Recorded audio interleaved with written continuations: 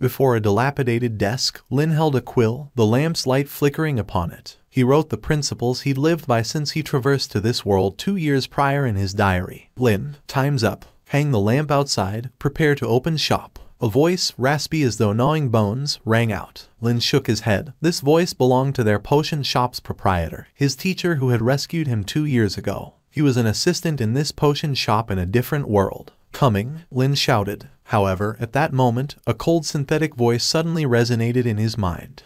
Lin was stunned. Was this voice the system? Could it be that after traversing this world for 2 years, he had finally awakened a special ability? However, he didn't immediately explore this as he knew that if he didn't act according to his teacher's command promptly, he would perish. Lin quickly exited the dim attic. Immediately, he saw his teacher dragging a bisected carcass of an unidentified being towards the adjacent operating room. Crimson blood left a long trail on the moldy floor. Soon, the shrill sound of a chainsaw emanated from the operation room. Hearing the gnawing sounds behind him, Lin's expression steadied. Creak, creak. The neglected floorboards beneath his feet made a piercing noise. Lin moved to the hall, picked up the lantern from the corner, and twisted the winder. Drop by drop, crimson blood fell from within onto the wick. Woo! A strand of crimson flame ignited. If one listened closely, faint, eerie screams could be heard from within the lantern. With a calm expression, Lin carefully opened the door. The outside was enshrouded in darkness, faintly mist-wrapped, and occasionally, mysterious giggles could be heard from within the shadows. He maintained his composure, hanging the lantern on the doorpost, illuminating the dilapidated sign beside it. Lin immediately planned to turn around and return to the potion shop.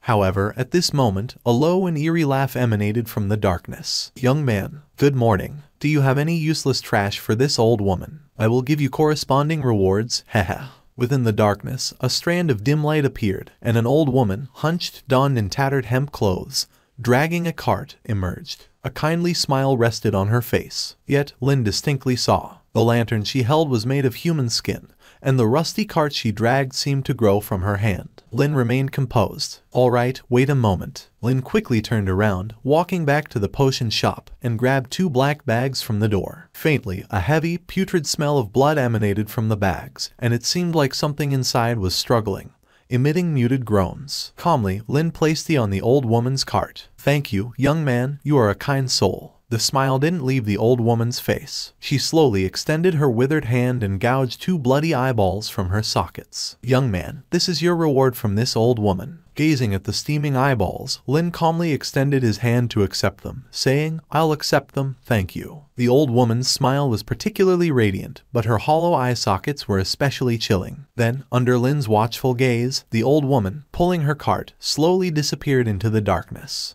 Lin maintained his composure but sighed in relief internally, and immediately returned to the potion shop. He learned from his teacher that the tailor shop stitched human skin, the pork shop sold human flesh, and they were just across the street from their potion shop. Yet, in the scavenger's hands, were the eyeballs of both shop owners. This leads to another rule he deduced about this world. Lin turned around, his expression forcibly calm. Lin calmed his emotions and tentatively spoke. System. At that moment, a panel abruptly appeared in front of Lin's eyes. An unnoticed assistant at Bloodsaw Potion Shop. A frail yet astute young human. He had lived in this world for 2 years, his existence hanging by a thread, uncertain when death might claim him. Lin calmly scrutinized the panel that had abruptly materialized before him. Over the 2 years, he had developed the ability to keep his composure, enabling him to maintain his calm in the face of nearly anything. He studied it over and over for a moment. He roughly understood some functions of the system. So it means, as long as I continually complete the tasks given by the creatures of this world, I can receive corresponding rewards and enhance my various abilities. Lin pondered in his heart. If this was the case, then his chances of surviving in this world increased slightly. And at this moment, his teacher's raspy voice and footsteps came from within the house. Lin, I need to go out for a bit. I should be back within 2 days. You need to keep a good watch on the shop, lock the door at night, and don't let those annoying thieves take anything. A dragging sound echoed from the hallway. Lin immediately returned inside. At the front door, his teacher was dragging a blood-soaked sack. Something inside seemed to be rustling, struggling. That towering figure, at least 2 meters high, with a body covered in dark red tumors, was his teacher, and a panel instantaneously appeared before Lin's eyes. Lin's heart quivered, but his face remained impassive. Sir, is there anything I need to be cautious about while you're away? Lin inquired. He knew this was something he had to ask, otherwise, he might end up dead. Bloodsaw Maniac slung the sack over his back, his voice raspy as he said, "Those with money, pay. Those without, make an equivalent exchange. Those without money who are unwilling to exchange, you do the cutting yourself." Thump, a blood-stained boning knife was thrown before Lin.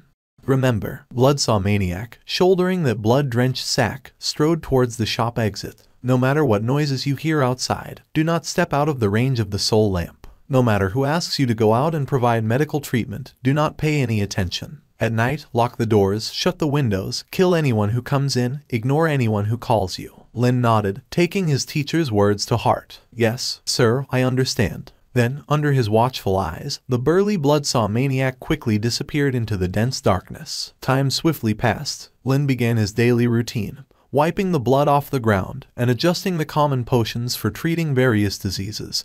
Then he sat at the counter, the boning knife in hand, his eyes closed, waiting as time passed. And the next moment, knock, knock, knock. 3 knocks sounded from outside the door. Lin lifted his head towards the direction of the door. A dirty little girl stood at the entrance, clutching a doll in her arms, her little hand gently knocking on the door. A pitiable expression was on her face as she said, "Is the shopkeeper in? My doll's arm is broken, can you fix my doll?" Lin glanced over. He saw the flame of the soul lamp outside the door flickering slightly. The chaotic flicker represents the strength of the newcomer, and under the protection of the soul lamp, as long as he does not invite them in, they cannot enter. Of course, exceptions are made for powerful beings. Information about the girl appeared before his eyes instantly.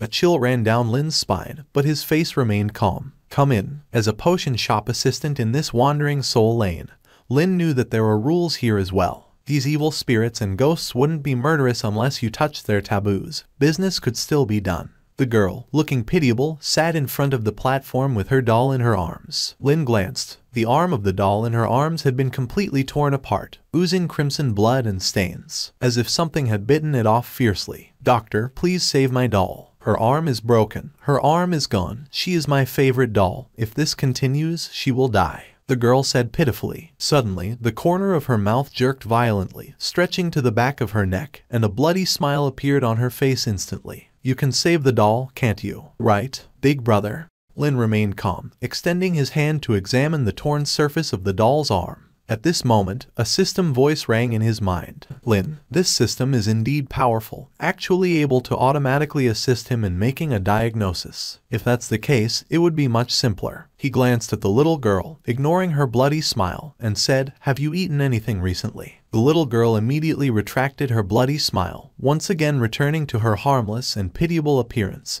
her hands clasped together, saying, "I haven't eaten for many days. I'm extremely hungry, but last night when I was asleep, I did have a big meal in my dream." She licked the corner of her mouth, suddenly showing a silver bell-like smile, saying, "It was delicious." The doll on the table suddenly showed the same creepy smile as the girl, repeatedly echoing those words, "Delicious, delicious." Lin maintained his composure and said, "If that's the case, I suspect you must have eaten something you shouldn't have. What you ate was likely this arm of your doll." The girl's smile froze momentarily, yet the doll's laughter persisted incessantly. "Dolly loves mommy. Mommy loves Dolly." Lin lifted his head, his eyes deadpan, and asked, "Have you been feeling discomfort in your stomach lately?" The girl stiffly replied, "My stomach's been growling, feels like something's scratching it." Lin nodded, taking notes, and casually queried, "So, it should be right. It seems it hasn't been digested yet. Do you want surgery or physical therapy?" The girl, remaining rigid, asked, "How would it be done?" Clang. Lin thrust the bloody boning knife into the table. "We cut open your belly, take out your doll's arm, and then I sew you back up." Instantly, the laughter of the doll stopped abruptly. A shiver ran from the girl's feet to her head. Lin stood up, picking up gloves and a mask from the counter. He gazed at her calmly. "Whether you want it removed from above or below, I can assist with either, and it's cheaper." The girl, in a daze, muttered, "From above then." "All right." Lin pushed aside the things on the counter and flexed his wrists, stating, "You are small, no need for an operating room. I can assist you now, but you'll have to endure it and not bite off my arm." Under the horrified gaze of the girl, Lin's immense shadow enveloped her, with a mask and leather gloves, his eyes emanating calm light. The girl sat on the small stool, instantly hugging her doll. "Can I refuse?" Lin replied indifferently. "No, my teacher said, once you enter this shop, you must get treated. Otherwise, you should at least leave something behind." The girl shivered vacantly and eventually conceded, "All right then." She opened her mouth wider. With a crack, the girl pulled her mouth to the back of her neck, revealing her enormous, gaping maw. A foul stench hit them in the face. Lin, with a composed expression, fetched a brace from the counter, securing her mouth open to prevent any stress reactions. Then, he flexed his arm and reached into the girl's mouth. With a slurp, it went in smoothly. It was deep. The girl's eyes widened instantly. Don't move around." Lin, with a stern face, calmly explored her stomach. "It'll be over soon. If you don't want your doll to remain incomplete, stay still." Under the horrified gaze of the doll on the counter, Lin patiently continued to extract various strange objects covered in a viscous liquid from the girl's stomach. The girl, with her eyes wide and mouth agape, continuously made fearful moans. "Found it." The thought crossed Lin's mind. His fingers touched an object that was still squirming. With a crack, to the immense horror of both the girl and the doll, Lin extracted a small arm coated in a viscous liquid from her stomach. It was indeed the arm of the doll she had consumed. Lin calmly rinsed the arm and placed it on the counter, stating, "This should be it. You must have been very hungry that night, unconsciously eating your doll's arm. Your doll, seeing your hunger, didn't remind you. However, you must be careful in the future. Don't casually eat strange things, they are hard to digest." The girl, with her mouth held open by the brace, couldn't utter a word. Physical therapy, 10 skull coins. Stitching, 30 coins. With his mask on, Lin calmly took out hemp rope and a sharp, long needle, gleaming sharply. "Do we stitch now?" The doll in her arms started to cry out of fear, fluttering, trying to escape. "Now, stitch." The girl, her mouth braced open, uttered vacantly. Lin put on gloves, replying indifferently, "All right, help me hold it down, and I'll start with the needle." The girl immediately widened her eyes and pressed the fluttering, struggling doll against the counter. The cold light reflected in Lin's eyes made the doll scream in fear. "Starting now." Swish, swish, swish. More than half an hour later, accompanied by the extremely tragic screams of the doll, Lin took out scissors, cut off the thread, and said, "All right, apply some medicine every day, and in less than a week, this arm will be back to normal." Lin took a bottle of green potion from the counter. After opening it, he poured it on the stitched area, and the doll instantly let out a harsh scream. The girl blankly asked, Is it over?" Lin clapped her hands and quietly said, "Done. You can pay now. Physical therapy 10 coins. Stitching 30 coins. 1 bottle of medicine 10 coins. A total of 7 bottles, so 110 coins in total. Thank you for your patronage, and welcome back again." The doll swiftly clung to the girl, trembling and looking at Lin in fear. Apparently, in its mind, Lin had left an unforgettable psychological shadow. The girl blankly fumbled around her body. After a long time, she took out 20 coins and shakily placed them on the counter, saying, I only brought 20. Lin indifferently said, "Okay, you're 90 coins short. Which part of you do you plan to mortgage? I can cut it for you, this is free." With that, Lin picked up the boning knife. The girl instantly stepped back, revealing an expression. "I have 10 more coins." The girl quickly took out 10 coins from her clothes and placed them on the counter. Lin indifferently said, "Still short 80. The girl placed the 6 bottles of potion down, saying, "I will come back to buy these potions later." Lin took back the potions and indifferently said, "Still short 20. The girl, trembling, said, "Can I get credit?" Lin, holding the knife, stepped out and indifferently said, "Small business, no credit, I can't do it. But 20 coins are not much. You leave one of your eyeballs, I can give you the potions, and I can even give you 40 coins as change." The girl took a step back, holding her doll and covering her eye, and tremblingly said, "Can I pay with something else?" Lin indifferently said, "You say, I'll evaluate." The girl swallowed saliva and, trembling, said, "How about I let you have a go at me, and you forgive all my debts?" Lin spoke indifferently, "Small business. I don't accept bodily compensation. Rest assured, I only want your right eye. You can redeem it once you earn enough money." "All right. Okay." A few minutes later, Lin calmly washed the blood off his hands. Then, he placed the eyeball into a bottle filled with a special reagent and labeled it appropriately. Turning around, he looked at the girl, who was covering one of her eyes and politely said, "Bloodsaw Potion Shop sincerely serves you." Lin bowed deeply. The girl, clutching her doll, walked out, and her voice could be heard from afar. "I should quickly find Mom. I won't come again," sobs. What a sinister shop. Lin was taken aback. Looking towards the door again, the silhouette of the girl had already disappeared into the darkness. Completion 2%. Lin's gaze immediately fell on the plate on the counter, which contained several organs scooped out from the girl's stomach. Lin, it had to be said, he indeed had a terrifying conjecture. Lin stood up, washed those parts clean, and then sealed them in bottles, preparing to discuss this matter with the girl when she came next time. He opened his own panel. Due to the previous rewards, he had gained a total of 50 points of surgical skill experience and an additional 50 skull coins of his own. The customer's money belonged to the shop, he couldn't use it. So, his total property at the moment was 150 skull coins. Skull coins were a basic currency in the world he now inhabited, usable as a general equivalent object. But Lin hadn't truly stepped out of this shop in the last 2 years, so he also had no opportunity to use it. But having more money never hurts. Time swiftly passed. Lin, with his eyes closed, held a bone-picking knife in his hand, like a statue. The soul lamp at the entrance represented a kind of rule, telling the wandering souls in the darkness that this was a place with an owner. If filled with malice, they would certainly pay the corresponding price. Most wandering spirit monsters generally would not invade when the soul lamp was lit, because within the homestead sheltered by the soul lamp, the owner can use the soul lamp to suppress the invading evil spirits and monsters at any time if he wishes. However, this does not exclude some extremely evil ghosts and monsters. For them, there are no rules in this world that will be obeyed. Thump, thump, thump. At this time, knocking sounds came from outside the door again. Welcome. Lin opened his eyes, and he instantly saw a monster with the body of a burly pig-headed man appearing at the front door, one of his eyes bloody, without an eyeball, wearing a scarlet apron and holding a butcher knife that seemed to have just cut something. A panel instantly appeared in front of Lin. Bad luck. The pigfolk cursed while covering his own eye socket, saying, just because there was no useless trash to give to that old woman, she took one of my eyes. Next time I encounter her, I definitely spit. He spat out a mouthful of foul-smelling phlegm. The pigfolk strode in, the soul lamp flickering constantly. A foul and bloody scent swept in, making Lin feel a surge of nausea. The pigfolk plopped down on the stool in front of the counter, the remaining sharp pig eye looking at Lin.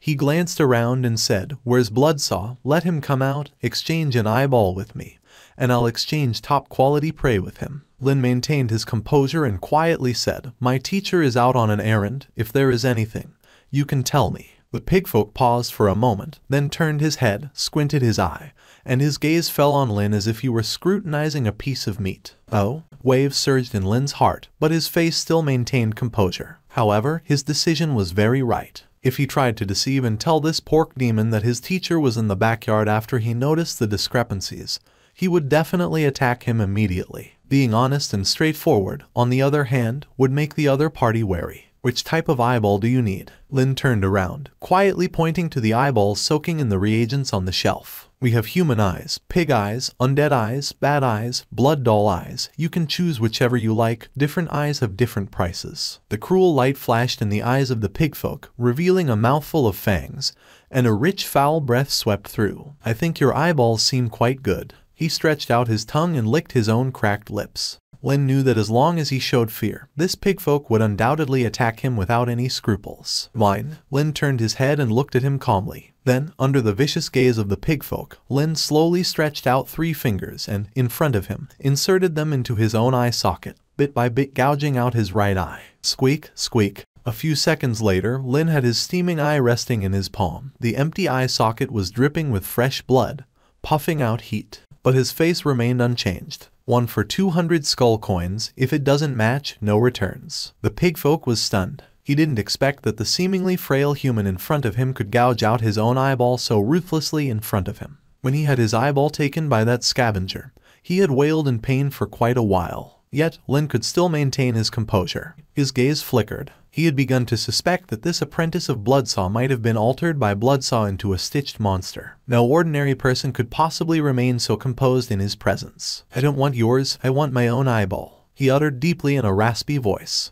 Lin's expression was serene. He casually pressed his eyeball back into its socket and quietly sat back down. Lin then reached into his bosom. "This I do have." Then, under the astonished gaze of the pigfolk, Lin drew from his bosom a large eyeball, still sticky with flesh and blood, the eyeball still moving. The pigfolk abruptly stood up, trembling. This, indeed. He recognized at a glance that eyeball was the one that had been plucked out by the old woman. But how could his eyeball be with this human apprentice? Lin placed the eyeball on the counter and said quietly, "I met that kind old lady this morning.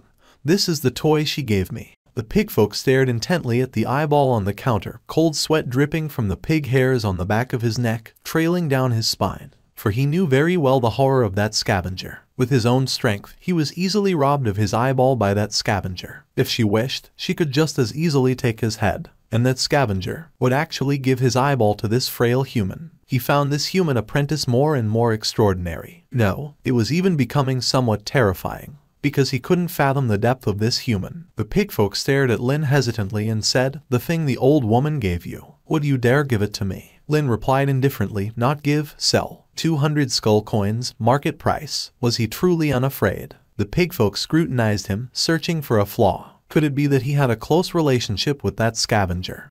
The pigfolk pulled out a money bag from his bosom and scattered a substantial amount of skull coins across the counter. He fixed his gaze on Lin and said, "Fine, I'll buy it." With composure, Lin collected the coins into the counter, then put his gloves and mask back on, and pulled out a single eyepiece, speaking lightly, "Deal. Do you want it done here, or shall we go to the operating table?" Here, the pigfolk declared definitively. No resident of Wandering Soul Lane would want to go to Bloodsaw's operating table. "All right." Lin calmly picked up the bone-scraping knife and instructed, "Lean on the counter, rest your head on the table, and if it hurts, feel free to shout." The pigfolk grinned maliciously. "Do you think I fear pain?" PFF. Lin took a sip of alcohol and then sprayed it onto the bloody blade. The pigfolk stopped talking immediately. Lin lit a candle and heated the blade over the flame for several minutes. With narrowed eyes, he approached him with the knife, little by little. A drop of cold sweat plopped onto the counter. The pigfolk shivered. "Do you need a knife just to install an eyeball?"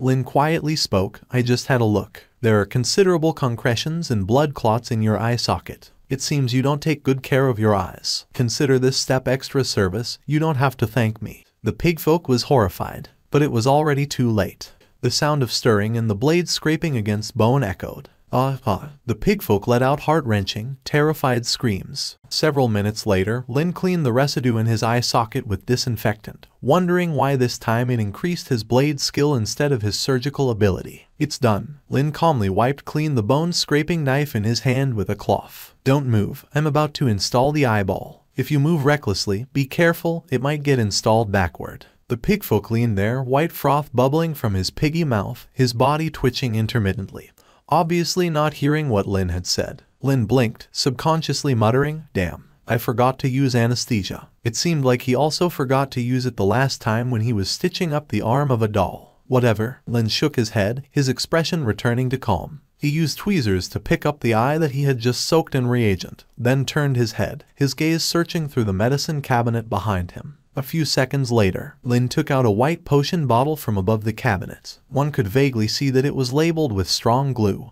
and a few other characters that were obviously handwritten. "What is that?" The revived pigfolk shivered. Holding the eyeball, Lin shook the potion in his hand and spoke quietly. "It's a special strong adhesive I made.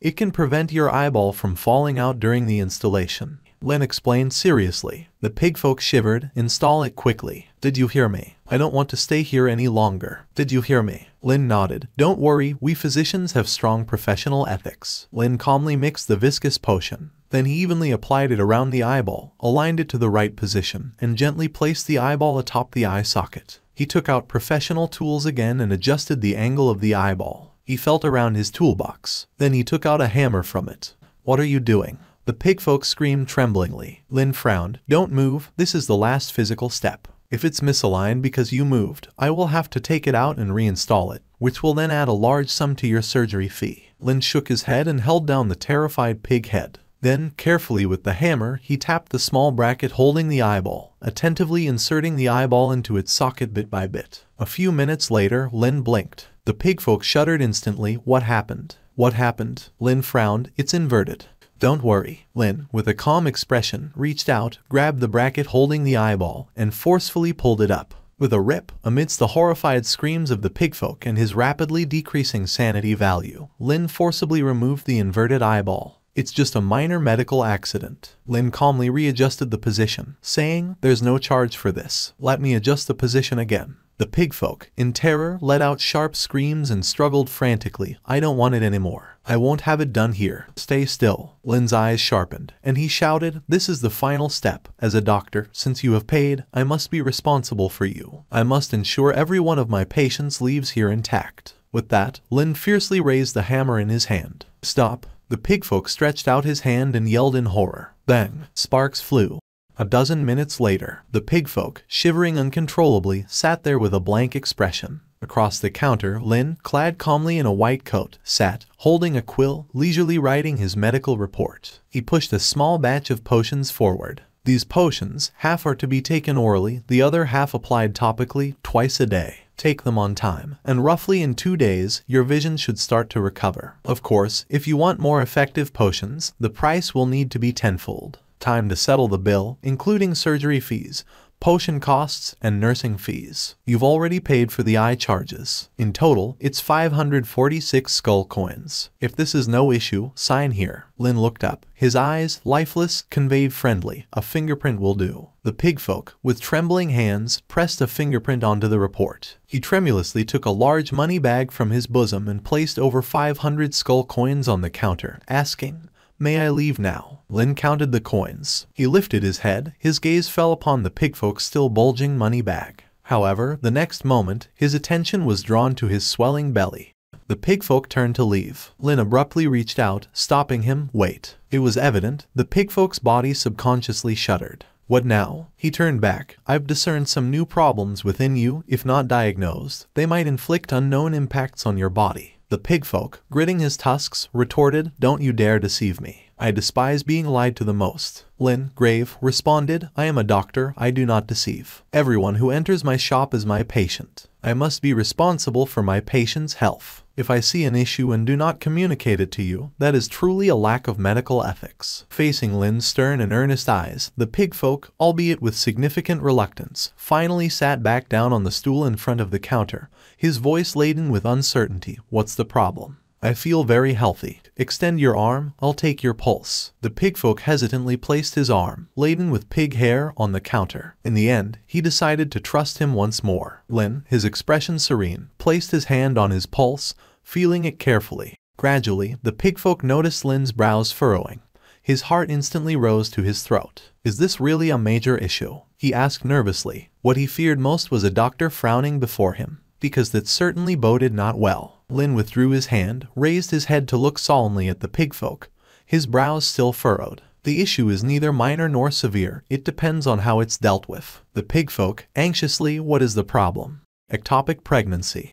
Brief silence and waves of cool wind whooshed in from the door. The next moment, the pigfolk roared, abruptly seized Lin by the collar. Lifting his in his fury, he bellowed, "Ectopic pregnancy. You bloody saying I have an ectopic pregnancy. I'm bloody male. I'm giving you one more chance to organize your words." Lin's expression remained tranquil. Adjusting his eyeball, he stated solemnly, "The pulse is revealing as such. There is no mistake. You must trust my medical proficiency." The pigfolk roared, "I am male. I don't have a uterus." Lin nodded, solemnly responding, "That's why it's said to be an ectopic pregnancy. If there was a uterus, it would be more troublesome, necessitating more profound gender correction surgery, and your burden would be heavier."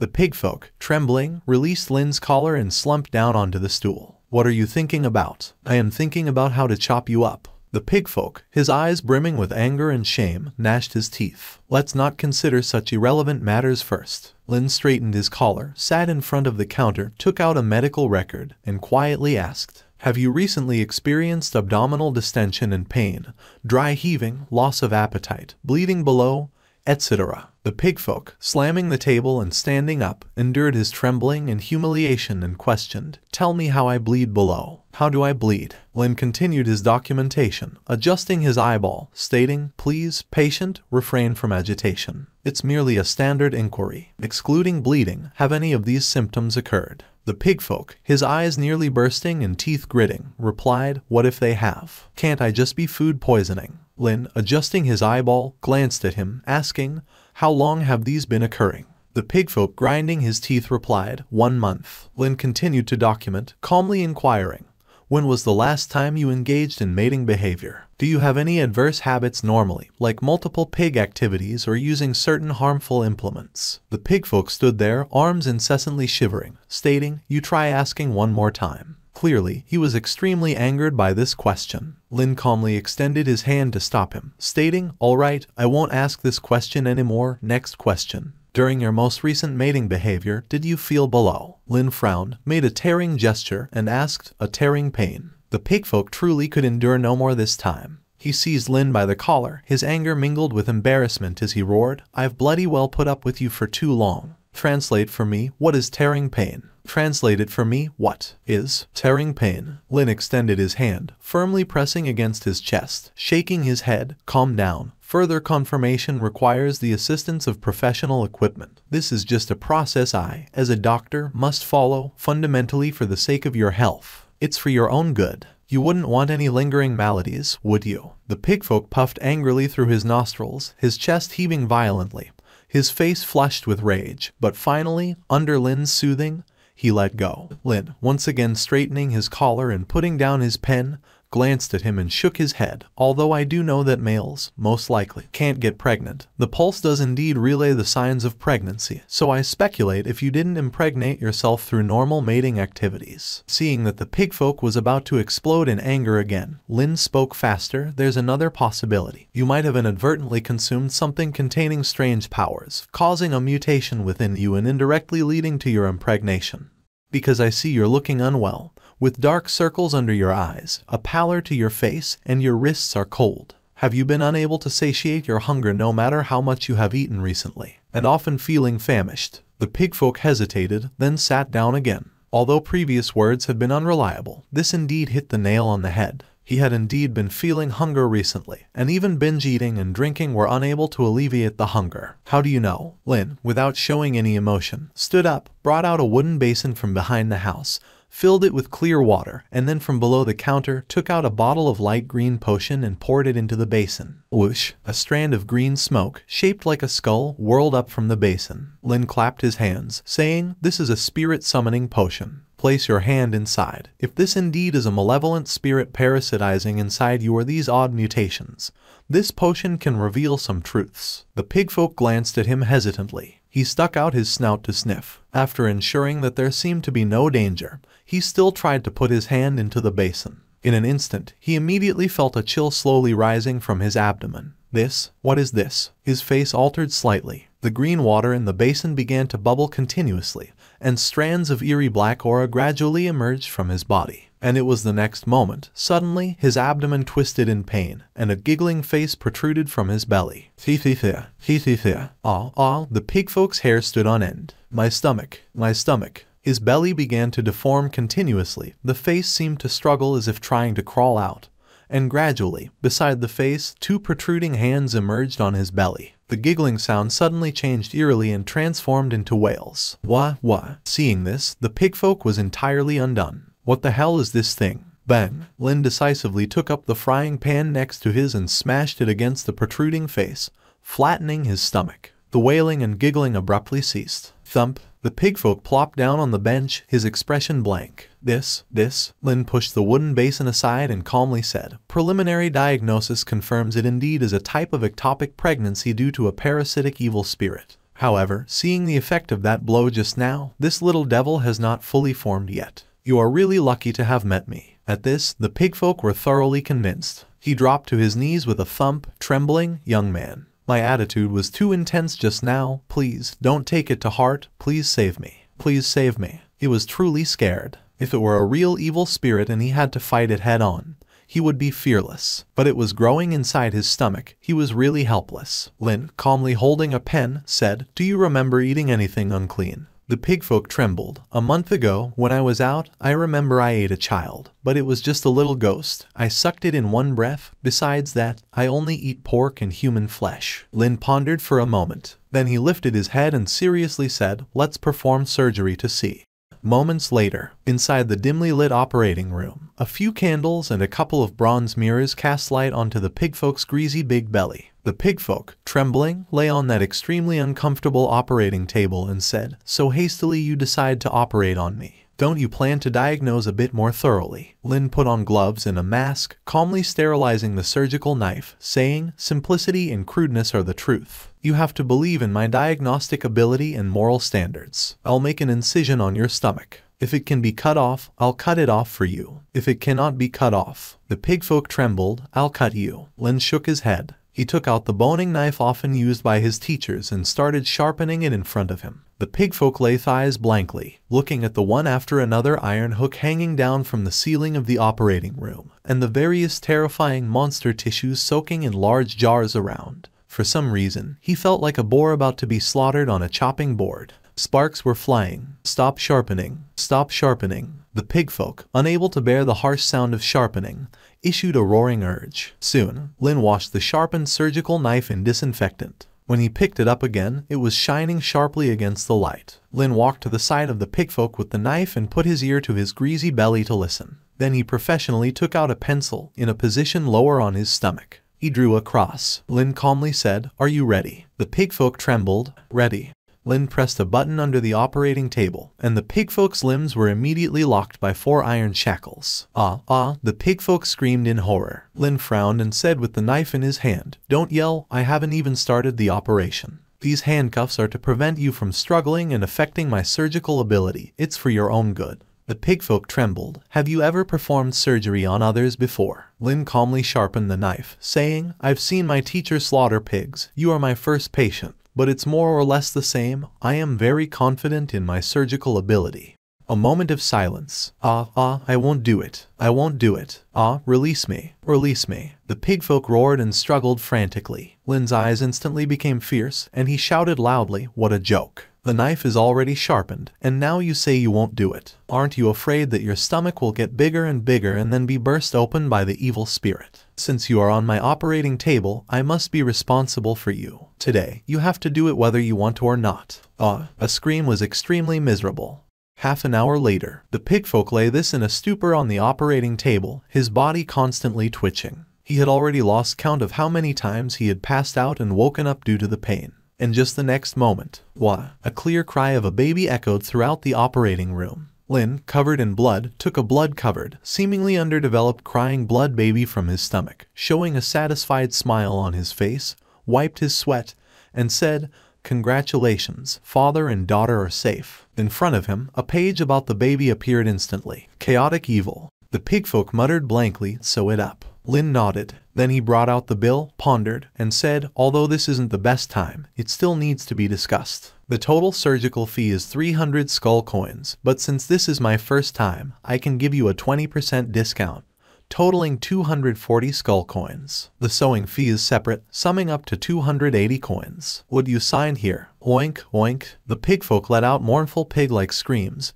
his spirit nearly broken. "Sew it, sew it." He trembled. Lin nodded, and pointing at various threads on the wall, said, "We have hemp thread, wool thread, cotton thread, wire, and steel wire here, each with a different price. Which one would you like?" A tear fell from the corner of the pigfolk's eye. He mumbled, "Hemp thread." Lin nodded, took down the hemp thread, and asked, "Do you need anything else?" So, he roared. Lin nodded, expertly picked up his steel needle, flicked the hemp thread, and approached the pigfolk, biting and pulling the end of the thread. "Be patient, bear with it a little, I'm starting now." Finally, 10 minutes later, Lin took out scissors, cut the thread, patted the knot on it, poured medicine into his mouth, and sprayed it on his abdomen. Instantly, the sewn flesh started to close bit by bit, healing quickly. Lin removed his mask, unlocked the handcuffs on the operating table, held the blood-soaked infant, and smiled, saying, "Congratulations, the surgery went very smoothly. As you saw, this was indeed a routine case of spirit parasitism. Although it was a demonic spirit, it was indeed a healthy daughter. If raised, perhaps, Buzz." For a moment, Lin only felt a blur before his eyes. Then he saw a quivering shadow abruptly dash from the operating table, clutching his abdomen, fleeing towards the door with unimaginable speed. He won't come again. He swore he would absolutely never come again. Undergoing surgery was like being butcherized like a pig. This one doctor's visit has left him with psychological trauma.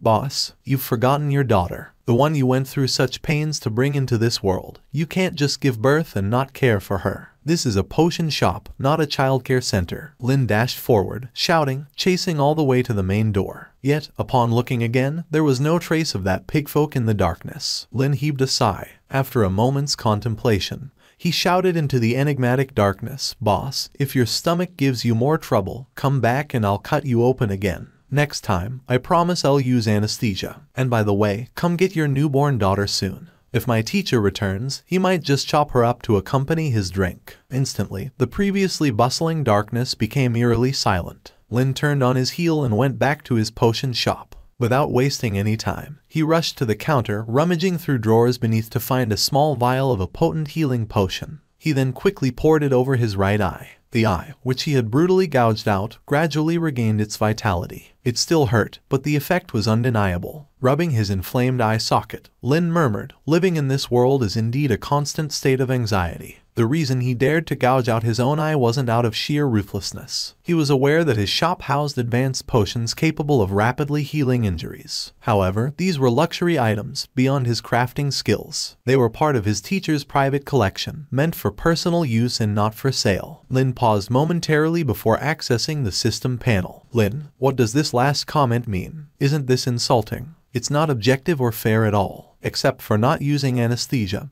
he was very responsible for his patients. This is simply the system's malicious mockery of him." Lin shook his head. However, he quickly noticed that he had leveled up. He had moved from level 2 to level 3 and gained 4 additional assignable points. Have to say, from this point of view, the panel provided by this system really feels like it's from a low-quality online game. But clearly, this isn't a game. This is a vicious and dark alternative world where death is real. Lin didn't hesitate. He assigned all 4 points to physique. No other reason. To become a qualified doctor, one must have a strong physical constitution, especially in this chaotic world. A frail body can always become the last straw, endangering one's life. After all, survival is the first element in this world. Confirm. Instantly, Lin immediately felt a warm flow moving within his body. He knew those 4 attribute points were beginning to take effect. Subtly, the fatigue from the recent surgery was quickly swept away by this warm flow, replaced by inexhaustible strength. He took off his coat. He looked at his abdomen. Within those short few minutes, his originally flat abdomen now showed the contours of several abdominal muscles. Lin felt the beauty of having a healthy body. From the counter behind him came the crying of the ghost baby. Lin immediately went to the counter, holding the bloody ghost baby, and took a look.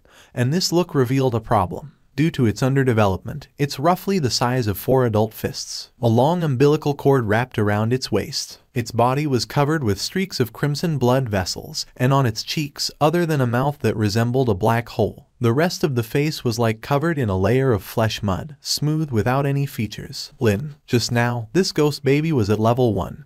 And in such a short time, it has actually risen to level 2. Does that mean this ghost baby is rapidly forming? At this moment, a system prompt sounded in his mind. Lin calmly looked at the 4 mission branches the system provided. Of course, it's the 4th one. Lin sat on the counter, put the ghost baby on the table, and seriously said while doing his calculations, "I am a doctor. If someone leaves their child here, and I butcher and destroy it, wouldn't that make me a monster? My moral standard doesn't allow me to do such a thing. As a person with such professional ethics, don't you plan to add something to me, system?" Lin, knife in hand, continued to wait for new customers. 2 minutes later, he opened his eyes and glanced at the ghost baby. He discovered its appearance had already started distorting into a grim twist. 5 minutes later, when he looked again, the baby's face began to grow various large and small blood tumors, and raspy noises came out of its dark mouth. 10 minutes later, when Lin opened his eyes again, that face was already crawling with numerous large and small twisted tentacles and black, intestine-like distortions. Lin's eye corner was twitching crazily. It seems what the system said was indeed correct. If left unchecked, this ghost baby is really becoming more and more indescribable. This can't go on. If it continues like this, not to mention whether the pigfolk would recognize his daughter or not, he himself can't bear it anymore. Too ugly. It's really damn too ugly. It's that kind of horrifyingly ugly. Lin stood up, stretched his wrists, and said, "Fine, consider yourself lucky. Let me give you free plastic surgery, so you stop scaring me now and scaring others in the future." He put on a mask and gloves. He took a rope and tied the ghost baby to the counter. The twisted tentacles on the ghost baby's face suddenly mutated into countless mouths, letting out terrifying roars at Lin. Slap! Lin slapped those tentacles back with one smack. Behave. He stretched out both hands, grabbed the wildly twisted tentacles on its face, and kneaded them forcefully as if kneading dough. Wah, wah, cries resembling fear emanated from the ghost baby's body. Plastic surgery is a technical job. Although Lin had never performed plastic surgery on anyone before, his skills in molding clay were quite proficient. In some sense, these two seem not much different. And the first step of plastic surgery, naturally, is to mix all the messy viscous substances on the face evenly and make it sufficiently smooth. Only in this way can it lay a perfect foundation for subsequent face molding. The kneading dough also requires enough skills. It can't be too dry or too wet. You have to ensure it has enough elasticity and toughness. This is also a process that greatly tests hand strength. Don't move. Since I delivered you, as a doctor, I have an obligation to ensure your well-being during this time. Don't worry, your facial issues are in my hands. Lin, with a serious face, utilized the noodle-making skills he had before traversing to another world. And after kneading the substance on the ghost baby's face well, he pulled it outwards, twisted it and pressed it back in, then pulled again, twisted it twice and pressed it back inside. He thoroughly mixed all that viscous and nauseating substance until it became uniform and elastic, and the sounds coming from the ghost baby's body became more and more terrifying. Thump, thump, thump. At this moment, there was a knock on the door. A humanoid monster covered in burn scars, with a pus-filled face stood there. The crimson, foul-smelling slime kept flowing from his eye sockets, horrifying and eerie. I want a new face. A deep and hoarse voice came from the monster's throat. Lin took a glance. Welcome. Please have a seat over there and wait for a moment. Lin leaned out from in front of the ghost baby, a standard professional smile in his eyes. Splat. The thick fluid from the burst face of the ghost baby splashed onto Lin's mask. The burnt ghost who just walked in suddenly stiffened. Please sit, I'll be ready soon. Lin smiled. Then his attention returned to the ghost baby tied on the counter. To speed up the process, Lin had to use both hands. He grabbed both sides of the kneaded flesh ball and pulled it forcefully. Wow!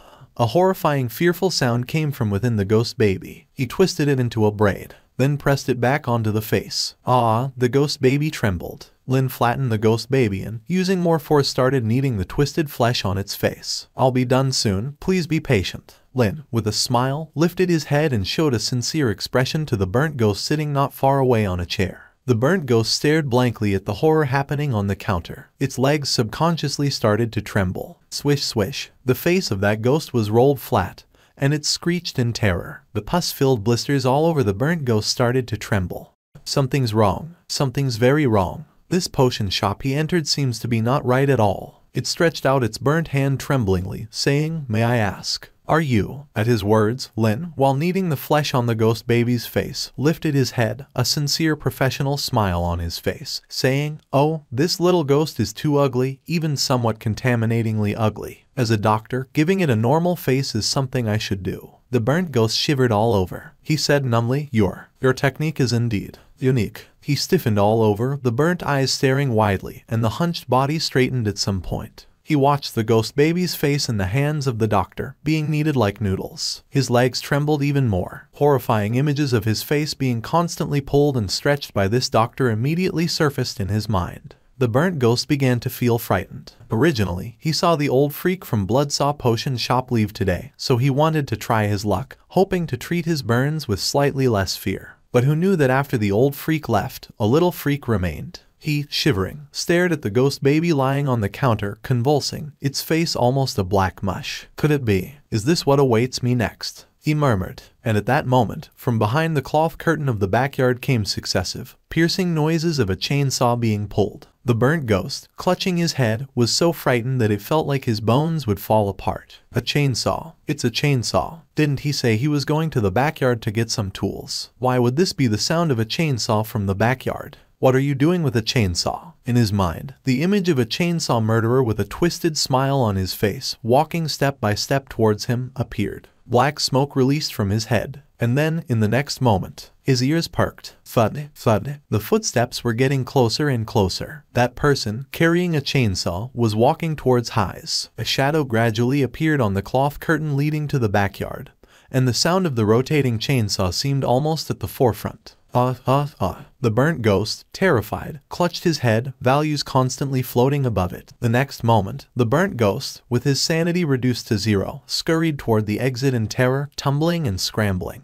A gangster store. Help, help, Lin. He lifted the curtain, astonished, gazing at the ashes left by the burnt ghost who crawled his way out, saying, "What happened? I just went to sharpen the surgical knife because it wasn't sharp enough. Why did he leave suddenly? And what's with his fear of me plus 400? Why is he extremely terrified of me? I have always adhered to the principle of service with a smile. I've been very polite, And I'm so serious about the guests, shouldn't this elicit a more favorable attitude toward me? Lin was puzzled. Well, he's gone now, Lin sighed regretfully. Anyway, let's deal with this ghost baby first. Ding. The small, sharp carving knife in Lin's hand gleamed dazzlingly.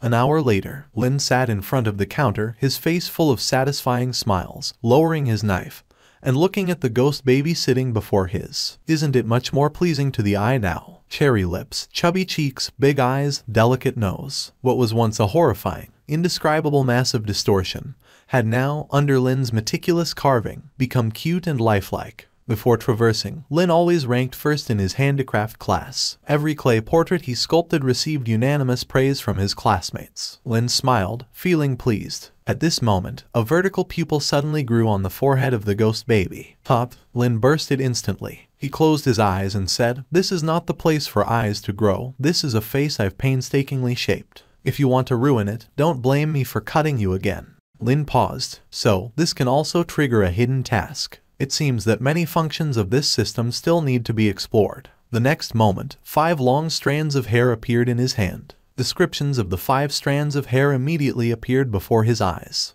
Lin touched his chin. This seems to be a good defensive item, but these are only 5 strands, so I'll need to use them thoughtfully. Lin stored the hair strands away, sat in front of the counter, and quietly waited for the next customer to visit. Of course, his attention was always on the ghost doll in front of him. As soon as it showed any sign of degradation, Lin immediately pressed it back and adjusted it again. Time flew quickly. The light of the soul lamp outside the door gradually dimmed, and this also meant that the night of this world was about to fall. The method to distinguish between day and night in this dark world is to look at the light of the soul lamp, as it will not light up at night in this world. And this means, without the protection of the soul lamp, any monster can freely enter his shelter and tear him to pieces. Just as the light was dimming, and Lin was about to close up shop. Knock, knock, knock. Then came a knocking sound from outside the door. A tall man appeared there, wearing a thick, black cloak, a black top hat, and a head of long gray-white hair. The huge shadow projected from the door, giving a strong sense of oppression out of thin air. Lin's heart suddenly tightened,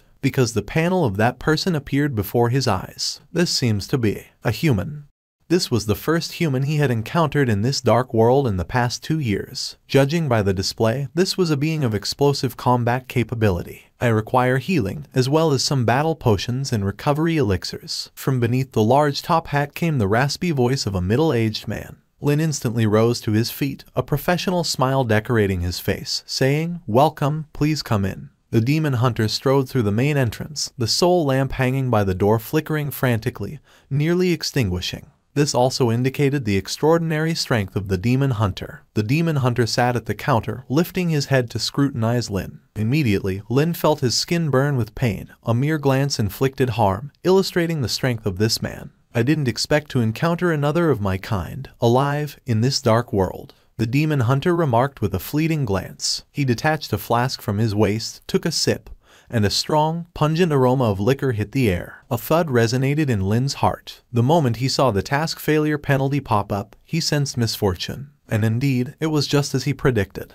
A demon hunter wandering the dark world would harbor no goodwill towards any monster, and fortunately, he was also human. Otherwise, this powerful man would have surely cleaved him in two. Lin steadied his emotions. He calmly looked at the demon hunter, smiling. "May I ask which of your wounds you would like me to heal?" Beneath the high hat, the pair of pallid lips moved slightly, and then he removed his cloak, turning around. In an instant, Lin's pupils contracted. His entire shoulder was a bleak shade of dark red. Upon it congealed lump after lump of dark blood, looking utterly ferocious. The injuries could only be described as horrifying, and Lin immediately wondered what kind of being could have inflicted such wounds on this demon hunter. The demon hunter spoke in a raspy voice. "I was ambushed by a red-clothed evil spirit and nearly lost my life. I won't let her go, but first, I need to heal my wounds." Black butterfly. Lin hesitated. The demon hunter shifted slightly, sneering. "You actually know this poison. It seems I have underestimated you." Lin chuckled dryly. No, he didn't know. He merely subconsciously repeated the key term from the system prompt. "System, what is the black butterfly?"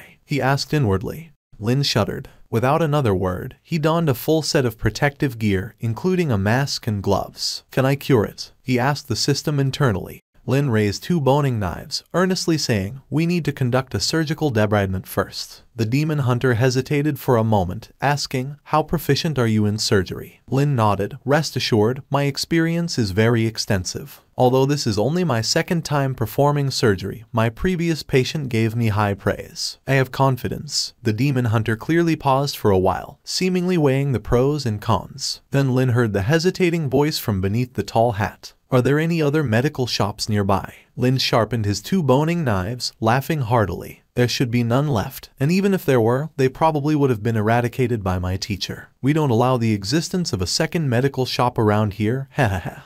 A fleeting silence prevailed, the wind whistling as it danced with the cloak of the demon hunter. He then turned, baring his shoulder, and with closed eyes declared, "Fine. I'll trust you this once, proceed with the blade." "Alrighty." A satisfied grin bloomed on Lin's face. 2 large knives clanged and scraped against each other in his hands. Clang, clang, sparks flew. It was faintly visible that beneath the shadow of that tall hat, the craggy corner of the demon hunter's bearded mouth twitched slightly. For some unknown reason, he felt as if he had wandered into the wrong place. It didn't look like a medical shop at all, but rather more like a butcher's shop. Was it just his illusion? Why did this seemingly weak lad always give off an urge to turn around and run immediately? "Do you need anesthesia?" Lin excitedly asked, his eyes gleaming with anticipation. "No need." The demon hunter took a sip of his drink, glanced at him, and calmly stated, "Anesthesia would only affect my neural reflex speed. A true man never uses anesthesia." With a snap, Lin gave a thumbs up, earnestly responding, "Great, I have never used anesthesia on anyone. It seems we are truly in sync." A jolt went through the demon hunter's heart. What had he just said? However, before he could react, the sound of the blade entering the flesh resounded, and his entire body instantly stiffened. He cranked his head around, gazing at the knife embedded in his shoulder, and mumbled in a daze, "Has it started?" Lin calmly replied, "No, just testing the knife." "Oh." The demon hunter turned his head again, in a daze, his hand reaching subconsciously for his wine flask, intending to take another sip. But for some unknown reason, the hand holding the flask trembled slightly. There shouldn't be any big problem. This kid might seem unreliable, but he surely wouldn't dare play any tricks and offend a distinguished demon hunter. Plunge. The demon hunter. "What the hell are you doing now?" The demon hunter turned his head, his eyes glaring, beholding another knife embedded in his shoulder. Lin seriously held his toolbox, stating, selecting tools of appropriate size, "I'll leave those 2 in his spares." The demon hunter, his eyes nearly bursting, retorted, "Can't your spares be placed beside? Must you stick them in my shoulder?" Lin shook his head, calmly explaining, "Sir, I am testing the sharpness of the surgical knives. You should be aware if a knife is not sharp, the pain induced while cutting would be more severe, which is extremely undesirable. So, as a doctor, I must ensure my knives perfectly suit your flesh, and the places where the knives are inserted will be cut off anyway. You don't need to be overly concerned about the condition of your shoulder." The demon hunter was petrified in place. Damn, that made sense. But did he really do this unintentionally? Why did it sound so unreasonable no matter how he heard it? "Stop measuring." His teeth ground together, one hand tightly clutching the wine jug, he commanded, "Use these 2 knives and tend to my wounds immediately. If you dawdle, I'll end you on the spot." He revealed the shining revolver tied around his waist. "But, no buts. Proceed to the next step immediately." He slapped the table, his expression fierce. "Very well." Lin emerged, carrying a furnace. Hiss. He stirred the coals inside with a knife, then plunged various tools from the counter into it. "What are you doing?" The demon hunter's eyes twitched involuntarily. Lin calmly picked up a red-hot knife, sterilizing. The black butterfly is an extremely aggressive, corrosive poison. To prevent the venom from accidentally seeping into your other tissues during the cleaning process, the best method is to use high temperatures to kill it. It might hurt a bit, but it's exceptionally effective. Cling. Lin tapped the red-hot surgical knife, sparks flying. "Have you ever done this before?" He hesitated. Lin seriously replied, "I haven't personally, but I spent 2 years with my master, and I've seen him do it." The demon hunter sighed in relief. Lin, especially when slaughtering pigs and plucking hairs, with a sweep of the red-hot knife, they all come off neatly. A few minutes later, Lin pulled the 2 red-hot knives from the furnace and calmly walked behind the demon hunter, firmly stating, "I'm going to start. It might hurt a bit, so bear with it." The demon hunter clenched his fists tightly, eyes closed, grinding his teeth. "I can certainly bear it. But I just want to ask, what the hell are all these plates on the counter for?" "Cooking," he roared, pointing to the plates on the counter before him. Lin seriously replied, "You're overthinking it, sir. These plates are to hold the necrotic flesh that will be cut away shortly because we must administer the appropriate regenerative potion based on the amount of flesh removed. Otherwise, if the dosage is not calculated correctly, it could lead to unnecessary tissue growth on your shoulder. This is for your own good. The demon hunter gritted his teeth. Start cutting. If it wasn't for the fact that this was the only potion shop within hundreds of kilometers, he swore he would never set foot in this damned place, because it always felt like a trap. All right, I'm going to begin. Lin's expression was serious. In an instant, thud, thud, the sound of knives entering flesh resounded, followed by the continuous sounds of cutting and sizzling. It hurt. It hurt like a motherf. And it wasn't just the pain of being cut, but also the pain of being burned, even mixed with a hint of aching. Damn it. It also had layered pain like minced meat. If it hurts, it's not too late to administer an anesthetic, Lin advised seriously. At the same time, he wondered why he was gaining experience in knife skills instead of surgical skills. Get lost, the demon hunter roared. Where do you see that I am in pain? I am not hurting at all, okay. The demon hunter shivered, hugging the counter, his face pale and trembling. Could you please loosen your grip on my counter and move the nails embedded in the edge of the table? It's made of fine antique wood and is very expensive. The demon hunter roared. I'll pay you double. What's the big deal? You won't even let me grab something. Cut harder. If you dawdle, I'll chop off your hands. Lin, seriously holding the knives, said, I've been waiting for you to say that. Then I'll really start cutting. The demon hunter shivered. Hold on. God, my God. He immediately saw, one after another, pieces of blackened, meat-scented necrotic flesh neatly flying onto the plate. And based on these fluent knife skills, whether it was peeling or cutting meat, it was indeed impeccable. Anyone who saw it would involuntarily give a thumbs up. But, are you performing surgery on me, or are you quartering me? The demon hunter, banging on the table, roared, his eyes rolling back, and his body sweating like rain. Stop it right now. Seeing this, Lin also became anxious. He slammed the table, furiously saying, why are you so talkative? You're unhappy when I cut slow, unhappy when I cut fast, and you don't want anesthesia? What do you want? The demon hunter held the counter tightly and roared, can't you just gouge it out at once? Why do you have to slice it piece by piece? Are you afraid I'll leave too hastily? Lin retorted, if it's done in one go, wouldn't it become a one-cut deal? Lin glared, what I'm saying is that things need to be done meticulously. Cutting it off with one stroke might be fast, but if it hits a major artery, I assure you, you'll leave even more hastily. I am a doctor, a white-cloaked angel, you have to trust me. I treat my patients like my own children. I would never allow my children to pass away without receiving treatment. The demon hunter, trembling, lips parted, finally couldn't help but roar, cut. Just cut. I'll never come to this damned shop again. Don't worry, after I perform the surgery, you will definitely fall in love with my knife. 10 minutes later, the demon hunter, like a dead pig, was hugging the counter and lying there, his mouth continuously bubbling with foam. Eyes rolled back so much that almost no iris was visible. His body twitching. He felt as if he had had a dream. There was a demon behind him holding two sharp knives, with a ferocious smile, slicing him into pieces, even placing his flesh in front of him, letting him appraise. All right, the preliminary debridement is complete. Lin picked up the liquor he had placed on the table, mixed it with some medical alcohol, and gargled it in his mouth. Then, with a puff, he sprayed it onto the wound on his shoulder. The demon hunter was suddenly jolted awake from his swoon, his senses brutally assaulted by the explosive impact of the strong liquor and alcohol combination. Trembling and shivering, he extended his hand and ceaselessly crawled forward, saying, enough, let me go right now. Lin was earnestly sharpening his knife, his voice lighthearted. My dear guest, we've just completed the debridement and disinfection.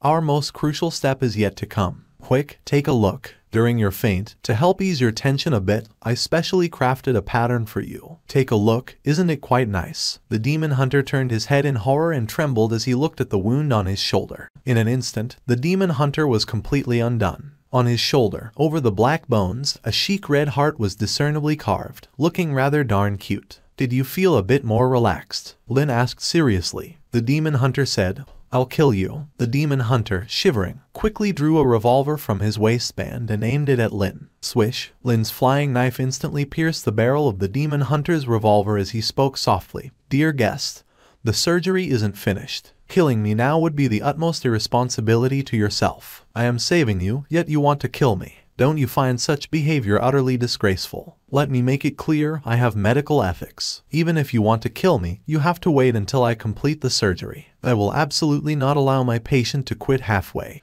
The demon hunter shivered. Bang bang bang. He fired a dozen shots at the ceiling. I warn you, don't carve any more patterns, don't dawdle. What is next? Lin raised the small knife in his hand and said seriously, bone scraping. Minutes later, the demon hunter, shivering, looked at the chains that Lin had procured from who knows where, chains that were now binding him from head to toe, making him resemble a large, tightly wrapped dumpling. Why bind me while you scrape? Do you really think these ordinary chains can restrain a demon hunter? You're too naive. Lin, his face stern, guessed. It's not that I wish to bind you, I simply fear that during the procedure, unable to bear the pain, you might lash out. My death would be insignificant, but if the surgery were to fail, it would be the greatest insult to me, and the utmost irresponsibility to yourself. Therefore, reluctantly, I have no choice but to resort to this. Lin moved behind him, raising his small knife with grave seriousness. Guest, I am about to scrape. You must endure. This time, the pain will be quite literally bone-piercing.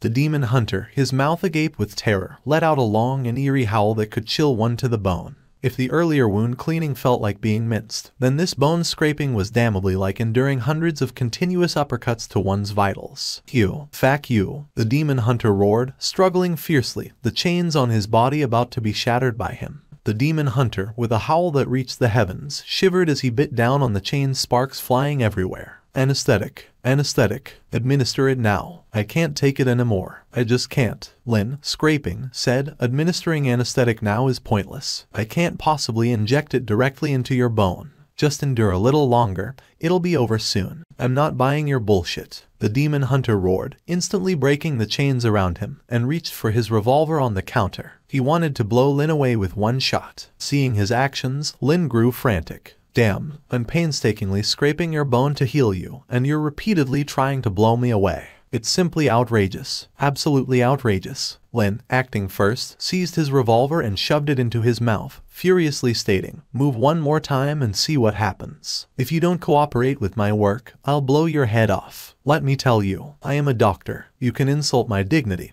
but you can't insult my compassion for the injured. Today, even if it kills me, I must heal you. Lin roared. The demon hunter, his mouth encompassing the barrel, howled to the heavens, tears streaming down his face. I can't do this anymore. I really don't want to do this anymore. Having roamed the dark world for years, enduring countless injuries, this was the first time he felt what it's like to be at a loss for life, what it's like to prefer death over life at the hands of a doctor. Damn it, no more dawdling with you, time to bring out the big guns. Lin quickly rushed to the backyard, then swiftly, holding a chainsaw, he rushed back out, teeth clenched. What are you doing? What the hell are you doing? Don't come any closer. The demon hunter retreated in terror. Lin pulled the chainsaw's starter rope, and the chainsaw instantly emitted a buzzing sound. Your bones are too hard, scraping would take hours. With that spare time, might as well get it done in one go. Using this big guy on you is absolutely a case of a short pain being better than a long one. I'm going in. Wait. Buzz. Instantly, shrill and horrified screams pierced the sky. Boss, I want to buy some recovery potions. Do you have any new stock? Outside the door, a long-haired female ghost floated sideways, her body light, clearly not the unpleasant type of customer. But just as she reached the door, a hand instantly seized her ankle. Her expression froze instantly. Then she saw beneath the curtain a demon hunter, pale-faced and with trembling lips, clinging to the door threshold, his other hand clutching her ankle, tremblingly saying, "Save me. Save me." Then, immediately, she heard the buzzing sound of a chainsaw from behind the curtain. She, stunned and trembling, extended a pale hand and gently lifted a corner of the curtain. In an instant, her long hair instantly rose in fright. Behind the curtain, a boy covered in blood, holding a chainsaw, was seen straddling the demon hunter, using the chainsaw to buzz against his shoulder. Sparks flew and bone dust scattered. Seeing the customer outside the curtain, Lin instantly lifted his head. His facial expression seamlessly switched to a professional smile, showing his clean teeth, saying, "Welcome, we have plenty of potions. Please come in and wait a moment. After I deal with this customer, I will get them for you. It won't take long." Ha ha. Lin let out a friendly laugh. The long-haired ghost held her head, letting out terrified long howls. Under Lin's stunned gaze, the long-haired female ghost screamed and limped into the black fog, holding her head. How did I become the customer scarer? I have always adhered to the principle of putting customers first, treating people with sincerity, and providing service with a smile. This darn system, you can't just give me weird achievements. Trying to escape, Lin pressed down the crawling demon hunter and went at him with the chainsaw. Never mind, let's cure this patient first. Buzz, God. Finally, several minutes later, with utmost satisfaction, Lin discarded the chainsaw, a smile adorning his features as he beheld the polished, pristine bone before him, and gently blowing on it, he spoke, "Dear guest, it is complete. The toxins that have corroded the surface of the bone have all been thoroughly purged by me. Now, all that's needed is a further regeneration of flesh and blood, and your arm shall be restored to its former glory." Lin wiped the sweat from his forehead. A genuine, glorious smile unveiled on his face, a smile that followed sincere toil. "Dear guest, are you satisfied with it?" Guest, perplexed, Lin turned his head. Immediately he saw the demon hunter's body convulsing non-stop, visible on his face. Countless white bubbles were churning in his mouth, and his eyes were rolled back so far that they were nearly unseen. Guest, dear guest. Over half an hour later, Lin stood there, listening dumbfounded to the absurd system prompt resounding in his mind. And on the operating table before him, the demon hunter finally started regaining consciousness from his mumblings. "Are you awake?" The moment he opened his eyes, reflected in them was Lin's professional smile. Propping himself up, almost reflexively, the demon hunter jumped up from the operating table in terror and fired several shots in Lin's direction. Stay away from me." He was trembling, holding a revolver, still in shock. Meanwhile, Lin, eyes wide, was pressed against the wall, his form distinctly outlined. A series of bullets had traced around him with uncanny precision, carving an immaculate silhouette. "Keep calm, honored guest, please keep calm. Forget those unpleasant memories. Rest assured, I've already healed your wounds." With outstretched hands, Lin spoke authoritatively. He subtly pushed the chainsaw at his feet aside with his foot, preventing the guest from associating it with some less than pleasant memories. The demon hunter was panting, struggling to calm his own emotions. Then, he turned his head to look at his shoulder. Wrapped in thick bandages, his shoulder, albeit still a bit stiff when moving, no longer bore the empty feeling of flesh scraped away, nor did it have the tearing sensation brought by the black butterfly's poison. It was as if that horrifying experience had been a dream. The demon hunter, astonished, asked, "So soon?" Lin seriously replied, "It's mostly healed. After removing the poisoned, damaged muscle tissue and superficial bone fragments from your shoulder, the remaining issue was how to rapidly regenerate your flesh." Lin held an empty potion bottle in his hand. "I used the best flesh regenerating potion we have, plus your physique is extraordinary and robust, so most of the missing flesh has already grown back. Only a small part in the center, which was too far from the surrounding flesh, was filled with a bit of other meat. But don't worry, I've eliminated any rejection." The demon hunter froze. He hastily unwrapped the bandage on his shoulder. His shoulder indeed seemed to have fully recovered, even looking somewhat tender, and at the center of the wound, one could vaguely see some flesh with a different color from the surrounding skin. Pale and delicate, a strand of hair was standing upright on it. The demon hunter instantly flew into a rage and grabbed Lin by the collar, glaring, his teeth grinding. Lin quickly raised both hands, signaling his innocence. "Guest, the process might have been a bit unpleasant, but the result is quite perfect, isn't it?" Lin blinked, his will to survive at its peak. "And I assure you, if there are any relapses in the future, you can come to me anytime for a second service, absolutely satisfying." The demon hunter trembled. "Second service? You still want to provide me a second service?" "Guest," Lin solemnly said, "I am a doctor, and while there were some minor hiccups during the treatment, think about it. Compared to dying from the black butterfly's poison spreading and rotting the whole body, what's a little pain from bone scraping? Staying alive is more important than anything." Finally, under Lin's cascade of noxious consolation, the demon hunter reluctantly let go of Lin's collar, gritting his teeth. The demon hunter took a deep breath, let Lin go, and said through clenched teeth, "Indeed worthy of being my kind, being able to survive in this dark world. Truly capable. This tormenting technique is indeed top-notch." Lin rubbed the back of his head, smiling sheepishly. "You flatter me. You flatter me. Do you think I'm praising you?" The demon hunter once again grabbed Lin by the collar, his eyes filled with rage, his teeth grinding. "Have you ever performed surgery on anyone before?" Lin quickly shook his head, raising 3 fingers earnestly. "I swear I have. I just performed a cesarean section. Both father and child are safe. They even gave me a like." The demon hunter was taken aback. "So, after performing a C-section, you dared to scrape my bone to heal my injury." He really wished he could tear this young man to shreds here and now. However, he finally restrained himself. Because, indeed, though the process wasn't very pleasant, this guy did heal his injury. He took another deep breath, suppressing the frantic and irritable emotions within his heart. He let Lin go, staring seriously into his eyes. He gritted his teeth and closed his eyes, warning, "Remember this, if I hear any rumors outside about me passing out here, you should know the consequences. Do you understand?" The demon hunter took a deep breath, put on his hat, and then took out a money bag from his bosom. Grinding his teeth, he asked, "How much is the surgery fee?" "You name your price." Lin immediately shook his head, offering a sincere, adorable smile, and clasping his hands together. "No need to pay. Consider this surgery a treat from a fellow kind. Just patronize our shop more in the future. Don't think that by currying favor with me, I'll forget what just happened. Even considering you as my kind, it's the same.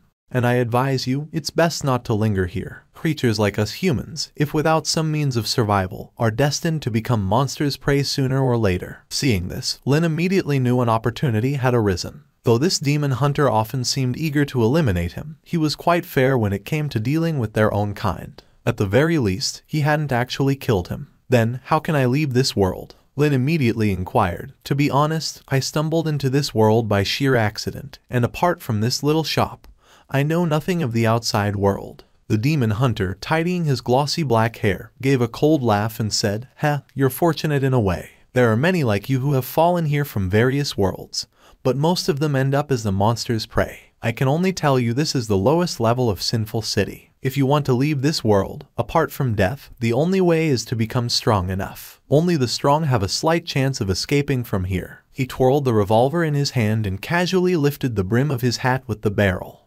"I'm a man who believes in fair trade. Since you've helped me heal my injuries, I can't just shortchange you. If you don't want coins, take a look at what valuable items I might have on me. You can pick whatever you like." He opened his hand, fully embodying the audacity of a demon hunter. Lin hesitated for a moment. His gaze instantly fell upon the two metallic revolvers hanging from his belt. Snap! Lin grabbed one of the guns. Snap! The demon hunter firmly seized his wrist. The surroundings plunged into an eerie silence. A slight smirk curled at the corner of the demon hunter's lips as he coldly remarked, "Damn, you've got a good eye. You picked the most valuable thing on my person." Lin replied earnestly, "I think these two guns look really cool." The demon hunter chuckled coldly, "Cool? Of course, they're cool. Don't you see whose guns they are? Could they be anything less than cool?" The demon hunter lightly flicked his fingers, and the two revolvers danced in his hand. In an instant, the two dark muzzles were aimed squarely at Lin's head. Lin, the demon hunter, maintained a stoic expression and then pulled the trigger. Bang, bang, bang, bang, bang.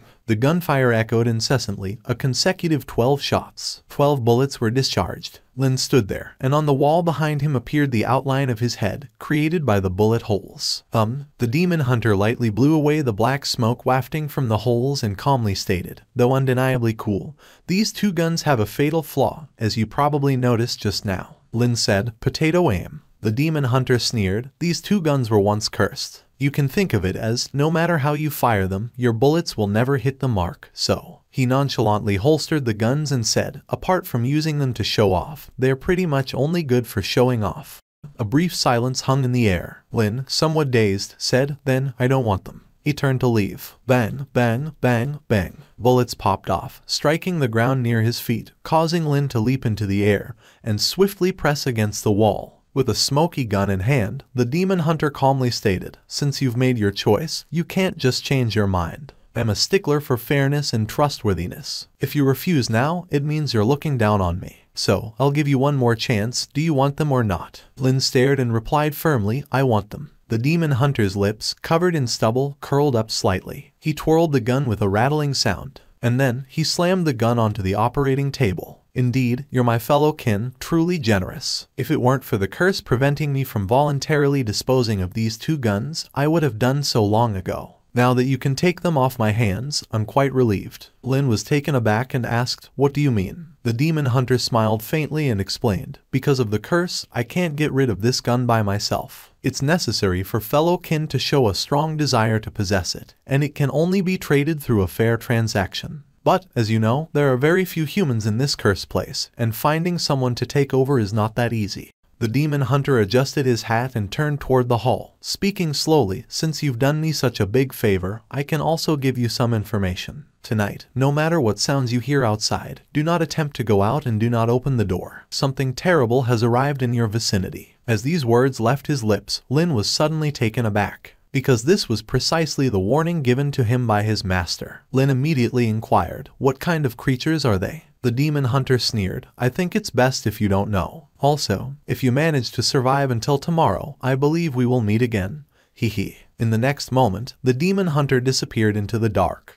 In the hall, Lin toyed with the revolver in his hand, pondering the words of the demon hunter from earlier. He glanced at the entrance, whether it was an illusion or not. As night fell, the darkness outside seemed to grow denser than usual. Lin played with the revolver in his hand and cast a fleeting glance at the ghost baby on the counter. During this period of inattention, this ghost baby had actually grown to level 7. With this terrifying rate of growth, it wouldn't be long before it became exceedingly difficult to handle. Could this gun really be as he described, unable to hit the target no matter what? Lin hesitated. He closed one eye and aimed at the ghost baby's head. Bang! A bullet instantly grazed the ghost baby's ear. Lin raised an eyebrow, blew away the black smoke emanating from the muzzle, and said, "It really can't hit." He was somewhat skeptical. "Well, there's still half an hour left. Might as well use it for target practice." Lin remained composed. Bang! Soon enough, half an hour passed in the blink of an eye. With a whoosh, the soul lamp hanging on the doorpost suddenly extinguished without warning. Without a second thought, Lin immediately raised his head, his expression serious. He rushed to the front door and retrieved the extinguished soul lamp.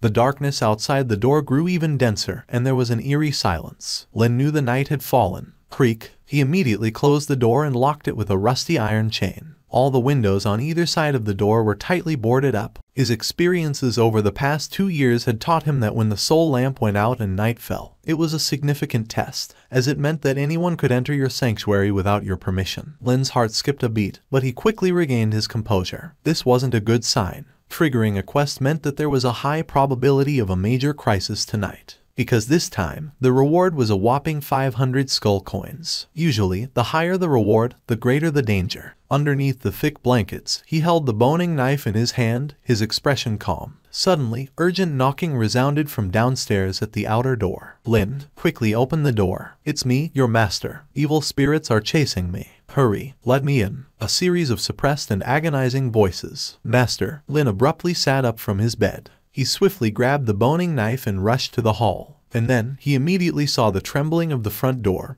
heard the violent panting, and the stifled, agonizing moans from outside. It was his master's voice. "Lin, quickly, I can't hold on much longer." Lin nodded. Holding the boning knife, he dashed to the front door. Then, he raised the knife and thrust it out through the crack. Crimson blood gushed out instantly from the other side of the door crack. Lin shouted, "Master, if you can't make it, then embrace death outside." A brief silence. Then, from outside the door, that dazed voice spoke again. "You weren't even sure if I was your master, and you stabbed me directly. Because if it were me outside, my master would have stabbed me too," Lin said earnestly. A brief silence, and it was in the next moment that a series of piercing shrieks emanated from outside the door, growing increasingly intense and loud. It sounded as if something was pressing against the door, desperately trying to squeeze inside. With a loud crack, a blood-soaked, nearly decomposed hand suddenly pierced through the door, reaching inside. That reaching hand continued to scratch at the door, producing sharp and piercing sounds. "I shall devour you. I will rend you to pieces and chew each bit slowly in my mouth." Grabbing a boning knife, with a single strike, he pinned that hand to the door panel. Instantly, shrill and distorted wails echoed from outside the door, and concurrently, crimson blood seeped incessantly through the wood. Without another word, Lin swiftly untied a strand of red hair from his wrist. This was one of the rewards he received from the system during the day. Now it was coming in handy. Zip! Upon contact with the bloody, decaying hand, the strand of hair quickly wrapped around and extended beyond the door, and within mere seconds, the sharp laughter outside abruptly ceased. In its place were bouts of suffocating gasps. It sounded as though something had its neck constricted, struggling madly outside. "It seems like it's just a minor ghost, not very strong." Lin gritted his teeth. He seized the wildly growing hair strand, swiftly suspending it on the beam, and then pulled forcefully. The tearing of flesh kept emanating from outside. With those tearing sounds, the frequency of the struggling of the hand pinned to the door panel also became increasingly violent. Finally, the hand slowly slumped down. It seemed to have lost all signs of life. However, Lin didn't relax in the slightest. Drawing out the boning knife, he stabbed through the crack of the door over 100 times before he finally relaxed. One of the survival guides in this world. Hearing the system's prompt, Lin finally relaxed. That is to say, the monster just now indeed hadn't died thoroughly. It was only after he stabbed it over 100 times that it finally breathed its last. Lin was about to clean the bloodstains on the ground, but just then, Lin froze instantly. But his response was swift, almost immediately pressing against the exterior wall, his gaze fixed sternly on the door from the side, holding his breath. Origin level. What the hell is going on? Could it be the big one the demon hunter mentioned would appear tonight? And at the next moment, Lin abruptly felt an immense coldness spreading across his skin. Then he immediately saw the hand of the flesh monster that had stretched into the doorframe twitch slightly. Then, as if something forcefully yanked it outward, the decaying hand instantly withdrew. Lin severed the spirit hair strand hanging from the beam with a single slice. Whoosh! The cold, eerie fog began to permeate from the hole in the door panel. Lin held his breath. In the murkiness, he could hear a series of chewing sounds coming from outside. It was as though something was chewing on ribs. Crunch, crunch. That is to say, the origin level monster is now on the street outside, and this level of coldness is also his first encounter. The demon hunter indeed didn't lie to him. Tonight outside is unusually restless. Damn it. Could I really be this unlucky? Did I really encounter it? He saw a beam of light shot in through the gap smashed by the flesh monster. Lin was certain that beam of light was the gaze of that unknown monster. Lin stayed still, like a sculpture pressed against the wall, and at this moment, on the door frame less than a meter away from him, at that hole, a huge eye was peering inside through that small hole. Lin could even hear his own heartbeat. Slurp, slurp. From the outside came the sound of licking the door panel. Lin stared, daring not to move. But for some reason, he found the slurping licking sounds unusually adorable. But at this moment, Lin suddenly saw a tentacle, like a blood-red tongue, slowly probe in through the small hole. No, take back what I just said. This has absolutely nothing to do with adorable. Lin didn't dare to move an inch. Under his gaze, the blood-red tentacle licked every drop of blood on the inner side of the door panel. Then, as if not having enough, the tentacle slowly crept towards Lin's direction. Slurp, slurp. Like a tongue, the tentacle left trace after trace of licking on Lin's face. Lin was dumbfounded, standing there, his whole body rigid. His sanity was plummeting. If it were him from 2 years ago, or any other human, they probably would have screamed and run away by now under these circumstances. But after all, Lin is no ordinary person. He knows very well that, under the current circumstances, as soon as he dares to run, or shows a bit of panic and fear, he would immediately be eaten by the monster outside the door. But at this moment, a voice like a baby's suddenly came from outside the door. Doctor, found you. Lin's heart thumped, and in the next moment, the voice came again. Open up, toothache. Lin, something's not right. Something's not right. Could it be that this monster outside the door is not here to eat him,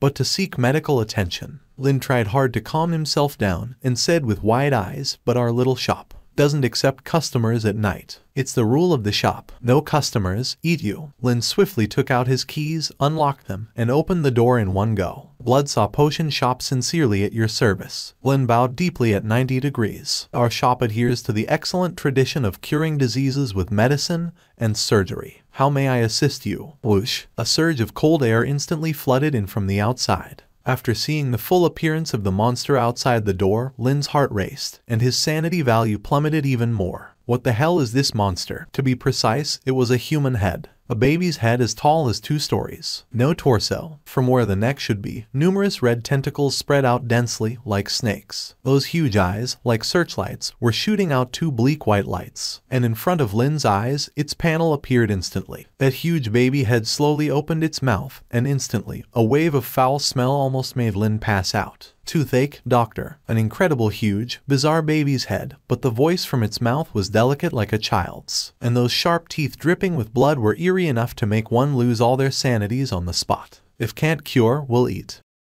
This voice is surprisingly somewhat cute. Don't worry, it can definitely be cured. A toothache is just a small problem. May I ask which tooth is aching? Lin inquired, his eyes wide. Molar. The voice of the baby's head came. Lin looked into that gigantic mouth, but because it was too far inside and dimly lit, he couldn't see clearly at all. Lin gritted his teeth and made a bold decision. Please open your mouth wide. I will diagnose you right now. The baby head's mouth opened a bit wider. Lin took a deep breath to calm his mind. At this point, it really was like trying to save a dead horse as if it were alive. Just be normal, be normal. Just treat it like an ordinary child. You can do it. Lin carefully climbed onto the mouth of the baby's head, jumped onto its tongue, braved the foul smell, and advanced toward the direction of the molar. The further inside he went, the more pungent the smell became. There's no light, I can't see, Lin shouted. A horrifying scene occurred. A tentacle slowly stretched above the baby's head, and Lin immediately saw the tentacle wrapping around one of the baby head's eyeballs, entering the gigantic mouth. Instantly, the pallid gaze illuminated the entire oral cavity. Lin was drenched in sweat. Now it's clear. He didn't dare to delay, turned his head, and his gaze went in the direction of its molar. Vaguely, he could see various food residues stained all over the surrounding teeth, including severed hands, shattered skulls, viscera, and rotten flesh. It was undoubtedly a strikingly horrifying and terrifying scene. Obviously, this monster has a very diverse diet. Lin, suppressing his profound shock, started to search carefully, and just the next moment, Lin's gaze instantly fell on a spear embedded in the molar. A thought crossed Lin's mind. It seemed that the reason causing this monster's toothache had been found. But he never expected this is actually a weapon from a non-dark world, with the same function as the demon hunter's handgun. And it also has a holy attribute. Could it be causing severe pain to this monster due to this spear? Lin's expression was one of uncertainty. He cautiously approached to inspect it and then immediately saw that, at the front of the spear, there was actually a sticky severed hand attached to it. Obviously, the user of this spear was eaten by this monster. The other parts of the body have been digested, but the weapon in the hand was stuck hard between this monster's teeth. Guest, I found the reason for the toothache, Lin shouted. That delicate and horrifying voice came. Pull it out, if can't, eat. Lin steadied his mind. Then his gaze instantly fell on the large number of severed limbs around that molar. Lin's heart raced incessantly. Clearly, he wasn't the first doctor this monster had sought out. Judging by the circumstances, this patient definitely had a considerable temper. When it said it would devour him, it surely would. But Lin soon discovered a commonality amongst those doctors. They were all creatures of the dark world. And this spear apparently had a profound restraining effect on such creatures. The spear emitted a wisp of exceedingly dim light before rapidly fading away. No backlash. Just as he had speculated, Lin steadied his spirit. I'm starting to pull it out, Lin shouted. Then Lin immediately mustered all his strength, his hands tightly clutching the spear, one foot braced against the molar, pulling forcefully outward. He exerted all his strength, for his very life depended on whether he could pull this spike out. It's loosening. The eyeball illuminating for Lin also revealed a look of elation. Success seemed within reach. Lin pulled even harder on the spear, but his strength was still inadequate. Besides the faint loosening, attempting to pull it further became increasingly challenging. Lend a hand. Lend a hand. Lin, clenching his teeth, shouted at the tentacles excitedly surrounding the mouth. A brief pause. The tentacles rushed in immediately, wrapping around Lin's waist, one after another, and began to pull forcefully outward. But aside from nearly causing Lin a cerebral hemorrhage, the progress of the spear was exceptionally slow. Lin became anxious. Stop for a moment. Everyone, listen to my command. I will shout 1, 2, 3, and then everyone pulls together, understand? Understood. Lin took a deep breath. He gripped the spear tighter, his expression becoming grave. 1, 2, 3, pull. Lin roared. In an instant, Lin and those tentacles pulled together forcefully. With tremendous inertia, the spear, under the combined force of Lin and numerous tentacles, was suddenly flung out of the mouth, falling heavily to the ground. We did it. Lin stared blankly at the spear. Does this mean he would finally not die?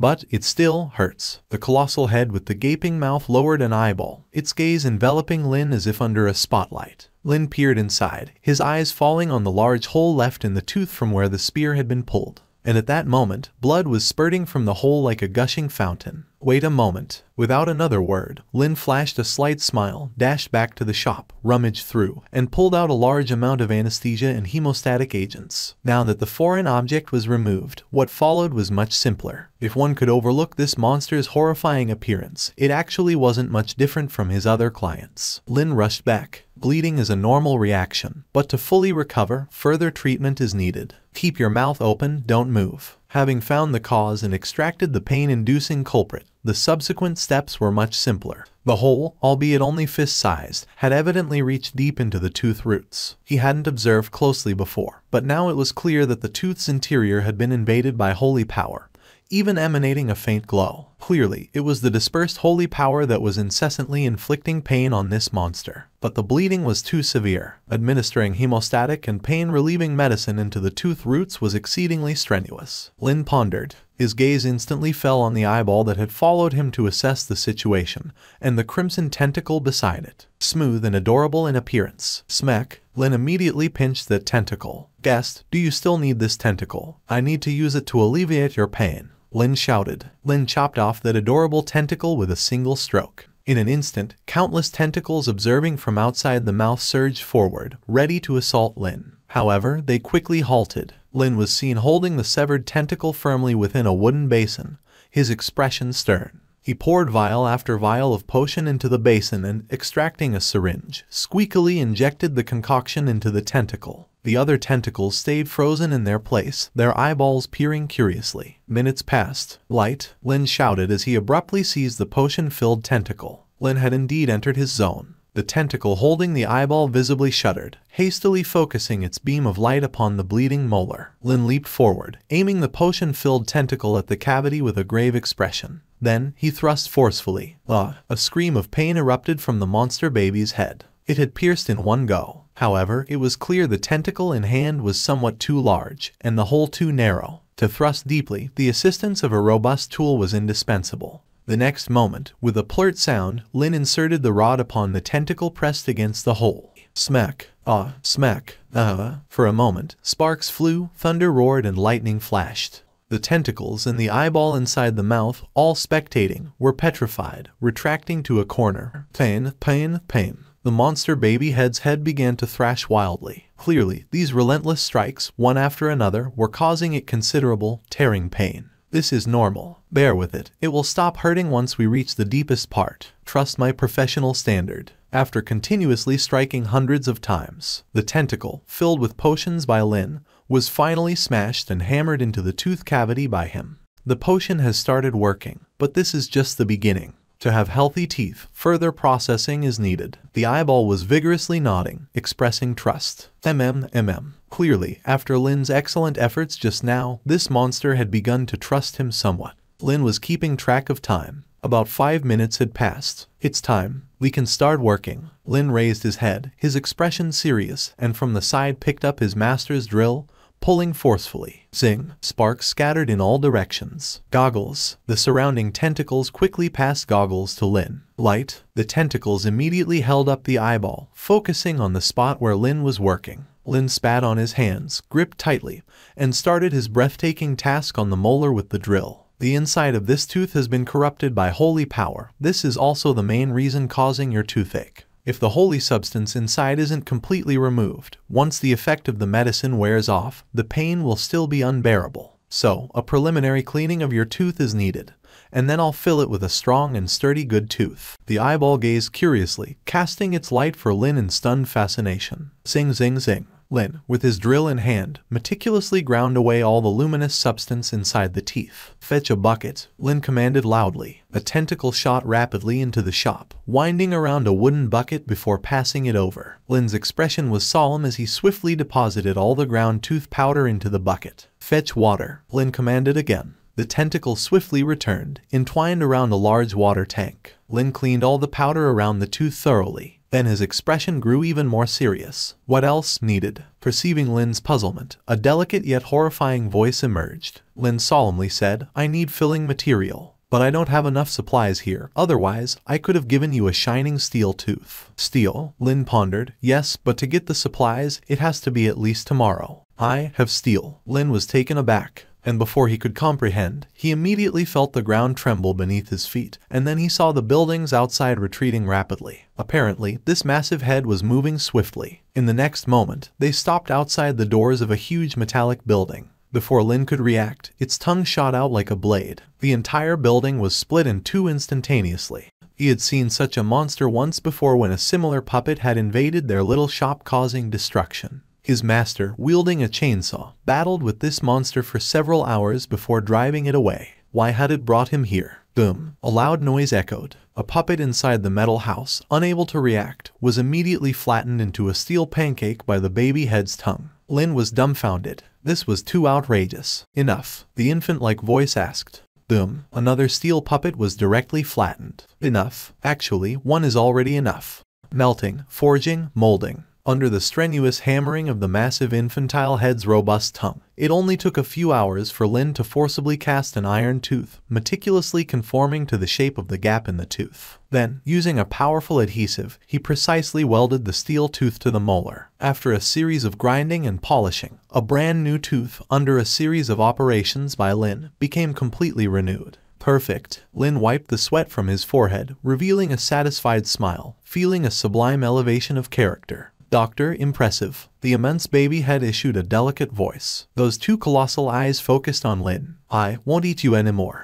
Lin adjusted his monocle, bowed a standard 90 degrees, and displayed a professionally radiant smile. The praise from our customers is always our solid motivation to move forward. Would you like to try our shop's newly introduced dental care services? Lin blinked. This super monster that he finally encountered had a favorable impression of him. If he didn't promptly cling to it and make it a returning customer, wouldn't he be out of his mind? Health services. The monster conveyed a curious voice. Lin, with a smile, responded, yes, our shop can provide you with long-term dental care, rid you of any oral ailments, and maintain the cleanliness and health of your teeth, preventing toothache, mouth ulcers, tooth loss, and other abnormal symptoms. The gigantic baby head seemed to ponder. Then Lin received an affirmative response. This is the effect he wanted. When roaming in other worlds, the more friends, the more roads. If he didn't foster a good relationship with a monster of this level, he would truly be brain damaged. The more Lin cleaned, the more astonished he became, for this place was veritably a trove of treasures. After purging the diverse limbs and fragments from the monster's mouth, under the curious gaze of that eye, Lin hastily dashed to the shop storeroom and brought back bucket after bucket of materials,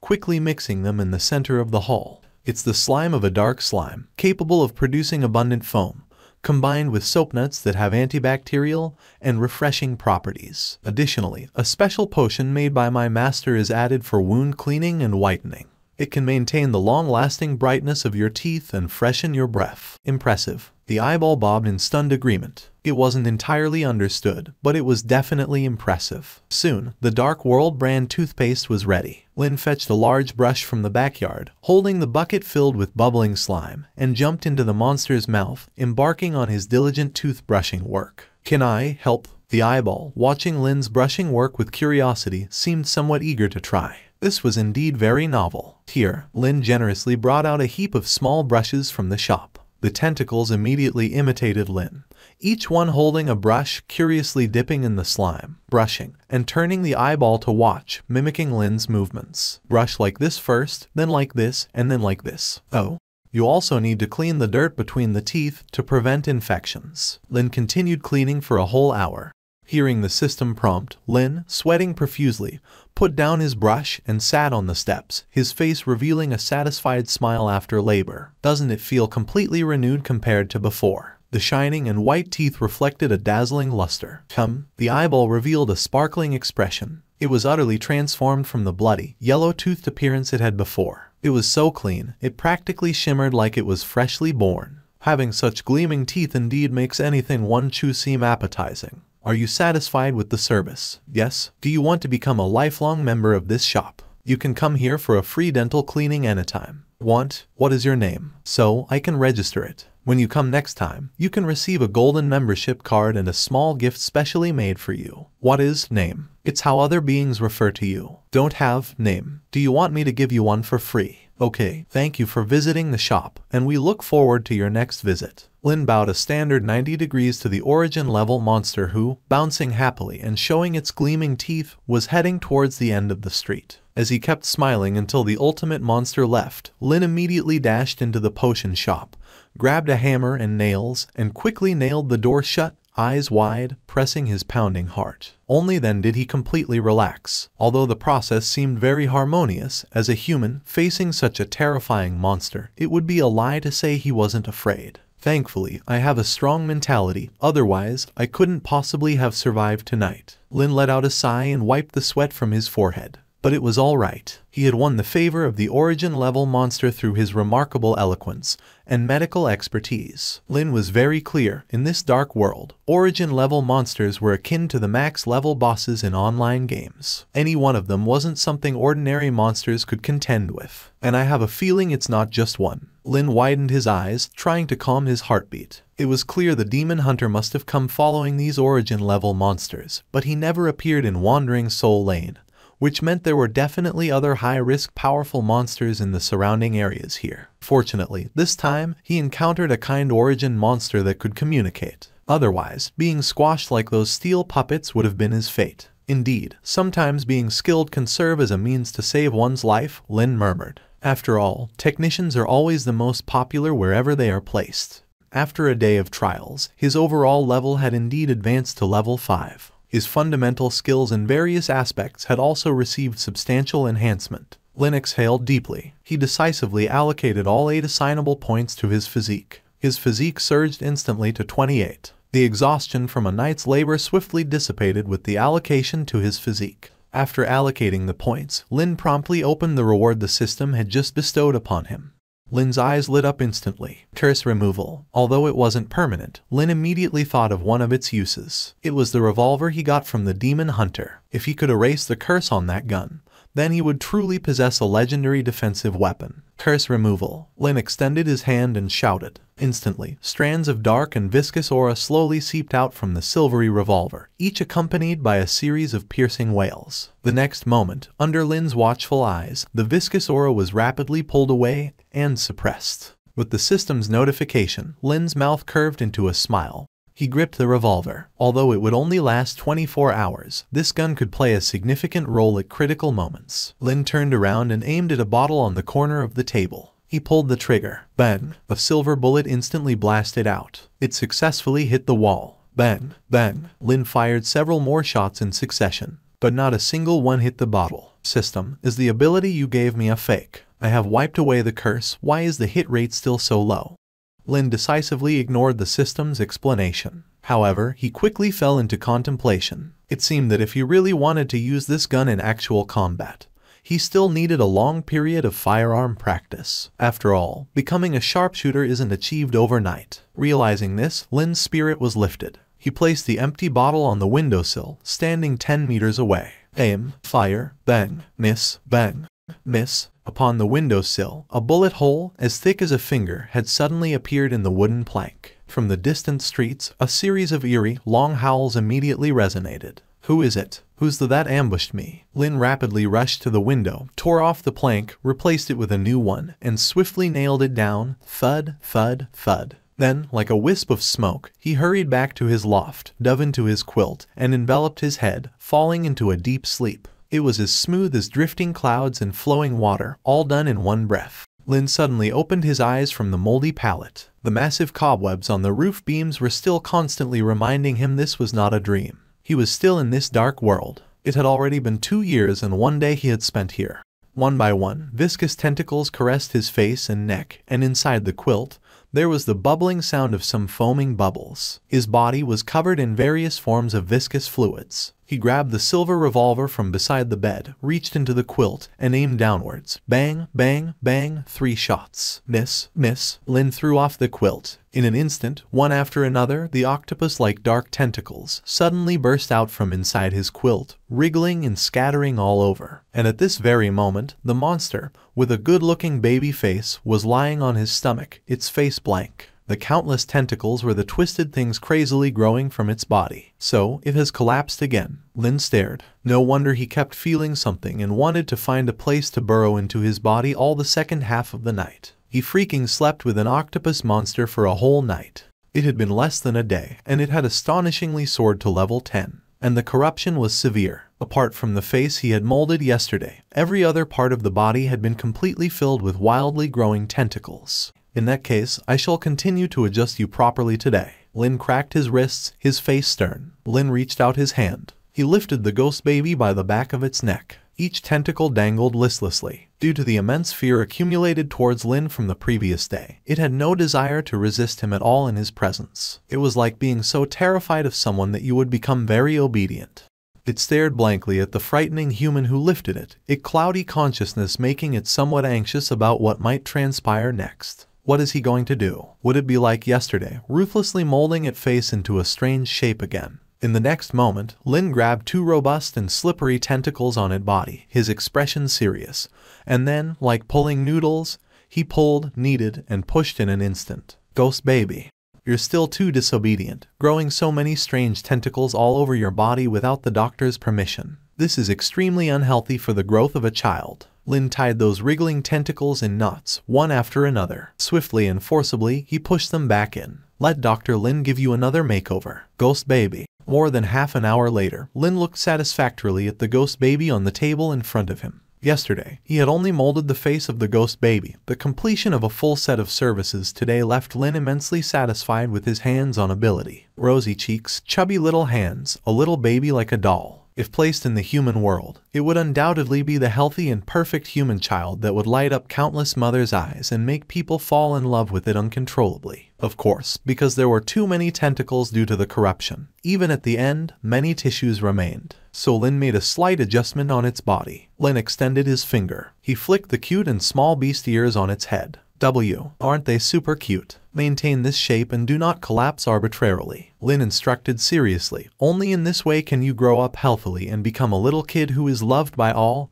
Understand? After practicing his shooting for half an hour, Lin got up. As usual, he took the broom and began his daily cleaning work. After the cleaning, Lin took the soul lamp, carefully lit the tinder with flint, and then opened the shop, hanging the soul lamp on the door pillar. Like yesterday, it was still foggy outside the door, and nothing could be seen 10 steps away. Placing the ghost baby on the counter, Lin sat down, intending to examine the new functions of the system carefully. System, open them all. He couldn't touch the shop's regular income, but the skull coins he earned through tasks, now amounting to a full 2551, definitely make him rich.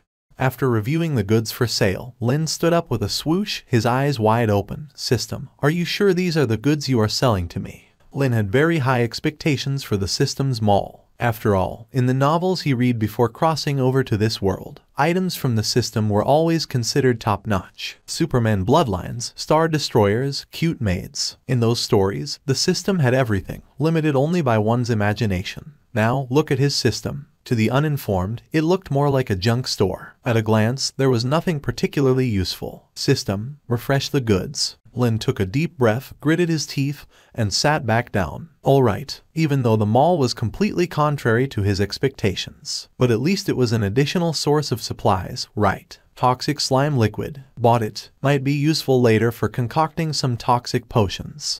A fortune cat figure that brings bad luck. What was its purpose? Would he ever think he's too lucky and buy it to jinx himself? Bought it. Might be useful as a gift later. Baby diapers. Lin's gaze instinctively shifted to the mascot ghost baby he had placed on the counter. Considering its rapid growth and the fact that he had molded it into a humanoid shape, it would be inappropriate to leave it bare. Bought it. This could be handy. Soon after, his attention was captured by the fourth item on the list. This recipe is the only decent item among those sold by the system. Moreover, it also sells a very hard-to-get material in combination. This item is definitely worth more than its price. Without hesitation, Lin bagged these two items, along with the critical hit potion rewarded by the system yesterday. He now had exclusive recipes for two kinds of potions. Lin was not in a hurry to concoct them. As a potion shop, every once in a while, merchants would come with various raw materials for supply. And calculating the time, it was today. Lin quickly prepared the skull coin and packed the large number of limbs and arms he had excavated from the mouth of that origin-level monster yesterday. Outside the door, the fog was dense and the air was filled with dark mist. Lin waited patiently at the door. Gradually, the sound of creaking wheels and footsteps rose from the darkness of the street. An old woman with a benevolent yet eerie smile on her face, holding a human skin lantern, appeared in his vision and stopped in front of the potion shop. Young man, do you have any useless junk to this old woman? Yes. Hearing the appearance of the system task, Lin was overjoyed. He agreed very cheerfully, then quickly went back to the shop and dragged out a large hemp sack with effort. Young man, you have so much stuff to deal with this time. The smile on the old woman's face seemed to become even brighter. Lin politely said, Yes, do you need me to help you put it on the cart, ma'am? All right. You really are troubling yourself, young man. The old woman's smile was exceptionally kind. Lin strenuously lifted the large bag of junk and placed it on the cart pulled by the scavenger. The moment he put it down, the smile on the old woman's face instantly stiffened. Aura from origin level. The old woman's face was strange, and a hint of shock flashed through her muddy eyes. She immediately felt the overwhelming weight and oppressiveness coming from the cart. Her gaze at Lin became especially astonished. Lin smiled and said, "It might have been contaminated a bit. Last night, I checked the teeth for a customer, and this is the useless stuff I cleaned out from its mouth. I thought you might need it, so I planned to leave it for you." The old woman's expression was instantly shocked. "You've checked the teeth of an origin-level monster. Weren't you afraid it would eat you?" Her gaze at Lin became even more astonished, as if she had gained a deeper understanding of the young man before her. Lin laughed. "What is there to be afraid of? Serving customers is our motto at Bloodsaw Potion Shop. Regardless of who comes, we treat everyone the same." For a moment, Lin clearly felt the gaze of the old woman in front of him had changed, becoming as if she was looking at a monster. She lowered her voice, emitting a series of hoarse sounds from her throat. "Last night, 3 origin level came here. You probably helped the smaller one. I advise you not to get involved with them. You probably don't know yet. Last night, the neighboring Slaughter Alley, Evil Spirit Street, and Shadow Spirit Lane were emptied by those 3 headhunters, and half of the 15 high-rank demon hunters and magic spirits were killed." Lin was stunned. "The headhunter you met yesterday probably planned to come to our Wandering Soul Lane for food. It seems that because of you, Wandering Soul Lane was spared." Lin was dumbfounded, "But I felt that the customer yesterday was quite cute. Shouldn't be so vicious, right?"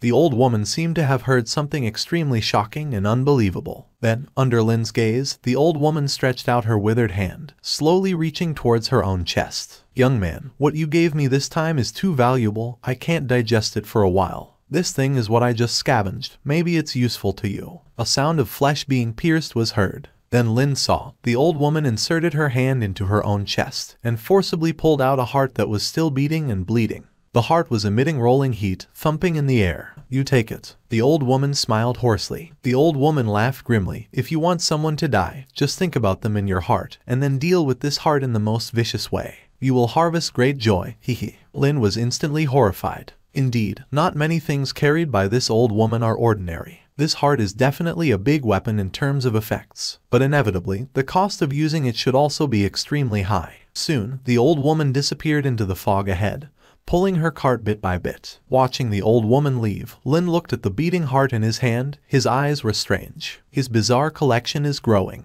This trade is absolutely worth it. This scavenger passes by the shop every morning, definitely. A friendly NPC that can exchange various items regularly. When the monsters delivering goods every week arrived, Lin paid a large amount of skull coins and replenished the store's inventory. Calculating the time, tonight or by tomorrow, his master should be back. Back at the counter, Lin quietly awaited the arrival of today's first customer. Outside the door, the black fog surged, and at this moment, bang bang bang, 3 knocks on the door were heard. Lin immediately raised his head, with a professional smile on his face. "Welcome." The soul fire hanging on the doorpost flickered violently. Lin's pupils contracted, because such violent flickering of the soul fire indicates that the visitor's level is definitely not low. Outside the door, a woman in a red evening gown was standing smilingly at the threshold, wavy curls spilling down her back. A charming woman who seemed to drain you with just one glance. "Boss, wish you a prosperous business." The woman was holding a covered plate in her hand, and faint whiffs of a meaty aroma could be smelled from it. Lin heightened his vigilance, though his face remained calm, saying, "Hello, is there anything discomforting you,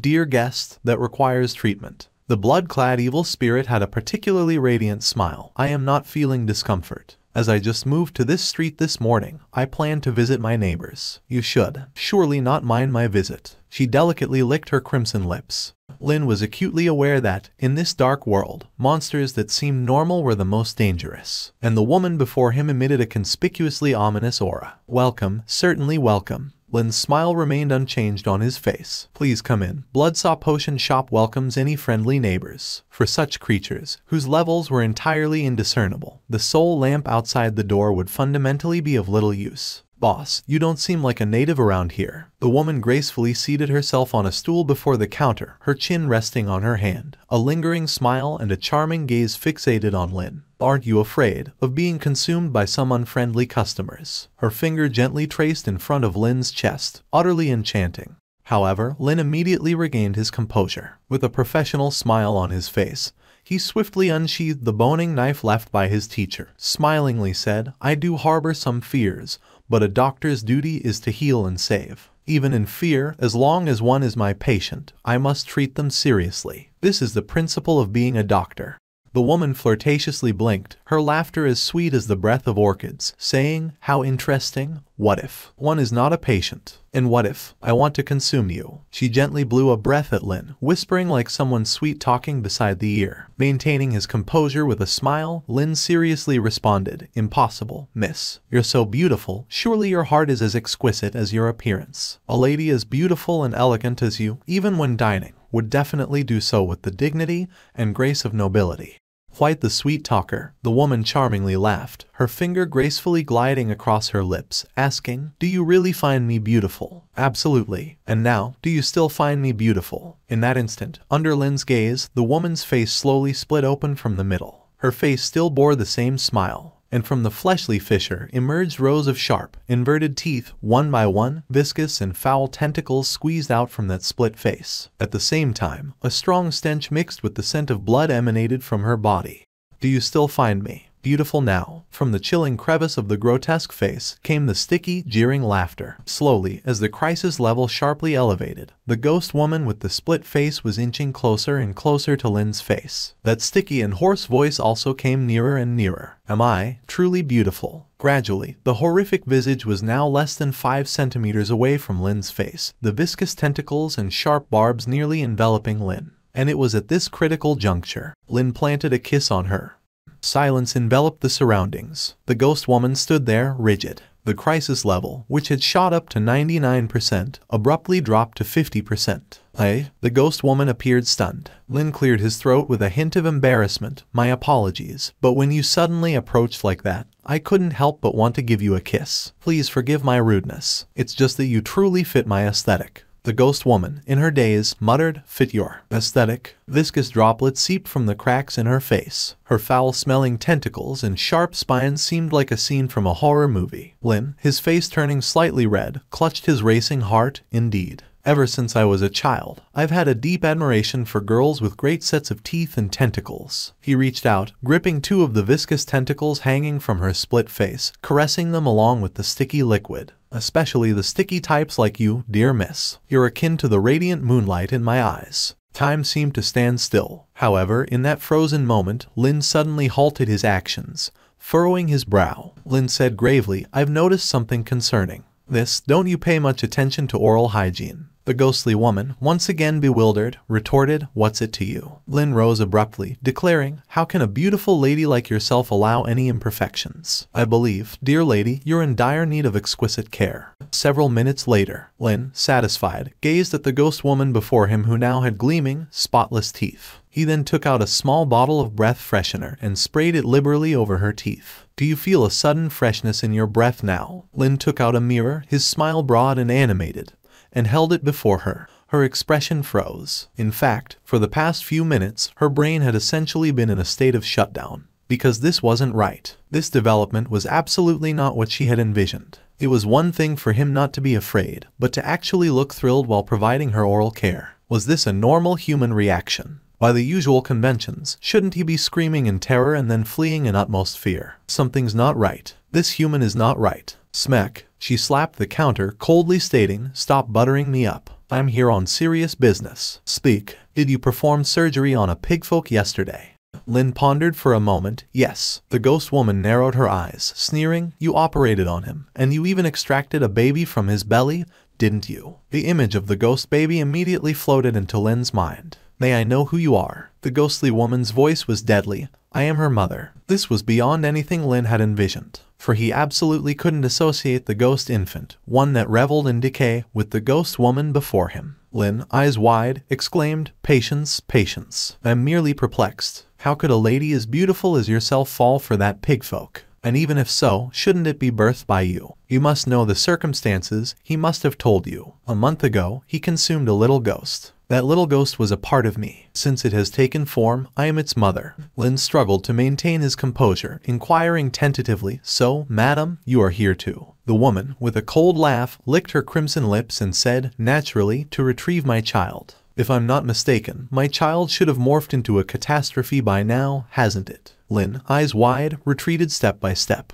How should I put it? And then, the woman's face once again split open in an instant, her entire body continuously oozing foul-smelling slime. Countless tentacles writhed out from her hair, slender hands sprouting one eye after another with a crackling sound. She advanced step by step towards Lin, laughing coldly, declaring, slaughter, malice, resentment, wickedness. My child possesses all the delightful qualities I possess. Since it has been born, it will undoubtedly become a qualified hunter, bringing catastrophe and nightmares to all. Lin, trembling, backed away, the medicine cabinet behind him, leaving him no room to retreat. Madam, please wait a moment. How can you be so certain that the infant is your child? If you wish to take him, I think we should have the pigfolk confront you directly. Lin hastily tried to stall for time. The woman sneered, confront. Fine, I will have him confront you right away. With a gasp, she suddenly opened her enormous bloody mouth, accompanied by a series of regurgitations. A slime-covered pig's head immediately dropped from her mouth onto the counter. Thump! The nearly completely corroded pig's head stared straight at Lin. Lin recognized at a glance it was the pigfolk he had operated on yesterday. The pigfolk had actually been devoured by this ghost woman. Hand over my child immediately. The woman approached step by step with a cold laugh, countless tentacles surging around Lin. Perhaps I might consider sparing your life. Lin, his back against the wall, said seriously, I'll hand over. Definitely will. But your child may be a little bit different from what you imagined. And it was at this moment, from behind the curtain, there came the sound of tiny footsteps. Lin's heart skipped a beat. The ghost woman immediately raised her head. Sensing the presence, a cold smirk instantly appeared on her face, saying, It seems, my child has heard and is coming. Haha. The ghost woman no longer paid any attention to Lin. She turned around, facing the curtain, countless tentacles writhing wildly around her, her smile growing more chaotic and distorted. I might as well see what my child has turned into now. An indescribable distortion, or a forbidden evil ghost rolling in malice. I'm quite looking forward to it. Lin swallowed, wide-eyed. I think it would be better if you don't harbor any expectations, madam. Because, and it was at the next moment, the curtain in the backyard was slowly lifted. Then, a baby, all chubby and pink, yawning and in a daze, walked out from the backyard. A pair of fluffy ears drooped atop her head, hazy and confused, pink and tender, fluffy and adorable. The expression of the ghost woman instantly froze in place, like a statue, unmoving. An eerie silence brazenly spread around. Who is she? The ghost woman asked, dumbfounded. Lin coughed and said earnestly, She is the infant that the pigfolk gave birth to yesterday. Isn't she cute? The gaze of the ghost woman became hollow. Subconsciously, she extended a long tentacle from her body, slowly reaching out toward the little girl, and after getting close to her, she swiftly severed the tip of the tentacle. Accompanying the falling tentacle, that tentacle quickly coiled around the little girl's leg like a little snake and penetrated almost without hindrance. Perfect fusion. No signs of any rejection reaction. The ghost woman shuddered, her gaze gradually becoming vacant, as this meant that this bestiared, adorable baby in front of her was the fragment that had fallen from her body a month ago. That is to say, she is her own daughter. But what kind of joke is this? She trembled. The little girl, who was still staggering in a daze, immediately reflexively straightened up. Both little feet came together. Her body straightened up. Staring ahead, the little one perfectly stood at attention. The little tail behind her was still swishing. Obviously, the psychological shadows and taming level from before her formation have already been engraved into her bones. The ghost woman watched this scene blankly, feeling her entire worldview collapsing. Lin walked over, picked up the little girl, brought her in front of the ghost woman, and seriously said, Ma'am, she is indeed a very healthy daughter. If you are sure she is your child, you can adopt her from me at any time. Then Lin poked the little girl's soft cheek and said, Little one, call her Mommy. Mommy. The little girl blinked, seemingly also feeling the wonderful connection between her and the ghost woman in front of her. She leaned over. Slurp. She stuck out her tongue and gave her a lick on her face, leaving a small wet mark. It's impossible. She can't possibly be my daughter, she murmured blankly, feeling her worldview and outlook on life all being greatly shocked. Because she is an aggregation of evil spirits, a deformed evil spirit twisted by countless malice and hatred. The daughter incarnated from the fragment that fell from her can only be even more twisted and ferocious. She shivered back to her senses and looked into the baby's eyes. Crack, she felt something inside her heart breaking. Purity. She actually saw purity in her eyes. There is such a terrifying thing as purity in the eyes of an evil spirit. This is absolutely not a quality that a normal dark creature should possess. It must be a disguise, she murmured to herself, just as I often transform into a beautiful woman to seduce those prey. Yes, it must be like this. Under this pure appearance, there must be hiding an evil and twisted soul, she murmured, finding reasons for herself. Slurp. The little girl tiptoed and left another wet mark on her face, her eyes full of sweetness. Clearly, she had also felt the intimate relationship between herself and the ghost woman in front of her. The little girl raised her head and affectionately rubbed her forehead against the ghost woman. The ghost woman became blank. The cognition that had just been established with great difficulty shattered into pieces with a crack. This shouldn't be, the ghost woman said blankly. Normally, the evil spirit fragments that fall off from me would definitely form into a twisted existence. How could? She suddenly turned her head, and the malicious and furious gaze instantly fell on Lin. Is it your doing? Lin widened his eyes, decisively lifting the cute ghost baby in his arms forward. In an instant, the ghost woman's eyes were once again filled with the swaying, adorable baby. Slurp. The ghost baby stuck out her tongue and licked the tip of a tentacle in front of her. The ghost woman screamed, clutching her head, looking like she was about to break down. It's impossible. She can't possibly be my daughter. Absolutely impossible. This kind of breakdown is not something ordinary people can understand. Lin cleared his throat and said seriously, "Ma'am, please calm down for a moment. Since you came to me looking for your child, it means that you must care very much about your own child." In that case, Lin lifted the adorable baby in his arms. "Shouldn't you feel happy seeing such a cute and healthy daughter?" The ghost woman sneered angrily, forcibly suppressing the anger in her heart, and said, Let me ask you, if you see your own child turn into a ghost-like figure, would you be happy?" Lin was taken aback and said, "Shouldn't I?"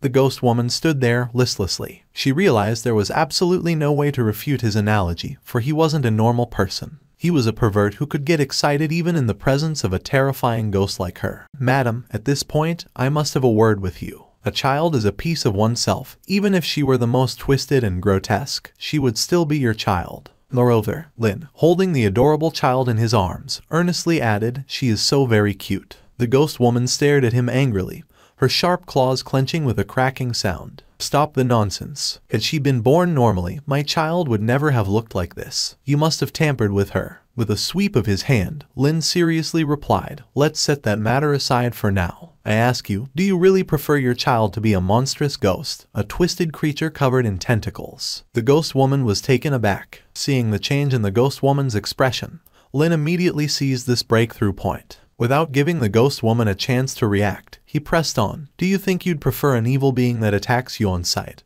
or a sensible and endearing child who sweetly calls you mommy?" Lin lightly flicked the tiny beast ears of the cute child in his arms. "Mommy," the cute child immediately called out. At once, the ghost woman shivered all over, a hint of confusion emerging in her malicious eyes. Lin calmly looked at her and said, "Moreover, if I'm not mistaken, you actually yearn deep within your heart to have a child with such a pure appearance and soul, don't you?" At these words, the ghost woman instantly became furious, retorting, "Save your breath, I will just." Lin flicked the tiny ears of the child in his embrace. The cute child wiggled her tail. The ghost woman shuddered, and the murderous intent that had just risen was immediately suppressed by this cute sound. Lin earnestly said, "In your heart, you actually agree with what I've said, don't you? You're full of it." The ghost woman's tentacles flailed wildly as she glared angrily at Lin. "Let's talk about who's spouting nonsense.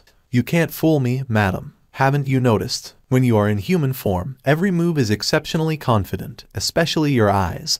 They are filled with the charm of a mature woman. That feeling can't be faked. You actually desire to truly possess such a perfect body and face, don't you?" The ghost woman subconsciously shuddered. It was as if some secrets, hidden deep and too embarrassing to mention, were suddenly exposed. Her face instantly showed an expression of embarrassed anger. "Don't rush to anger." Lin extended his hand, his expression serious. "It's only human nature, not something to be ashamed of. Moreover, aren't you aware? This is the dark world, where humans are few and far between. If you say you've become so beautiful just to enchant others, don't you think, apart from enchanting me, there's no place for your beauty to be of use?" The ghost woman stood there, motionless. Clearly, every word of Lin's was like a sharp sword, piercing directly into the softest part of her heart. because Lin was indeed right. Of course, we'll leave aside the fact that both your faces can enchant me, Lin solemnly said. Madam, although you might indeed be a malevolent spirit, I believe that a malevolent spirit who pursues beauty can't be wicked, and you are absolutely not the broken and evil monster you claim to be. The ghost woman stood there, stupefied, her wildly surging tentacles gradually calming,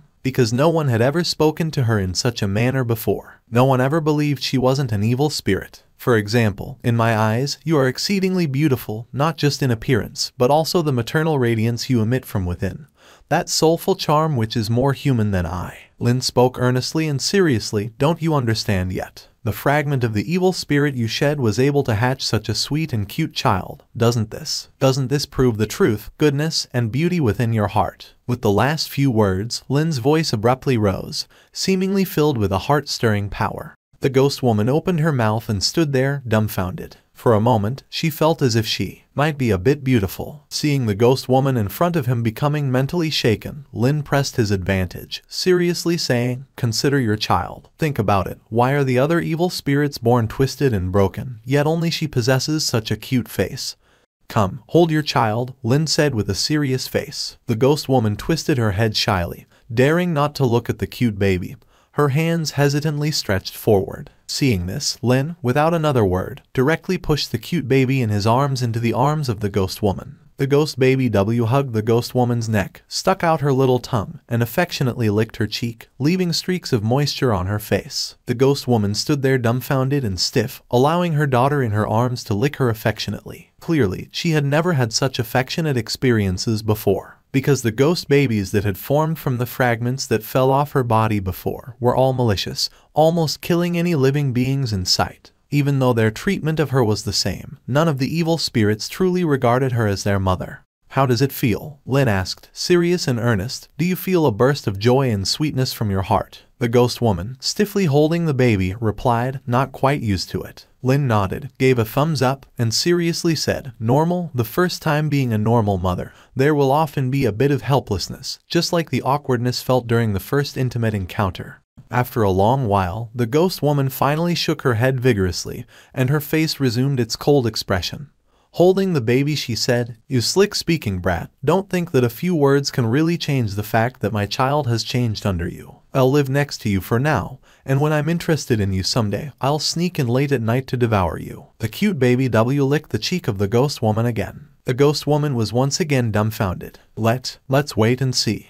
Lin kept a smile on his face, sweating profusely, watching the alluring woman walk out the door with the ghost baby in her arms. After she left, he finally breathed a sigh of relief and collapsed into the chair. Lin muttered to himself, "No good, it seems I have to hurry and improve my combat ability. Otherwise, if I encounter this kind of situation again, it won't be as lucky as today." And the ghost woman said she would come to find him again. Although today he successfully made her lose her malice towards him, there's no telling when on a whim she really might sneak in at night to execute him on the spot. "I can only wait until tonight. The master should be back soon." Lin stabilized his emotions. He then opened the system space and took out the special reward he had just received. Indeed, it's a skill. Lin read the introduction carefully. He roughly understood the function of this skill. That is to say, when he is performing operations like psychological counseling on a target, it can increase the success rate on the target. It's a pretty good auxiliary skill. Learns. In an instant, the skill book transformed into a stream and entered his body. A passive skill immediately appeared on his system panel. Time slowly passed. Lin continued his daily dull and boring desk work. Knock, knock, knock. A series of knocks came from outside the door. The drowsy Lin was suddenly revitalized and immediately revealed a professional smile, raising his head and saying, "Welcome." A chill slowly came in from outside the door. In front of Lin's eyes, a tall and sturdy figure appeared. A set of fierce black armor, dry and bone-white cheeks, a head of equally bone-white long hair draped behind, with crimson light flickering in his eyes. And behind him, a demonic warhorse covered in ominous black fur was led. Apparently, this is another tough guy. And looking at this attire and introduction, it definitely belongs to the category of elite bosses. Indeed, the demon hunter was right. Many terrible fellows have come near Wandering Soul Lane. I need some sufficiently powerful battle support potions. A hoarse voice emitted from the mouth of the Black Knight. He took out a bloodstained money bag from his bosom, and the collision of coins could be heard. The reward will be substantial. Finally, a sufficiently normal customer has come. Lin immediately stood up, maintaining a smile, and said, "Please come in, guest, you have found the right place. In the whole Wandering Soul Lane, only our Bloodsaw Potion shop has the most high-end potions." The Black Knight said hoarsely, "Isn't yours the only potion shop within hundreds of miles around here?" The Black Knight walked through the main door. The soul lamp instantly fluttered wildly. The armor on his whole body made creaking metal friction sounds. An oppressive aura emanated. Without a doubt, this is an extremely powerful warrior. "Sir, may I know what type of support potion you need?" Lin introduced with a smile. He then took bottle after bottle of different potions from the counter and placed them on the table. "We have all kinds of potions in our shop, a wide range of categories, guaranteed to satisfy you." Lin pushed a bottle of potion on the table in front of the Black Knight. "For example, this one, Strength Potion. It can greatly enhance your attack strength. It's a hot-selling product in our shop. You can try it." The Black Knight glanced at it. He picked up the potion and smelled it, then drank it in one gulp. No effect. The Black Knight put down the potion bottle hoarsely. "This kind of potion's enhancement to my combat ability can be almost neglected. Are you making a fool of me?" Lin immediately felt a powerful aura enveloping him. Suppressing him, his heartbeat accelerated. He immediately realized the hidden danger of this task. That is to say, if this Black Knight does not get a potion that sufficiently satisfies him, he might resort to violence. Lin widened his eyes. Without a second word, he quickly opened the counter and took out a high-quality amplification potion carefully researched by his teacher from the cupboard. "Please try this one. I absolutely guarantee your satisfaction this time," Lin said seriously. He placed the bottle of blood-red potion on the table. Without a doubt, this potion is definitely the best and top-quality medicine at the bottom of their Bloodsaw Potion shop. The Black Knight reached out and grabbed the potion, drinking it in one gulp. Instantly, a red light flashed on him, and strands of blood red faintly appeared in his eyes, obviously a reaction from the potion taking effect. Minimal effect. The Black Knight casually threw away the potion bottle, speaking hoarsely, "This potion might be useful for those weaker creatures, but for me, it can be basically neglected." Lin, with wide eyes, quickly took out another high-quality potion from below the counter, saying, "Then try this one." "Trash. How about this one? For hemorrhoids, this is absolutely the best. It's expired." Several minutes later, Lin solemnly looked at the multitude of empty bottles on the counter and then at the Black Knight, who was obviously getting a bit impatient. Clearly, for a Black Knight of this level, the potions sold in their potion shop simply couldn't meet his requirements. Lin's heart was also becoming somewhat anxious. This seemingly simple task's actual danger was definitely not inferior to those he had done before. "It seems that this shop can't come up with any better potions." The Black Knight lifted his head and crunched his neck a few times, speaking hoarsely, "You are wasting my time." "Wait." Seeing the crisis level was about to explode, Lin reached out his hand and calmly said, "There is one more potion in our shop that I believe will definitely meet your requirements, but I don't have it ready. I need to concoct it on the spot. Can you wait for a while? I promise it will be the best potion." The Black Knight spoke hoarsely. "Oh," Lin calmly said, "if you are still not satisfied with this potion, you can cut me down on the spot." A hint of interest appeared in the Black Knight's gleaming eyes. He indifferently said, "Really? Fine, I'll give you half an hour to concoct it. Like you said, if it can't satisfy me, I will cut you down." "All right," Lin said seriously.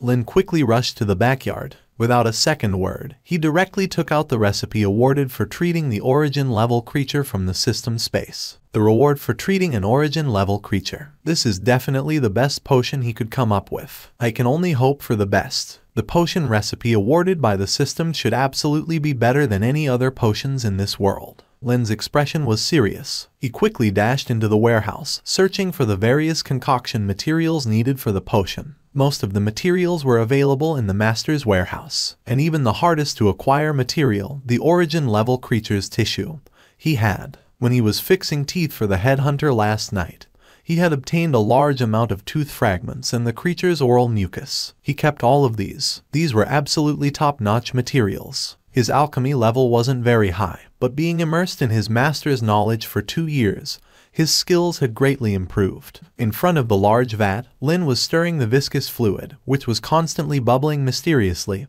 with a stick. Flames were blazing, his expression serious. First put in the black bat wings, then the fangs of the man-faced spider. Boom! The large vat of potion instantly turned from white to purple, bubbling and producing one skull after another. Lin stood indifferently in front of the vat, continuously stirring. The potion in the vat was constantly changing between various colors like red, blue, black, and purple. Time passed swiftly. Soon, 20 minutes passed in a flash. Accompanied by the system prompts, Lin quickly poured the potions into empty bottles, placing them rapidly on the shelf. A total of 10 bottles of Critical Strike Potion. This also instantly gave him an additional 100 points of alchemy experience. Critical Strike Potion. The latest high-quality potion launched by our store. You are the first customer for this potion. Whether it's effective or not, you are the judge. The Black Knight glanced at the unadorned potion. He played with it in his hand and said indifferently, "Are you sure this is the best potion here? You better think it over. If this potion still does not meet my standards, I will, according to our agreement, kill you." Lin calmly said, "I absolutely guarantee your satisfaction." But actually, Lin wasn't sure. After all, he had no exact understanding of how this potion was. But at this time, he really could only trust the quality of the system. Pop! The Black Knight opened the wooden stopper on the potion bottle. Immediately, a faint pungent smell lingered out, and the moment the Black Knight smelled this scent, he was taken aback. Stinky. Obviously, the taste was not going to be good. But what was surprising was that just by smelling this medicinal scent, he felt a strong reaction from the power surging within his body. And for him, who had been taking potions for many years, he hadn't felt this sensation for many years. Black Knight became serious. He picked up the potion, opened his mouth, and drained it in one gulp.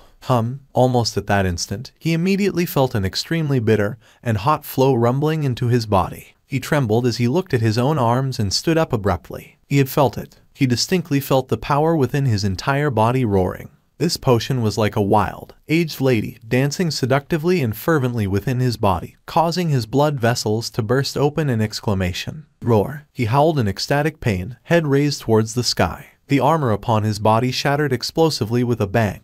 Hairs were swirling in the air, revealing the pale and explosive tendons and muscles beneath. He struck the air with a fist. Boom! A sonic boom exploded forth directly from the air. He was astounded by his own power, feeling as if each of his attacks could land a massive critical strike on the enemy, wildly incomparable. "What a potent potion," he gasped, saying, "I've traversed through hell for many years. Never have I stumbled upon a potion that could elevate my combat power this much. Too powerful. What is this potion? Its effects are so explosive." Lin, with a faint smile and a thumbs up, said, "Our shop's specialty. Critical Strike Potion." The Black Knight murmured the name of the potion again, his eyes progressively turning more fervent. "Remarkable. I never thought that there would actually be such a high-intensity potion in this godforsaken place. With this potion's aid, I should be able to crush that demon hunter." He vowed this was absolutely the most explosive potion he had ever consumed. Such a genuine enhancement to combat power was an unparalleled pursuit for a warmonger like him. Lin, with a serious expression, hesitantly said, "Sir, although the effects of this potion are indeed explosive, in a responsible manner, I still have to remind you that this potion might actually produce some minor side effects. But what type of side effects specifically remains to be investigated." In the end, Lin decided to remind the Black Knight once more. Side effects. The Black Knight snapped back to reality, the corners of his mouth curving into a cold smirk, and said, "Ha, indeed. A potion capable of nearly doubling my combat power instantaneously is bound to come with some adverse reactions. But it matters not. Can any side effect be more dreadful than death?" The corners of his mouth twitched slightly upward. It was at this moment, a gust of wind blew in from outside the door. His extremely attractive long hair began to dance wildly with the wind. And then, it flowed smoothly from his head, drifting away. Lin's gaze became vacant instantly, saying, "Sir, it seems like the side effects have already appeared." The Black Knight raised an eyebrow. "Oh." Lin stared. "Your head." The Black Knight raised an eyebrow, subconsciously reached out, and touched the shining white beautiful long hair on his head. Swish! An incomparably smooth sensation. The pupils of the Black Knight instantly contracted. A surge of immense unrest rose swiftly in his heart. Could it be? He subconsciously looked towards the mirror beside him. His gaze instantly became hollow. In the mirror, a shiny, glistening bald head brightly appeared in his vision. The smoothness of the light, the completeness of the light, the brightness of the light. Ding! A trace of a dazzling halo even flashed on that bald head. An eerie silence unscrupulously spread around. "Where is my hair?" The Black Knight said blankly. Lin, with wide eyes, said, "On the ground." "Is this the side effect you spoke of?" The Black Knight muttered. Lin, with wide eyes, said, "It seems so." "I'll kill you." The Black Knight, in an instant, grabbed Lin by the collar. Humiliated and furious, his anger reaching the crown of his head, Lin became frantic as well, saying, "You said you're not even afraid of death, so what's to fear about this minor side effect?" The Black Knight's eyes were nearly bursting with rage.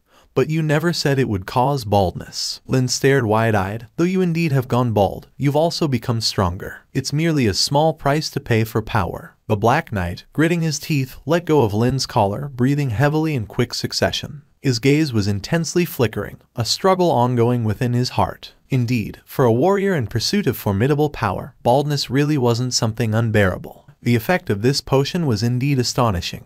The almost doubled boost after consumption was absolutely a top-notch potion. And even if he's bald, so what? As a Black Knight, would he care about these? Right? It's just hair loss, right? I can tolerate being bald. But why does it have to shine? On his smooth, glistening forehead, it seemed to have some sort of special effect. Every few seconds, a streak of bright light would flash by, extremely eye-catching. This really was something that messed with one's mind. Lin wiped the cold sweat from his forehead and calmly said, "Sir, please keep calm. This might be one of the side effects as well. And it's just flashing, isn't it? Adding some special effects, doesn't it make you stand out even more?" The Black Knight kept grinding his teeth. "How much per bottle?" Lin immediately raised a finger solemnly. 1,000 skull coins, absolutely worth the value. "How many more potions like this do you have?" "Including the one you've drunk, a total of 10 bottles. I'll take them all." The Black Knight slapped the counter, his expression gloomy. Lin was taken aback. "Weren't you extremely disgusted by the side effects of this potion?" The Black Knight grabbed Lin's collar in a whoosh, his eyes nearly bursting as he roared, "I'm already bald like this. Do you think I would be afraid of getting even balder? Pack them up for me. If you dawdle, I'll kill you." A few minutes later, Lin stood at the entrance of the potion shop, waving at the Black Knight who was galloping away on his horse, shouting, "Sir, welcome to visit again. If you need similar potions next time, I can give you a 1% discount." The sound of horse hooves gradually distanced within the dark mist, but one could faintly see that every 1 or 2 seconds, a point of light would flash with a ding in the depths of the dark mist. Extremely striking. Dozens of minutes later, in the dark and desolate Hell Wasteland, a demon hunter wearing a high hat slowly walked out of the darkness, the muzzle of his gun slightly tipping the brim of his hat. The wild wind was whipping his robe. "I've been waiting for you for a long time, Black Knight." The demon hunter's mouth curled up slightly, saying deeply, "I thought you had fled in fear, daring not to come to fight." The Black Knight, who had come from afar, leaped down from his warhorse, pulling a fearsome giant sword from behind. His cold and indifferent eyes beneath the helmet emitted a thread of cold light. He hoarsely and ominously raised the sword, pointing it at the demon hunter, saying, "Enough talk. Today, either you die or I perish." The demon hunter laughed heartily, full of mockery, taunting, "Ha ha ha. Just you. Decades ago, you weren't my match, and now it's the same. Did you chase me all this way just to die by my blade? If that's the case, then I'm more than willing to fulfill your wish." In an instant, he pulled out the demon-hunting longsword from his waist, and flames instantly ignited on the blade. The wild wind rustled his cloak, and a cruel and icy smile appeared on his face. Who will emerge victorious remains to be seen. The Black Knight's gaze flickered. Snap. His fingers moved slightly, popping open the cork of the potion in his hand. He drank the potion in one go. Then, he violently smashed the potion bottle on the ground. "Come on." He squinted, assuming a stance. "Potion?" The demon hunter smirked, saying, "Useless, Black Knight. No matter how many potions you consume, the difference is still there. You can't be my match, but I'm still willing to give you a chance." Ding. The demon hunter paused, subconsciously raising his head, his gaze falling on the knight's helmet. Whether it was an illusion or not, he seemed to have seen something flicker inside the helmet just now. Ding. Flickered again. The demon hunter's expression became hesitant, squinting. "It seems like you've prepared some powerful hidden weapon to deal with me, huh?" The Black Knight hoarsely said, "Do you think I'm like you? The Knights of Hell never stoop to using those shady things." Ding ding. Both of them heard those two crisp sounds. The Black Knight clenched his fists, closed his eyes, and the corners of his eyes twitched madly. "What is it?" The demon hunter became more suspicious, saying, "Your helmet just flashed twice." The Black Knight ground his teeth, closing his eyes. "You just need to know that it's not some hidden weapon." Ding ding ding. The demon hunter became even more suspicious. The Black Knight closed his eyes, gritting his teeth, veins popping on his temple. The demon hunter found this guy increasingly suspicious. He finally took off his helmet, revealing the shiny and bright bald head underneath. Ding. That round and shiny bald head emitted a bright light. "Holy crap, what a shiny head." Muscles all over his body bulged as he gritted his teeth, saying, "This is the small price I paid to defeat you. Ding, although I'm bald, I've become stronger." He suddenly raised the giant sword in his hand, pointing it at the demon hunter while shouting.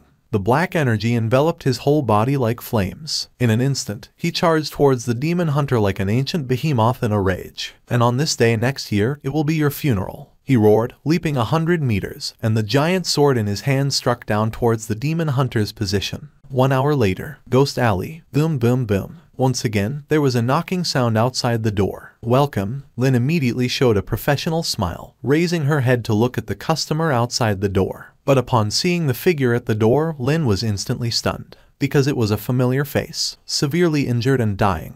The demon hunter, covered in blood, with torn wounds all over his body, was panting and leaning against the doorpost, blood dripping from his fingers. "Holy crap, it's only been a day, and you've suffered such severe injuries again." Lynn was utterly astonished. "Enough talk." The demon hunter gritted his teeth, forcefully covering his chest, saying, "Quickly treat me. The faster, the better. I can give you double the price. You're seriously injured." The demon hunter, struggling, took off his hat, breathing heavily. His eyes showed traces of anger and frustration. "Encountered an old subordinate from before. He was never my match before, but today, I don't know what strange potion he took. Suddenly became exceptionally fierce. He crits with every slash. Damn," he cursed, and his fist hit the counter in frustration, causing intense pain as he vented his frustration. If he hadn't run fast, he might have really been defeated by that guy today. He rubbed his bloodshot dry eyes with difficulty, especially that shiny bald head. Every time he concentrated on attacking,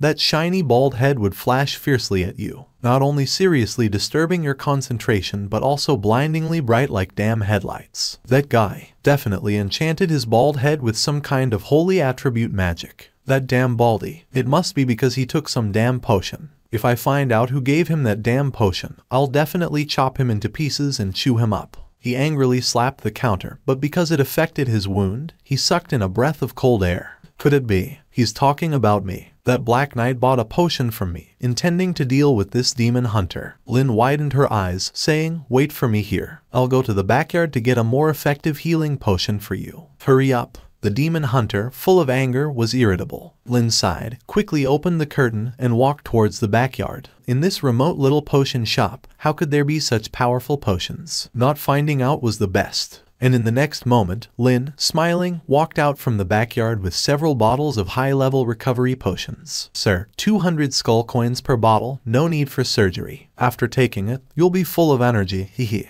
Bang! A bullet whizzed past Lynn's ear. The demon hunter rushed forward, grabbing Lynn's collar, gritting his teeth. "You little guy, you acted so innocent just now. I really never expected that it was you who provided the potion for that bald guy." Lynn looked puzzled. "What potion? Why don't I understand?" The demon hunter erupted in anger. "Are you pretending? I saw that bald guy drink a potion before our battle, and the bottle of that potion is exactly the same as the one on your table." Clearing his throat, Lynn, seeing that the situation was exposed, decided not to pretend anymore. "Curious, the bald guy you're talking about. Is he a Black Knight riding a warhorse?" The demon hunter squinted, grabbing Lynn's collar. "What do you think?" Lynn closed his eyes, smiling. "I see. A few hours ago, that customer did come to my shop and bought a batch of potions at a high price. He's quite wealthy. Contributed a W to my small store's revenue.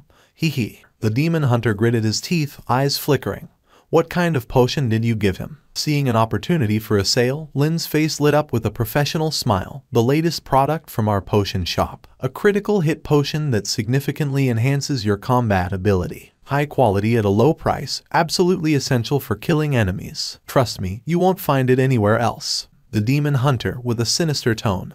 "Are you helping a dark creature to deal with your own kind?" Lynn confidently extended 2 fingers. "The unit price is 2,000 skull coins. But, for a respected customer like you, I'll offer a 20% discount. 1,600 coins per bottle, selling at a loss to you." The demon hunter, contemplating, hesitated. "Or maybe I could kill you now, take over your little shop." Lynn closed his eyes, shaking his head. "Sir, we are of the same bloodline. Like they say, at home, rely on your parents, outside, rely on your own kind. Our relationship is more than that of parents, it's a bond in our blood. And I even offered you a 20% discount. Lin looked mournful. The demon hunter's entire body got goosebumps. After not seeing him for a day, this guy's disgusting skills have improved dramatically. Enough nonsense. The demon hunter bit his teeth, massaging his temples. How much did that bald guy buy? Give me the same. Money is not an issue. Sure thing. Lin instantly felt delighted.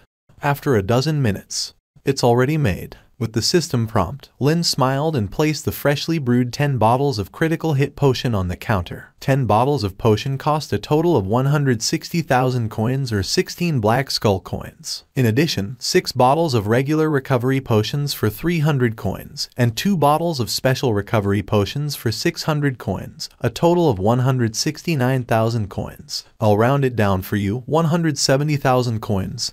Thank you for your patronage. Lin bowed 90 degrees. The demon hunter, gritting his teeth, pulled money out of his pouch. He didn't know why, but he felt like this guy might still be trying to deceive him. After paying, he hesitated as he looked at the potions in his hands. If I drink this, will I really go bald? To be honest, he was a bit resistant. After all, he had nurtured his jet black beautiful hair for many years. Lin earnestly said, baldness is a small matter, strength is lifelong. And it's just hair. If you lose it, come to my store for consumption. I can even offer you hair implants. Lin suddenly thought of a good business chain. Critical hit potions plus hair implant services equals a continuous stream of small profits.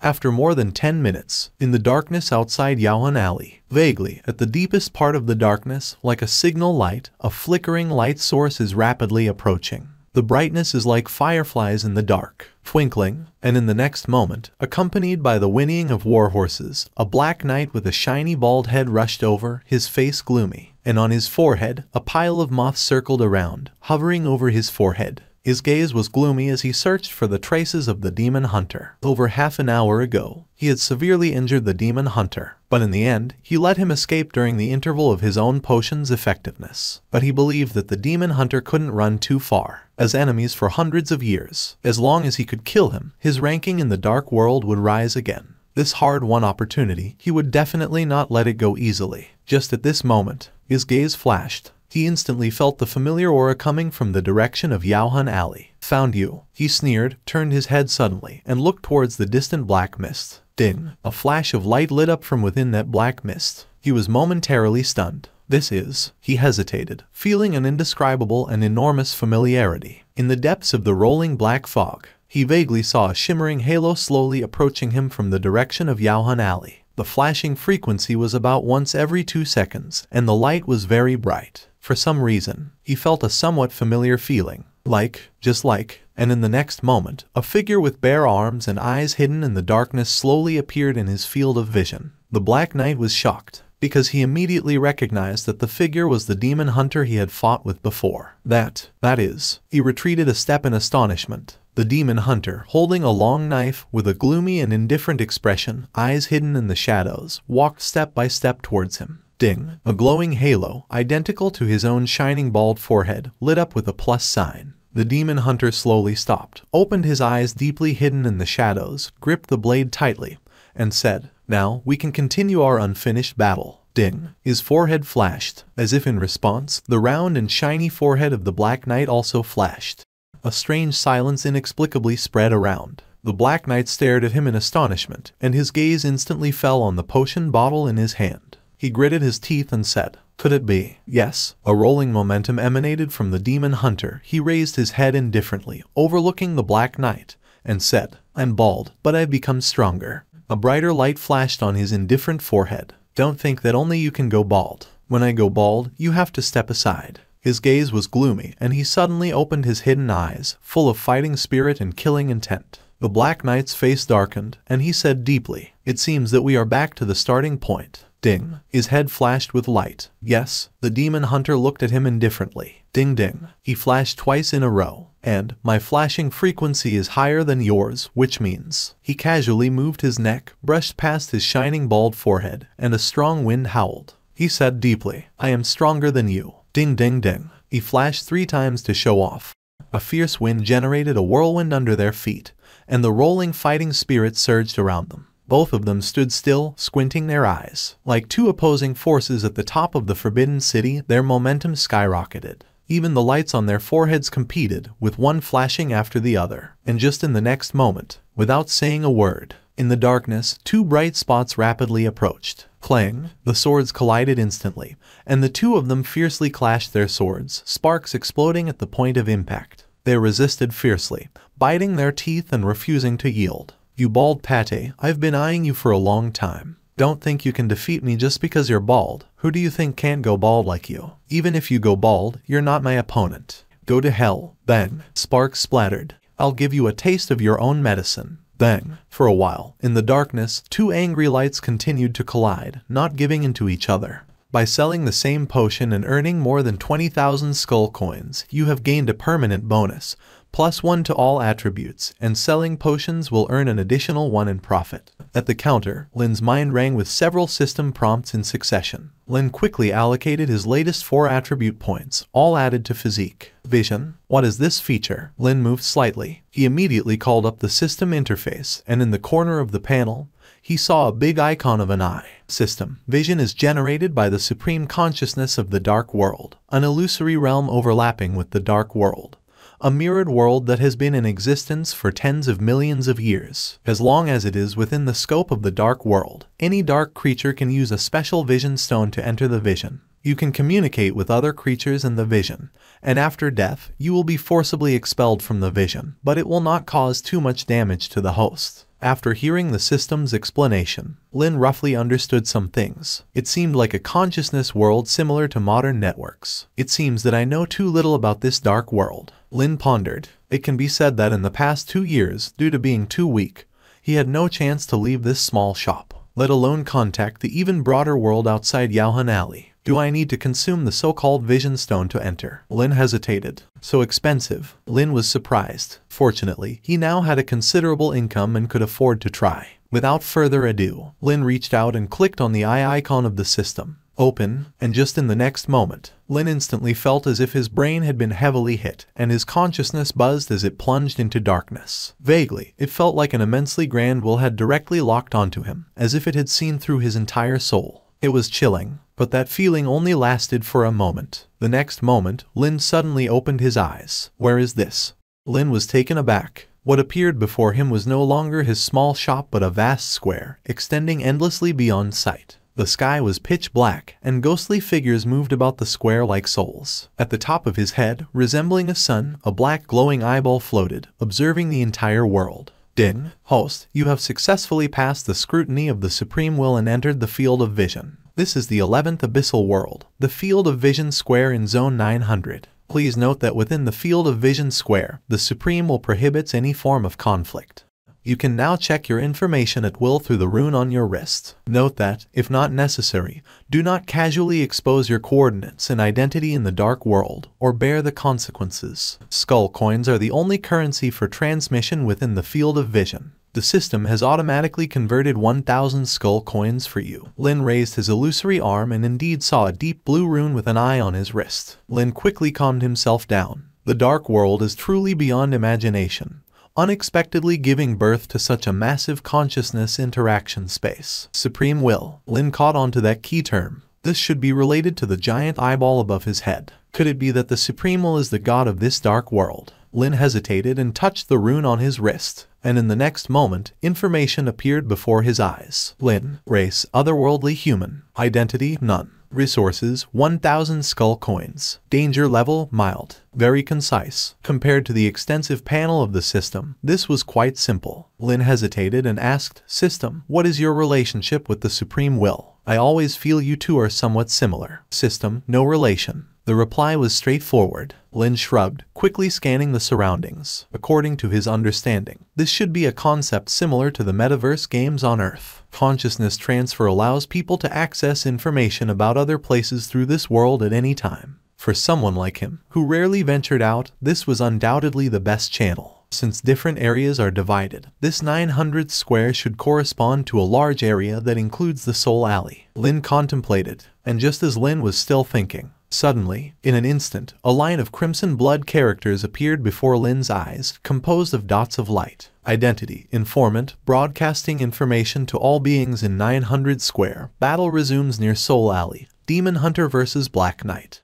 Information reception cost, 20 coins. Lin was momentarily stunned. Then, Lin immediately saw that many wandering specters on the square also stopped simultaneously. Evidently, they also received the same information transmission. It can actually be like this. Lin was amazed. If this was a function of the field of vision, then information had an instant channel for monetization. Without hesitation, Lin immediately clicked confirm. Skull coins minus 20. And at that moment, a pitch-black screen suddenly appeared before Lin's eyes. In the screen, black mist billowed, and distant explosions confirmed that two beings were fighting within the black fog. And in the next moment, bright dots suddenly lit up in the black mist, rapidly leaping and clashing. That is, Lin was stunned. And in the next moment, the screen suddenly became clear and the mist dissipated. Two figures suddenly appeared, the Black Knight and the Demon Hunter who had just visited his small shop. Ding, ding. The brightly shining foreheads of the two were flickering in the screen. Lin was instantly dumbfounded.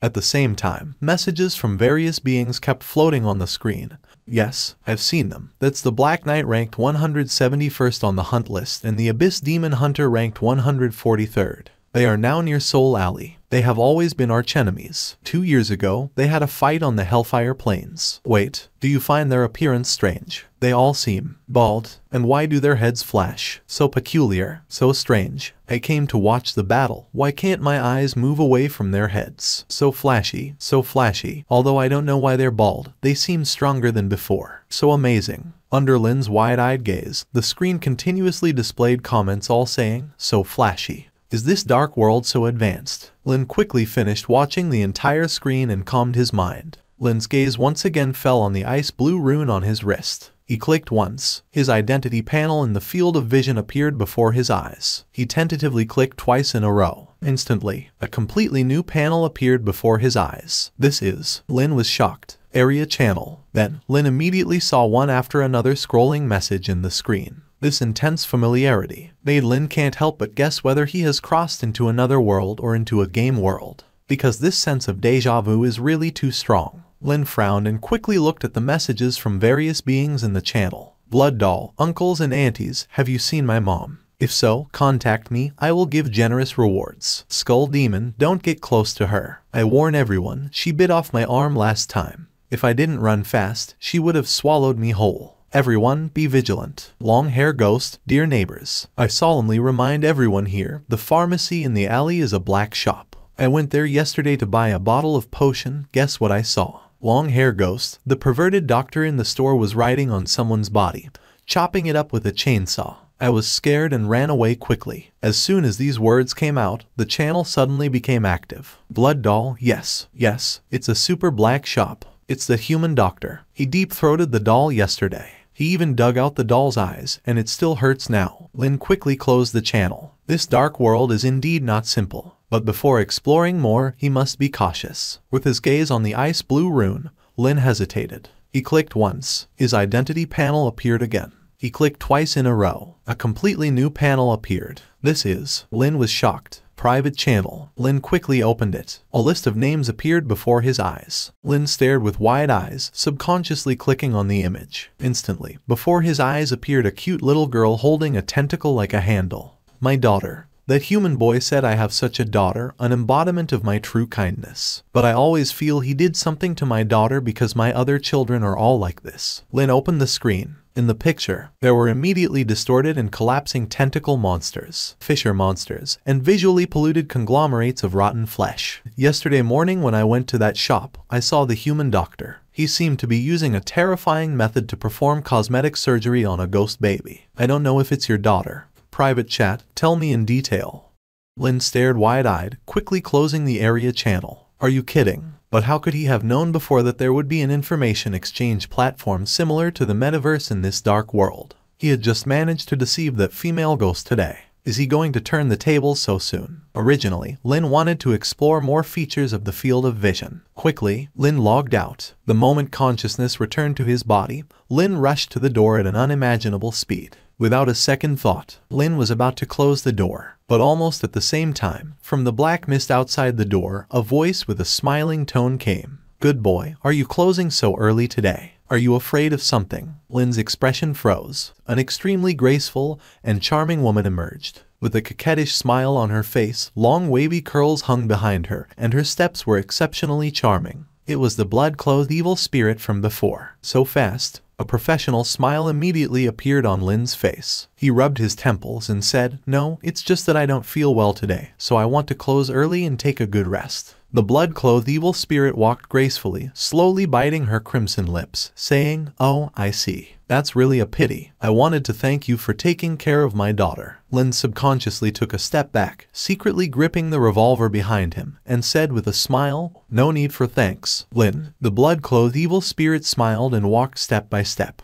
Her gaze was very gentle, but opposite to that was the constantly rising crisis level. But just as she was about to reach Lin, a rolling sound of wheels suddenly came from the darkness in the distance. Squeak, squeak. The blood-clothed evil spirit suddenly stopped, and the smile on her face also paused slightly. Slowly, only to see an old woman with wrinkles pulling a cart slowly appearing in front of Lin's pharmacy, smiling and waving at Lin. "Young man, are you closing?" Lin immediately greeted her with a smile as if grabbing a life-saving straw, saying, "Yes, feeling a bit unwell today, so I want to rest early." "How was your harvest today, Grandma?" The scavenger chuckled. "Old, no one cares about an old woman like me. But with what you gave me today, I won't have to scavenge for several days." "Heta." Without saying anything, Lin sincerely said, "Don't say that, Grandma. I've accumulated some rubbish today that you might be interested in. Shall I give it to you now?" "Oh." The scavenger chuckled. "Thank you very much, young man." Lin quickly returned to the pharmacy, then immediately took out the long hairbands dropped by the demon hunter in the Black Night and solemnly placed them on the scavenger's cart. The scavenger shook. Then her gaze became extremely complicated as she stared at Lin, saying, "When I passed by the alley, those two outsiders were still fighting. It hurt my old lady's eyes to dodge their bald heads. Did they both get their heads shaved at your place?" Lin smiled and said, "Yes, both of them are my good customers." The scavenger paused, then showed an impressed smile, saying, "Impressive, impressive. I didn't expect that all the outsiders appearing in our ghost lane recently have some connections with you, young man. Admirable. But this time, this old lady doesn't have anything to give you. Do you mind if this old lady rests at your shop door for a while?" Lin quickly helped the old lady up, smiling, "I would be honored, Grandma. You can rest for as long as you want." Lin maintained a smile on his face, but in his heart, he had indeed passed through the gates of death more than once. He knew that blood-clothed evil spirit just now was here to kill him. If it weren't for this well-connected old lady appearing, he might really have to settle down here today. "Young man, who is this?" The scavenger turned her head with a smile, looking at the blood-clothed evil spirit in a red dress not far away. Lin immediately smiled and said, "Oh, this is also one of my customers, a very friendly and beautiful lady who just moved in as my neighbor. She has invited me to her house for dinner tonight. She lives in number 45. My daughter likes you very much. Accept the blood-clothed evil spirit's invitation and go to dinner. Refuse the blood-clothed evil spirit's invitation and survive tonight. 1,000 skull coins, 500 base experience, special reward X1. Click. The corner of the blood-clothed evil spirit's mouth suddenly reached her ears, and you could even see the tentacles and fierce thorns crawling in her mouth. "You shouldn't refuse, right?" she said gently. Then she crossed her arms, turned around, and gracefully walked back into the darkness from where she came. Listening to the fading sound of her footsteps, Lin finally breathed a sigh of relief, relaxing. "Young man," the scavenger beside him smiled. "Be careful. Don't provoke any resentful spirits, otherwise they will linger with you forever." Lin quickly came to his senses and thanked, "Anyway, I have to thank the old lady. Without her, I would have been in real danger." The scavenger chuckled as he struggled with his cart and said, "If it weren't for you last night, the ghost alley might not exist anymore. But the old lady will only help you this once. What happens next is none of her concern." Creak, creak. Lin watched the old lady disappear into the black fog, his expression turning serious. He quickly returned to the pharmacy. Checking the time, he raised an eyebrow. "I can only see if the teacher will come back tonight. If not, it's going to be troublesome." Soon, the soul lamps outside flickered and gradually dimmed. Nightfall approached, and there was still no sign of his teacher returning. Lin paced nervously. He knew the teacher probably wouldn't come back today. There were only two choices in front of him. Either go to the appointment or stay and endure until the next day. But clearly, with his current strength, enduring until the next day would be difficult. He frowned. Without hesitation, he immediately spent 500 skull coins, quickly logged into his field of vision, wanting to gather information. As soon as he opened the regional channel, he immediately saw a familiar nickname. Queen, did you kill that human guy? That guy was lucky. There was a scavenger of unknown strength passing by. His relationship with the old lady seems unusual. I didn't take action. Are you talking about the old woman in human skin? Be careful, she might be one of the earliest residents of Ghost Alley. Many residents say she might be a relic of a powerful monster and her strength is terrifying. Interesting, but even if we fight, I'm not afraid of her. Tonight, I've invited that guy to my house. If he comes, there will be a good show waiting for him. If he doesn't come, haha, then I should find some entertainment. Queen, invincible. All the comments below were full of compliments. Indeed, having just moved here not long ago, she had already established enough authority in Ghost Alley. It was truly a world where strength was respected. Queen, do you think he might be in the field of vision, watching us chat right now? Impossible. That guy's strength is weak, and he hasn't reached the ability to enter the field of vision. Even if he could, so what? I'm already itchy to deal with him. Tomorrow, you guys can wait for my battle report. Human doctor, are you here? Are you? The bastard who trained my daughter, are you here? Come out if you dare. Snap. Lin quickly closed the regional channel, eyes widening. This was an open plot against him. No way. Lin immediately logged out, looking serious. Squinting, he brought his revolver, heart, and bone-cutting knife, all carried with him. These were his best self-defense tools so far. Then, he opened his panel. Can slightly increase the success rate of persuasion. Can diagnose whether the other party is under a curse. Lin, a weak fighter with all attributes and only a few basic life skills. I can't face it head on, I have to use my brains. Lin looked serious, watching the soul lamps gradually extinguish. Lin no longer hesitated, quickly closed the pharmacy door, and then, holding the gradually dimming soul lamp, walked out of the pharmacy for the first time. The light from the soul lamp dispersed the black mist. In the darkness, silence prevailed. Soon, Lin stood in front of the door of number 45 Ghost Alley. Lifting his head, an old and dilapidated house revealed itself, emitting a strong smell of blood and a musty odor. And here, it was the shop of the pig-headed demon from before. Except, yesterday, he was eaten. Creak. Lin slowly pushed open the old wooden door while holding the lamp. Lady, I'm here to visit, Lin shouted. The interior was pitch dark, and a strong musty smell wafted over. Lin cautiously walked in. In the darkness, he faintly heard the sound of rustling movements. Around him seemed to be something hanging upside down, emitting a subtle sound of chain collisions. And in the next moment, candlesticks on the walls around lit one after another, instantly illuminating the entire room. And Lin immediately saw, one after another, hanging upside down from the chains were dried corpses, skin peeled off. Lin could even clearly see the twisted and fixed expressions on their faces. Clearly, before the death of the pig-headed demon, this place had always been a bloody and cruel slaughterhouse. Lin reached out and poked the face of a corpse hanging in front of him. Not as handsome as me. Lin shook his head, moved away the hanging person, and walked towards the front. The next moment, Lin saw in the center of the room a square table covered with a blood-red tablecloth, and two candlesticks flickering with faint flames. There was also a pair of high-heeled shoes on the table. The atmosphere was inexplicably eerie and out of place. Lady, are you there? Lin shouted, but there was no response. Lin widened his eyes, shrugged, looked at the chair that seemed to be prepared for him in front of the table, and sat down on it.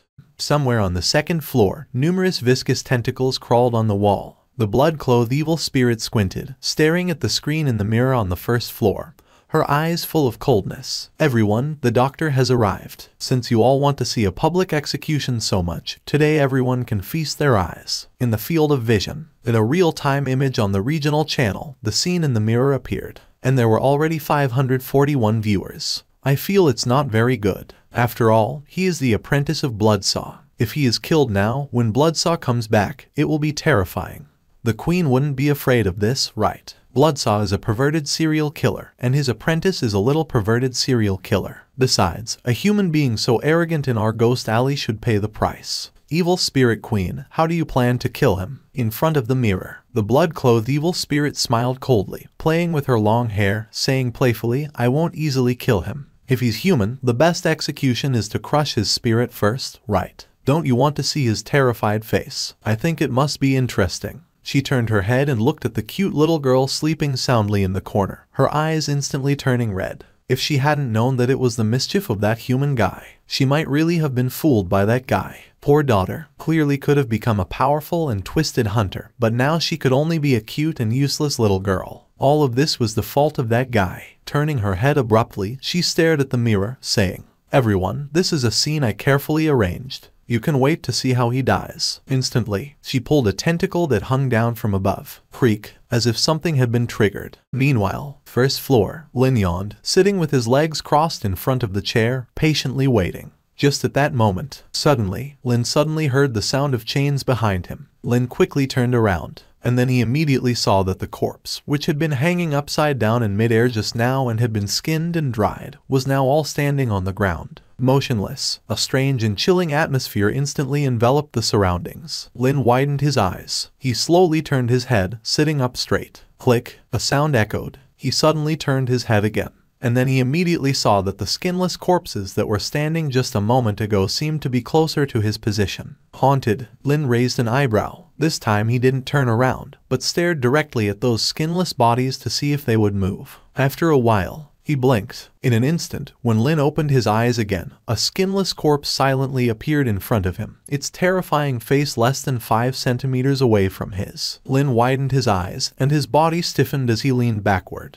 Second floor. The blood-clothed evil spirit sneered, eyes flashing with satisfaction, watching Lin's stiff figure in the mirror. In the channel within view, various evil spirits were extremely excited. The blood-clothed queen is truly worthy. The way she creates a sense of horror is too strong. If I were that guy, I would probably be scared too. Yes, yes. Suddenly, all those skinless corpses coming to life, anyone would find it spine-chilling. He should be too scared to blink now. If he blinks again, his neck might be bitten off in an instant. The evil spirits excitedly discussed. Then they saw Lin carefully tilting backward, staring at the skinless bodies. Then he slowly reached out his hand, carefully reaching towards the mouth of the skinless corpse. What is he doing? The evil spirits were puzzled, not understanding. Click, under their astonished gaze. In the picture, Lin suddenly broke off a gold tooth from the mouth of the skinless corpse that was almost at arm's length. He wiped it, blew on it, and put it in his pocket. Blood-clothed evil spirit, burned ghost, blood doll. Instantly, the previously excited regional channel became silent. Everyone had a stunned expression. This doesn't make sense. This seems to conflict with their imagined development. What is he doing? In the regional channel, a message asked in a daze. Gold is precious in the human world, like a hard currency similar to skeleton coins. An evil spirit explained. But this explanation was not convincing at all. Look, he moved. Is he finally planning to escape? The evil spirits immediately stared at the screen. In the picture, Lin slowly emerged from under the skinless corpse's arm, staring with wide eyes without blinking. Then he went behind another skinless corpse, took out a bone-cutting knife from his waist, pluck, plunge directly into a certain opening.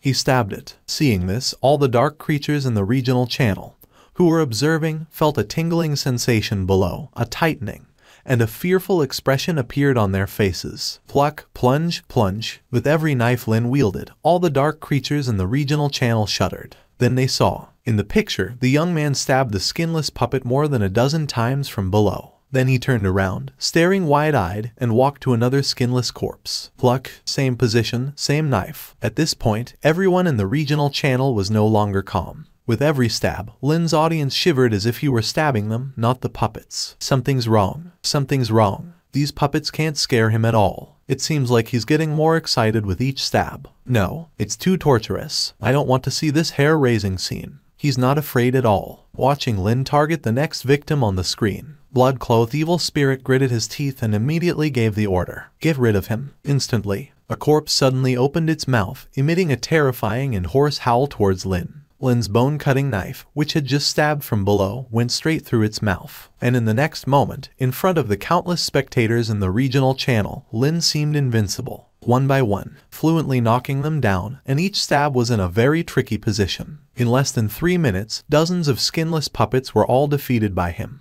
Silence filled the regional channel. All the evil spirits stared at the screen, looking at Lin's handsome figure with the knife. Is this human so amazing? He killed them all, and he doesn't seem afraid at all. Why am I starting to feel scared? And just as everyone was staring in shock, they suddenly saw Lin quickly running towards the door. Instantly, the evil spirit's eyes lit up. He wants to run, but just as Lin disappeared from the screen for less than a few seconds, they immediately heard a series of buzzing sounds outside the screen. What is that sound? One evil spirit asked in astonishment. And in the next moment, they saw Lin quickly rushing in, holding a chainsaw like a maniac. Today, I'll chop you all up and feed my precious pet. Under the horrified gaze of everyone, Lin, with the chainsaw in hand, began a humane destruction of the skinless puppets lying on the ground, terrifying scenes unfolding before the camera. Buzz, buzz, buzz. For a while, extremely bloody and horrifying scenes played out on the screen. I'm not watching. I'm not watching. It's too scary. He doesn't spare the corpses either. That's right. He did the same with a chainsaw yesterday.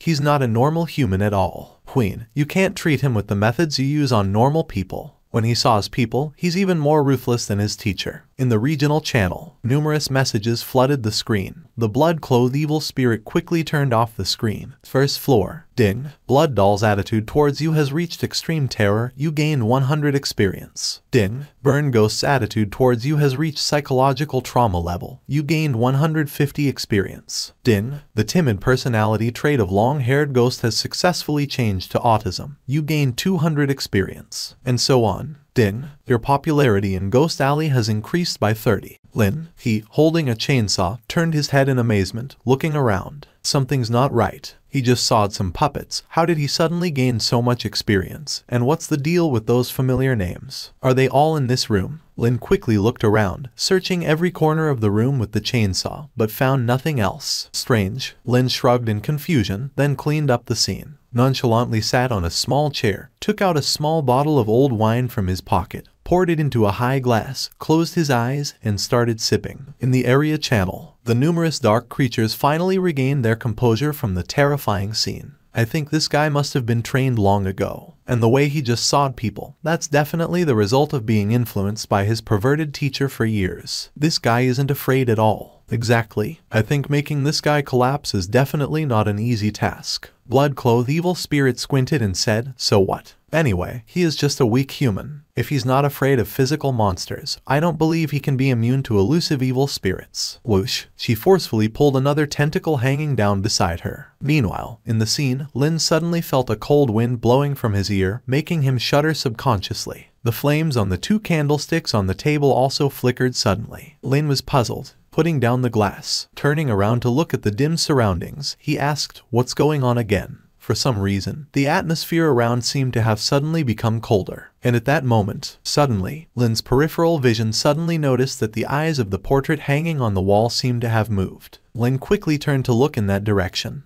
Holding his arms, he took large strides toward the portrait on the wall. Lin observed in confusion. What he didn't notice was that in the darkness behind him, something was slowly approaching him step by step. The candle flames flickered, and at this moment, Lin suddenly felt a cold sensation on his shoulder, as if something was pressing on it. Lin almost subconsciously turned his head to look at his shoulder. Instantly, eye contact. The face of a ghostly girl with a pale, rotten face and blood flowing from 7 orifices stared at him almost at 0 distance.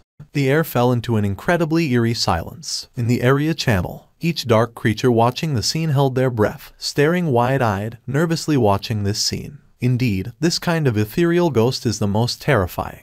If it were me, I'm afraid I would be scared to wet my pants if I turned around and saw this scene. Isn't this human's mental resilience supposed to be strong enough to not be afraid of such unexpected things? Everyone watched in breathless silence. In the scene, a brief few seconds of silence. Then, suddenly, they saw Lin winked playfully at the ghostly face on his shoulder. The crowd, no, and that ghostly face seemed to freeze, because it clearly felt that this human in front of it seemed to show no fear at all about its appearance. Lin closed his eyes, sighed, and said, don't bother. Are you also one of those actresses arranged by the lady? Tell her not to play these fancy things. Since I am a guest, if you treat me like this, I'm really in a difficult position. The ghostly face paused for a moment, then suddenly widened its eyes and emitted a terrifying scream towards Lin. Crack. Lin slapped the ghostly face crisply with the back of his hand. The ghostly face was directly restored to its original state by this sudden slap, looking completely dazed. Lin shook his hand, closed his eyes, and said, why open your mouth so wide?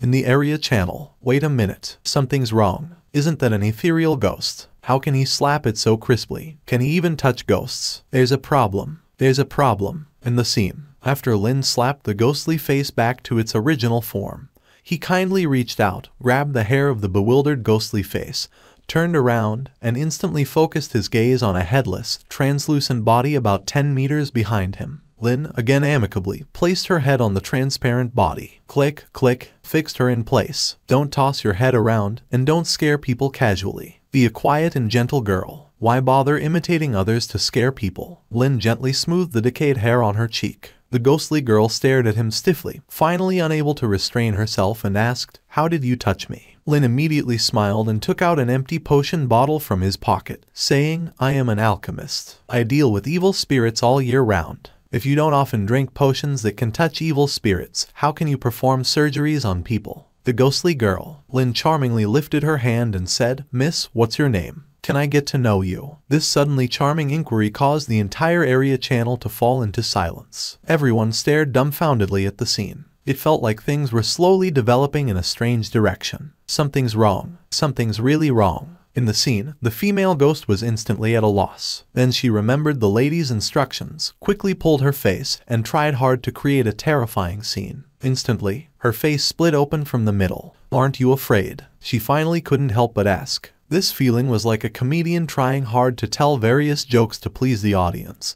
but the audience had a deadpan expression, completely not cooperating with your intentions. It was very embarrassing. Then he helped her close her face, very much with the quality of a warm man. Lin approached her gently and charmingly, then slowly and forcefully grabbed her wrist, the corner of his mouth gently curving. In fact, scaring people is also a kind of knowledge. Seeing terrifying scenes may not break their defenses. You should go a step further. Let them see the terrifying things happening to themselves, so they can truly fear you. For example, Lin smiled gently, grabbing her wrist and slowly pulling her into his arms. Squeak! The sound of flesh being torn came from his clothes. A large amount of fresh blood instantly stained his chest. Feel something pulsating. Is it a bit warm? Is there blood flowing out? Yes, just as you thought. What you're holding now is my heart. In the area channel, everyone held their breath, watching the blood overflowing from his chest on the screen, and then looking at his face with a gentle smile. An indescribable sense of tremendous horror and terror surged in everyone's hearts. In the scene, Lin maintained the gentleness on his face, slowly grabbing the wrist of the female ghost, approaching her. And the eyes of that ghost were already trembling, showing a faint trace of fear. Lin whispered in her ear, "That's right, you have to slowly pinch the opponent's heart so that the target can clearly feel the fear of the heart being gripped tightly. Then you must let them see it with their own eyes, watching you dig their heart out of their chest." The ghost trembled, and her spirit tightened to the extreme. In the area channel, all the people were holding their breath, their hearts completely in their throats. And when you make them watch you dig their heart out little by little, the target's spirit has already been stretched to the limit. The ghost trembled, her spirit stretched to the limit. Lin slowly said, "And at this time, you just need to." Almost in an instant, the ghost directly exploded in shock. A look of incomparable fear appeared on her face. The entire area channel instantly exploded, and in various corners of Ghost Alley, almost at the same time, there were inexplicable screams. "I'm done. I'm done. I want to go home. Mom, someone scared me. I'm not watching. I'm not watching." The entire area channel was filled with ghostly cries and wolf howls. In the scene, Lin couldn't help but burst into hearty laughter, laughing so hard that he covered his stomach, tears streaming down. He took the heart of the faceless demon, who was already cowering in the corner after being scared, and blew on it, then put it away in his bag again. He gave her a thumbs up and smiled. "How about that? The effect is very good, right? It's like this, you have to first tighten the opponent's spirit, and then suddenly create some terrifying sound effects and visuals, so that their spirits suddenly collapse. Only then can you achieve the effect of being caught off guard." "Understood." The ghost curled up in the corner, shivering, said, I understood.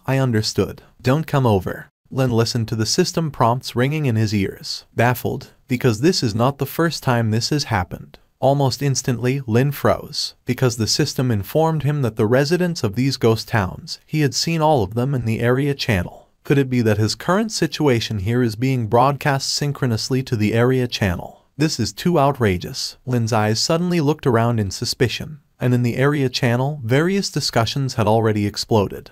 "Queen, evil spirit queen, I think this live broadcast shouldn't continue. This guy is not the kind of normal person who is easy to crack. He didn't crack open, but I'm afraid we're the ones who are going to crack first. Queen, your maid has already been scared to tears by him. This guy seems to have trained in this aspect." The blood-clothed evil spirit gritted her teeth, clenching her fists. Although she knew this kid had thick skin and wasn't a normal person, she didn't expect him to be so enduring. It seems, she really has to take action herself. Otherwise, she would lose face in front of these little ghosts in Ghost Alley today. Snap. She slammed the table, gritting her teeth. The broadcast stops here. I'm going down to kill him now, and you guys just wait for good news tomorrow. Then she stood up suddenly, ready to turn off the mirror's voyeurism. But when her gaze fell on the mirror, she shivered subconsciously. Lin had obviously found the source of the voyeurism, and at this moment, he was standing on a small stool, curiously peering into the camera with one eye. Queen, it's up to you. Doll doesn't mind charging in directly. Restrain the neck first, beat them up, and then cut off the head. Skeleton demon, exactly. Don't give them a chance to open their mouths, just snap it off to avoid future trouble. Long-haired ghost, is this a bit impolite? Crowd, long-haired ghost, oh, I was just talking nonsense. Evil spirit queen, rest assured, wait for my good news. By this time tomorrow, his head will be in the corner of my house,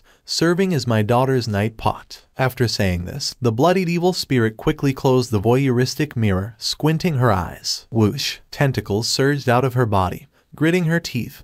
Her body instantly dissolved into a large pool of crimson blood, which gushed into the floor, heading towards the first floor. In an instant, the candles on the first floor began to flicker. On the ceiling, thick drops of sticky blood dripped onto the floor. In an instant, the viscous blood began to converge, transforming into the bloodied evil spirit with a cracked face. She looked around suddenly, but besides her ghost servant shivering in the corner, there was no sign of Lin. Where is that kid? Bloodied evil spirit gritted her teeth. Her gaze fell on her ghost servant, and he pointed to the wooden door leading to the corridor, saying, Master, he said he was getting impatient and wanted to find you personally. He just opened the door and went to the backyard. This brat. The bloodied evil spirit clenched her teeth, instantly transforming into a twisted and howling evil spirit, rushing towards the door. All the way to the backyard, she quickly searched among several buildings, but she couldn't find any trace of Lin. And in the next moment, her gaze suddenly fell on the shadow that flashed past the window of the second-floor attic. Her pupils contracted instantly. This guy, did he sneak into my boudoir? The bloodied evil spirit directly erupted.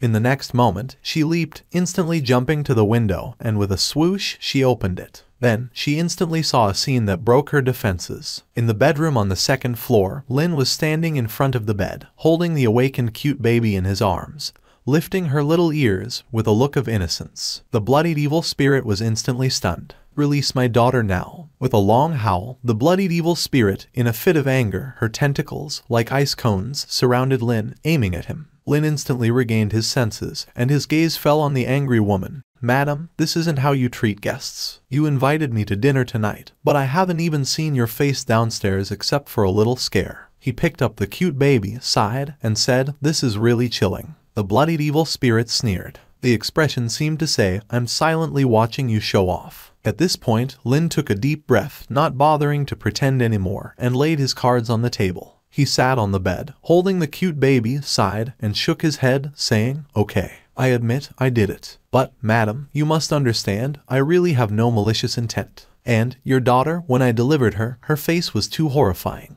She had pus-filled sores and burst open. As a just and righteous doctor, Lin sighed helplessly, if I don't correct it, when the boar demon really comes to claim the ghost baby that came out of her belly, can I point to the child covered in pus and say, is this your daughter? She looks too broken. The bloodied evil spirit sneered and said, Okay, continue making excuses. Let's see how long you can keep making them. Lin raised his hand in surrender, helplessly saying, Okay, there are other reasons, and this time I'm telling the truth. Speak. First, Lin closed his eyes, raised a finger, and said, I'm afraid of death. I fear that when your child completely breaks down, you'll take me out first. After all, this is an evil spirit. The bloodied evil spirit sneered. This excuse seems reasonable. Second, Lin raised his head, closed his eyes, and said, I wanted to try my ability to create, see if I can mold a good-looking baby. So, I borrowed your child to gain some experience. The bloodied evil spirit grinded her teeth. What about the third? The third, Lin awkwardly said, Of course, I also had a little thought that the boar demon might not come to claim the child. So I thought of making a cute girl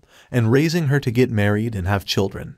The bloodied evil spirit was petrified, directly stunned in place. Lin raised his eyebrows. Just kidding. How could I, Lin, have such filthy thoughts? I just wanted to create a slightly more good-looking doll, pleasing to the eye, haha. Do you find it amusing? The bloodied evil spirit gritted her teeth. Shaking his head, Lin closed his eyes and said, "Not funny." The bloodied evil spirit was about to be laughed to death and said, "I find it very funny. Should I tear your mouth apart now and let you laugh heartily? What do you think?" A calm smile appeared on Lin's face. "Madam, I think we should sit down and have a good talk. If you really want to kill me, I'm indeed not your opponent, but you have to distinguish between light and heavy matters."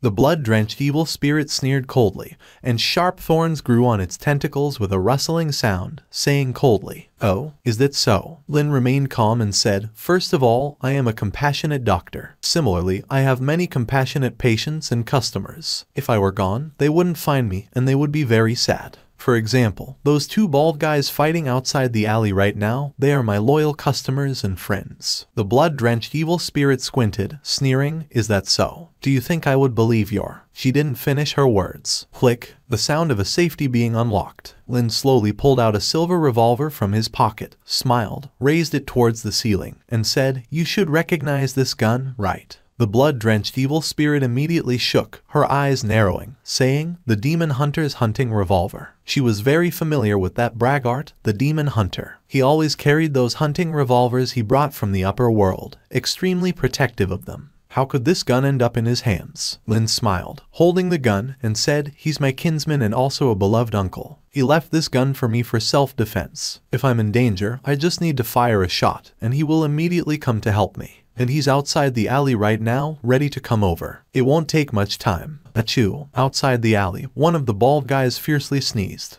The blood-drenched evil spirit narrowed her eyes, a glint of malice in her eyes. Lin smiled, put away the gun, and then took out a thin roll of hair from his pocket. "What's this?" the blood-drenched evil spirit asked coldly. Lin smirked and said, "This is a token my Black Knight uncle left for me.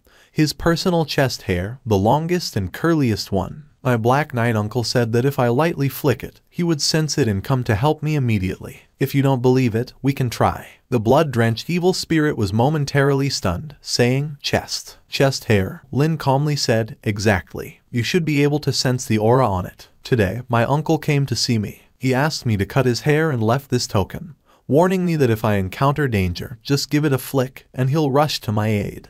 Achoo! Another bald guy outside the alley sneezed, looking confused. The blood-drenched evil spirit's face was full of shock. Her gaze crazily flickered, hesitating, because what he said was indeed correct. She had fought that madman before, the Black Knight who was just like the Demon Hunter, a real show-off. Indeed, this human guy could open a shop in this monster-filled dark world without any trouble. There must be some connection here. No wonder he was so confident. Don't deceive me. Don't think I don't know. They are sworn enemies for centuries. If they have such an extraordinary relationship with you, why do they fight to the death every time they meet? Lin smirked and said, "Madam, can't you see the intimate relationship between us?" Achoo! Achoo! Outside the alley, the Demon Hunter and the Black Knight both sneezed at the same time. The Demon Hunter pointed at the Black Knight, angrily saying, "I knew I sneezed for a reason. It looks like you're cursing me in your heart. You're in big trouble." The Black Knight gritted his teeth, glaring at the Demon Hunter and said, "Stop talking nonsense here. Clearly, you're silently mocking and ridiculing me in your heart. I'll definitely beat you up today." In an instant, the two, both with bald heads, fought again, clashing with each other. In the room, the blood-drenched evil spirit tightly furrowed her brows, staring at Lin, momentarily not daring to make any reckless moves. Although she felt that he hadn't spoken a single truthful word, the chest hair and the revolver did have reasons to prove that his relationship with those two people was unusual. Lin smiled slightly, his elbow resting on the table, chin in his hand, looking calm and unruffled, saying, "By the way," Lin changed the subject, smiling slightly, then took out a small, crystal-clear object from his pocket, resembling white jade, and said, "What do you think this is?" The blood-drenched evil spirit's gaze instantly fell on the small white object in his hand, like tooth fragments. Instantly, her face changed, because from that small white object, she felt an indescribable and profound aura. What is this?" Lin slightly raised the corner of his mouth, saying, "Unfortunately, madam, you should be familiar with the famous Abyss Headhunter, right?" The blood-drenched evil spirit's body shook, almost subconsciously taking a step back. Deep Abyss Headhunter. As a creature in the dark world, she naturally knew very well. It was a terrifying, origin-level monster that roamed various areas of the dark world all year round. Every time it appeared, it would devour countless creatures' lives and flesh. It was an existence that even the kings of the dark world, the supreme-level powerhouses, would absolutely avoid. And unfortunately, just yesterday, several gathering places of dark creatures near Ghost Alley were all completely eaten by those headhunters. She had just escaped from one of the headhunters last night. Could it be? Lynn smiled, suggesting, "It seems you know." Then, take a guess. Why did so many creatures die around Ghost Alley?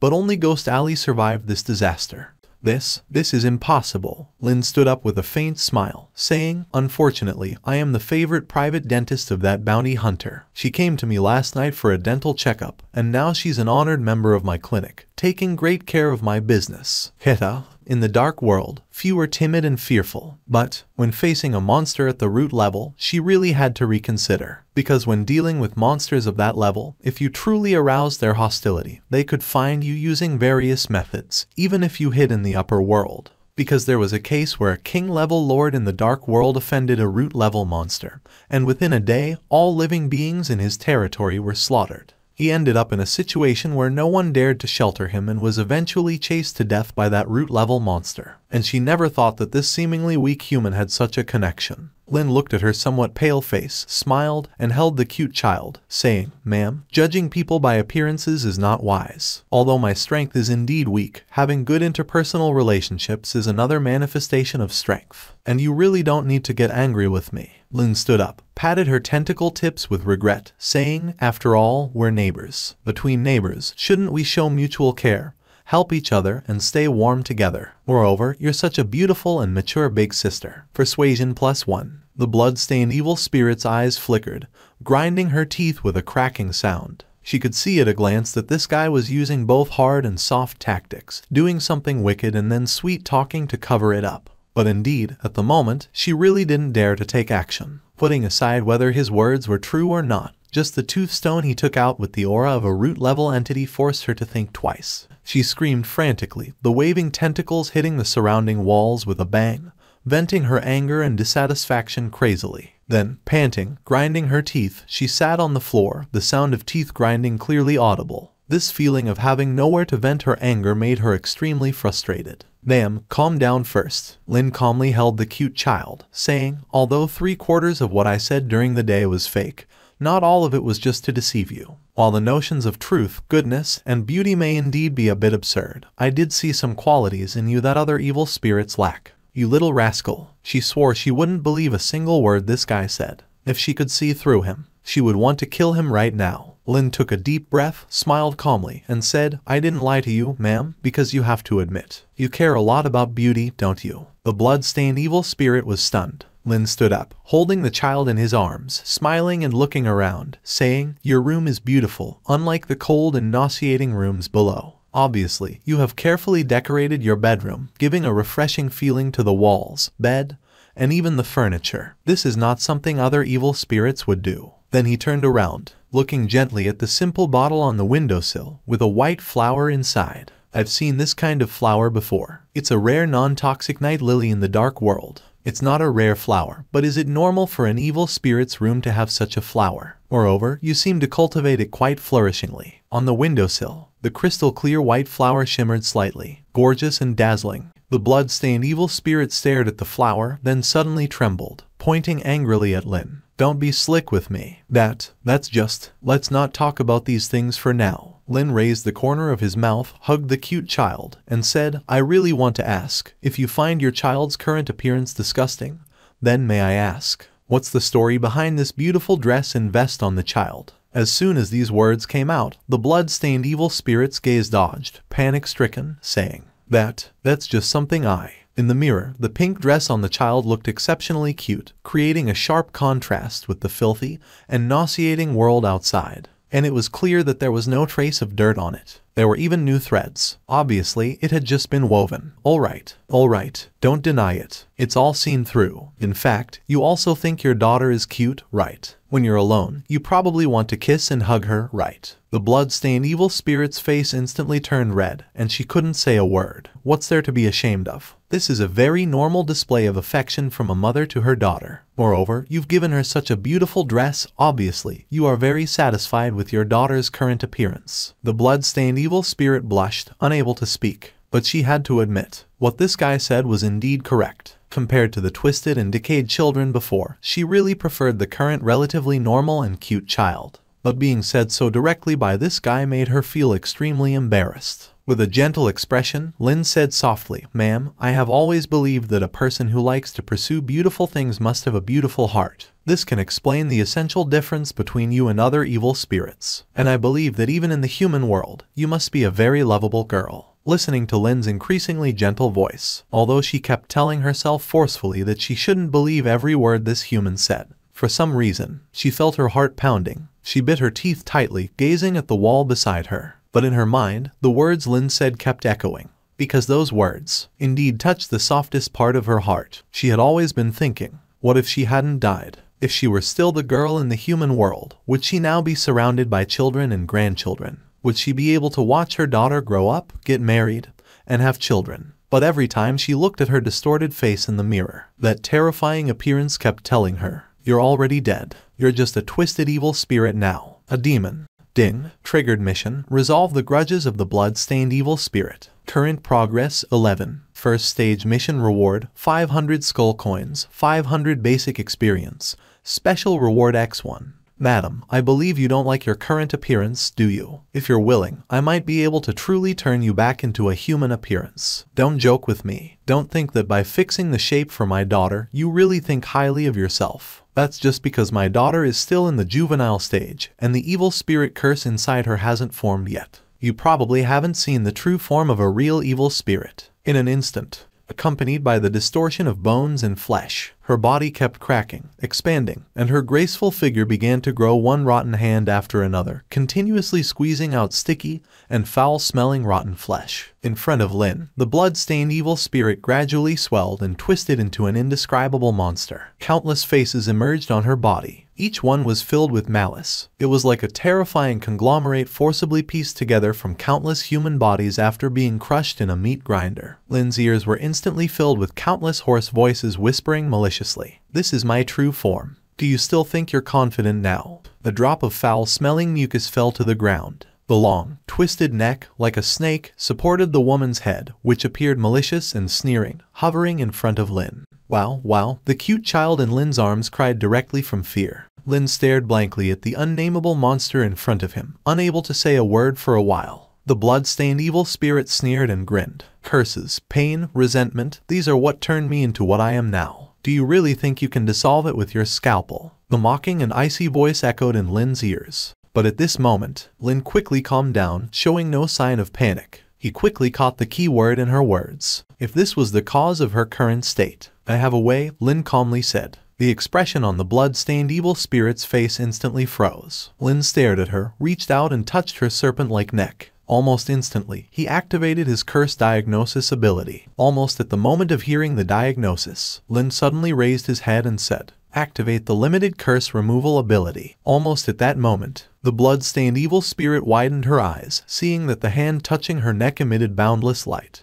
And those lights, like soft lines, quickly surged into her body. She immediately felt the curse inside her body, under the influence of those halos, slowly peeling away. She was shocked, her expression unbelievably blank. And just under her gaze, countless twisted black lines were rapidly peeled away from her body by those lights. Her pupils suddenly dilated, as if someone had drained her all at once. She felt the curse being peeled away, felt the pain and distortion gradually moving away from her. She let out a long howl of pain, and in the next moment, her shattered and twisted body gradually disintegrated in the light, revealing a fair and slender figure on the bloodstained and broken ground. Splash! The light gradually dissipated, and a black and hideous rune appeared on Lynn's palm. That was the evil spirit curse he had removed and collected. With the dissipation of the light and the restoration of vision, Lynn's gaze immediately fell on the pure white figure on the floor, amid the foul-smelling blood stains and minced meat. The long curly hair fell like a waterfall, stunningly beautiful. "The curse has been temporarily removed." Lynn smiled, his expression unchanged. On the floor, the blood-stained evil spirit stared blankly, lying there. She slowly sat up from the ground, her eyes reflecting her slender hands, turning her head dumbly, looking at herself in the mirror. For a moment, her mind went blank. "This, impossible," she muttered to herself, tremblingly reaching out and putting her hand on her cheek, because she felt it. This was her body, no longer the disguise formed by the aggregation of flesh and blood. This was her true self. And the empty feeling in her body, the evil spirit curse that had tortured her for hundreds of years,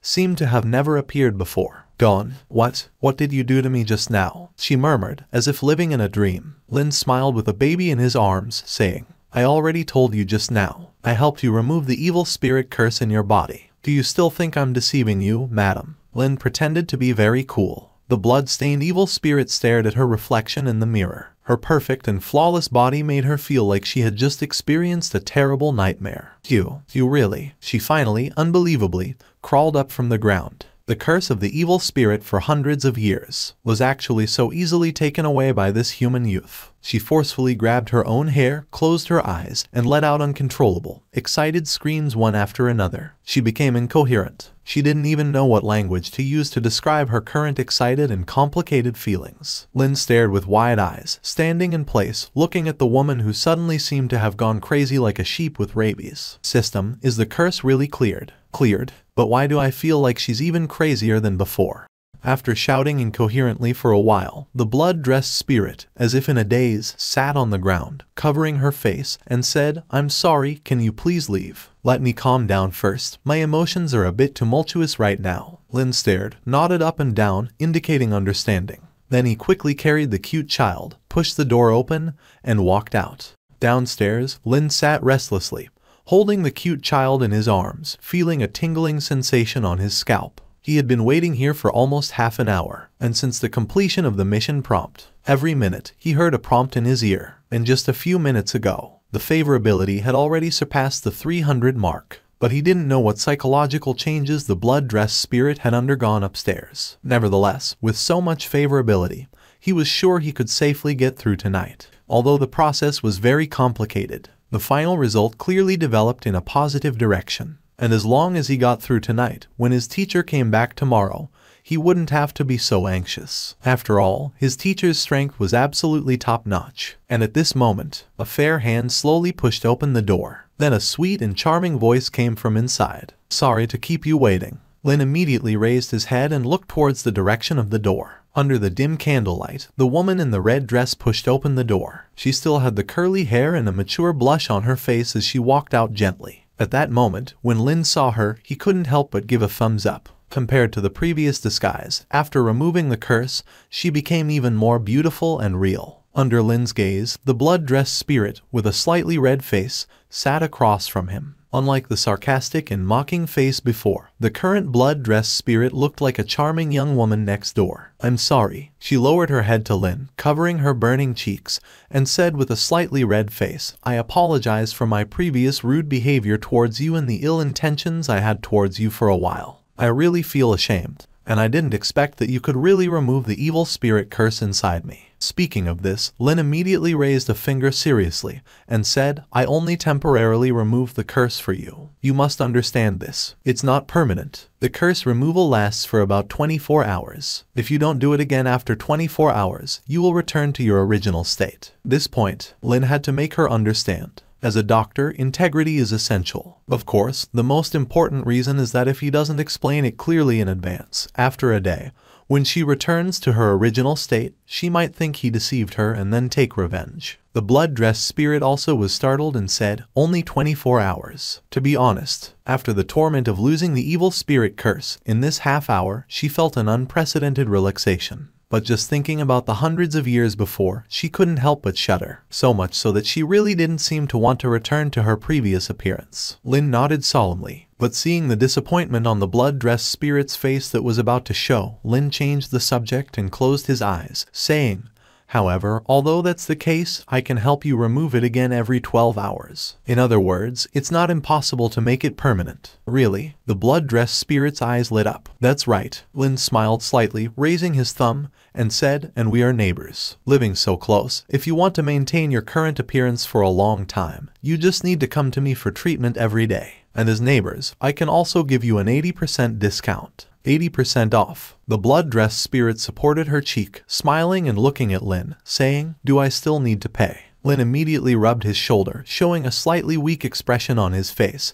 and said with a wry smile, "Miss, to be honest with you, although the process of removing the curse seems simple, it's really energy consuming. It seems that in the relationship between neighbors, I can indeed give you a few free sessions. But afterward, you still have to pay. After all, we are running a small business." Lin didn't believe she really had no money. After all, someone like the Dark Knight Demon Hunter probably used Dark Skull coins, indicating that they were from a wealthy family. But Lin set the price not too high. After all, this is a long-term business, and it's all about a steady stream of income. "I don't have money." Lin was stunned. "Miss, are you kidding?" Lin couldn't laugh or cry and said, "With your strong existence, how can you not have money? Don't lie to me." The blood-dressed spirit, with a smiling face, rested her cheek on her hand and said, "Really no money because in the past, whenever I wanted something, I just ate the other party directly, which was convenient, so I never needed to trade and didn't have any money." Lin was sweating profusely and said, "No money. Then other things are also possible. As long as the price is right, anything can be used for trade." "Really?" The blood-dressed spirit raised her eyebrows prettily. "Whether it's body parts, herbs, cursed objects, or even corpses, I'm willing to trade as long as the price is right."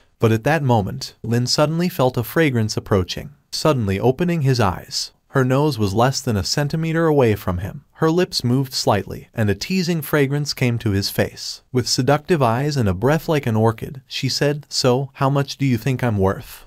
She gently extended her slender fingers, pulling on the straps on her shoulders, causing her fair skin to dazzle. The charm emanating from this mature woman was like a poison, tightly gripping one's eyes. Lin widened his eyes. Subconsciously, he tried to move back a bit, but it quickly became ineffective as her enchanting face approached even further. "Danger." Lin struggled to calm himself and said, "Miss, please restrain yourself." The blood-dressed spirit's red lips moved slightly, and she softly said, "You called me sister before, didn't you? Don't you think that sounds better?" Hiss. A cool breeze surged into Lin's chest. He immediately felt like he had just climbed out of one pit, only to fall into another. Lin tried to compose himself and said firmly, "In our shop, we don't accept payment in flesh. Really don't want it. This is a very good body, just freed from the curse and untainted. Do you really not want to give it a try?" She gave Lin a seductive smile and a teasing look. Lin swore that this female ghost was definitely a master at enchanting hearts, and for a naive teenager like him, this was not a level playing field at all. Lin stiffened.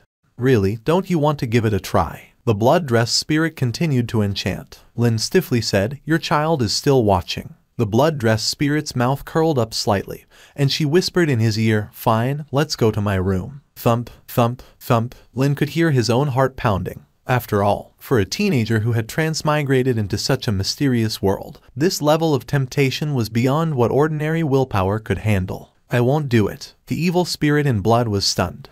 Won't? Which aspect does it refer to? Has such a smooth-talking and handsome boy never done anything fun with a girl before? Because if this was placed in the human world, he would definitely be a scumbag boy who could easily deceive girls. The blood-clothed evil spirit looked strange and said, "Have you never been intimate with a girl?" Lin closed his eyes and did not answer. "You haven't been kissed either." Black lines appeared on Lin's head, grinding his teeth. Seeing Lin endure the embarrassment, the blood-dressed spirit's mouth slowly revealed a strange smile. Her eyes seemed to light up, like a big bad wolf seeing a cute little rabbit. "Is that so?" She lightly licked the corner of her mouth and, near Lin's ear, laughed softly. "Then I will teach you step by step, practical teaching."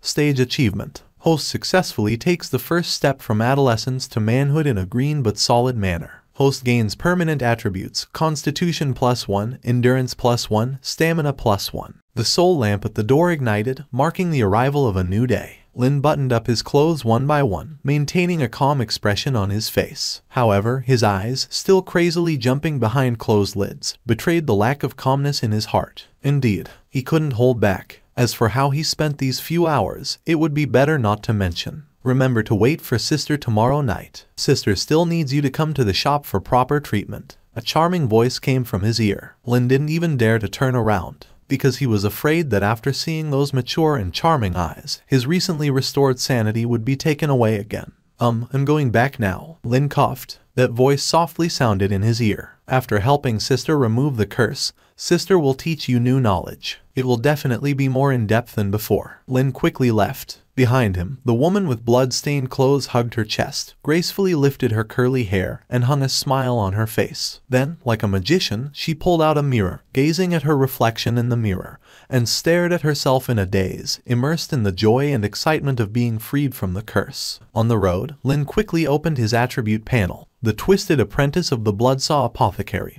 Beneath the innocent exterior lies a heart that spreads fear, has caused significant psychological trauma to multiple customers, and incited two high-level creatures into drug-induced madness. Despite having some reputation among the root monsters, still struggles to change the narrative of deceiving virtuous women and forcing flesh payments. What kind of messed up introduction is this? How did I become a twisted pervert in their hearts? How did I start spreading fear? And what's with the nonsense about deceiving virtuous women and forcing flesh payments? Clearly, it was my first time being dangerously seduced. I was the one who was lured. And why is the blood-dressed spirit considered a virtuous woman? Lin, with a dark face, vented his frustration. After that, as usual, he distributed all his attribute points into Constitution, although the other aspects had their advantages. But in any case, endurance was the best advantage in this dark world. And after his Constitution became powerful, other abilities would also have subtle improvements, such as stamina and endurance. Even the force of a punch would noticeably be stronger than when his Constitution was weaker. And now he had reached level 9. That meant, as long as he leveled up once more, he would meet the system's job change requirements.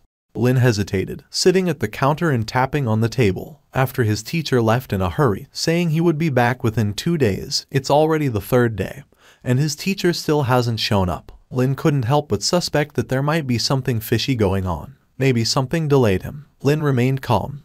Enter. Accompanied by a nauseating feeling, Lin suddenly opened his eyes, and once again, the vast square appeared before him, along with the giant eyeball on the square. He had returned to the vision. Let's see what they're talking about. Lin quickly opened the area channel to see if he could gather some information. Queen, how's the situation going? Did that human apprentice die miserably? Has his head been twisted off to serve as a night pot? Queen, please tell us in detail. We're very eager to know the details. Queen, are you there? Has that guy who dared to bully your daughter been decisively dealt with? Queen, you've appeared. How is it? Did that guy receive the punishment he deserves? Evil Spirit Queen, made me very comfortable. In an instant, silence filled the area channel. What do you mean by very comfortable? Evil Spirit Queen, yesterday I was too impulsive. He is indeed a very capable doctor, and I shouldn't have treated him with such rudeness. But I also didn't break my promise. Since I said I would eat him, I will definitely eat him. But it's just in a different way. Evil Spirit Queen, I won't talk anymore. He was too intense, I need to go sleep well, goodbye. What do you mean a little swollen? Explain it clearly. And what is the different way you're talking about? Why does it feel like some strange and indescribable things happened last night at the Queen's house? Queen, explain it a bit more clearly. What's going on with that guy? Queen, are you kidding me? Are you kidding me? Did that human guy not only not die but also conquer the powerful Evil Spirit Queen? Crack. Lin closed the area channel at an unimaginable speed, staring wide-eyed, cold sweat pouring down like a heavy rain. The Evil Spirit Queen is too open-minded. Why can she casually talk about everything? Lin forcefully shook his head. Although some ambiguous games were indeed played last night, it definitely didn't reach the level of a full-blown affair. Absolutely not. Lin forced himself to calm down, closed the area channel, decided not to think about those strange things anymore. Lin began to carefully explore the other functions of the vision. After all, the vision might become another direction for his future development. If he could open a modern-style online shop, it would be even better. Soon, Lin roughly understood some basic functions of the vision, and after understanding it, Lin became more and more suspicious whether the so-called Supreme Will is really from the same place as him, because many elements are really too similar to online games. First, in the vision, all creatures can release information to the outside. You can charge for it, but when publishing information, you need to submit a portion of skeleton coins as a fee. You can publish in your area, choose full vision, or a larger area, but it requires corresponding permissions and higher fees. In addition to each square's corresponding, there is also a larger range, and the largest public. Yes, it's precisely because of the words that makes Lin highly doubt the composition of this vision. Because the style doesn't match. You can spend some skeleton coins to register your own shop and identity in the vision, but you need to charge 1 black skull coin every day. Yes, a whole 1,000 skeleton coins a day. In addition to trading in the vision, you can also accept various tasks posted by creatures and receive rewards in skull coins. It can be said, this vision has almost formed an independent economic system. If not for the fact that the vast majority of creatures walking in it are dark beings, he would even think he had logged into a large online game.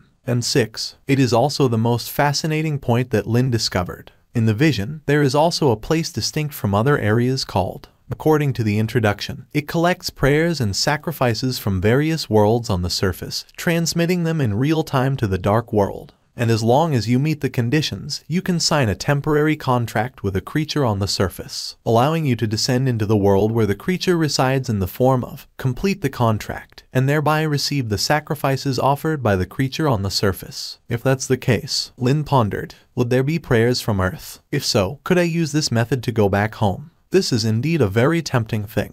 Because for a teenager in his teens, away from home for 2 years, still in such a dark world, saying he doesn't miss home is definitely a lie. But Lin is not in a hurry. He still has other things to do now. Teleport, trading area. Lin clicked on the rune on his hand, and in the next moment, a shimmering hexagram magic array appeared under his feet, and his figure disappeared in an instant from where he stood. Once in the trading area, ads kept flashing in Lin's eyes like an overwhelming bombardment. A twitch appeared at the corner of Lin's mouth because it was truly absurd. It felt like opening a web page only to be bombarded with hundreds of ads, an information overload. However, Lin paid no attention. Upon entering the trading area, new functionalities appeared in the rune on his wrist. Shop teleportation allows direct teleportation to the space where a specific shop is located by entering the corresponding number and name. Shop creation, costing 10,000 skeleton coins, one can establish their own shop in the vision. Formula trading allows access to specific high-value item trading areas for auctions and purchases. Without hesitation, Lin clicked on shop creation. His current stash of skeleton coins had exceeded 30,000, enough to create his own shop in the vision. He entered Bloodsaw Apothecary and the address of the Soul Alley, then clicked submit. But in the next moment, he received a notification of duplicate information. Lin pondered, could it be that my teacher has already created a shop with the same name in the vision?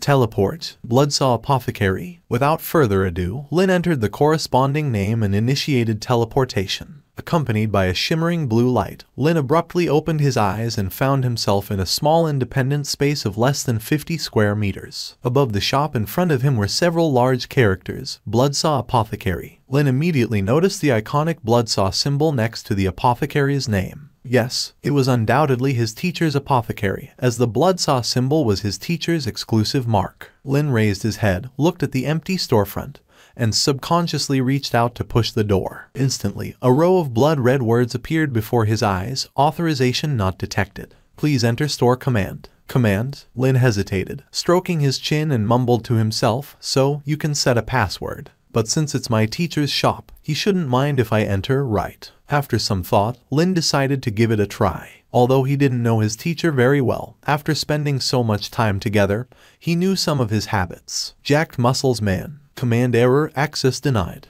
Single for 200 years. Command error, access denied. My cutest disciple. Command error, access denied. Lin frowned, thought for a moment, and then with a deadpan expression, uttered, I love Luo. Correct command, access granted. Click. The door of the shop slowly opened. Lin muttered, indeed, using this sinful preference as a command, the same as the safe code. Lin smoothly entered the shop. After entering, Lin confirmed that this so-called vision was indeed far more expansive than typical virtual worlds. It allowed real-world items to be incorporated into this realm, a highly efficient piece of dark technology. However, the shop didn't contain anything particularly rare, and the potions stored here were not much different from those in the small shop. But it seems like regular maintenance has been ongoing, Lin noted, as he discovered 4,000 skeleton coins reserved for daily shop deductions. To his surprise, there was also a log that Lin could check in the shop in the vision. He browsed through it and found entries like, 90th day, sold a full set of adult cursed demon organs, income, 5 black skull coins. 93rd day, sold a hell contract demon head skull x1, income, 1 black skull coin. 95th day, rest day. 97th day, sold soul-biting eyeballs x2, income, 2 black skull coins. Going through these records, Lin's eyes widened. Teacher really likes to engage in some side businesses, because Lin vividly remembered that around the times mentioned in the logs, his teacher would return carrying several blood-stained bags, heading straight to the operating room. Lin often heard the sound of chopping meat from inside, so the apothecary was just a front. His teacher's actual source of income was selling the organs of these monsters. Lin took in a sharp breath. Still, it also gave an insight into his teacher's strength, as the monsters sold in the logs were undoubtedly powerful creatures. Continuing to scroll, Lin's gaze focused on a particular entry. 105th day, a friend from the Demon Association found me, inviting me to the Hanging Tower to investigate some strange occurrences within the association. I've been out of the Demon Association for 10 years now, and it's strange for them to come looking for me. Lin checked the timestamp. This log was edited 3 days ago. It seemed like this was the reason why his teacher left 2 days ago. Hanging Tower, Demon Association. Lin contemplated. It seemed like an organization within the dark world, and his teacher was once a member. However, he wasn't well versed in it, as his teacher, being a quiet master, had no reason to reveal more. Lin shook his head. But since it's an invitation from an old friend, there shouldn't be any unexpected situations. Lin closed his eyes. Soon, he pushed these thoughts aside because, for him, the most crucial thing now was to earn money, promote, and build a reputation. With such a vast platform like the Vision, Lin intended to leverage his advantage as a transmigrator. He quickly left the Vision and went straight to the backyard, swiftly preparing the various materials for potion brewing. If he wanted to develop in the Vision, the most important thing was to have enough marketable products. The Critical Strike Potion and Blood and Flesh Growth Potion in his hands were both unique recipes obtained from the system, especially the Critical Strike Potion, which had proven to be an excellent potion for enhancing combat capabilities. Lin believed that these two potions would surely have a broad market in the Vision. Lin roughly listed the materials for the Critical Strike Potion. While some were relatively common, the primeval-grade biological tissue, he only had some tooth fragments left from the headhunter after the last batch. Still, it should be enough to brew around 30 bottles. For large-scale production, he would undoubtedly need more raw materials. But for now, it was more than sufficient. Without further ado, Lin immediately brought the materials to the alchemy room and began brewing the Critical Strike Potion. Bubbling, igniting the fire, setting the cauldron, and brewing. Ding, you've brewed 1 Critical Strike Potion. Ding, you've brewed 1 Critical Strike Potion. With the system prompts, 2 hours quickly passed. Lin's hands now held 30 bottles of yellowish-red potions.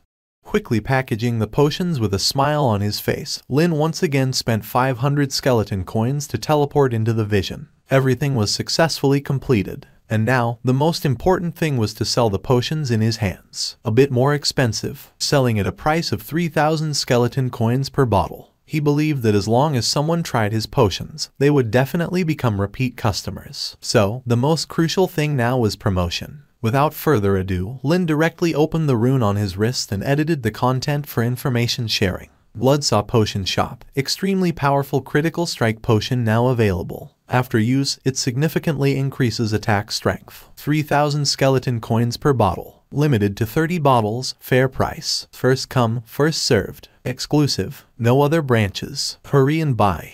Click. Skeleton coins minus 1,000. Information shared successfully. Lin smiled, feeling a sense of anticipation, and quickly switched to the trading channel. Looking at the shared information, Lin had a feeling that countless customers would soon be breaking down the door. Half an hour later, Lin sat in front of the counter, closed his eyes, a curve on his lips, and glanced at the empty outside of the store.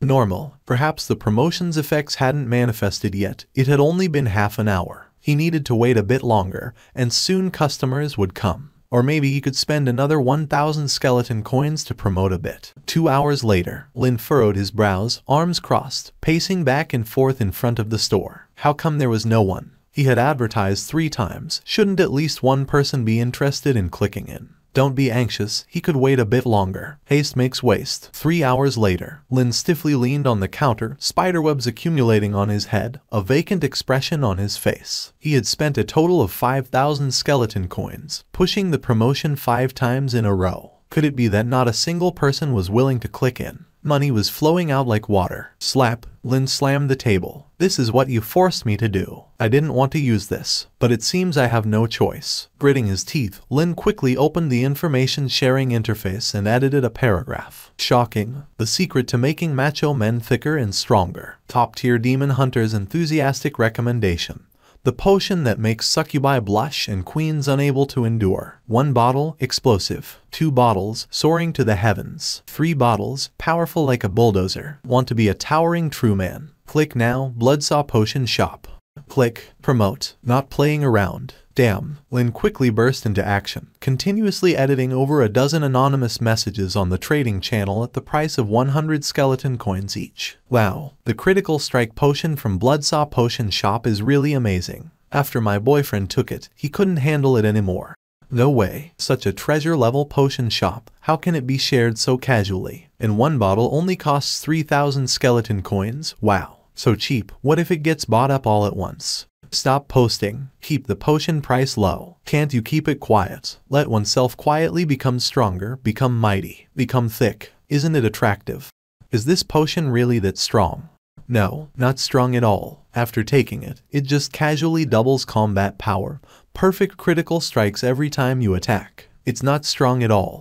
But can it really explode clothes? Not only can it explode clothes, in places it should and shouldn't. This potion can make you explode everywhere. Otherwise, why call it a critical strike potion? Slap. Gritting his teeth, Lin put an end to his 17 years of singleness. And after this barrage of information bombing, for a moment, the trading channel fell into a brief silence. Black dots flew over Lin's head, but in the next moment, a change occurred. Countless teleportation lights suddenly appeared outside the shop door, dazzling enough to make one dizzy, and Lin's ears were filled with countless prompts. Dark Giant Rabout, requesting entry into the store. Fallen Minotaur, requesting entry into the store. Succubus Alea, requesting entry into the store. Multi-armed Demon, requesting entry into the store. Without hesitation, Lin chose to allow all. In an instant, countless illusions appeared like a flood from outside the door, and the entire small shop instantly became crowded. Each figure accommodated at least 10 illusions, and every illusion had excitement in its eyes and an extremely eager tone. Boss, is what you said in the information true? Does your store really sell those magical potions? Is there really a top-tier potion that can make one super strong after taking it? Something even our queen can't resist. I want 10 bottles of the critical strike potion. Boss, I need them now. Is it really a top-tier demon hunter's enthusiastic recommendation? Boss, give me 50 bottles. I want to test the effect. Get out of here. I came in first. Boss, give me a bottle. Outrageous. Obviously, I came in first. Boss, all the potions for me. Boss, do you accept payment in flesh? I can come to your place. I'm a very good succubus. For a while, the potion shop that was originally ignored was instantly crowded with numerous hidden perverts from the dark world. Lin sighed. Sure enough, it was really the same as on Earth. If you didn't offer something passionate, no one would be willing to visit you. But evidently, this place was still a pure land. The customers were excited and pure, not disdainful of such low-level promotion methods like those on Earth. It's really a bit of a headache. Lin pretended to be troubled, showing a difficult expression. Everyone, although the potions in our store are indeed genuine, the shop has always been a small-scale operation with limited inventory. Right now, we only have 30 bottles of critical strike potion, and 10 of them are reserved for old customers. This really makes it difficult for me. Lin sighed in difficulty. Seeing Lin's troubled expression, the customers who had swarmed in immediately exploded. Damn, boss, you're making it difficult for what? 4,000 skeleton coins per bottle. Just give them all to me. If you find it difficult, I'll give you an extra 500 coins per bottle. I have plenty of money. Damn, do you think only you have money? 5,000 per bottle. Give me 30 bottles first. If the effect is good, I'll double patronize you in the future. 5,000. Petty, I'll pay 6,000. 7,000. Seeing the situation spiraling out of control, Lin quickly reached out, trying to persuade everyone, don't fight. Although the potions in our store are indeed outstanding, let's shop rationally. Don't waste money recklessly. Earning money is not easy. Pay over there, just transfer the coins. Ding, you've earned 10,000 skeleton coins. Ding, you've triggered the achievement, Alchemy King of the World, and you've gained 500 base experience. Alchemy King of the World. Special achievement, obtained by earning a one-time income of over 300,000 skeleton coins by selling the same potion. You gain a permanent bonus, income from potion sales increased by 1, intelligence plus 1, eloquence plus 1. Inside the shop, Lin sat in the pile of money, counting the skeleton coins in his hands one by one. Since combat power can double, any aspect of combat power will definitely increase exponentially. The reputation of our Bloodsaw Potion Shop is absolutely top-notch. If you are troubled by hair loss, I'll brew another batch of hair growth potions tomorrow, and the price will definitely be cheap. At the same time, on a plain in the dark world, fully armed dark elves formed a column, gazing solemnly at the black mist ahead. The lead dark elf, with a serious expression, held a long spear ready for battle at any moment. This was the 5th day of their elf court's defense against the abyssal insect horde, and it was a crucial moment. If they could successfully withstand the fierce counterattack of the insect horde, they would wait for the arrival of reinforcements. Faint roars constantly emanated from the darkness. Vaguely, it seemed like pairs of crimson eyes were flickering in the darkness. "Hasn't our supply arrived yet?" The elf captain turned around, frowning at his subordinates behind him. Their situation was extremely critical. All routes for supplying reinforcements had been cut off. Now their only way was to transmit through vision. But their stock of vision stones was running out. If they couldn't resist the onslaught of the insect horde this time, their defense line would be completely breached tomorrow. "Captain," a dark elf rushed over from a distance, panting heavily as he stopped in front of him, saying breathlessly, "I have established contact between the vision and the court. The court has urgently sent us some supplies, but the transmission through the vision is limited. The first batch that came over has just over 100 bottles of combat potions urgently purchased by the court. Hoping it can help us." He quickly placed the box he was carrying on the ground. Neatly arranged inside were rows of various types of composite potions. Half of them are emergency healing potions, 2/3 are auxiliary strength potions, and the remaining 1/3 is a few bottles of high-level combat potions urgently purchased by the court. He picked up a bottle of brown-red potion from it and handed it to the captain seriously. "Captain, take it." The elf captain frowned, taking the potion and looking at the murky and nauseating liquid inside, asking, "What kind of potion is this? Why does it feel like urine?" The elf said seriously, "The pressure on the supply lines of various major columns is too great, and the court's inventory is almost depleted. Therefore, the recently purchased potions are of uneven quality. But it is said that this kind of potion can almost double the user's combat power in a short period. Extremely powerful." Double. As soon as this statement came out, all the surrounding dark elves showed expressions of astonishment. They were very clear that potions that could significantly increase combat power in a short time were usually in short supply, and potions that could increase by more than double were ace-level potions that could be life-saving in critical moments. But at the same time, the side effects of such potions were also extremely severe. Some potions, even after taking them, would make the user extremely weak for many days. But regardless, such potions were still very useful. Any side effects? The situation is urgent, and it's not clear for the time being. How many bottles of this potion were sent? 5 bottles. The elf captain's gaze became heavy and said solemnly, "Distribute the potions. If it can really double combat power in a short time, I am confident that we can defeat that aberrant variant in this swarm. And as long as they could defeat that insect queen, the crisis of their defense line would be greatly alleviated." "It's here." The elf captain suddenly raised his head, roaring, "Prepare for defense." The insect horde launched an attack like a tide. The captain took the lead, rushing into the swarm in an instant, wielding the long spear in his hand, ferociously tearing one reptile after another into pieces. His gaze locked onto the massive aberrant variant commanding the swarm deep within the horde. His eyes narrowed. If this potion could really double combat power, then he definitely had the confidence to slay that troublesome aberrant variant in the midst of this myriad of enemies. Snap! He opened the bottle, biting his teeth. He gulped down the potion in his hand in one go. And it was in that moment, he suddenly felt an indescribable surge of heat sweeping through his whole body from his stomach. His pupils dilated instantly. This kind of power. A shocked expression appeared in his eyes. He felt his strength rapidly increasing, as if all the blood in his body was boiling, as if the potion was a potent catalyst that instantly amplified his power enormously. And in the next moment, he roared to the sky. The armor all over his body instantly exploded. Under the astonished gazes of all the elves on the battlefield, their captain revealed his explosive muscles, those rock-like muscles throbbing. "Captain," they were both shocked and overjoyed, because they, too, felt it in an instant. Their captain's aura seemed to have become much stronger all of a sudden. But just in the next moment, there was another loud explosion. Their captain's jet black and beautiful long hair, along with the armor that exploded, also instantly burst out, revealing the shining scalp underneath. Ding! A flash shot out from the round and shiny forehead of their captain, passing through the pupils of everyone present. All elves. Wow, so dazzling. How did even the hair explode? Almost at the same time, boom, boom, another loud explosion came from a distance. The dark elves turned pale in shock, then immediately turned their heads and immediately saw that the other 4 elves in their squad who took the potion were also like their captain in an instant. They exploded their clothes too. With muscles throbbing all over, their hair exploded vigorously. 5 or 6 flashes twinkled, making them the most dazzling on the battlefield. They are also bald now.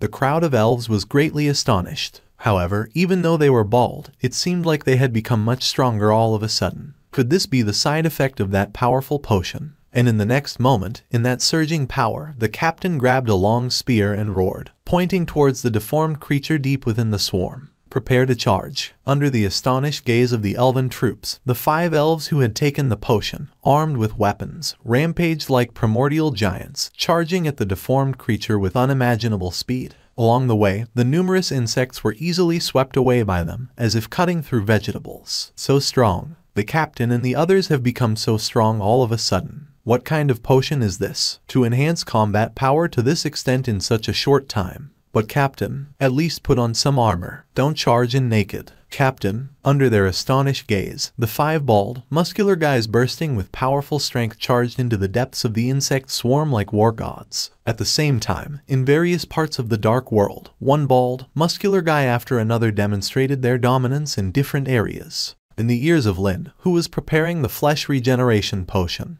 various prompts kept coming in during these few hours. Obviously, all this popularity came from the 30 bottles of critical strike potion he sold earlier. However, Lin ignored it. At this moment, he was focused, standing in front of a large cauldron, staring at the viscous red liquid inside. Constant system prompts rang in his ears. Half an hour later, Lin bottled the freshly brewed potion one by one. Mission accomplished. Lin smiled, wiping off his sweat. This was one of the system rewards for his 2 formulas. Unlike the critical strike potion, the flesh regeneration potion was an auxiliary healing potion. Just by its name, it was clear that it could quickly regenerate flesh and recover from injuries. Top-grade potion. After use, it can quickly heal wounds and regenerate severed limbs, but it may have some minor side effects. He had produced a total of 17 bottles of this potion.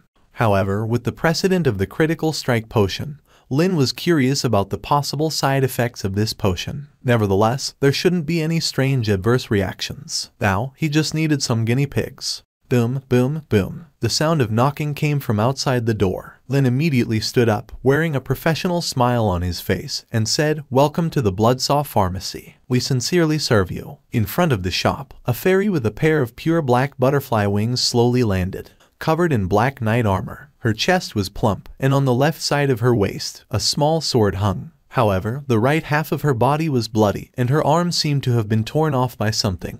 An interface of her appeared in front of Lin.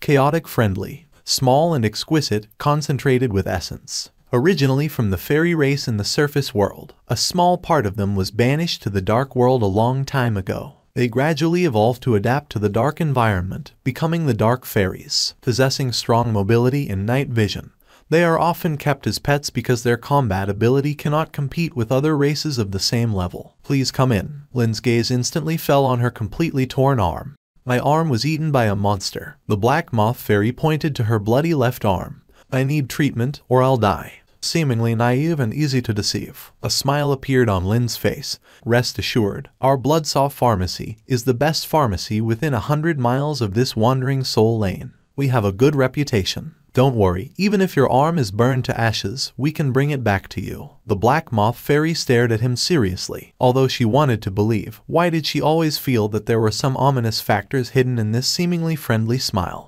"You don't want to make me dizzy with medicine and then tie me up, hiding me in the attic to do some nasty things, right?" she asked seriously. This straightforward inquiry left Lin momentarily speechless. Was this a characteristic of this race? Why could she ask such questions directly in front of someone? And even if he wanted to, he wouldn't admit it. "I won't," Lin replied seriously. "That's good." The black moth fairy relaxed, letting out a small sigh of relief from behind the mask. "Something's not right. This doesn't make sense. Why did the trust level increase by 10 points just by denying it once? Is it really that easy to raise the trust level? No, is it okay for you to relax just like that after casually asking a question? This is the dark world. The trait of being easily deceived is already written all over your face. Why did you ask such a strange question?" Lin stared and couldn't help but ask. Snap. Because the elder before migration specifically instructed us that the creatures in this world are very evil. Many of our fellow beings are easily deceived by some evil races and then kept as toys. So, the elder told us that when facing outsiders, we must be vigilant. So, are you a liar or not? She squinted and asked dangerously. Lin said, no. That's good. The dark moth fairy sighed in relief, took out a water bottle from her arms, took a few sips, and relaxed. Is this how you increase trust level? Didn't your elder instruct you to be cautious? You just asked a question and started trusting strangers so easily. Is this really normal? You just said that your race is migrating. Lin asked in confusion. The dark moth fairy glanced at him and said, the elder said that such confidential matters cannot be revealed to any unfriendly creatures. Are you an unfriendly creature? Lin said, I am friendly. The dark moth nodded. Good, since you are a friendly creature, there's no harm in telling you. We are indeed migrating, going to settle in the mountains north of the Hellfire Plains. There is water and food there, enough for our tribe to thrive. It's a good place, really.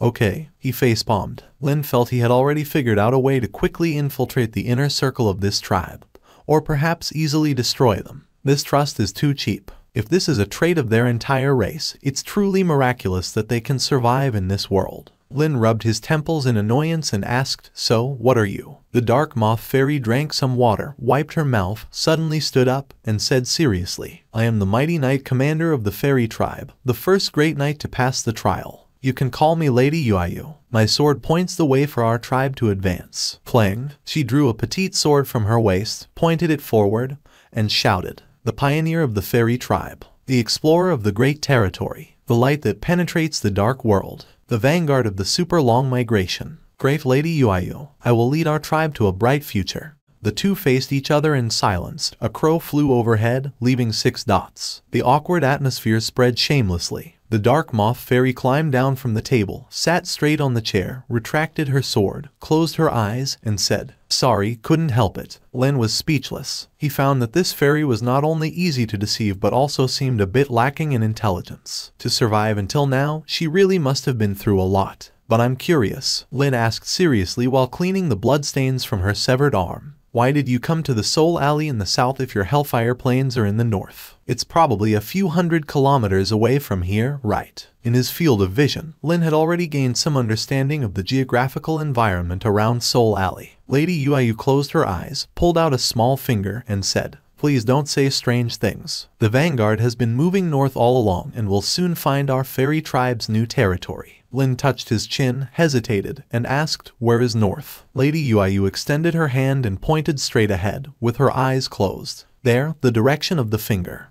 Lin hollowly said, are you sure? But the direction you're pointing is south. Are you sure you're not going the wrong way? Please don't doubt the vanguard's sense of direction. I've traveled 2,000 miles, crossed mountains and hills. Do you think I would go the wrong way? My intuition has always been very accurate. Do your tribes all rely on intuition to navigate? What else? Lin was momentarily speechless, then hesitated and asked, how far is your new territory from your tribe?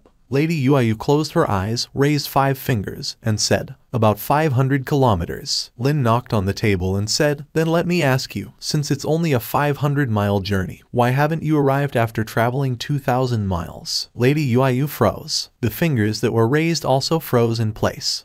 A strange silence enveloped the surroundings, as if suddenly realizing something that had always been ignored and difficult to understand. He took out a compass from under the counter and placed it in front of her. It's a gesture of goodwill. 200 skull coins, sold to you at a friendly price. With this, I believe you won't get lost again in the future. What is this? Lin closed his eyes. A compass, a mysterious instrument that allows you to accurately determine the direction in the dark world. I sell it to others for 1,000 skull coins, but for you, I'll sell it for 200 skull coins. Consider it sympathy. The fairy named Yuayu showed a curious expression, reached out to take the compass, and played with it. How do I use it? Lin pointed to the needle on top. Do you see that needle? As long as it points in a certain direction, that's the south. If you want to go north, just go in the opposite direction of the needle. Isn't it simple? Lady Yuayu tilted her head. It's really magical, simple and practical. Special achievement. Successfully selling any item at more than 100 times the cost will grant a permanent bonus. Intelligence +2, morality -1.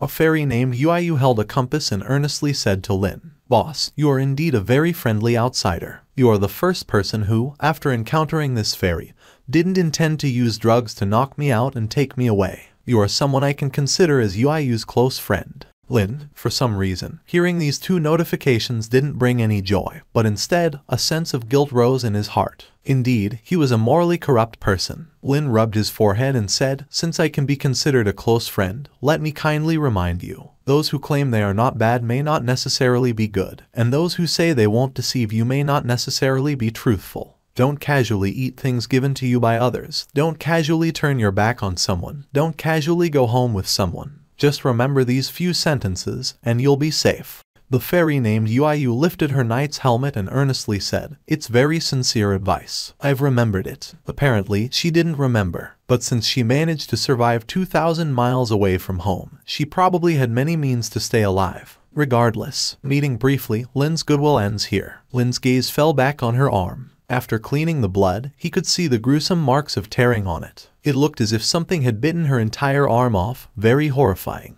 "How did you get this wound?" Lin asked curiously. The fairy named UIU closed her eyes and said, "While on an adventure, I encountered a sturdy giant. I asked for directions, but the giant bit towards me. If this knight hadn't dodged in time, what would have been bitten off wouldn't be just an arm but my head. It was a monster much stronger than me, and not its match at all." Click. The mask of the knight's helmet dropped again, covering her cheeks. Lin was speechless. "All right, considering your injuries, you've done some basic first aid. But for infection prevention, we need further cleaning. Take off the armor, I'll perform a minor surgery for you." Click. The fairy named UIU lifted her knight's face mask and seriously said, "Refusal. Knights never take off their armor." Lin shrugged and said, "Okay, you don't have to. Do you want anesthesia?" "Just a reminder, without anesthesia, it will be very painful." The fairy UIU earnestly lifted her face mask and said, "Refusal. Anesthesia only affects the knight's reaction speed, and my pain tolerance is max. It's the result of a knight's rigorous training." Lin said, "Good. You're the second person I've seen so brave in front of me."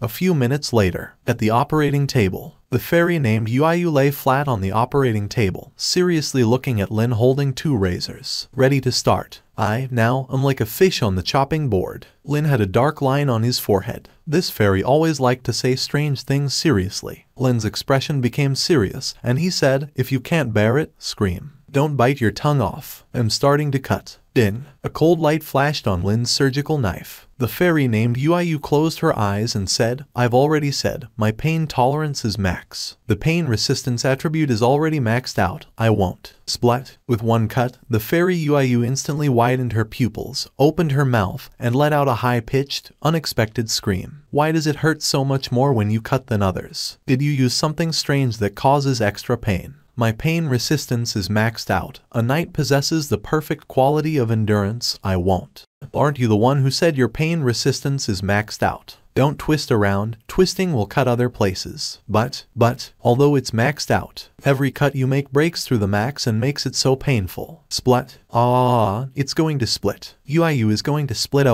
It's going to break. Don't make such strange noises. It's just a few cuts. You've hurt me. The knight is going to be painfully killed. Help, help. It's going to be torn apart. I want to go home. I don't want to do this anymore. To hell with you. The fairy named UIU shouted loudly, opened her sharp teeth, and was about to struggle to give Lin's arm a fierce bite. Obviously, under this tremendous pain, even the mighty knight had reached the edge of losing sanity. Lin became anxious. While forcefully pressing down on the fairy's head, who was trying to bite his arm, Lin quickly picked up a rolling pin nearby at the moment when the fairy opened her mouth. It went in all at once, pressing against those sharp teeth. Blue. The fairy named UIU widened her eyes in shock, desperately resisting.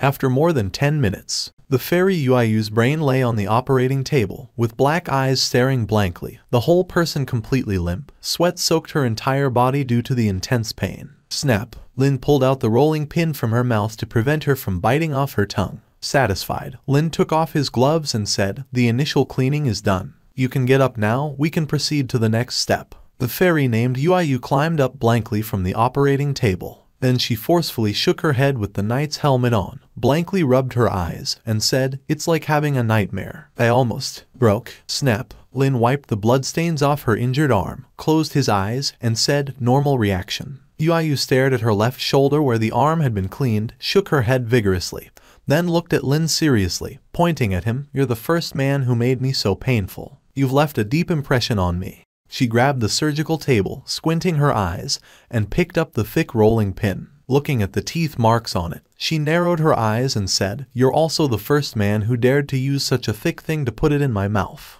Ding. Black Moth Fairy's impression of you plus 50. Don't just casually say strange things. What do you mean by a man who shuts your mouth? Clearly, it was a stress response to prevent you from biting people randomly, right? Being so casual like this can create misunderstandings. Lin widened his dead fish eyes and forced a smile, saying, "Let's not talk about useless things. The most important step is still ahead. Your whole arm is already useless. If you want to regenerate it, there is a way, but it depends on whether you can afford it." The fairy named Yuayu said seriously, "I can afford it. Before I set out, I brought all the family funds with me." Then, under Lin's gaze, she pushed the large knight's helmet, then, with effort to maintain balance, reached into her chest from the collar. Lin widened his eyes. What kind of operation is this? And in the next moment, the fairy Yuayu forcefully pulled it out under Lin's gaze. Clatter, she sat on the ground with a thud, and a large bag of money was pulled out from her chest, scattered on the ground, making a crisp sound of coins colliding. And just under Lin's gaze, after pulling out the bag of coins, the originally plump chest instantly deflated. Fake, fake. The fairy named Yuayu gave a thumbs up seriously, and said, "All the money is here." She closed her eyes, reached into the money bag, grabbed a handful of black skull coins, placed them on the operating table, and said, "Enough." Lin stared. Naive, flexible, wealthy, easy to deceive. She really covered all the elements just by herself. Lin shook his head, discarded all the unrealistic thoughts in his mind. He quickly turned around, took out the prepared flesh regeneration potion from the cabinet behind him, and smiled. "Since that's the case, let me use the potion I recently developed to treat you. You have to pay for what you get. This is a very advanced potion, and it will cost you 3 black skull coins per bottle." Fair, right. His own potion was finally being put to use. The Black Moth Fairy was startled, then shook her head and said seriously, "It may not work. Because my constitution is special, and my resistance to various toxins is already maxed out." She closed her eyes, seriously raised a finger and said, "That means negative toxins have no effect on me. Similarly, positive healing potions also have no effect on me. So, it's a difficult situation." Saying that, she took out a green potion from her pocket, forcefully opened the stopper. Puff, a large skull-shaped smoke emerged from the bottle. "For example, this is a highly toxic potion commonly used by our fairy clan. I've been drinking it since I was little, but it has no effect." With that, she lifted her head and, gurgling, drank it all. Snap, the bottle fell to the ground. The remaining potion emitted bursts of green smoke. Burp, she wiped her mouth and said seriously, "You see, such a strong hallucinogenic poison has no effect on me. If it were an ordinary fairy, they would have already passed out and been picked up and slapped by someone. But I'm still lively." "She is indeed a poisonous girl," Lin said speechlessly. "Then why are you here with me?" "Taking a chance," the fairy Yuayu said seriously. "Although I'm not very afraid of pain, it's still troublesome to be without an arm. So, I want to find a medical shop. If possible, getting a powerful prosthetic is also good." Lin looked at the flesh regeneration potion in his hand. He thought for a moment, then smiled. "All right, but we can try. My potion is very special. It might have some effect, who knows. If it doesn't work, no charge, since it's a formula provided by the system. No matter what, it should have some differences from the potions in this world." He was quite confident in the system. Lin opened the potion stopper and carefully applied it to the severed arm under the curious gaze of the Black Moth Fairy. Cool, tingly, and a bit painful. "Will it work?" Her voice also became nervous, as if she didn't want to have only one arm in the future. A prosthetic would never be as flexible as a real arm. "Wait a moment. Honestly, this potion is the first time I've used it on a living being. We'll have to observe how it goes." "Huh?" The fairy Yuayu was stunned. Watching Lin seriously, she stared with anticipation. Time passed slowly. A few minutes later, Yuayu sighed, saying seriously, "It seems to have no effect. My constitution is too special. My resistance to various potions is already maxed out. If it doesn't work, please install a suitable prosthetic for me." But in the next moment, she suddenly felt a slight itching at the wound on her left arm. She was surprised. Then she immediately turned her head to look at her shoulder. Instantly, her expression became astonished. This is, only to see the wound on her arm was visibly growing tender and pink at a speed visible to the naked eye. Even the bones showed signs of growth. "Is it working?" she exclaimed in shock. This was something she absolutely did not expect, because she was very clear about her constitution. Her resistance to all external substances, while helping her avoid many dangers, also caused a lot of trouble in her daily life. Things that others could solve with a bottle of healing potion took her a long time to naturally heal. But she never expected the potion provided by this human doctor actually had an effect on her. The rate is a bit full, and your constitution does have some influence on the potion, but it's not significant. Lin observed the slowly growing arm seriously. Then he quickly took out a notebook, recording the potion's on-the-spot performance. Yuayu stared, nervously watching the arm slowly growing, beads of sweat falling from her forehead. Good skill. Doctor, your potion is really amazing. 2. Amazing. No wonder you've left such a deep impression on me. So capable. Ding. Black Moth Fairy's favorability towards you plus 50. Let's not be too quick to have good feelings for me. Lin solemnly recorded the changes in the experiment and said, describe what you feel. I'll make a record. The fairy Yuayu swung her legs and said, tingly, a bit numb, a bit painful, not just the arm. Other places are also tingling and numb. Lin recorded one by one. What else? The fairy Yuayu said, very comfortable. Feels like the arm is growing, and it feels like I have 2 extra arms. Very strange. Lin recorded it. Then he raised his head, about to say something, but he suddenly widened his eyes, stiffening in place. Just behind the Black Moth Fairy's shoulder, a sticky tentacle with a wrist-thick thickness slowly grew out from the armor. Under Lin's stiff gaze, that tender tentacle rubbed the fairy's face and left sticky liquid on her face. The fairy Yuayu closed her eyes, shook her head randomly, and said, Doctor, don't casually lick my face. Although I know you are really amazing and have left a deep impression on me, casually touching my body is still not allowed. Ding. Black Moth Fairy's favorability towards you plus 5. Then, under Lin's gaze, that tentacle slowly entered the helmet of the fairy named Yuayu. Slowly, it moved along the seams of the helmet, extending into the armor. Don't casually touch my neck. It's very itchy. Wait, how can you casually reach into my clothes like this? Lin was completely stiff. Well, I think you should open your eyes and take a look. The fairy named Yuayu opened her eyes and instantly saw Lin standing 2 meters away with a frozen expression. She was puzzled. Doctor, why are you so far away? Lin stiffly replied, I was originally this far away. The fairy Yuayu was momentarily stunned, then immediately felt the squirming sensation on her neck. She subconsciously turned her head to look at one side of her helmet. The expression of the fairy Yuayu instantly became hollow. The next moment, an explosive high-pitched scream echoed through the entire Yaohan Lane.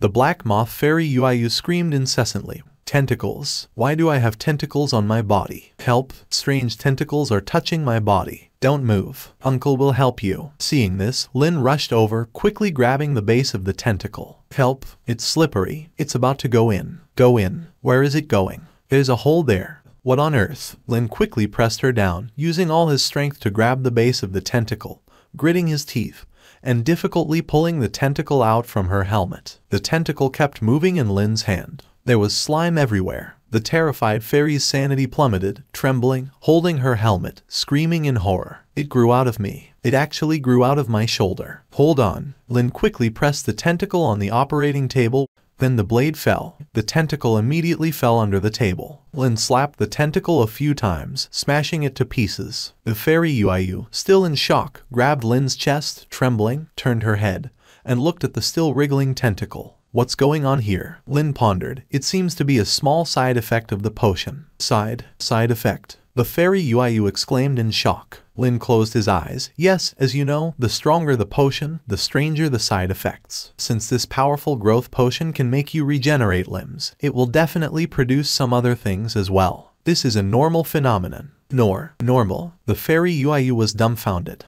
Don't be afraid, doctor is here, just trust me. Listen to me, no matter what strange things grow out this time, I can cut them off for you. You have to believe me. Ding. A dazzling light appeared on the bone-cutting knife in Lin's hand. The fairy Yuayu stared blankly. Really? Lin nodded seriously. Really? And don't you want a healthy arm? For the sake of a healthy body, what does growing a little something strange matter? The fairy Yuayu was stunned. Well, that makes sense. But why does she feel like he has some other strange motive? One last time. The fairy Yuayu, with tearful eyes, said. Lin gave her a thumbs up, giving high praise and affirmation for her unyielding courage. Then, under the trembling gaze of the Black Moth Fairy, the new potion was once again applied to the severed arm. Time passed slowly, and it was in the next moment. A terrifying tail has grown. Cut it off. Quickly cut it off. I feel it. There's something strange in the back of my clothes. Another sticky tentacle. Cut it off, cut it off. Wings. New wings have grown. Hey, they look pretty good, maybe I can keep them. I said I could keep them, why did you cut them off? After more than 10 minutes, Din, you have completed the mission, limb regeneration. The fairy Yuayu lay there shivering, her fully restored arm moving slightly, and in the wooden barrel next to her, all the strange limbs that were just cut off. How do you feel? The fairy Yuayu blankly said, I feel. My whole body is full of strange things. Don't be afraid, it's all illusions. The things that shouldn't grow, I've cut them all off for you. The fairy Yuayu, with difficulty raising her trembling hand, murmured, potions cost money, but cutting off those strange things doesn't cost money, right? Tears welled up in Lin's eyes. New Year's special, one cut gets you one free. A few minutes later, Yuayu Fairy stood up dazedly, letting Lin dress her up like a doll, putting on her helmet, hanging a bag, and wrapping up the strange organs that were chopped off her body, carrying them behind her. Considered as a memento, a perfect treatment, Lin gave her a thumbs up with a smile, saying, if you think this treatment is good, you can give our store a thumbs up. The next time you come, I'll give you an 11% discount. Something seems off. I remember the last time I applied the medicine to you, nothing strange grew on your body. Lin's gaze hesitated. So, I'm not sure if there's still some mutation happening to you. Lin hesitated and asked, do you feel anything unusual in your body? If you do, it's best to say it now. Nothing strange, she said, her chest held high. Lin sighed in relief, smiling, that's good. It means the potion doesn't cause mutations every time it's used. Thank you for your cooperation and experimentation. Heta. Lin was extremely pleased. Relieved, Lin returned to the operating room with large steps, planning to tidy up, because it's uncertain when he'll encounter such a good customer again. But at this moment, clang, clang, sounds of metal collisions came from below. Lin's ears twitched instantly. In the next moment, Lin saw the bag on the ground, and his expression suddenly stiffened. Wait, this seems to be. He subconsciously reached out and opened the bag. Immediately, the bag was filled with black skull coins, almost blinding Lin's eyes. Lin was instantly shocked. Wait, something's not right. Why is the little fairy's money bag here? Just a moment ago, didn't he clearly see her chest bulging, almost bursting out of her clothes? He thought she had stuffed the money bag in there again. But, if the money bag wasn't stuffed by her, what is she holding against her chest now? Could it be that the fake turned real? Lin's mind went blank. He quickly grabbed the money bag and rushed out of the door, but the little black moth fairy had long disappeared from his sight. Time once again reached evening. Has the teacher not returned yet? Lin looked at the black mist outside the door with a hesitant expression. Because today is already the third day. Even if the teacher is delayed by something, there should be news by now. Lin walked back and forth in the hall. Although his teacher wasn't human, usually he spoke coldly to him. But in the past 2 years, without the care of the teacher, a small human like him wouldn't have survived in this dark world, let alone mastering so many medical and alchemical techniques without the guidance of the teacher. Hopefully, the teacher will be back early tomorrow. Lin looked worriedly at the black mist outside. He took down the almost extinguished soul lamp from the pillar, ready to close. But just at this moment, whoosh, a sudden movement. His pupils suddenly dilated, and then a painful expression appeared on his face. Lin coughed up a pool of foul-smelling and crimson blood under his gaze. Then, right in front of him, the pool of blood began to struggle and crawl, and on the ground in front of him, it twisted into several hideous blood letters. Those 6 crimson blood letters lasted only a few seconds before immediately giving off blue smoke and disappearing on the spot. At almost the same time, his ears also immediately heard the system's prompt. He quickly crouched down, frowning at the traces of blood disappearing on the ground. Teacher. He instantly recognized the handwriting of those 6 blood letters. Did his teacher use some kind of spell to send him a warning? What's going on? Lin raised his head abruptly, looking with a puzzled expression towards the depths of the black mist outside. Simultaneously with the teacher's warning, there was a system-triggered mission. Moreover, compared to the previous 2 survive missions, the rewards this time were several times better. It was even more generous than the day when he encountered the root monster. This clearly indicated that the crisis he was facing this time would be extremely severe. What is it? Could it be that the teacher encountered some crisis outside, and that crisis spread to his Bloodsaw pharmacy? Almost without any hesitation, Lin quickly calmed down, rushing back to the shop with unimaginable speed. He didn't choose to stay, since the teacher had sent a warning. Staying here would undoubtedly be extremely dangerous. First, spend the night at the blood-clothed spirit's house. Although she might violate me, it's definitely safer than staying here. Lin packed up, raised his head, and quickly stepped through the door. A cold wind blew from the depths of the black mist. Lin's steps, which had just stepped out, instantly froze in place. In the depths of the black mist, a massive silhouette slowly emerged in his field of vision. Thud, thud. The immediately following sound were repeated footsteps that seemed to make your heart burst. And that pitch-black fog, for some reason, was slowly turning towards a blood-red color, a difficult-to-describe pungent smell of blood rushing over. In an instant, Lin rushed back to the shop, gritting his teeth as he quickly closed the door. His gaze flickered, and the soul lamp he held in his hand swayed wildly, almost extinguishing completely. It's over. There's no escape. He didn't expect the crisis to come so quickly, and the system's warning was already very clear. This crisis was directed at him. Or rather, it was targeting the Bloodsaw Pharmacy. Since I can't run away, I can only save myself. Lin gritted his teeth. Without a second word, he quickly rushed into the backyard and forcefully closed the gate. Boom. A loud noise. The door of the pharmacy exploded, and billowing red mist, no longer protected by the soul lamp, rushed in. A massive silhouette was reflected on the ground in the lobby. Following that, a wave of foul-smelling blood wafted through the air, like a decaying corpse slowly walking on the ground. Thud, thud. The sound of heavy footsteps came. In the surgery room in the backyard, Lin leaned against the wall, holding the bone-cutting knife in one hand and the revolver in the other, serious and frowning, pressed against the wall. The soul lamp had already gone out. This meant that night had fallen. Now, there was nothing left to protect him. Splash! The direction of the lobby echoed with the crisp sound of potion bottles falling to the ground, one after another. Lin closed his eyes, gritting his teeth,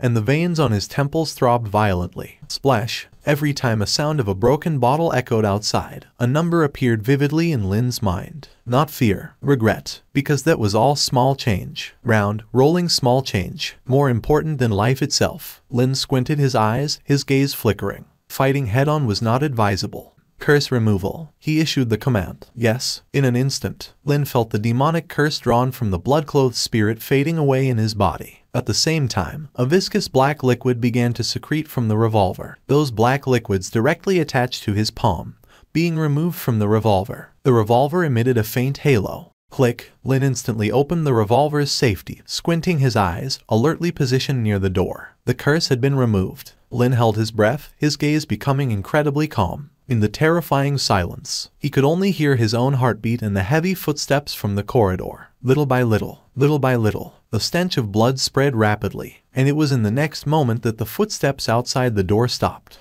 Boom. Unprepared, a loud noise. Lin's pupils dilated instantly. In front of his chest, a hand, full of thorns, pierced through his chest, through the wall behind him, blood oozing out from the front of his chest. Thud. Lin's pupils dispersed, falling heavily on the ground. And behind him, on the solid wall, a crimson and twisted hand slowly retracted from the wall. There was no trace of damage to the wall, as if the wall was just an illusion to it. The endless smell of blood spread. Blood gushed from Lin's chest, staining the entire ground. His pupils widened, his body twitching uncontrollably. Blood flowed recklessly. Thud, thud. Footsteps echoed once again. Then, in the reflection of Lin's dilated pupils, a huge, twisted figure slowly pushed open the door and appeared at the entrance of the surgery room. What kind of monster was that? It was like a huge piece of rotten meat sewn onto its body with needles and threads, without a head, without facial features, only a giant eye protruding from the middle of the massive and foul-smelling rotten flesh. That giant eye almost occupied its entire trunk, and around the trunk there were scattered dozens of human-sized eyeballs. Around the trunk, various different arms grew out,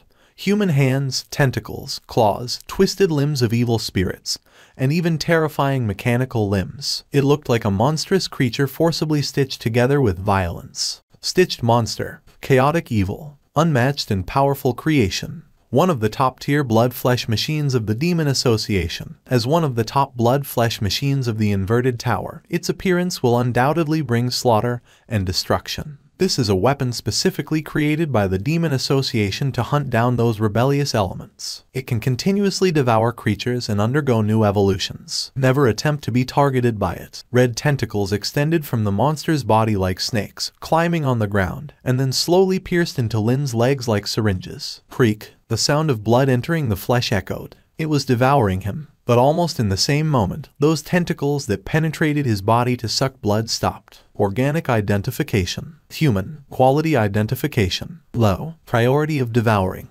High. Not recommended for devouring. A harsh voice sounded in Lin's ears. Basement. Lin, cloaked in a cape, tightly covered his chest, which continued to bleed, and gritting his teeth, he pulled out a razor, slashing abruptly at his own legs. He gasped violently, sweat dripping in large drops from his forehead. Too careless. He was truly too careless. In the face of monsters of this level, you should know better. They have various methods to detect your location. After use, it can hide your aura and allow you to pass through solid objects like a ghost. The invisible and intangible spirits always become the fear in people's hearts, so the monsters of the abyss created this cape, allowing you to become like a spirit, invisible, and intangible. But be careful, once you wear it, you lose all attack capabilities. Lin gritted his teeth, covering his chest, and stared fixedly at the door of the basement. These days have been too comfortable. I really forgot what kind of world I'm in. I might die at any moment. He forcefully spat out a mouthful of saliva stained with blood and visceral flesh. Without further ado, he took out a flesh-enhancing potion and poured it into his broken legs and penetrated chest. He ground his teeth, twisted his neck, and said, "Indeed, having a high constitution is useful at critical times. But I really have to thank the teacher. If it weren't for that surgery back then, I might be done for now." The potion that could work on a fairy with strong resistance to drugs demonstrated an unimaginable rapid recovery effect on a normal person's body. In just a few breaths, Lin's body was as good as new. Two thorn-covered tentacles grew out from Lin's back. The skin on the back of his neck suddenly split open, slowly revealing an upright eye. Connects to the central nervous system, can be controlled to contract and grow at will. Connects to the visual nerves, can penetrate obstacles, and monitor spectral auras. Click, he unlocked the revolver's safety, and in the next moment, Lin, cloaked in the blood-red cape, passed through the wall like a ghost. Under the scrutiny of the specter upright eye, Lin instantly saw the huge flesh monster in the corridor. Lin's spirit was highly concentrated. He, like a ghost, freely shuttled through the walls, gradually approaching the monster. Whoosh! A crimson shadow instantly passed through the monster's side in the corridor. The giant pupils of the monster, now fully recovered, slowly moved, scanning the surrounding walls. The wild arms on its body seemed to be ready for an assault. Swish! Behind it, a blood shadow flashed. Eyes appeared on the monster's back as its attention was drawn to the corridor behind. But almost at the moment when its attention was attracted to the corridor behind, from the opening in the door of the alchemy room beside it, Lin's squinted eyes emerged. "You're finished." Instantly, Lin pulled the trigger. Bang, bang, bang, bang, bang, bang. 6 consecutively fired hunter bullets pierced through the door, hitting the monster. In an instant, the monster's body exploded with sacred electricity. The hunter revolver had a strong restraining effect on creatures of the dark world, especially the divine power that was most creatures' natural enemy. In almost an instant, Lin saw the monster's body become sluggish. Revolver ammunition reloading. This was a good opportunity to strike. Lin instantly drew the bone-cutting knife, but just as he was about to break through the door, he suddenly saw 6 eyeballs emerging from the 6 bullet holes. Empty gazes stared directly at him. A tremendous sense of crisis struck. Not good. Lin instantly donned the cape, hesitating for no moment, intending to pass through the wall. But it was too late. The hollow gaze immediately fell on his face. A painful low growl. Lin's facial features and the skin where it gazed began to dissolve instantly, emitting bursts of blue smoke. The gaze it had just cast carried a curse. Lin gritted his teeth, enduring the immense pain, and disappeared underground. In the basement, Lin gasped heavily. He opened a new bottle of flesh-enhancing potion, pouring it over his dissolving face and neck. The crimson liquid sizzled into the skin. The wounds on his face quickly healed. At the same time, System prompts continued to sound. Whoosh, whoosh. Lin's shadow reflected on the wall instantly pierced through with two giant tentacles. But Lin paid no attention. His gaze was serious. Using the Spectre upright eye, he observed the monster from a distance. He quickly saw that the 6 bullets that had just entered the monster's body were slowly pushed out by the monster's flesh. The electric current covering its body rapidly diminished. In other words, in just 2 rounds, the monster had adapted to the holy damage added by the hunter bullets. Or did it activate some special form to counter his attacks? Not good. Lin frowned. In an instant, a giant hand passed through the ground like a phantom, sweeping across his cheek, injuring his side face. It was the same evil spirit hand that had pierced his heart earlier. And it actually managed to attack him even with the blood demon cape on. Boom. Lin's body rolled heavily on the street for over 10 meters. He covered his blood-soaked left eye, gritted his teeth, quickly rolled over, and rushed underground, moving like a ghost without stopping. He quickly took out the flesh and blood regeneration potion, pouring it forcefully on his cheek. Sizzle. Flesh rapidly healed. In an instant, his neck suddenly split open, revealing a new demonic vertical eye. Double pupils overlapped. Almost simultaneously, the previously disappeared monster's presence reappeared in the field of vision between the 2 vertical eyes. The moment he saw it clearly, Lin's pupils contracted sharply. He saw the illusory giant hand chasing him relentlessly from behind. The hand's arm was still connected to the monster, but the rapidly growing arm ignored the ground obstacles, relentlessly pursuing him. And because they were both in demonic forms, the giant hand could harm him even with the cloak on. Lin could clearly see it. One of the monster's eyes on the ground was firmly locked onto him, following his every move. Damn it, Lin couldn't help but curse. Now, the situation had instantly reversed. The advantage he had under the cloak had immediately become his weakness. Because under the cloak, he couldn't make any attacking moves, not even firing a gun, while the opponent's hand could attack him. I must find a way to shake off that hand.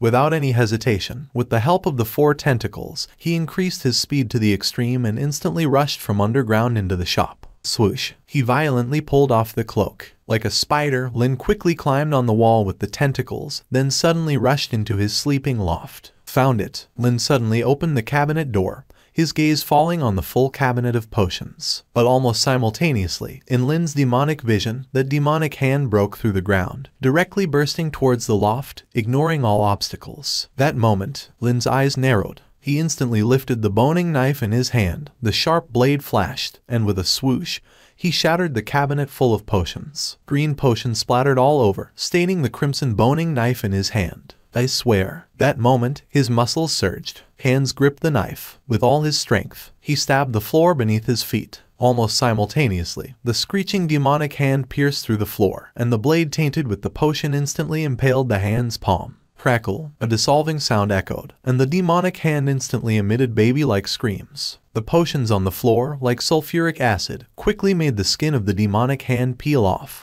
This was researched by his teacher, a potion that allowed physical beings to interact with demonic entities. As an apprentice, he prepared a lot of these potions for facing various clients. He had to be well prepared. Splatter. Lin menacingly pulled out the boning knife, slashing towards the arm. The demonic hand slammed against the wall, twisting, smoking as if burnt. Lin gasped heavily, without any hesitation. He immediately reached out to grab the other potions from the cabinet.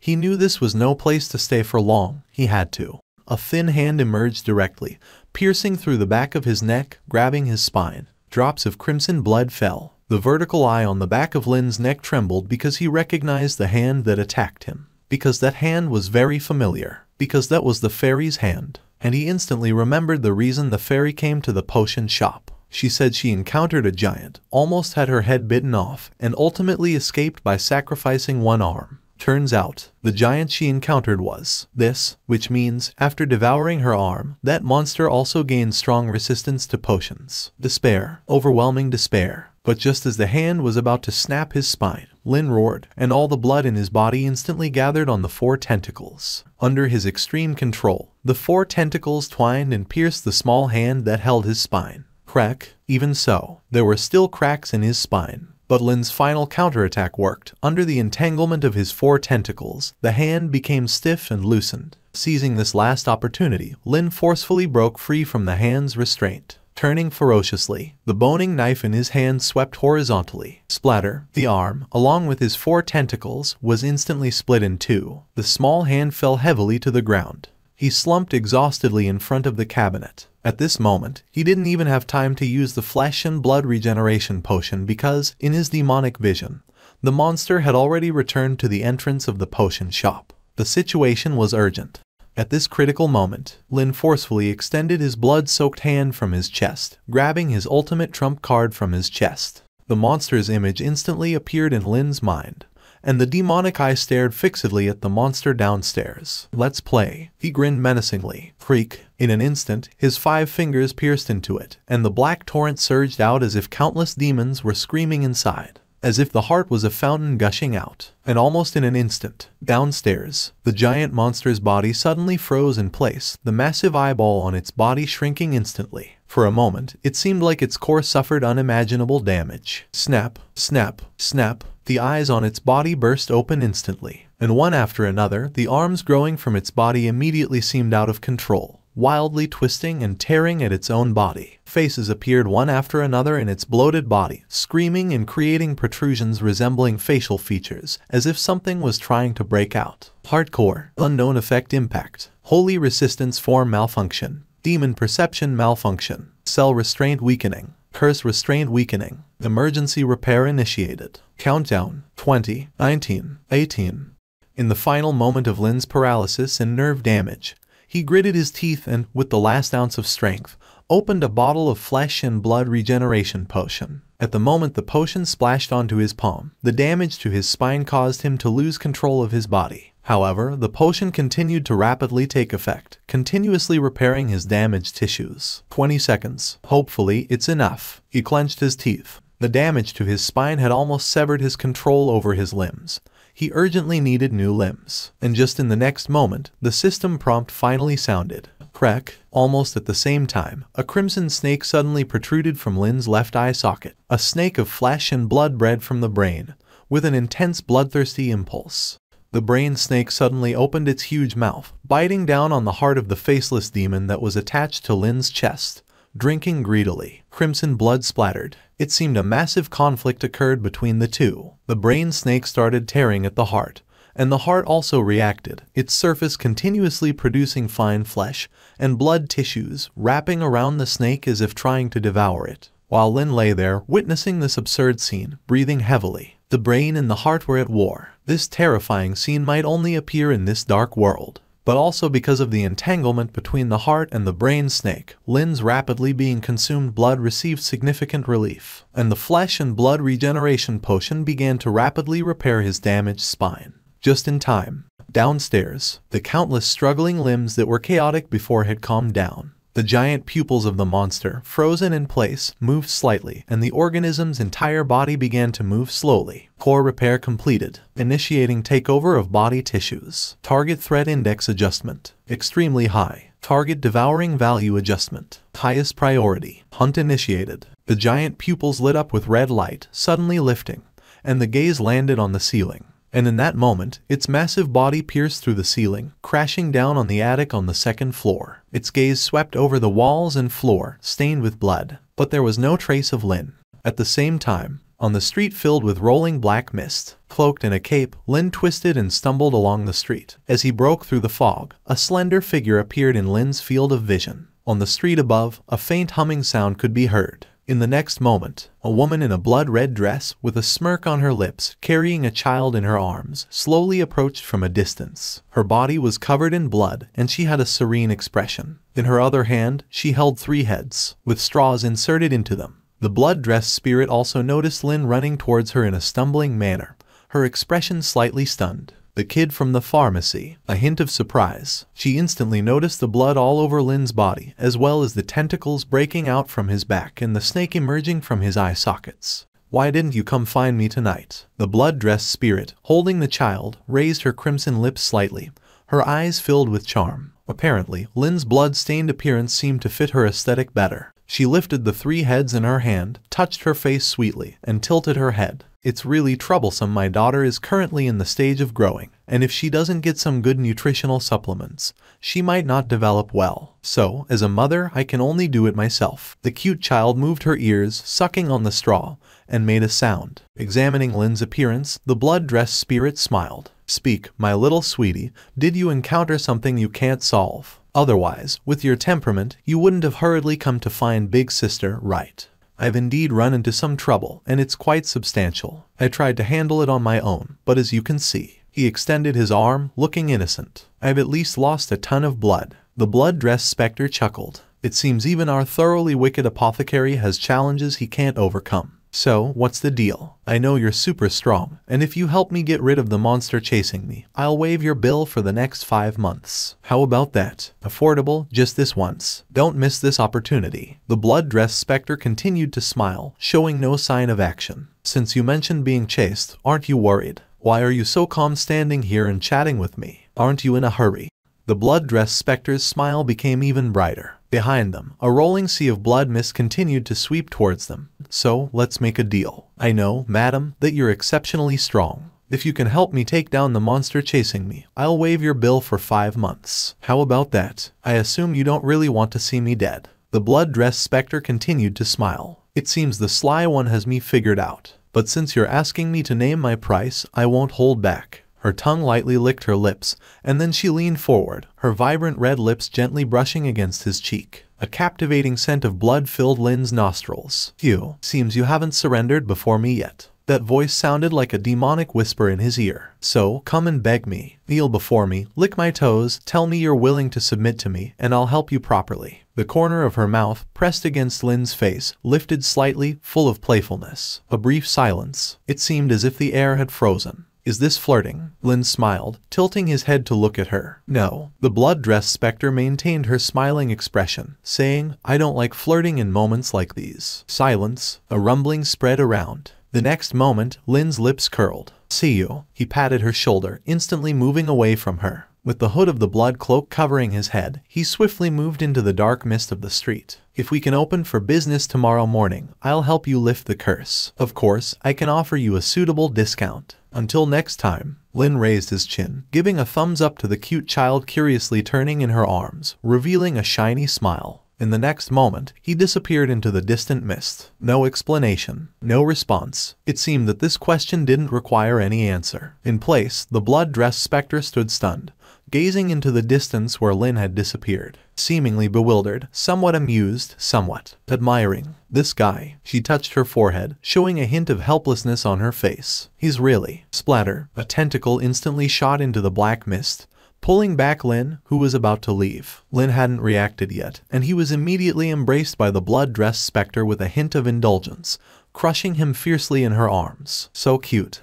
Just kidding. Just kidding. Indeed, you're the boy who can lift sister's curse. Occasionally showing some manliness, you're truly special and flavorful. Love it. Love it. The cute child swayed the straw in its hand. The blood-dressed specter, with a face of contentment and indulgence, held Lin's head like a doll, constantly twisting her body. Lin was like a helpless boat, struggling continuously, but completely unable to escape the evil ravaging. The huge bosom was like turbulent waves, making Lin rise and fall. Finally able to breathe, Lin struggled to stick his head out from the huge bosom. At that moment, he saw the face that had split open, revealing sharp thorns and tentacles right in front of him. Splash! In an instant, countless grotesque and black tentacles shot out from her body. Then, like vines, they stabbed into the ground around, cracking the ground into countless giant rocks. The tentacles easily enveloped the entire street. Boom, intense sonic booms, dozens of loud noises. The ejected giant rocks instantly stopped the steps of the monster in the blood mist. As the blood mist dispersed, the twisted, fleshy puppet slowly appeared in their field of vision. The giant vertical pupil on its body stared at Lin and the blood-dressed specter. Target confirmed. Initiating hunt. High-intensity interference from the second target detected.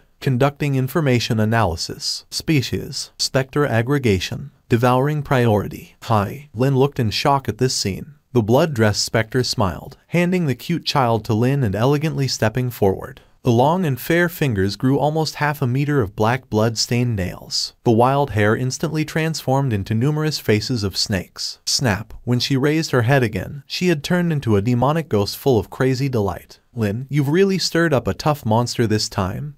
Ha ha ha. Her mouth split to behind her ears, and the long nails swayed in front of her, making abnormal and sick laughter in her throat. Lin stared, holding the child in his arms, quickly stepping back. Be careful, this guy is not easy to deal with. Don't underestimate it. Lin quickly shared all the information he knew with the blood-dressed specter. He detailed the characteristics he had tested, the methods to deal with it, everything, without omitting anything. Not easy to deal with? Haha. The blood-dressed specter's smile became more and more insane. She slowly swayed her body. The chaotic curse on her body seemed to rise substantially, and even Lin, standing behind her, felt a huge chill and madness. Her body disappeared from Lin's sight in a swaying motion. Lin's gaze suddenly became intense. Fast, so fast, even faster than when he moved last night. Could this be the battle form of the bloodstained spirit? So cool. Almost in that moment, amidst the flickering of blood, a face with a cracked and sinister smile appeared in front of the monster. In an instant, those sharp and pitch-black nails, like cutting blades, left 10 terrifying scars on the monster. Countless frenzied tentacles behind her swung, launching a swift and hard-to-follow terrifying assault on the monster. Lin could only see a flash of blood. Her laughter became more terrifying, her gaze more sinister and gratified. Like a hunter targeting its prey, the blade-like fingers danced wildly, leaving the monster's blood splattering around. Lin stared wide-eyed and shouted, "Too strong, too awesome. Lady, you're really cool. Perfect. It's simply a perfect offensive. Damn, so cool. This attack is too sharp. Good shot. A kick in the air right in the vital spot. Awesome, awesome, invincible. My god, look at those enchanting tentacles. They really pierce the heart. Ah, those nails. Perfect, sharp, so cool." The cute child in Lin's arms also widened their eyes and clenched their small fists. They suddenly became passionate. Lin generously stacked all the cool words he could think of, praising both deserving and undeserving aspects over and over again. Second target threat level rising. Initiating secondary countermeasures. Highest priority target. Target number 1. Hunt. The monster, disfigured by the bloodstained spirit, suddenly had a halo in its huge pupils. Almost at the same moment, layers of thick exoskeleton suddenly grew on its tattered flesh, instantly blocking the bloodstained spirit's frenzied cuts. Clang, clang, clang, clang. Countless sparks scattered. And in that moment, the fragmented and shattered vertical pupils of the monster suddenly reversed and shrank. Its gaze instantly focused on Lin's figure beside it. Buzz. Lin immediately felt the same huge curse wave as before. It was the gaze curse. They've already cut you into this state, and your target is still me. How much do you love me? Without a second thought, Lin instantly picked up the cute child and turned around, rapidly running in the opposite direction. Lady, I leave it to you here. For the health of your daughter, I'm temporarily retreating. But don't worry, I'll be back to see you soon. In an instant, the curse was activated. But almost at the same moment, the bloodstained spirit blocked between Lin and the monster, a huge crack on its face emitting a terrifying long howl. Whoosh! Countless faces flew out from the crack like moths, offsetting the horrifying gaze curse. Priority target. Target number 1. Continue executing highest devouring command. Buzz. The monster's flesh, disfigured by the bloodstained spirit, wildly grew arms all over its body. Its massive body quickly approached Lin, completely ignoring the bloodstained spirit's obstruction, relentlessly locking onto Lin like maggots on bones. Whoosh, whoosh. Whistling giant hands surrounded Lin from all directions. Your opponent is me, haha. Almost at the moment it deviated from the bloodstained spirit to chase Lin. A long neck instantly coiled like a hovering snake, wrapping around it. The sinister and frenzied smiling face on its neck directly confronted the monster's pupils. Whoosh! The ground under its feet broke, and thorny tentacles quickly surged up along its legs, swiftly spiraling upward like snakes. In an instant, numerous shooting tentacles cut off those arms in midair, starting a chaotic struggle. She gave up cutting and directly used her tentacles, wanting to strangle it. Hetaf. The faces swirling around its body revealed one playful child's face after another, as if enjoying a feast of gluttony. Those faces were like ghosts, completely ignoring its scales, devouring the monster's body from within. But even so, the monster, like a machine, continued staring at Lin's back, moving its steps with a clattering sound, seemingly determined to the death. Second threat level further rising. Highest priority. Target number 1. Behavior restricted. Initiating secondary response measures. Hunt. In an instant, the giant pupils suddenly shattered. The fragments fell to the ground like sticky pearls. Then, those fragments quickly reformed, turning into numerous normal-sized eyeballs. Its target was still Lin. Lin turned his head suddenly and immediately felt the same huge curse wave as before. It was the gaze curse. Lin widened his eyes and said, "Are you kidding me?" Splatter, splatter, splatter. Many eyeballs hadn't even left the range of the bloodstained spirit's tentacles and were quickly punctured. But still, a large number of eyeballs broke through the encirclement, rapidly spreading towards Lin. Lin suddenly stopped, turned around, and gritted his teeth. It seems there's no escaping. If that's the case, in an instant, he pulled out the demon hunting revolver from his arms and aimed it at the approaching tide of eyeballs. His expression became extremely sharp, the blessing of the two evil spirits' vertical eyes allowing him to quickly lock onto each approaching eyeball. Click, the trigger was pulled instantly. Lin swiftly retreated, holding the giggling child. He could only fire 6 shots in rapid succession, and to shoot again, he needed over 10 seconds for the ammunition to recover. This period was the most dangerous. We need more body enhancements. Lin quickly took out a bottle of flesh regeneration potion from his pocket and gulped it down. Since he had already mutated, he didn't need to worry about growing strange limbs at this point. Instantly, the blood taken by the faceless heart rapidly regenerated with the help of the potion. Simultaneously, the 4 tentacles he had previously severed began growing rapidly under the nourishment of the flesh potion. The system's prompt immediately sounded in Lin's ear. "Ding, your body has undergone a level 1 mutation." Tentacles sprouted wildly from Lin's body once again.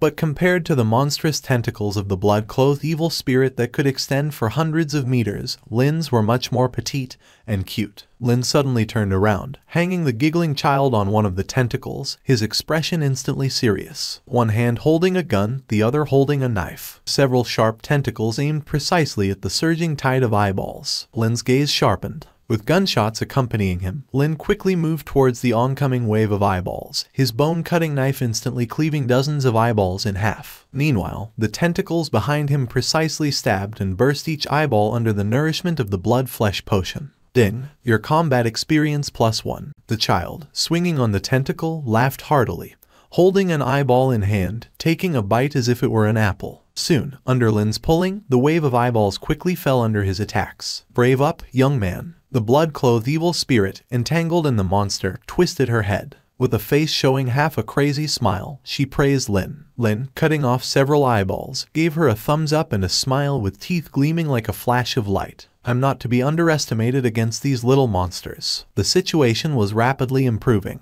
The low-level eyeball tide, under Lin's control, couldn't cause substantial harm to him. At least, the monster's main body was suppressed and couldn't move. Or so it seemed. Time quickly passed. "Lady, how's it going on your side?" Lin, cutting the last eyeball, shouted towards the blood-clothed evil spirit. The countless tentacles and facial orifices she transformed into had almost completely surrounded the monster, and blood kept flowing out from the gaps between the tentacles. "Heta, and deep into its core. The weakest point of this flesh puppet is right there. Once its core is destroyed, this guy is just a pile of scrap metal." The blood-clothed evil spirit's crazy laughter came from the tentacles. Inside the flesh organization, a sharp thorn was pushing in frantically, advancing toward the monster's core. Contact made. The blood-clothed evil spirit licked her lips frantically. Slowly, the thorn that had penetrated deep into its body began to deform, eventually turning into a sharp hand.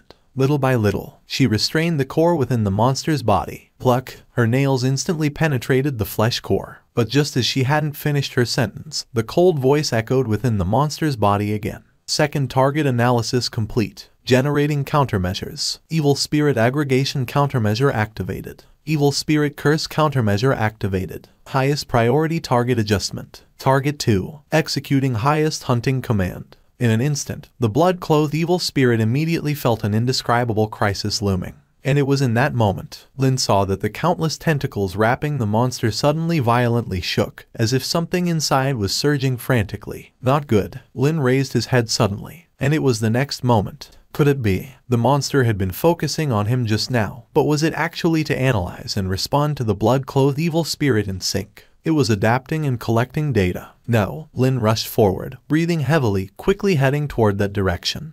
The countless tentacles belonging to the blood-clothed evil spirit, growing from the ground around, also began to struggle and twist violently, as if something inside was tearing and devouring her. A painfully sharp scream. And it was in the next moment, the closest thick tentacle to Lin suddenly started to twist and transform, eventually wildly struggling into the form of the blood-clothed evil spirit. Her body visibly began to grow numerous arm-sized arms at an alarming speed. as if something from her insides was devouring her. It's not afraid of me. It truly feels. I can't threaten it. Heta, while I'm eating it. It's also analyzing me. Heta, it's really not an easy opponent to deal with. Hehe. Tremble. In that chaotic and insane laughter, the blood-clothed evil spirit, twisted from the tentacles, was instantly devoured by the countless small flesh pieces. Lady Lin rushed forward urgently, hunting, devouring, generating, deconstruction curse, absorbing, assimilating. In an instant, right under Lin's gaze, a massive, bloody tentacle suddenly grew from the ground,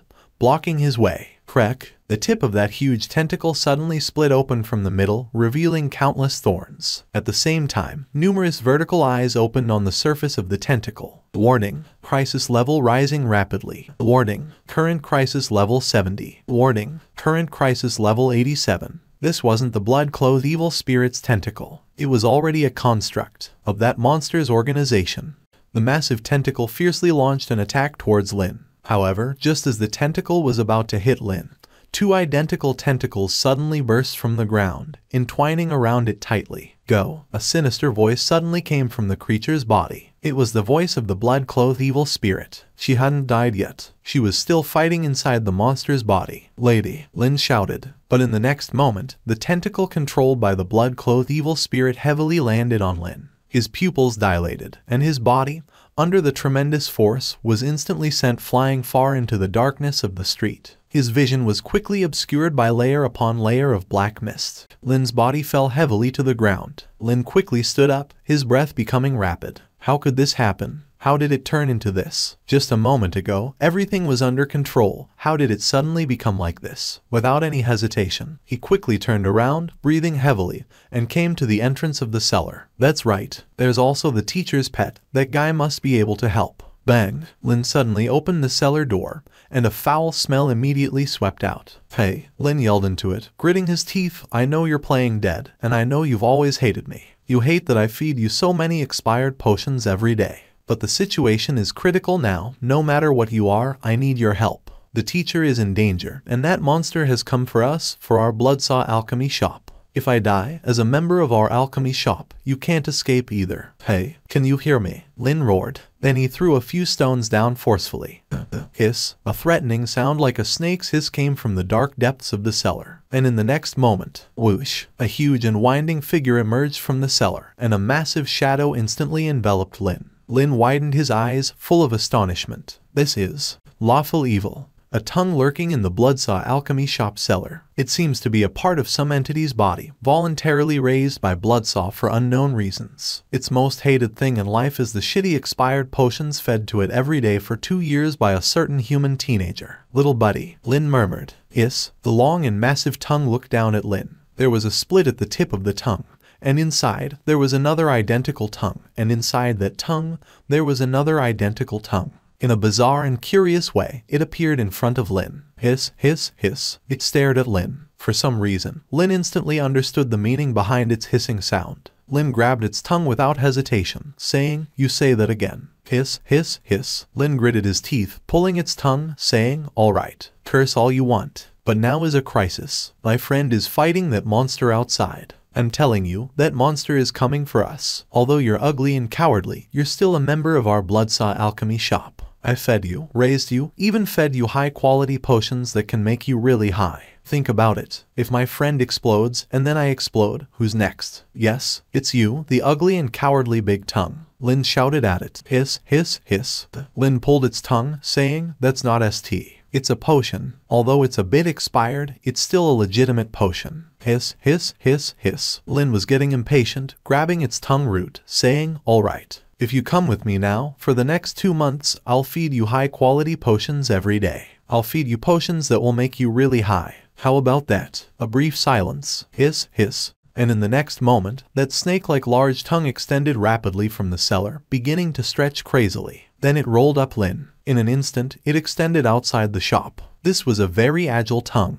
On the street, in less than 5 seconds, Lin and the large tongue once again arrived at the battlefield. And seeing the scene on the street, Lin was instantly shocked. The entire street was already in ruins, with traces of battles on the ground. And in the center of the street, the monster wrapped in countless arms kept contracting and expanding. Total consumption progress 54. 55. Detection of target 1 approaching. Highest priority hunt. Switching targets. Whoosh. In an instant, one after another, large tentacles with vertical pupils grew wildly from the ground. Big tongue. Instantly, the tongue turned around and tried to run. 3 months. Lin grabbed the tongue's tip, saying, "Save my friend. For the next 3 months, I'll feed you high-quality potions every day." Hiss, hiss.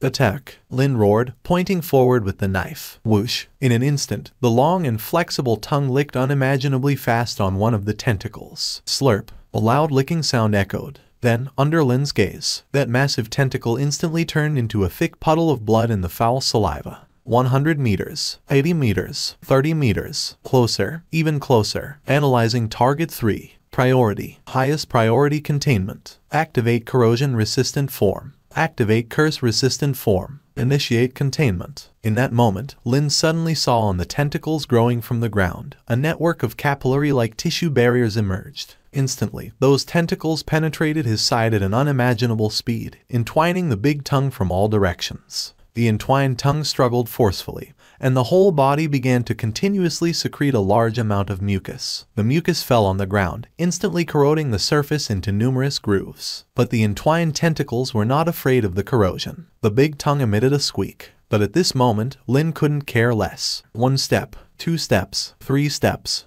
The arms on the monster's body began to split, and a huge vertical pupil slowly appeared in the opening. But just as the pupil focused on him, Lin, using all his strength, pushed his body towards the giant cocoon with all the tentacles. The crimson cape rustled on him. Lin gritted his teeth and reached out from above, reached toward the center of the giant pupil. Here we go. In an instant, Lin's hand passed through the giant pupil without any hindrance. With the blessing of the blood demon cloak, his shadow form instantly merged into the giant cocoon. Endless wriggling flesh surged before his eyes. Lin looked ferocious, and it was at that moment, under the lock of the evil spirit's vision, he grabbed the already shattered arm. The cork of the blood and flesh growth potion was suddenly opened. He roared and forcefully pulled the almost shattered blood cloak evil spirit's entity toward him, pressing the entire bottle onto her chest. Splash! The moment it touched the potion, her broken half-body began to generate flesh and blood. The screams of countless evil spirits gathered and surged. As an evil spirit aggregate, how could she be easily swallowed? Just 1 step left. Lin gritted his teeth and reached out. Spectre threads. In an instant, several threads of hair wrapped around the whole body of the blood cloak evil spirit, while the other ends of the threads were shot out by Lin with all his strength, winding around the buildings on both sides of the street. Go! Lin roared. In an instant, the spectre threads began to tighten, dragging the constantly consumed and regenerated body of the blood cloak evil spirit forcefully outward. Flesh was constantly squeezed, and the cocoon kept bulging. The ice-cold voice from within the monster sounded. Target 2 engulfing and peeling. Highest priority target switch. Target 1. Activate ghost countermeasure. Initiate engulfment process. And it was at the moment of this target switch, in the ghost state, Lin roared to the giant tongue outside. Now is the time. Because in several clashes with this monster, Lin had already found its only weakness. Every time it switched targets, an extreme loophole appeared. During this loophole, actions against the previous target would be sluggish, and the action instructions for the next target had not been completely implemented. And it was precisely at this moment that would be the best time to rescue the blood cloak evil spirit. The constantly consumed and regenerated body of the blood cloak evil spirit was immediately dragged out of the cocoon by the tremendous force. And Lin, in the ghost state, along with the massive pull, flew outward with the blood cloak evil spirit. Ghost countermeasure activated. Engulfment process initiated. Highest priority. Target 1. Buzz. In an instant, Lin's flying body was suddenly tightened. Lin's pupils were instantly fixed in place. The specter threads also broke at the moment of the ghost countermeasure. Just 1 more second, and this second seemed to be the boundary between life and death. The blood demon cloak was instantly shattered. The skin began to be enveloped by countless flesh buds. The huge fleshy wall suddenly tightened, and the body was twisted into a lump. Consciousness seemed to be on the verge of destruction. At this moment, it seemed that no one would mourn for him, and no one would be sad for his death. No one could even see his death. Is this the end? Is this fate? Is life, which has just begun, going to end prematurely on this halfway journey? If so, almost squeezed into a ball, Lin raised his middle finger difficultly. IF King refuse. Crack, crack, crack. All the blood and flesh growth potions hidden in his arms were almost simultaneously crushed under tremendous pressure. A large amount of liquid medicine spread in Lin's twisted and squeezed flesh. Everything will not end, even if he can't escape death. Before death, he must give you a big one. Ding, your body has undergone level 3 mutation.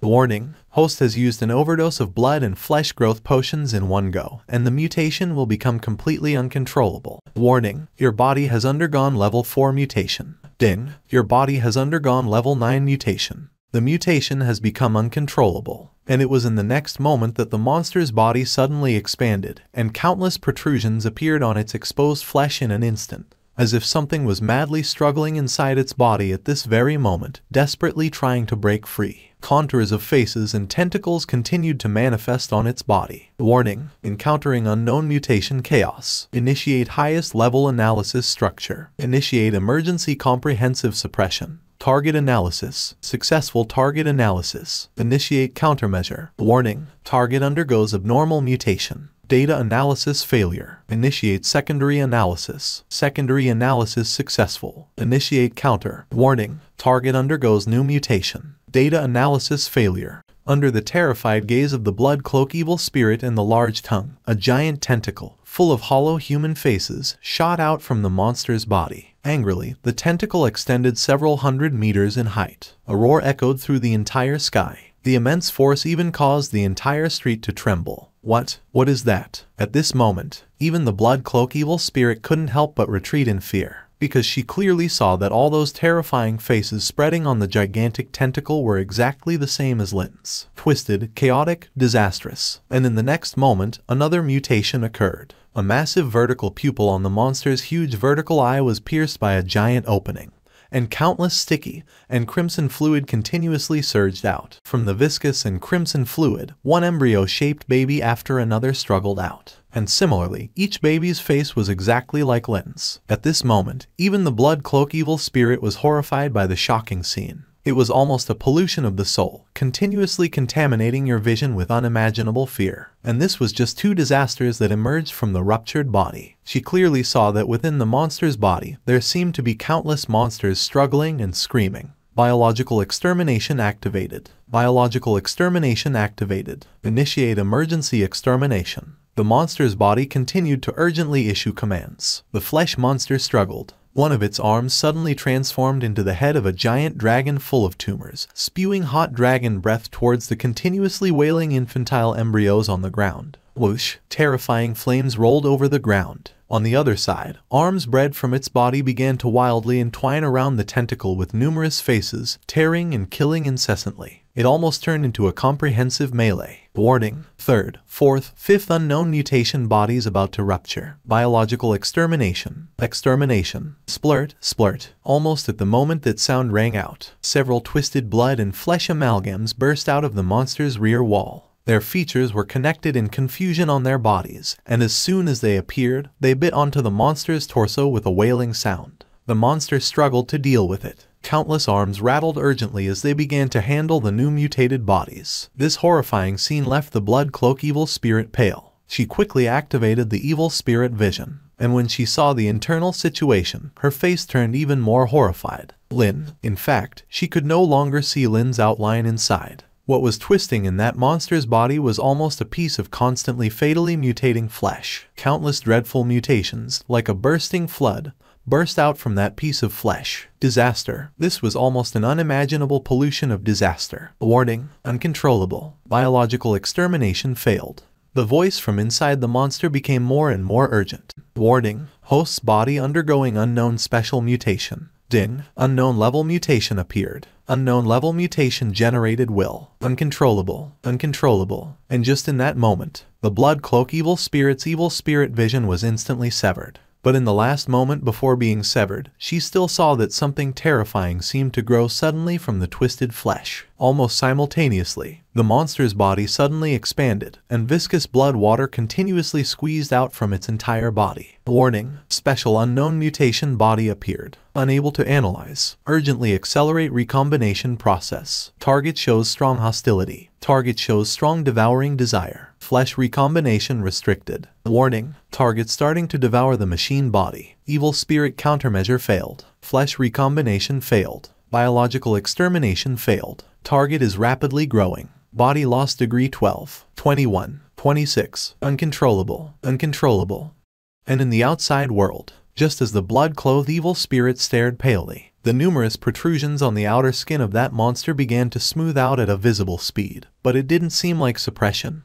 Rather, it looked like something was devouring it from the inside. He ha ha ha. Suddenly, eerie childlike laughter echoed from the inside. This made the blood-clothed evil spirit's scalp tingle instantly. Her pupils trembled, because this laughter was identical to the laughter she emitted when her consciousness was confused during the transformation into battle mode. In an instant, she had a tremendously terrifying speculation. Some unimaginable catastrophe was birthing inside the monster, and within it, there were parts of the curse and body fragments that were previously devoured by it. Crack! Just in the next moment, she suddenly saw that the numerous arms growing on the monster were forcibly pulled into its body from the inside, as if something was dragging them in. One after another, in just a blink of an eye, all its arms were forcefully pulled into its body. Terrifying chewing sounds continuously echoed from inside the monster. Warning: complete failure of the body. Body damage at 88. At the same time, in the dark world, in a towering tower lying on the ground,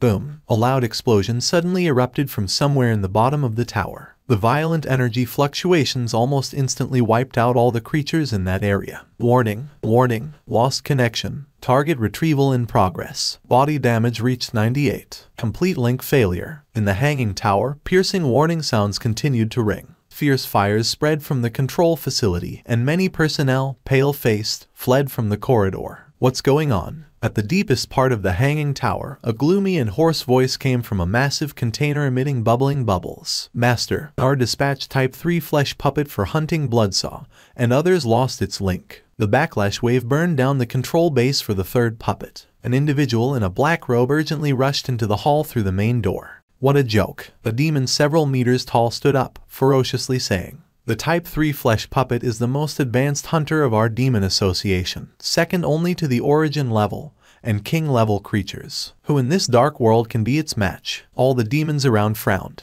because during this time, the destructive power and hunting ability displayed by the Type 3 puppet were almost there for everyone to see. Within these 3 days, almost all the rebels who were unwilling to return to the Demon Association were almost completely wiped out by the pursuit of the Type 3 puppet. Bloodsaw, in the center of the hall, from within the huge container, a hoarse voice rang out. I understand him, the original puppet formed by the 5-person council back then.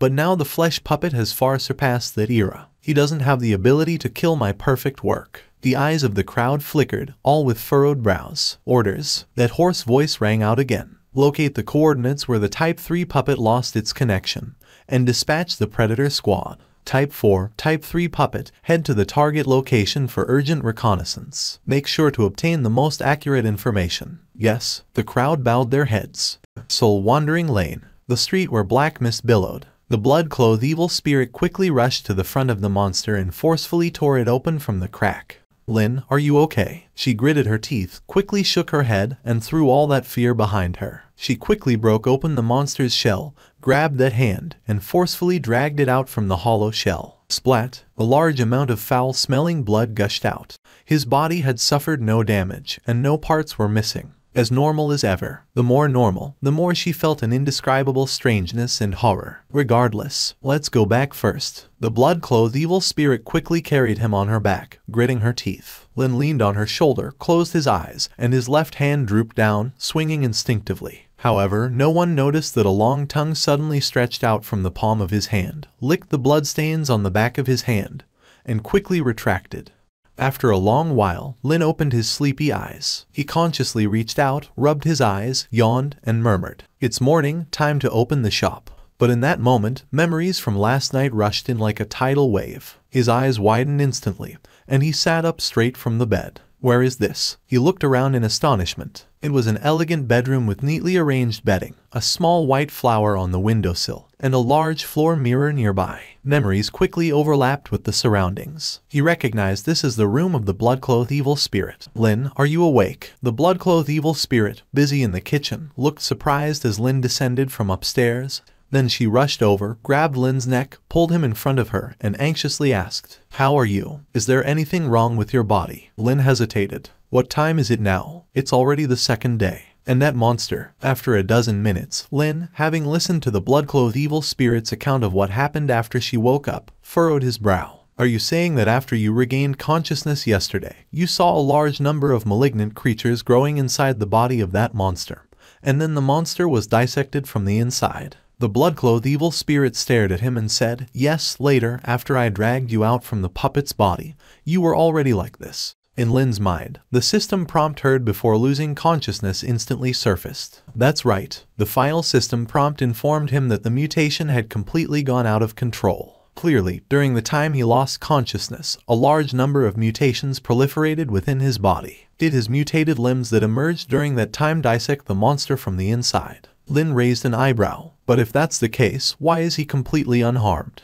What about the monster's corpse? Lin asked. It's in the backyard. The blood-clothed evil spirit seriously leaned on the table and said, "After I dragged you out from its body puppet yesterday, I went back and brought it here. This powerful creation must hide some mysteries." Lin immediately stood up and said, "Take me to see it." In the backyard, Lin squatted down, frowning as he looked at the twisted mass of stinking flesh in the yard. It was almost impossible to recognize the shape of the monster from yesterday. All that remained was a collapsed and distorted husk. Traces of gnawing. Lin reached out and touched the inner wall of the monster. The blood-clothed evil spirit nodded, saying seriously, "Yes, something forcibly ate this puppet from the inside." Judging from the situation at that time, there should only be. She stared at Lin. Lin glanced at her, pondered, and said, "You don't suspect it was me who ate it, right?" The blood-clothed evil spirit said seriously, "I don't rule out that possibility because your mutation was quite powerful at that time. If that's the case, perhaps he only looks normal now, but there may already be some hidden mutations." Without further ado, he quickly opened his basic attribute interface. A mad apprentice of the Bloodsaw Potion Shop, a proficient student of mutations, able to move freely around powerful creatures and excel in interpersonal relationships. Although unable to change the nature of being a profiteer, the excellent qualities and combat will displayed in moments of crisis are still commendable. Mutation. Although the system unexpectedly provided a positive introduction, making Lin feel very happy when he saw the word mutation, his heart instantly jumped to his throat. System, explain, where did I mutate? Lin urgently asked in his mind. And it was in the next moment. I asked where I mutated, and you directly gave me a mission. What is going on? System, just tell me where the mutation occurred. Is that too much to ask? He really wanted to drag this system out and give it a good spanking.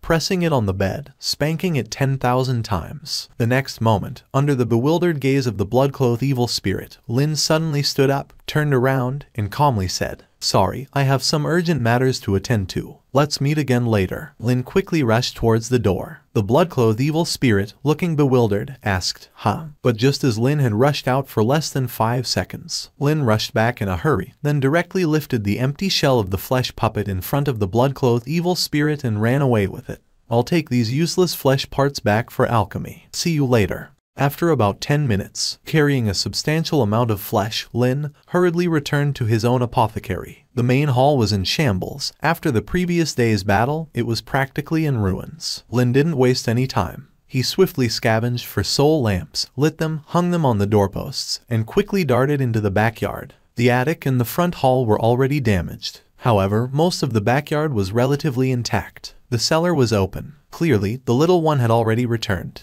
Lin quickly dashed to the basement, kicked open the door, and then swiftly entered his teacher's library. Usually, the teacher would never allow him to enter, but the situation was critical now. He had to quickly find out about the changes in his body. Inside the library, with a serious expression, rapidly flipping through a large number of books, After reading for over an hour, snap, Lin closed the books with a serious look. 100 methods, try them one by one first, and if that doesn't work, resort to risky measures. Lin remained calm, quickly opening the skill list. Infectious aura curse diagnosis function, flesh and blood catastrophe. Lin's pupils contracted instantly. Exactly, it was the skill he obtained after completing the Blood Knight mission. Function, flesh and blood catastrophe. Quality, special. Introduction, obtained through intense flesh and blood recombination and violent mutation.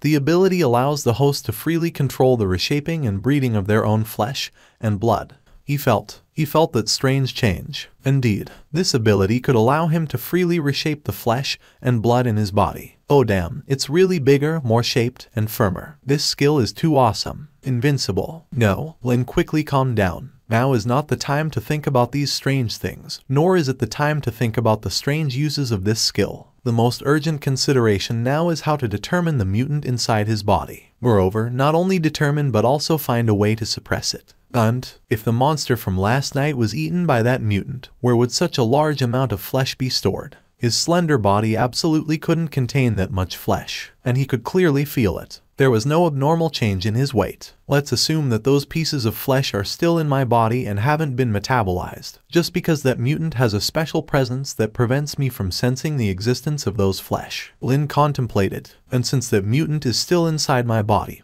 any abnormalities in my body must affect that mutant. After all, we share the same body now. If that's the case, Lin narrowed his eyes, a dangerous light flashing in them. He silently turned his head, his gaze falling on a bottle in the corner with the words enemy, enemy, fear. The next moment, Lin forcefully grabbed the bottle of insect repellent, opened the cap, and poured it into his mouth. This medicine was an ultimate insecticide he had synthesized over the past 2 years after studying pharmacology with his teacher, based on his memories from before he crossed over. Drinking it would definitely make you purge, nauseous, and accompanied by various complications. But a real man never fears insect repellent. Warning: host life loss, abnormal buff acquired, enemy, enemy, fear poisoning. Taking advantage of his ability to still move, Lin quickly rushed into the alchemy room, rummaged through everything, and collected all the expired potions he hadn't fed to the little one. Lin squinted his eyes, popped open the cap of a potion with a slap. Instantly, skull-shaped smoke rose from the bottle. He didn't know what abnormal effects these potions would produce after several months of expiration.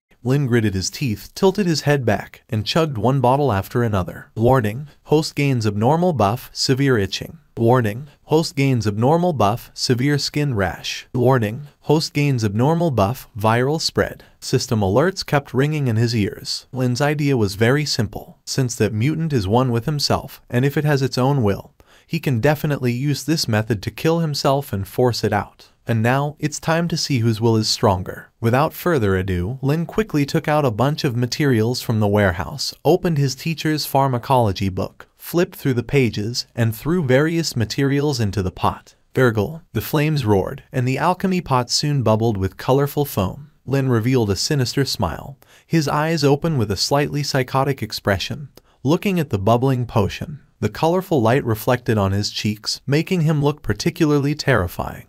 Ding, you have successfully brewed a poisonous epidemic potion X1. The hints kept coming one after another, constantly ringing in Lin's ears. In just under 2 hours, Lin, following the recipe book, concocted dozens of bizarre and terrifying potions. To enhance the flavor, Lin dug up the vintage liquor his teacher had been collecting for years. Everything was ready. Lin brought out a rocking chair, placed it in the backyard, and reclined on it. A sip of the virus potion, a sip of old wine, with the expression swaying back and forth, looking quite satisfied. Just a few minutes later, Lin coldly smirked, feeling countless indescribable complications assaulting his body. There were over a dozen types of pain alone, not to mention itching, burning, melting, coldness, and fever. It felt like countless ants crawling in his body, as if someone were using an air pump to forcefully pressurize his chest. He experienced every possible adverse reaction you could think of. And now was the time to test his willpower. Lin opened his stopwatch. A tentative 20 minutes. If there were no reactions within 20 minutes, another 20 minutes would follow. Soon, the first 20 minutes were coming to an end. Lin still hadn't noticed any other anomalies in his body besides these complications. Lin ground his teeth and picked up bottles of recovery and antidote potions, pouring them into his mouth. Snap. He slammed the table, grabbed various deadly poisons placed nearby. Bring it on again. Time swiftly passed, approaching the second set of 20 minutes. His left hand seemed to twitch slightly, but Lin didn't notice because not only his left hand but his entire body was trembling. And not just trembling, his complexion kept changing between red, orange, yellow, green, blue, and purple. Again, once more.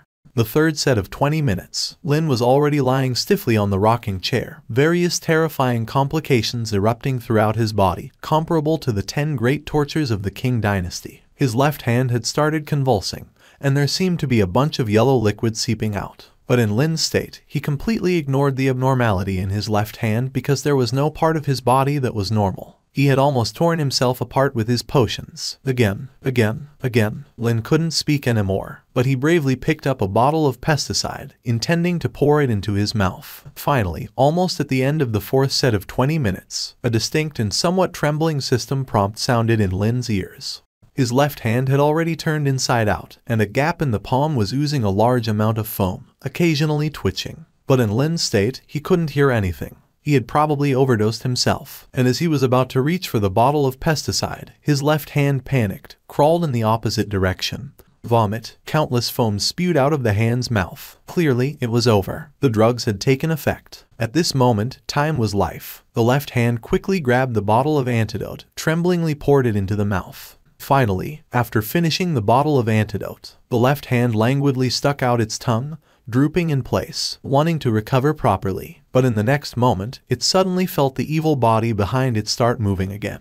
It instinctively turned its hand, trembling. Then it instantly saw Lin, who had already drugged himself into, laboriously wriggling on the ground, reaching out towards a bottle of poison that hadn't been opened yet. The determination to drug himself to death was truly tear-inducing for anyone who saw it.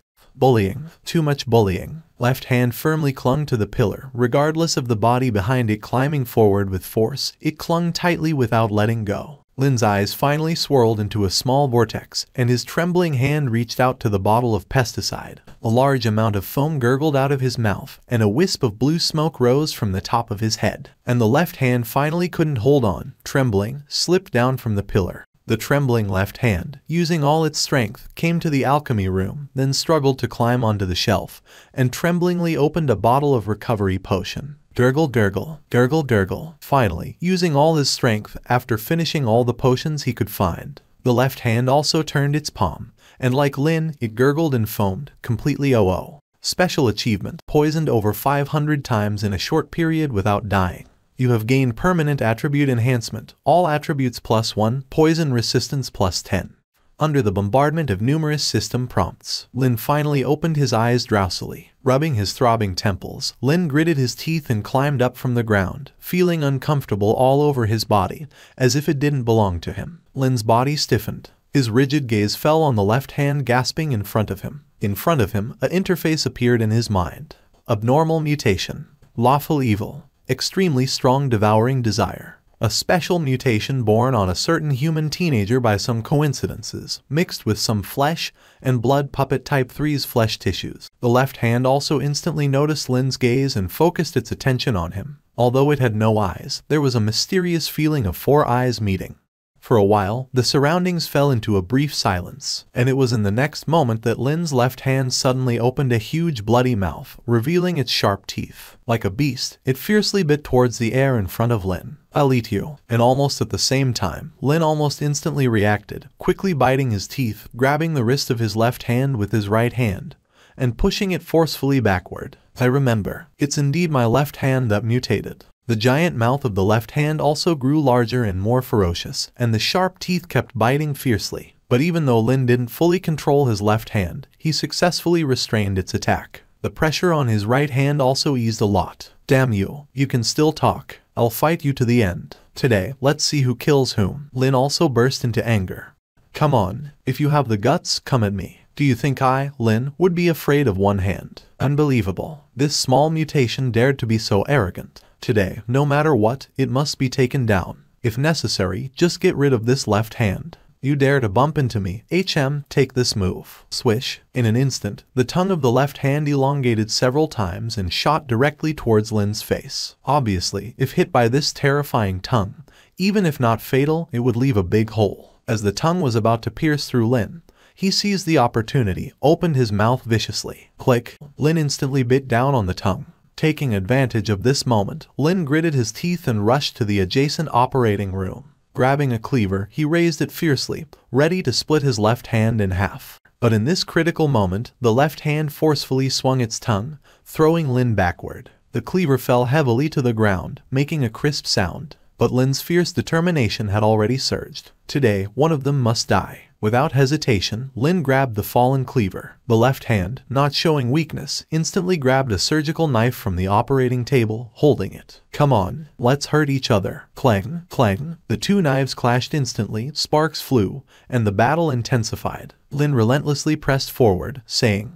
"You're finished. Today, I'll definitely chop you up first, then pickle you in a bottle as a specimen." Left hand also forcefully pressed the knife against Lin's, saying, "Give it a try. Bring it on." Clang, clang. For a while, Lin and his left hand fiercely swung their knives, showing no mercy, attacking each other. They fought from the operating room to the alchemy room, then from the alchemy room to the front hall, and finally from the front hall to the backyard. For a while, the battle was evenly matched, the situation intense. Ding. Your combat ability +1. After fighting each other for more than 10 minutes. Clang. Their knives clashed again, and they once again entered a tense standoff. "I'll give you a chance. If you voluntarily leave my body now, I'll spare your life." This line should be said by me. "If you obediently let me eat your brain, I'll let you go." It seems we can't negotiate, right? Who wants to negotiate with you? Screw you. We rested peacefully for half an hour. Lin closed his eyes and leaned against the edge of the cellar, sighing, "How about? Let's temporarily get along peacefully, what do you think?" Left hand, it seems like a good suggestion. Continuing like this doesn't make much sense. I agree. Having two consciousnesses in one body is actually acceptable when you think about it. Yes. The brief silence. Clang. Two knives instantly clashed together. In the midst of sparks, Lin angrily said, "I knew you were trying to ambush me. Fortunately, my reaction was fast enough. I didn't expect you to be so malicious." Left hand forcefully pressed the knife forward, saying, "Clearly, you were planning to cut me while I wasn't paying attention. You're the malicious one. I'll kill you." Knock, knock, knock. Sounds of knocking on the door came from outside.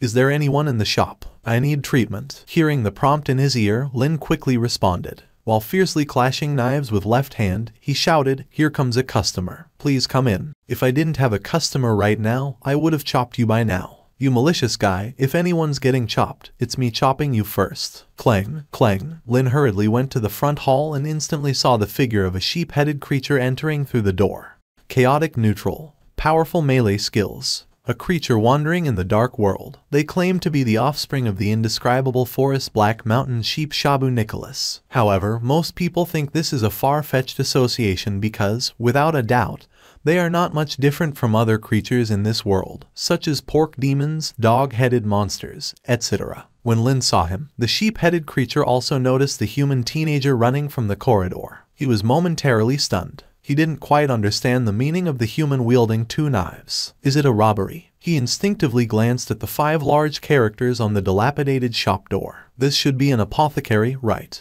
And in the next moment, clang, clang, clang. The sound of swords and knives clashing instantly frightened him. He stared wide-eyed, watching the human wielding two knives slashing back and forth. "Welcome." Lin instantly turned his head, seamlessly switching to a friendly professional smile, saying, "I'm the assistant here. Since the boss is out, I'm the boss. Can I help you with anything, dear customer?" Then he turned his head and clashed knives with left hand again.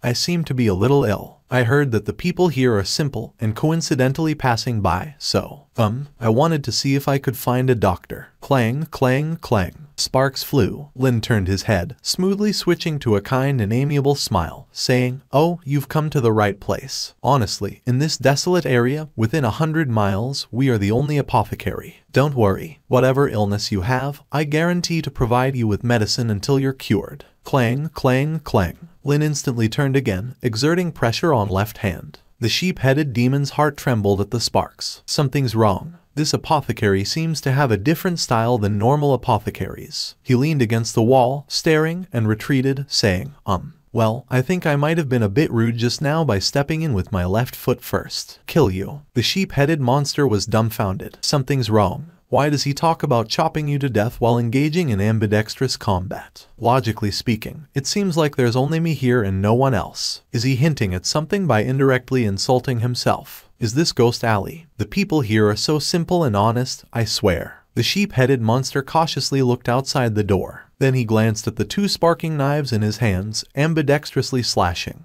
After weighing the pros and cons, decided to check the situation first. The sheep-headed monster hesitated. Boss, may I ask, why are you dual-wielding knives? Are you practicing some powerful martial art? Lin was surprised. No, I just want to chop off my left hand, haha.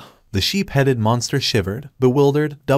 Why? Lin turned his head, and with clattering sounds, he started chopping with his left hand, saying, I can't tell you the details, just know that this hand is not a good one, it eats people. It wanted to devour me just now, and if I don't restrain it, it might even want to eat you, our customer. He instantly turned around, seamlessly switching to a friendly smile, saying, of course, rest assured, with me around, it won't harm you.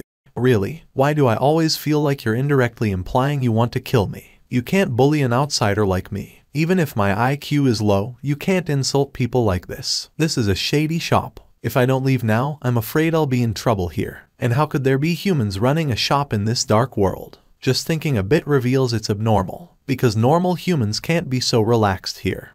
Boss, he said, when do you plan to treat me? Lin was startled, then immediately delighted, saying, did you finally choose to get treated at our store? That's great, customer. You've made a very wise choice. You don't have to wait too long. I'll diagnose you right away. Saying that, Lin turned to his left hand with the knife, turned around, and quickly searched for his stethoscope from the counter. Clang, clang, clang, clang. If I stay here, I must be crazy. Shady place. I'm out of here. Seizing the moment Lin turned away, he immediately stood up quickly, trying not to make a sound, and quietly moved towards the door. But just at that moment, there was a sudden loud clang sound behind him, followed by an explosive shout, trying to run. I'll make you run. I'll make you dodge. Do you think you can escape? Swish, swish, sounds of swinging through the air. This ghost alley is full of my good neighbors. If I can't chop you, I'll let my neighbor sisters chop you later. The sheep-headed monster suddenly stopped, not daring to move. Do you think you're my opponent just because you have a knife? The sheep-headed monster immediately quickly retracted his hand from the waistband where the knife was.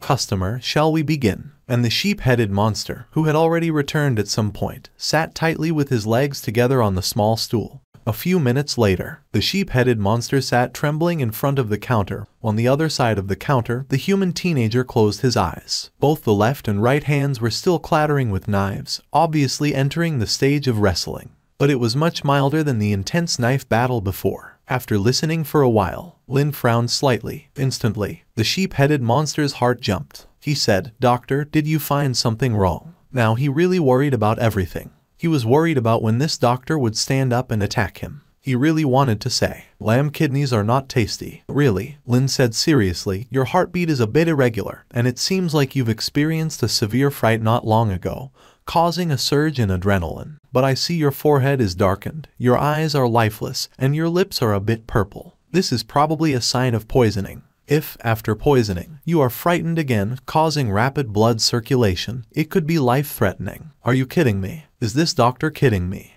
The sheep-headed monster said in a daze, I went to a swamp. Were you attacked by something? The sheep-headed monster hesitated, rolled up his sleeve, revealing scars on his arm, saying, not attacked, just scratched by the vines inside. I bandaged it and didn't pay much attention to it. Clang, clang, clang, clang. Lin quickly clashed knives with his left hand that wanted to ambush. Then he immediately turned around, quickly browsing the information provided by the system. His expression turned calm as he said, human face vine, a highly poisonous plant that grows in damp and cold places, usually lurking underground and attacking passing creatures opportunistically. However, the poison incubation period of the human face vine is quite long, and under normal circumstances, it won't be lethal. The sheep-headed monster stared blankly. What about abnormal circumstances? Lin quickly glanced at the data, saying, firstly, avoid being frightened. Prevent your heart from beating too fast. Keep yourself in a calm and peaceful state to prevent high blood pressure. And in that moment when Lin was distracted, swish, swish, under the gaze of the sheep-headed monster, his left hand suddenly swelled several times, revealing sharp teeth, and instantly grabbed Lin's head. Lin quickly used blood-flesh mutation to harden his neck, preventing it from being bitten off. Then he stretched out his foot, forcefully holding the lower jaw of the left hand's giant mouth, trying to pull it out. Lin said, "If the poison has spread, you must immediately undergo bloodletting treatment. Delaying even a minute could be life-threatening." The sheep-headed monster immediately pulled out a small knife. Pluck! The knife was inserted into the major artery on his leg. Fresh blood immediately spurted out. "Wait a minute." Lin reached out, saying, "I made a mistake. You should drink plenty of water and take restorative potions to suppress the gathering poison. Bloodletting is a rapid relief method and should not be used." He looked at Lin. He looked at the knife stuck in his leg and the spurting major artery. "Why didn't you say it earlier? Didn't you say it earlier? Customer, although I mentioned that bloodletting is a quick relief method, there's really no need for you to be in such a hurry to stab yourself. You came here for treatment, right? Why rush to relieve yourself like this?" The sheep-headed monster couldn't even utter a word. Stop the bleeding. It's gushing out." He quickly lifted his foot and, with precise footwork, pressed down on the major artery of the bleeding thigh. Splurt, splurt, splurt. The gushing fresh blood was instantly restrained. The sheep-headed monster slumped onto the chair, sweat pouring down his stunned face. "Can I not get treated here? Could you spare me just this once? I promise, in the future, if I see you, I'll definitely go around the long way." Lin lamented, "I'm sorry, I'm still a novice, causing you some unpleasant experiences. But once you leave this place, there won't be any other apothecaries within a few 100 miles. The trembling sheep-headed monster said, There definitely are." Lin hesitated. "There used to be some, but now they're all soaking in the backyard specimen room." He pointed to the specimens soaking in the back. At this moment, the sheep-headed monster completely collapsed. A tough guy had finally burst into tears. He thought of his parents. He thought of his 3 years wandering outside.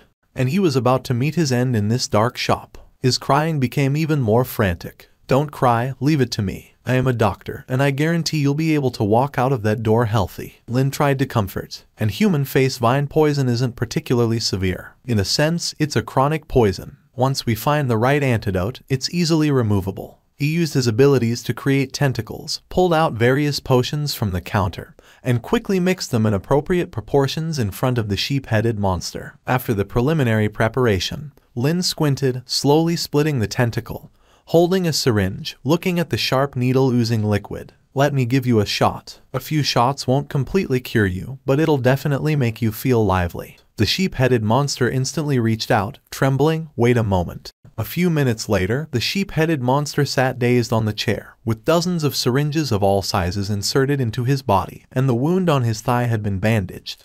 "How is it? The effect is quite good, right? The potions I prepared for you are special antidotes for human face vine poison, developed by my teacher. Coming to our Bloodsaw Apothecary, you've definitely come to the right place. I can tell you, in other places, you may not get the same treatment." The sheep-headed monster sat there in a daze, feeling the gradual alleviation of weakness in his body. It's really strange. After dozens of shots, although he suffered a great mental blow, the abnormal weakness and drowsiness in his body were significantly suppressed. Even the unusual fragrance emanating from his body slowly faded. Could it be? This isn't a shady shop that kills people and sells corpses, but a legitimate apothecary. Did I make a mistake? The sheep-headed monster said dully. "You don't want to treat me first and then slice me, right?" Lin firmly restrained his left hand, which wanted to bite him, saying, "How could that be? Our Bloodsaw Apothecary has always adhered to the principle that the customer is God. As long as you have money, not to mention slicing you, you can slice me if you want." The sheep-headed monster let out a small sigh of relief. What if I don't have money?" The entire apothecary fell silent in an instant. Even Lin's left hand, which was biting and trying to eat him, stopped. Lin was stunned, lifted his knife, and said, "No money." The sheep-headed monster instantly exploded. I definitely have. I have a lot." At the fastest speed in his life, he pulled out bag after bag of skull coins from his pocket, almost creating afterimages. Looking at the flowing small change, Lin's face immediately showed a kind expression, saying, "You really scared me. Don't make jokes casually. I've already planned which part of your body to cut." My heart was almost scared out, haha. The sheep-headed monster said, "Really? Haha." He quickly changed the subject, wiped the cold sweat on his forehead, and said, "The effect of your potions feels very good. In just a few minutes, I feel much better than before." Lin counted the money, a knowing smile appearing on his face, saying, "Of course, my teacher used to cultivate this kind of poison on a large scale. He naturally has experience in treating such poisons. It would indeed be troublesome if other creatures in other places were poisoned by this, Lin said. Rest assured, except for our place, there won't be such toxins anywhere else.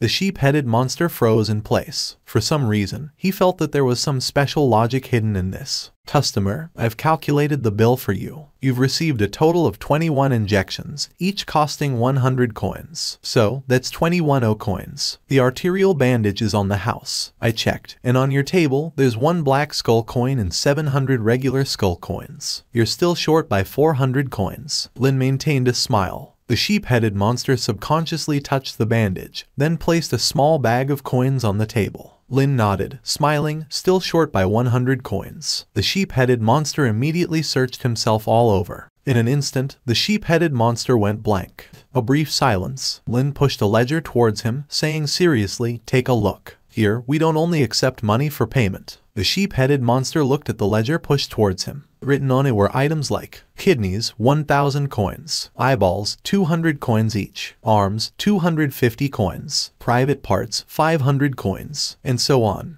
Lin lifted his knife and kindly smiled. I suggest you keep the eyeballs. You can redeem them anytime after earning enough money. We'll keep them safe for you. Wait a moment. The sheep-headed monster immediately reached out. I have some other things to offset the bill. Take a look. Saying so, he quickly took out an object from his package and placed it on the table. I found this a few days ago while wandering outside. It seems to be a part of something valuable, so I kept it. Lin was puzzled. His gaze fell on the object placed on the table. It was silver and looked like a fragment of a container with burn marks around it. In an instant, information about the object appeared in Lin's vision. Mysterious silver skull fragment. Quality, rare material. Introduction. High-strength skull fragment crafted from special mysterious silver. This mysterious silver, forged through a unique process, is highly precious and often used by the Mage Association to create powerful biological weapons. Mage Association. Lin's pupils contracted instantly. His expression turned serious as he held up the fragment, asking, where did you find this? The sheep-headed monster looked confused. In a hill to the west, about 100 kilometers away. When I went there, it seemed like there had just been a battle. I didn't dare stay long, so I quickly picked up some parts and ran away. Saying so, he took out several similarly heavily damaged fragments from the package. Without exception, their introductions were all related to the Mage Association. Lin sent the sheep-headed monster out with a satisfied smile. Then he quickly grabbed his left hand and returned to the shop. Truce. Lin's expression was serious. It's impossible for you to eat me temporarily. Our matters, I suggest we postpone dealing with them. Right now, I have more urgent matters. Only a fool would listen to you. In an instant, Lin's left hand swelled up and opened its blood-filled giant mouth towards Lin. Sharp teeth were within arm's reach, and the long tongue made terrifying sounds as it moved. Whoosh! Almost in an instant, Lin's entire head was engulfed in its mouth. But then, the left hand paused, mumbled vaguely, why didn't you dodge? Lin, with his head in its mouth, calmly said, I know you won't actually eat me. I've had a bit too much pesticide, and my head was a bit unclear just now. Now that I've calmed down, I understand, you simply won't eat me. The left hand sneered, is that so? Lin continued, because we're probably in a mutually beneficial relationship. If I drink pesticide and you react, and vice versa, then if you eat my head, you probably won't survive either, right? The left hand paused. Lin closed his eyes and calmly said, am I right? A brief silence. It returned to its original size, and it showed a fanged grin at Lin. Lin wiped the saliva off his head, squinted, and said, it seems I was right. The left hand opened its mouth, gnashing its teeth. No, I'm just not sure what bad reaction I'd have after biting off your head, but that doesn't mean I won't eat you. Clearly, the pesticide incident had caused significant psychological trauma. Ding. Your quest, body's reaction, current completion 50. Introduction. Through a large amount of pesticide, you've cast doubt on whether the mutant would survive after killing you. However, the mutant still holds strong hostility towards you. Ding. You've triggered the second stage of the quest, erasing the time limit. Quest objective. Survive in your interactions with the mutant. Don't let the mutant realize that killing you would actually be harmless. Wait a moment. Does this mean that it's actually okay for it to kill me? What kind of joke is this? If it had bitten me just now, wouldn't I have died in vain? Lin's sanity -10. Huh? The left hand with exposed fangs moved, glaring at Lin, who suddenly started sweating. But Lin wasn't an ordinary person. The calm mindset he had developed over the years allowed him to quickly regain the nonchalant expression he had before. Lin casually said, "Let's talk about serious matters." He forced himself to be calm. He played with the mysterious silver fragment on the counter and said quietly, "The creature that came last night was created by the Mage Association. I saw my teacher mention this organization in his diary. According to the records in the diary, my teacher was once a member of this organization. Although I don't know what happened." Lin pondered. Based on yesterday's experience, my teacher probably had deep conflicts with this association. The flesh puppet that came here last night was actually here to exterminate us. It just didn't find my teacher and found me instead. The left hand sneered. Lin stood up, pacing back and forth, and continued, "Moreover, looking at these fragments, the influence of the Mage Association has already infiltrated the vicinity. After we took down that puppet last night, the Mage Association must have already known about what happened here through special means." The left hand said, "I killed it, not you." Ignoring its words, Lin thought aloud, "And if I were them, I would definitely continue to send people here to investigate or clean up. If they find out I'm just an ordinary human, they'll undoubtedly kill me without hesitation. Either tonight or tomorrow, we will definitely face the second wave of crisis." Lin made a profound analysis and conclusion. The left hand infuriatedly said, "What's it got to do with me? Don't think you can stay out of this. We're in this together now. If I'm killed, you'll be done for too." The left hand said, "Humph." Lin then showed a relieved expression, patting its dog head, and said, "Calm down. Although I don't know how you mutated, you are still a part of my body. Moreover, you are my left hand, the part I use the most. According to reason, you should feel quite close to me. Comfort experience +1. Comfort experience +1. The left hand said, "Fine, let's make it clear. The people who come here must be eaten by me, not you. Also, no drinking pesticides. Cooperation only lasts for 2 days. Deal." Lin carefully searched through the empty shell of the flesh puppet but couldn't find his lost revolver and bone-cutting knife from yesterday. Moreover, judging by the introduction of his left hand, his biggest trump card, the heart of the faceless demon, was probably now a part of this entity. In other words, his revolver and knife were very likely swallowed by it. Lin frowned. He glanced at his left hand, sleeping with ZZZ sounds. "Should I search for them?" Lin pondered. Then he made a bold decision. A long tentacle sprouted from his shoulder instantly. Then, under Lin's careful control, he used the tentacle to enter the mouth of his left hand. So deep. Strange. It seems this mutant is not that simple. Although it appears to be growing on his body, it might actually have its own unique internal structure. Lin explored with closed eyes, feeling every detail. Finally, he reached the deepest part without any hindrance. Lin's tentacle immediately touched numerous indescribable undigested meat chunks and mechanical structures. Lin contemplated. Then he started digging in and out. Ding. You obtained broken core X1. Ding. You obtained decayed flesh tissue X1. Ding. You obtained Demon Hunter Revolver X1. Ding. You obtained Bloodsaw Bone Cutting Knife X1. Lin's eyes lit up. Found it. As expected. His guess was correct. All his equipment was swallowed by this mutant. Whoosh. Lin retracted his tentacle, smirking as he looked at the sticky revolver and knife. Click. He opened the safety. No signs of damage whatsoever. After all, these were legendary grade items. How could they wear out so easily? He was complete again. Then his gaze shifted to his left hand, still soundly sleeping with his mouth propped open. How about taking this opportunity to find more items? Maybe there are some intact things on that monster's body. After all, opportunities don't come twice. Thinking this, Lin's excitement surged. He reached in with his tentacle again, cautiously exploring. Ding. You obtained Eye of Focus X1. Ding. You obtained Dragon's Breath Hand X1. Ding. You obtained Spirit Hair X1. The left hand only felt something long and thick continuously entering its mouth, unpleasantly poking its insides each time. Snap. The bubble at the corner of its mouth burst. It woke up. Then, in an instant, it saw Lin controlling a tentacle inserted into its mouth. Left hand, wow, wow, wow, wow, damn it. This entity actually took advantage of its sleep to violate its mouth. Shameless, perverted, disgusting. Enough is enough. Click. The sharp teeth at the corner of its mouth instantly snapped shut. Splat. Lin's controlled tentacle was bitten in half. Ding. Host's life points lost. The left hand swallowed the tentacle, grumbling, "What the hell? What the hell? Why are you sticking such weird things in my mouth? Do you want to fight?" Then it instantly saw the pile of sticky limbs and flesh Lin had pulled out. In an instant, the left hand was dumbfounded. Lin reached out, coughed, and said, "Listen to my explanation. I just wanted to find some items I lost yesterday. I didn't mean to start a war with you, really." Brief silence.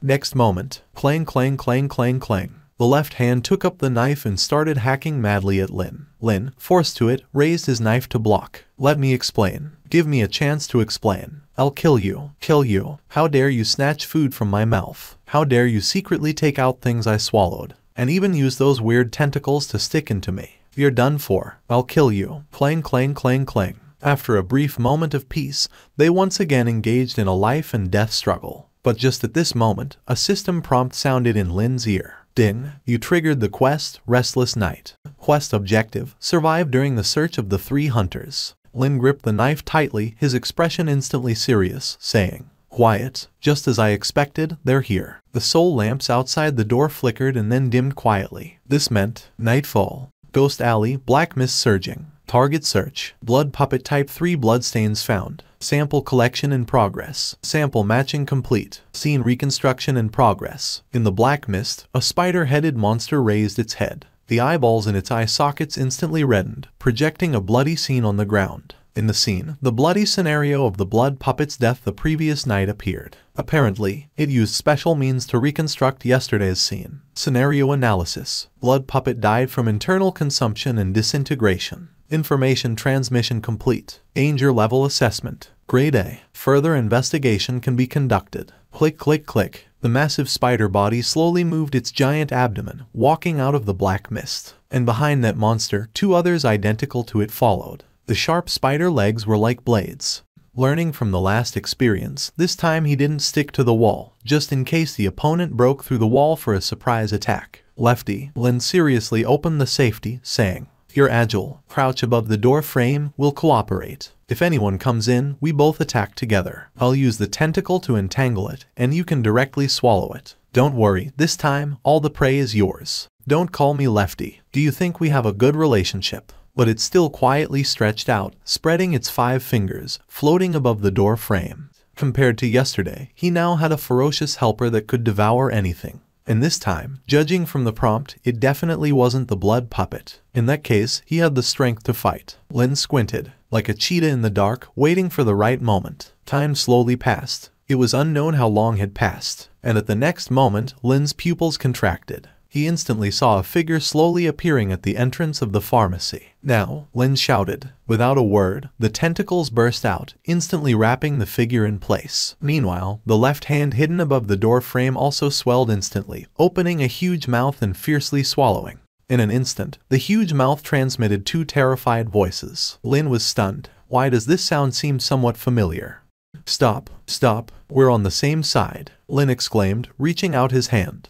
A few minutes later, the sticky blood cloak evil spirit and the cute baby sat back to back on the doorstep, saliva flowing down from their bodies. It feels like we just had a nightmare, the blood cloak evil spirit murmured dazedly. The baby stuck out its tongue, licking the sticky fluid on its mother's face. Lin pulled back his left hand, astonished, and said, Ladies, how did you get here? The blood cloak evil spirit shook off the saliva from its head and looked at him seriously, saying, Of course, we were worried about you. You rushed out so urgently during the day, and now it's night. If we encounter those monsters from last night again, what should we do? Lin was moved. Indeed, after the battle side by side last night, their relationship had clearly improved. And, what is this? The blood cloak evil spirit looked warily at Lin's left hand. When it saw the crack in the palm, it became even more vigilant. Let me introduce. Lin smiled, pointing to his left hand, saying, This is the guy that mutated from me last night. It's the one that devoured that monster. Since it's my left hand, I temporarily named it Lefty. Lefty instantly bit Lin's right hand. The blood cloak evil spirit was instantly shocked, saying, a hand. In her mind, scenes from last night's terrifying scene appeared, showing the monster being gradually devoured from the inside. She felt an inexplicable sense of weirdness. No need for pleasantries. Lin restrained Lefty forcefully, calmly saying, Tonight won't be peaceful. After the puppet died yesterday, the organization it belonged to will definitely send people to investigate. From the mist outside the main gate, there instantly came the sound of something like blades hitting the ground. The 2 exchanged glances, understanding each other without words. Lin quickly swung up to the ceiling. The blood cloak evil spirit also transformed into its true form, floating lightly on the shattered ceiling like an octopus, nails slowly growing, eyes revealing a hint of morbidity and excitement. And the baby was hung on the door frame by its mother's tentacle, blinking its eyes while looking at Lefty, which was also waiting for an opportunity on the side. Lick. The baby stuck out its tongue, licking Lefty. Lefty was confused, looking at the baby blinking its eyes. Lick. It also tried sticking out its tongue to lick the baby's face. Lick. Lick. The two creatures became happy. For a while, like two kindred spirits who found common interests, they happily licked each other. The joy between monsters was so simple. Watching the absurd scene on the door frame, Lin urgently lowered his voice, saying, "Stop licking. Stop licking. Someone's coming."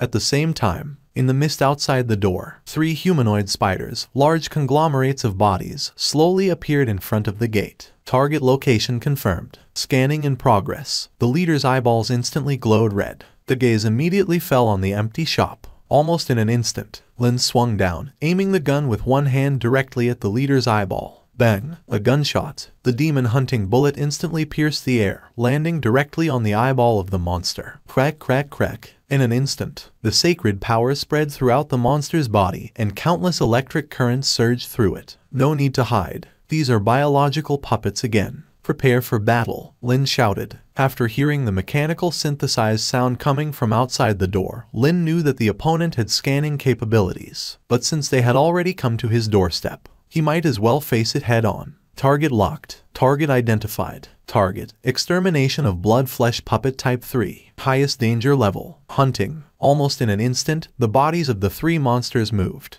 In an instant, the bodies of the 3 monsters turned into multiple afterimages, and on their arms, a mantis-like blade grew instantly. So fast, and in front of Lin, the interface of the 3 monsters appeared almost at the same time. Biological mechanical aggregation. Extremely fast speed and powerful healing ability. The top hunting tool of the Devil Association, known for its speed and agility, possessing powerful slashing and tracking abilities, often used by the Devil Association to execute hunting missions. It is an extremely powerful hunting tool because it lacks a soul, making it immune to attacks and curses on the spiritual level. Sure enough, it was a creation of the Devil Association. Almost in that instant, the 3 hunters targeted Lin and swiftly launched their rapid attacks. And almost at the moment when the hunter's mantis blade crossed Lin's face, a pair of crimson claws pierced through. Leave it to me. In an instant, in the form of an evil spirit, the blood cloak evil spirit appeared by his side, with half-meter-long sharp nails clashing with the blades of the 2 hunters. In her crimson eyes, excitement and morbidity flickered. "Then, I'll leave it to you," Lin shouted. Without a second thought, he quickly distanced himself, and his left arm rapidly shortened, returning with a snap to his side. "Leave this hunter to us. Left hand. Bite it," Lin roared. The left hand instantly grew, opening a huge bloody mouth with a shape, saying, "No need to teach me." Like a long snake, the left hand attacked the hunter. Boom! A loud noise. The terrifying power of the left hand instantly created a large pit in the hunter's location. But the hunter's speed was simply too fast. Almost at the moment when the left hand launched the attack, it quickly reacted, leaping like a gecko. Its sharp 8-bladed spider legs pierced into the wall. The red light in its eyes flickered rapidly. Target analysis. Unknown biological entity. Initiating hunt. The 2 mantis blades in its hands instantly shot out sharp electric sparks. The next moment, its entire body spun like a blade whirlwind, rushing towards Lin at an extremely fast speed. The bricks on the street were swept up by the terrifying blade, flying into the air. Without hesitation, Lin bit his teeth, controlling his body to grow 4 tentacles, swiftly retreating.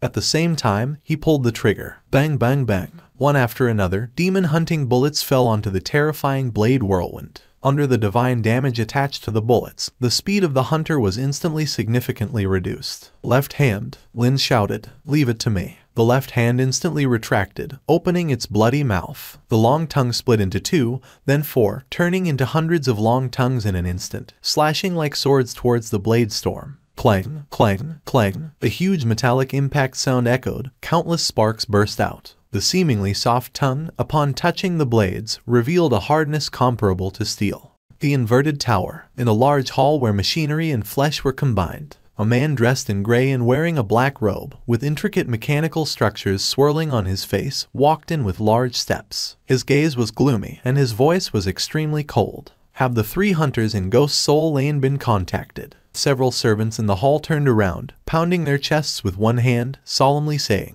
"The signal has been established. Vice Chairman of Mechanica, we can take control of the 3 hunters at any time." Mechanica indifferently walked towards the central screen in the hall and said deeply, "Bring the visual feed. I want first-hand information from Ghost Soul Lane." Yes, those servants quickly operated. The screen in front of him slowly lit up with red light, accompanied by flashes. 3 scenes appeared on the screen, and reflected in the scenes were Lin and the Blood Cloak evil spirit currently battling the hunters. Mechanica's eyes narrowed instantly. At first glance, he captured the figure of the psychopathic and excited red-clothed evil spirit in the screen, and that frenzied figure completely suppressing the 2 hunters. Kill, kill, kill, kill, kill. Ha ha. The insane laughter, combined with the frenzied dance, was like a feast of slaughter. Blood Cloak evil spirit. It's her. Mechanica's eyebrows instantly furrowed, his expression slightly serious. He recognized this evil spirit conglomerate. Especially in Sin City, this solitary and eccentric woman was very famous, because she was a demon who could engage in slaughter according to her own preferences, especially when she entered a combat state.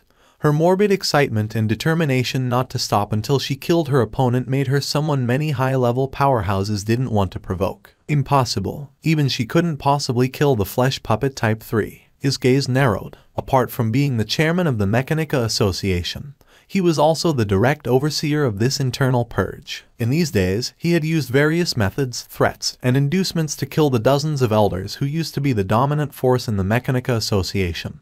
Then he turned his head, looking at the visual feed of the 3rd hunter. Then, he saw the young man with the strange left hand. Human. His gaze became increasingly dark. He saw it at a glance. Apart from the oddity of the left hand, the true strength of this human was quite weak. But then his gaze fell on the revolver in the hands of the human, and finally, when he saw the gun, his expression changed slightly. Hunter's revolver. Only at this moment did he slightly value the human youth, because he could clearly see that the Blood Cloak evil spirit, who usually acted alone, seemed to be on the same side as him. And in the hands of this seemingly frail youth, there was the hunter's revolver that the playboy guy had never let go of. And this indicated many problems. Synchronize my nerves with hunter number 3. Mechanica closed his eyes, forcefully pulling out a viscous mechanical interface from the back of his head, plugging it into the flesh interface in the hall. Yes, Vice Chairman, sir. Nervous information synchronization in progress. Identity verification. Mechanica, highest authority. Neural synchronization with hunter number 3 successful. Link activated. Buzz. In an instant, when Mechanica opened his eyes again,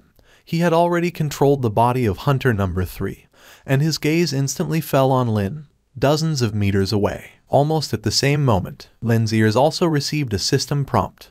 The moment Lin heard the prompt, he also almost instantly sensed the difference in the hunter in front of him. Compared to the previous gaze, the current hunter's eyes were cold and wise, no longer mechanical, more like a human. Oh no, a severe crisis swept in like thunder. Left hand, be careful, Lin shouted loudly. He was about to step back instantly, but the hunter suddenly raised his head, and his body shot towards Lin at the speed of lightning. The left hand instantly opened its huge mouth, employing the same technique. The sharp tongue rushed towards the hunter. Transformation. High temperature. Fire attribute. The hunter's pupils were instantly covered with a layer of high-temperature flames. The mantis knife on his arm also emitted extremely hot light, shooting out countless sparks. Boom. A loud noise. In the midst of the chaotic storm, the high-temperature blade instantly slashed through. The long tongue of the left hand was neatly cut off under the extreme heat. A painful cry. The left hand quickly retracted, and the long tongue was reduced to a smoking half. Can it regenerate? The left hand swung its tongue,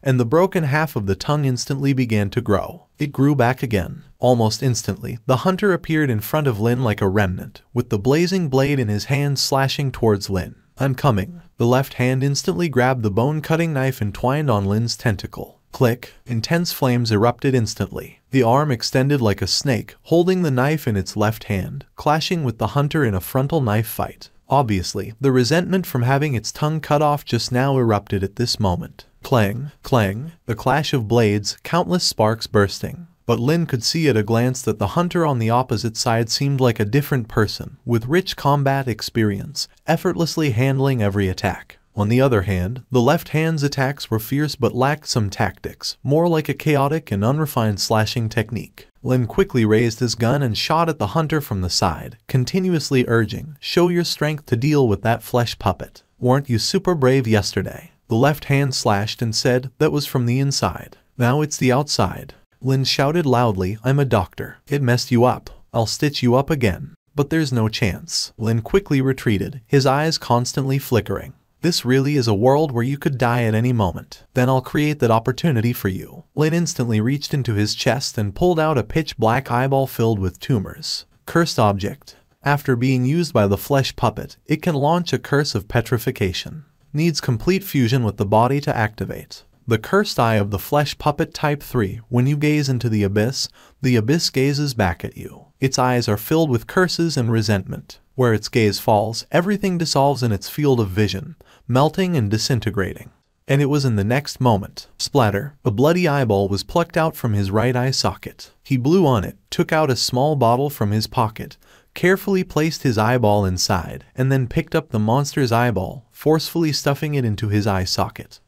It hurts like hell. Lin's right eye was bleeding, and he quickly activated the ability of Flesh Catastrophe. Left hand. Step aside. Lin roared instantly, covering his bleeding right eye, and his whole body hunched down due to the immense burden of his right eye. Upon hearing the voice, the left hand instantly retracted, and upon seeing Lin's right eye, it showed a look of great astonishment. Did you use that puppet's eye? Lin suddenly lifted his head, focusing his gaze on the hunter with a ferocious look. Petrification curse. Activate. Buzz. An almost string-breaking buzz. The pupil of Lin's right eye instantly contracted, and countless densely packed black lines quickly focused on the center of the pupil. The hunter trembled instantly, sensing a huge crisis approaching. Almost in an instant, he instinctively increased his speed to the extreme, to the point where afterimages appeared. But the curse had already been activated. Creak. As if a malevolent spirit emitted a sharp screech after being burnt to a crisp. Wherever the gaze reached, whether it was the surrounding walls or the bricks on the ground, they instantly melted into a viscous slurry at an unimaginable speed.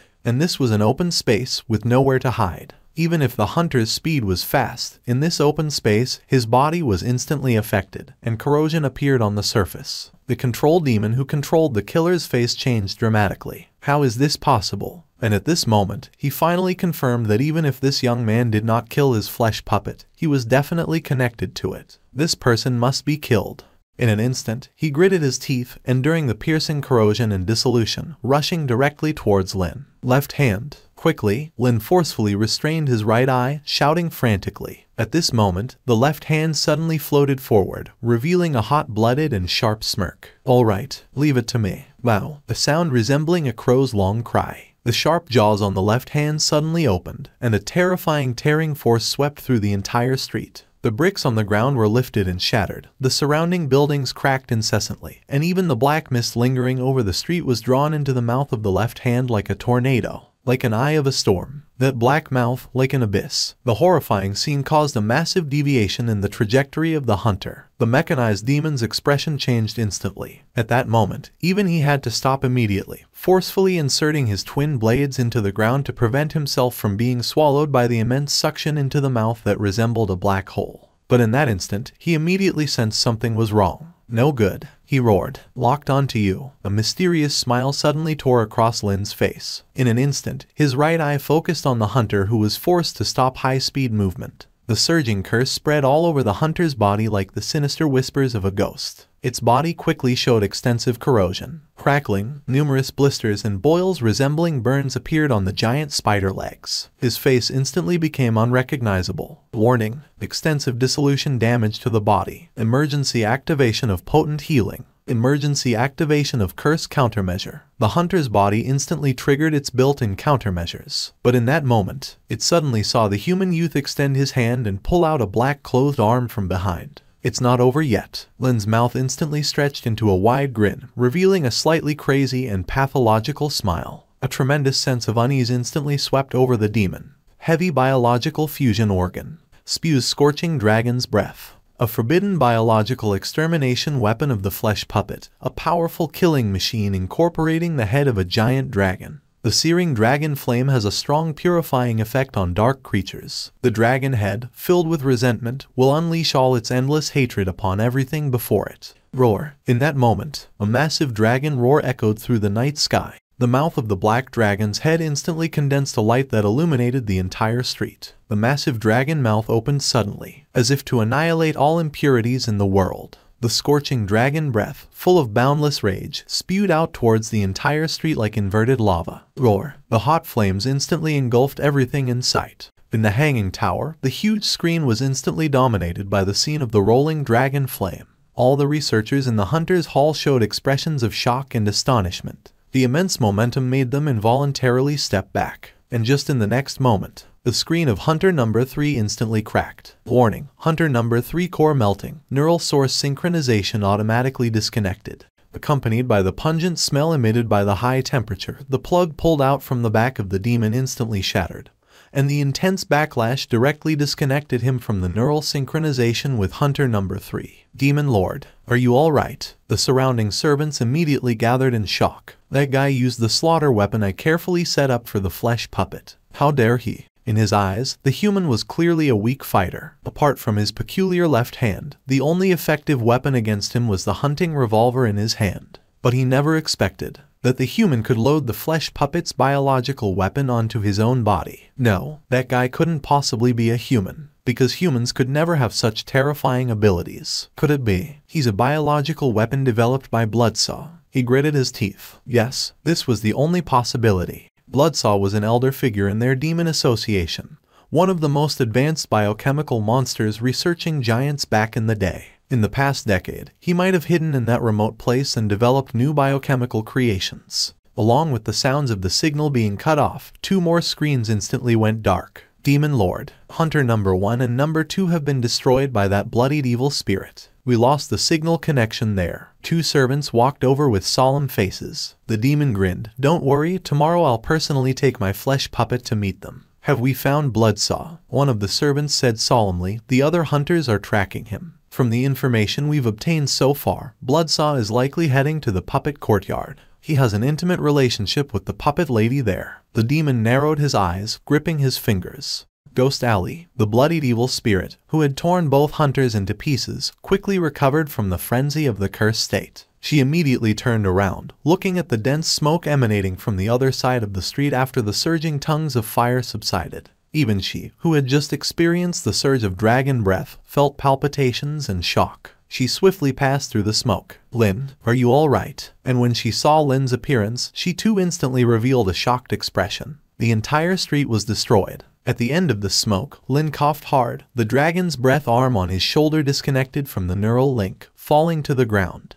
Everything has been taken care of, he stated. The Bloodcloth evil spirit frowned, but judging from the situation, it seems this time only a scout team for investigation came. You might have attracted the attention of a massive organization. If you don't find a solution soon, you'll likely face even greater disasters in the coming days. After experiencing the events of yesterday and today, the Bloodcloth evil spirit has realized the seriousness of the situation. In this dark world, if there is an organization dedicated to researching top-tier biological weapons, it is none other than the Demon Association. They are adept at combining machinery and flesh, making them unique in the entire dark world. How did you offend such an organization? Bloodcloth evil spirit looked at Lin and said, I rarely see you leave Soul Alley. How did you manage to offend such an organization? Did you perhaps let someone die while treating them, and now they hold a grudge against you? Lin shook his head calmly. The specific situation should be related to my teacher's encounter, but I can't contact my teacher now,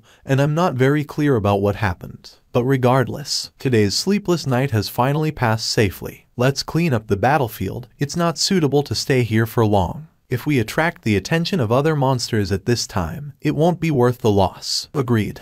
Half an hour later, Bloodsaw Apothecary. It's getting late. There probably won't be any more trouble today. You should go back and rest, miss. Bloodcloth evil spirit nodded, picked up the cute child, and said, yes, if you encounter anything you can't handle, remember to contact me first. Let the curse stay on me for these days. After resolving this crisis, you can heal me. After saying that, Bloodcloth evil spirit reached out, smiled, and rubbed Lin's hair, then turned and left the Bloodsaw Apothecary with her cute child. It can be said that although this lady is eccentric, after experiencing these 2 days' events, it is evident that she is a very reliable evil spirit. Lin didn't stay any longer. He quickly closed the door, returned to the backyard's guest room, and closed his eyes on the bed. Today can be considered an unusually crisis-ridden day. Although not as terrifying as yesterday, the change in the hunter's appearance still caught his attention. It can be sure. The one controlling that hunter must be a member of the Demon Association. In other words, it is still the calm before the storm. If he doesn't find a way to deal with it, in the next few days, he will definitely face even more terrifying attacks. Lin made up his mind. System, enter the field of view. Instantly, accompanied by a huge sense of disorientation, Lin's consciousness suddenly left his body. The next moment, he appeared in that familiar illusionary square. The huge pupils above continued to shine eternally. As soon as he stepped in, a barrage of information bombarded his ears. Lin widened his eyes. Can't be true. Information leaked into the field so quickly. And there's actually a video. Does that mean there were other people on the street during the battle? Lin quickly clicked to enter. Instantly, a screen of rolling black mist unfolded before Lin's eyes. And in the center of the screen was the hunter with a human face and spider-like body that they had just dealt with not long ago. The next moment, Lin saw his own handsome face in the frame. The timing of the screen cut in was mid-battle, precisely the moment he had just installed the focused eye and launched a counterattack against the hunter. The screen displayed that the current viewers had surged to 2,000,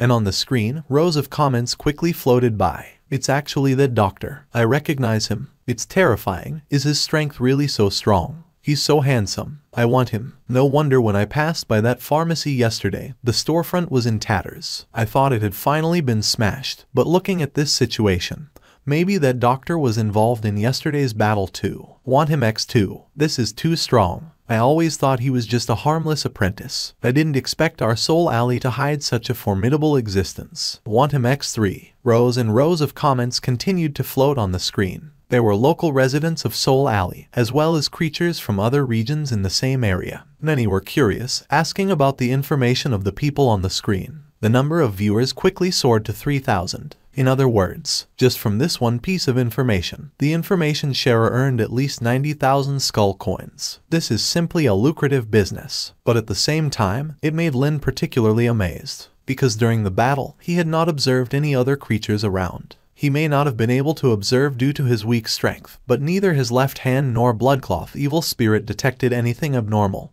indicating a problem. Lin fell into contemplation. Obviously, this informant should be rooted in the field of view, belonging to a highly capable creature. Information sharing should be its main business. Since that's the case, maybe he can. Indeed, it's a merchant. Without further ado, Lin's gaze quickly focused on its information interface. In an instant, his vision blurred, and the scene in front of him quickly distorted. In the next moment, he found himself on a chair in a small room. The room was tiny, with only a lamp on the front desk and a mysterious figure in a black robe on the other side of the counter. "Customer, may I ask what you need?" The black-robed figure calmly addressed Lin, who had suddenly appeared. Lin glanced around, his eyes landing on the figure in the black robe, and calmly said, "You're the information sharer." The black-robed figure, accustomed to such questions, responded calmly, "I am Information Officer 24, responsible for the information in Zone 900. I can provide you with all valuable information in this area, of course, at a considerable price." Lin glanced at it and said, "But it looks quite deserted here." 24 slowly said, "This is an independent grid I applied for in the field of view. Every customer who enters my shop will be sent to an independent grid space. Currently, I am also serving 754 customers in other grids." Lin nodded. Impressive. Serving so many customers simultaneously is not something a normal physique can achieve. Without further ado, Lin thought for a moment and earnestly inquired, "I want to purchase some information. Let's see if you have relevant sources." "Please." 24 responded with a concise tone. "First question, I want to know the exact location of Bloodsaw." A brief silence. Candlelight flickered. Then 24 spoke unchanged. 50 black skull coins." "What? 50 black skull coins? That's a whole 50,000 skull coins. Insane. I can't even get that much by selling my entire store. The information acquisition is in real-time tracking, and the price has increased by 50 times. Currently, more than just you are looking for the coordinates of the target." Lin's mind stirred. Indeed, his teacher's current situation is not good. Apart from him, the Demon Association is undoubtedly using various means to find his teacher. Lin calmed down, and with composure, he said, "Second question.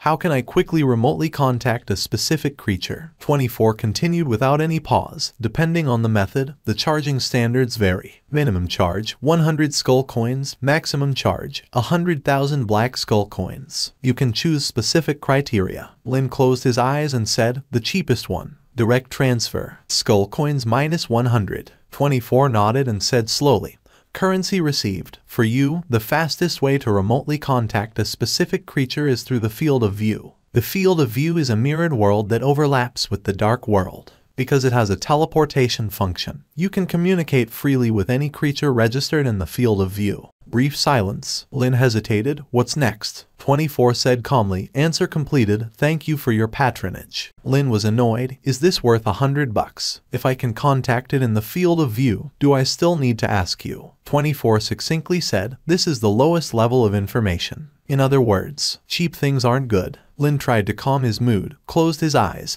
and said, this time I need information worth 1 black skull coin. Successful transfer. Skull coins minus 1,000. 24 paused for a moment and then said slowly, currency received. For you, you can hire a contract messenger to remotely send messages. Depending on the price of the contract messenger, there is a slight difference in the speed of delivering letters. After saying this, like a sculpture, 24 stretched out a pale and delicate hand from the black robe and placed a roster in front of the counter. We also operate a messenger hiring service here. You can choose any messenger here. Lin glanced at it. This information seems to be worth it. Lin's gaze then fell on the roster on the counter and opened it. Doombat, Beast-type messenger, can quickly transmit information through the target's body tissues and true name. Also brings misfortune to the target. Tamed Hellhound, possesses a sensitive sense of smell and tracking ability. Can send messages from a distance with just a hint of scent, but there's a high probability it won't return. Void Leaper, extremely efficient messenger with the fastest speed in the dark world. Fast delivery, fast teleportation, fast demise, fast in all aspects. Decalin Turtle King, possesses the top defense and armor at the top of the dark world pyramid. Can guarantee the integrity of the letter 100%. Stable as heck, with a 0 failure rate, consistently ranking first on the information security list, unshakable. Lin looked around and felt like the Turtle King might be a bit reliable. Decalin Turtle King, let's go with that. 24 paused, seemingly checking, and then said slowly, reserving for you. Currently, there are 5 idle Turtle King messengers. Accident rate, 0. Speed, 1 meter divided by h. Wait a minute. Lin instantly interrupted it, hesitating. 1 meter divided by h. 24 nodded, saying, yes, because the breed has undergone special improvement. The speed has increased more than 10-fold compared to previous years. The Turtle King you reserve maintains the record of our store's Turtle King racing competition throughout the year, temporarily unbeatable. For a long time. Is there anything more reliable here? Lin took a deep breath, closed his eyes, and clenched his fists. 24 slowly said, only the current 4 messengers are idle, but we are accelerating the domestication of more types of messengers. If you are dissatisfied, you can come back to patronize us in a few days. Lin frowned. His brain quickly turned. After a while, he hesitated. High safety of the Ghost King but slow speed. 24 nodded, yes. He thought for a moment. Fast speed but quick demise for the Void Beast. 24 hesitated for a moment, nodded, and said, yes. Lin slapped the table. Calm as ever, reserve 2 of each for me. I need them urgently. 24 nodded, and after a brief pause, it said slowly, reservation for you is successful. You can fill in your address in the dark world. We will arrange delivery for you as soon as possible. Because it is a biological contract, transactions cannot take place in the field of view. Rest assured, we will not leak your information. You can fill it out with confidence. It placed a form in front of Lin. Lin hesitated for a moment, then glanced at it, casually filled in the address next door. 24 took back the form and said slowly, 2 Void Leapers, 2 Decalin Turtle Kings, totaling 26 skull coins for your hiring fee. After payment, we will immediately dispatch them to you. Didn't I just give you $1,000? Lin was anxious. 24 calmly said, just now was the consultation fee for information. Now it's the messenger hiring fee, which needs to be settled separately. Ding. Skull coins minus 26.0. 24 said slowly, currency received, arranging delivery for you. You can go back and wait. It is estimated that within 2 hours, we will deliver the biological contract scrolls to you, along with instruction manuals. You can use them correctly according to the instructions. Thank you for your patronage. The pharmacy. Lin slowly opened his eyes, leaving the field of vision. He immediately sat up, glanced at his still soundly sleeping left hand, quickly took out the night demon knife, flew out of the pharmacy, and cautiously entered the abandoned house next to the shop. He found a well-hidden spot with a good view and hid, waiting for the delivery. Although there were some pitfalls, but at this point, he must quickly contact the teacher and Zio. Otherwise, if the Demon Association really sends a strong force, he will be truly powerless. During this time, Lin quickly opened the system space and took out the 2 special items he had obtained. Random Diagnosis Technique. Lin carefully read the descriptions on them. The random diagnosis technique seemed a bit awesome. So, having this skill means you can quickly diagnose the target. Lin pondered. After listening to the prompt, Lin drew in a cold breath. Indeed, it was worthy of being a legendary level special skill. It could actually bestow disease effects on the target. This is too amazing. In an instant, a sinister idea formed in Lin's mind. Bestow disease plus treat disease equals easy money. Oh, too malicious. No, he is a morally upright and conscientious young man. He cannot do something so against his conscience. Lin glanced at his left hand. A series of system prompts sounded in Lin's ear. With just a quick glance, Lin saw through the symptoms of the diseases on his left hand. Lin secretly took a deep breath, greatly surprised. Because it was too powerful. It was truly too powerful. This skill was like a divine technique for a doctor like him. Then, Lin's gaze hesitated. How about trying the active skill a little? No, it's too unethical. Moreover, it's using his own left hand as a test subject, and that would be against his conscience. Just a little try should be no big problem. Lin thought for a moment. Give it a try. He immediately made up his mind, focused his gaze on his soundly sleeping left hand, and his pupils shrank instantly. Activate. And it was in the next moment. The palm of his left hand, which was soundly asleep, turned pale and suddenly woke up. So dizzy, a bit nauseous. What's going on? Did I eat something bad? Then a feeling of nausea suddenly overwhelmed him. Can't hold it. Ugh. Wow. The left hand instantly vomited out a large amount of mutilated limbs. Ugh. Soon after vomiting, the left hand drooped down, saying, "Why did I suddenly vomit? Something's wrong." Lin immediately seriously took out a bottle of restorative potion from his pocket and said, "I told you not to eat so much randomly. Look, now you're sick. You ate so much spoiled meat yesterday, and today you even ate 3 mechanical things. It's strange if you don't vomit. Come on, drink this potion and rest well." The left hand yawned and arrogantly said, "Don't think I'll say thank you, and don't think you can bribe me with just a bottle of potion. I might still eat you at some point." Lin, indeed, it is a very powerful skill. 2 hours passed quickly, and in the next moment, Lin suddenly felt a slight movement from outside. He quickly opened his eyes, alertly hiding. A cold wind rushed in from outside, blowing the door with a creaking sound. And under Lin's gaze, a tall and thin ghostly figure appeared at the door. "Your delivery." A hoarse voice, as if the throat was burned, came from outside the door. "It seems that it is indeed the delivery from the informant. Mr. Xuanmu, is it you?" Lin nodded. "It's me." Lin showed the identification given to him by the informant. The tall and thin ghostly figure sniffed slightly, confirmed the identity, and then stiffly stretched out his pale hand, took off his celestial scents, and took out a beautifully packaged wooden box from inside. "Please, accept." Lin glanced at him. Then he took the box, opened it, and saw 4 neatly arranged scrolls inside, with a card next to them. On the card was written in the universal text of the Dark World. The tall and thin ghostly figure handed Lin a feather pen. Lin thought for a moment. Then he reached out and took the pen. Accidentally touching the fingertips of the ghostly figure, Lin suddenly felt an indescribable chill that instantly spread throughout his body, making him shudder uncontrollably. But at the same time, he heard prompts in his ears. Lin was momentarily stunned. Then he lifted his head with a click sound, looking solemnly into the eyes of the messenger, unmoving.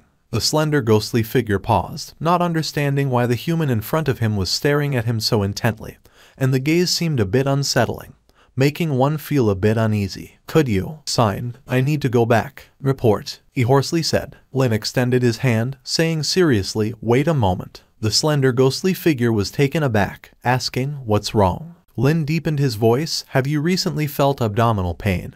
Whole body chills, occasional knee trembling when walking, and an impulse to cry when looking in the mirror?" Instantly, the slender ghostly figure stiffened in place. "What's going on? How could he know?" That's right. In recent months, he had indeed felt extremely uncomfortable all over his body, especially after going to the freezing bone land to deliver a message a few months ago. Various parts of his body had been subtly off. But how could he know these symptoms? "Friend, your life is in danger," Lin said deeply. "As you can see, I am a professional doctor. When I touched your fingertips just now, I sensed that something was wrong with your body. May I ask if you have experienced the symptoms I just mentioned? The slender ghostly figure hesitated. Yes, a bit. Lin nodded, saying seriously, have you been to extremely cold places recently and been injured by some twisted creature? Do you feel knee pain on cloudy days? The slender ghostly figure exclaimed. How do you know? Lin squinted his eyes, saying, let's not worry about how I know. You just need to know that your problem is serious. If left untreated, you may end up paralyzed or even lose your life.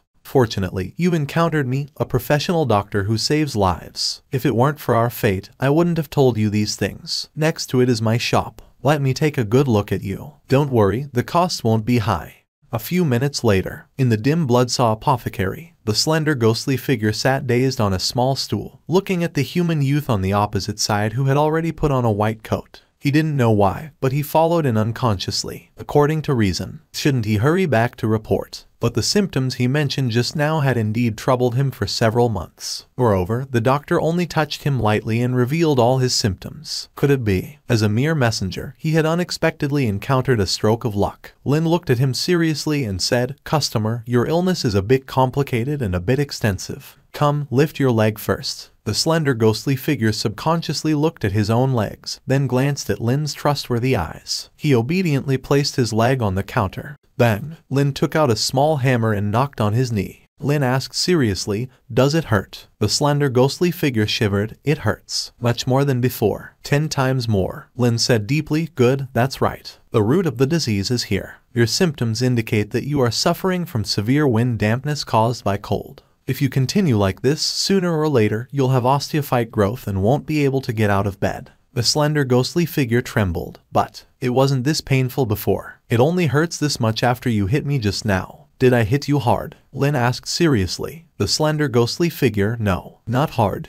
Even if it's not hard, and it hurts so much, it means the disease has already penetrated into your bones. Do you really want to end up in a state where you can't get out of bed? The slender ghostly figure stammered, but it's not that serious, right? Lin slapped the table, frightening the slender ghostly figure into trembling all over. Lin said deeply, absolutely absurd. Do you know how many patients have died because of a mentality of reliance on luck and then stubbornly endured their own suffering until death? Do you know the kind of torment when the pain truly erodes your entire body? Lin's body leaned forward slowly, saying deeply, so damn painful, especially on overcast days. At first, it's just ants crawling, and then it's like a hammer pounding. Later, it's like the hissing of knives, one after another, swelling like a meatball with every touch. Just damn painful. The slender ghostly figure, constantly leaning backward, staring with wide eyes, gripping the legs of the stool, began to tremble uncontrollably. Treat, I'll get treatment now. Doctor, please stop talking. Please stop talking.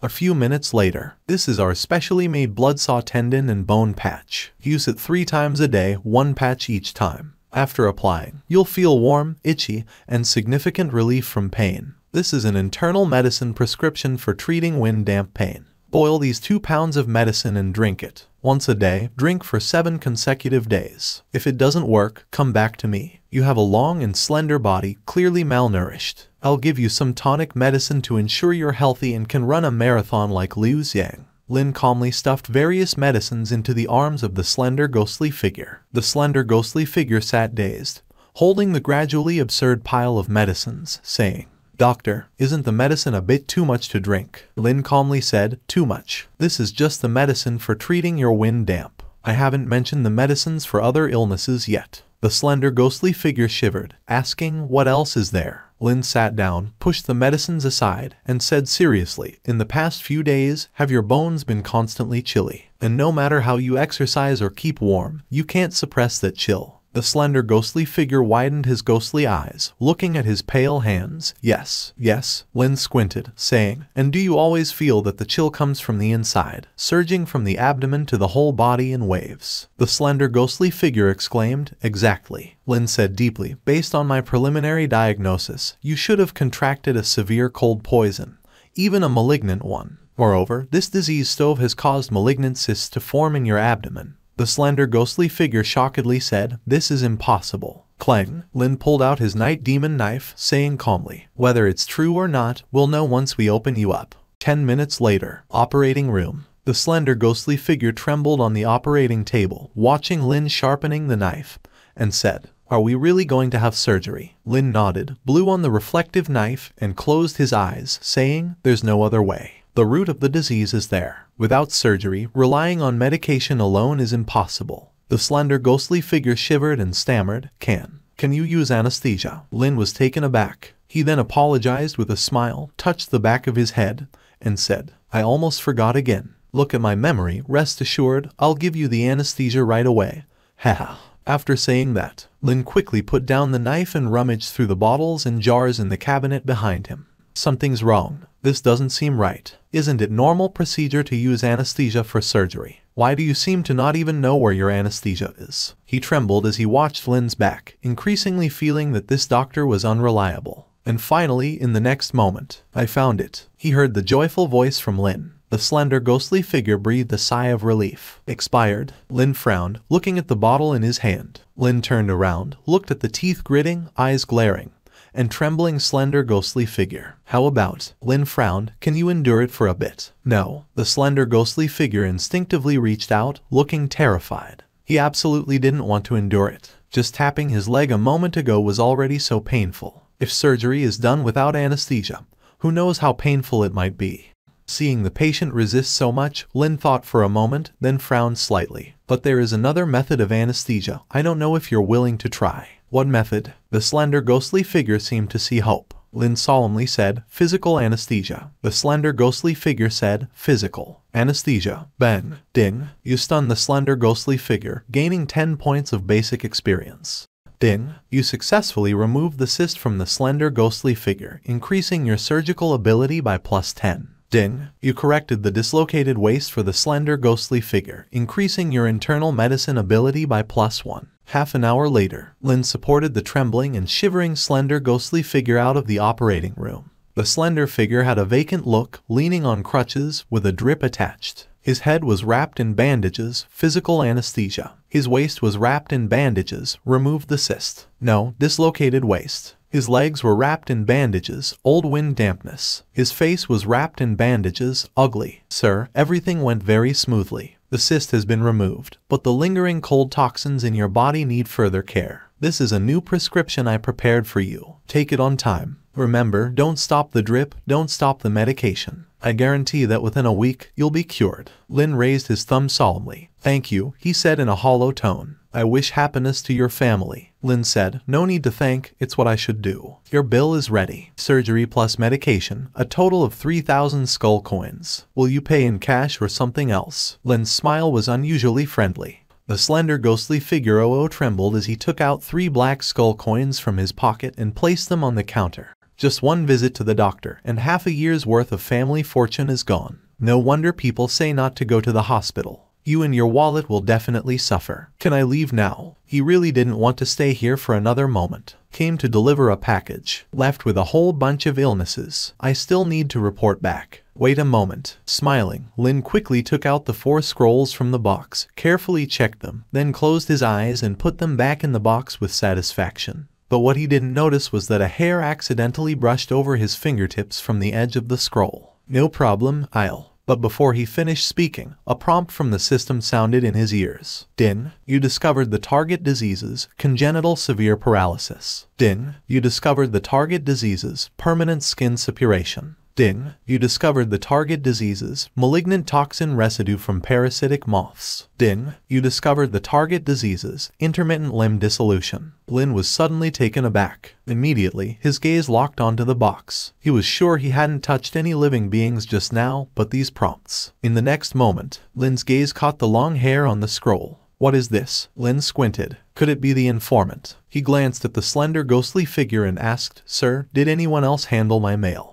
When it came to his work, the slender ghostly figure immediately became serious and said, No, my master always delivers one-on-one. This was personally packaged by my master, and absolutely no other creature has touched it. This statement made Lin understand. He smiled inwardly. It seems that the informant was right, and it looks like it's suffering from various strange diseases. No wonder it stays in the field of vision for information work all year round. In an instant, Lin remembered the thousands of skull coins he was scammed out of in the field of vision before. Lin smiled slightly, quickly picked up a pen, and wrote on the back of the card, Xuanmu, respected informant, hello. I have successfully received your mail, thank you. However, it seems that you accidentally left a strand of your hair in the mail. As a professional doctor, I unintentionally noticed some unfavorable conditions from your hair.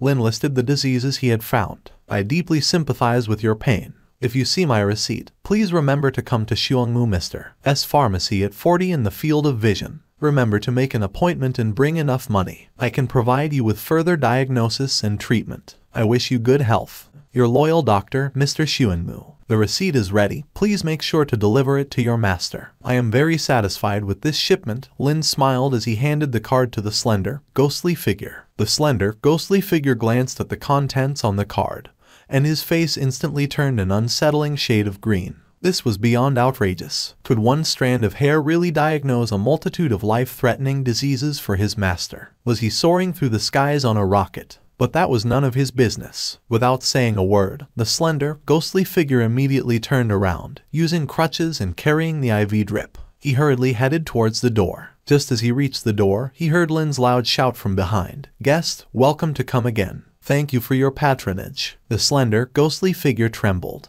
The hand on the crutch accelerated, almost as if he was fleeing into the black mist. Lin didn't delay any longer. He quickly took out the 4 scrolls from the box and slowly opened them. The intricate hexagram runes engraved on the scrolls immediately caught Lin's attention. Magic, or rather, the runes commonly used in the dark world for summoning and contracts. Through similar runes, one could make temporary contracts with creatures from the dark or other worlds. These 4 scrolls were evidently specified for this purpose. Without further ado, Lin quickly took out a feather pen and ink, sat at the counter, and swiftly wrote the first letter. "Dear Ziyak Xiao, I am your dentist, Lin. Do you remember me? Not long ago, you became the first lifetime member of our store, for which I feel honored and joyful. You are a very friendly and lovely girl. Ever since you left, I have been thinking about you day and night, hoping for your return.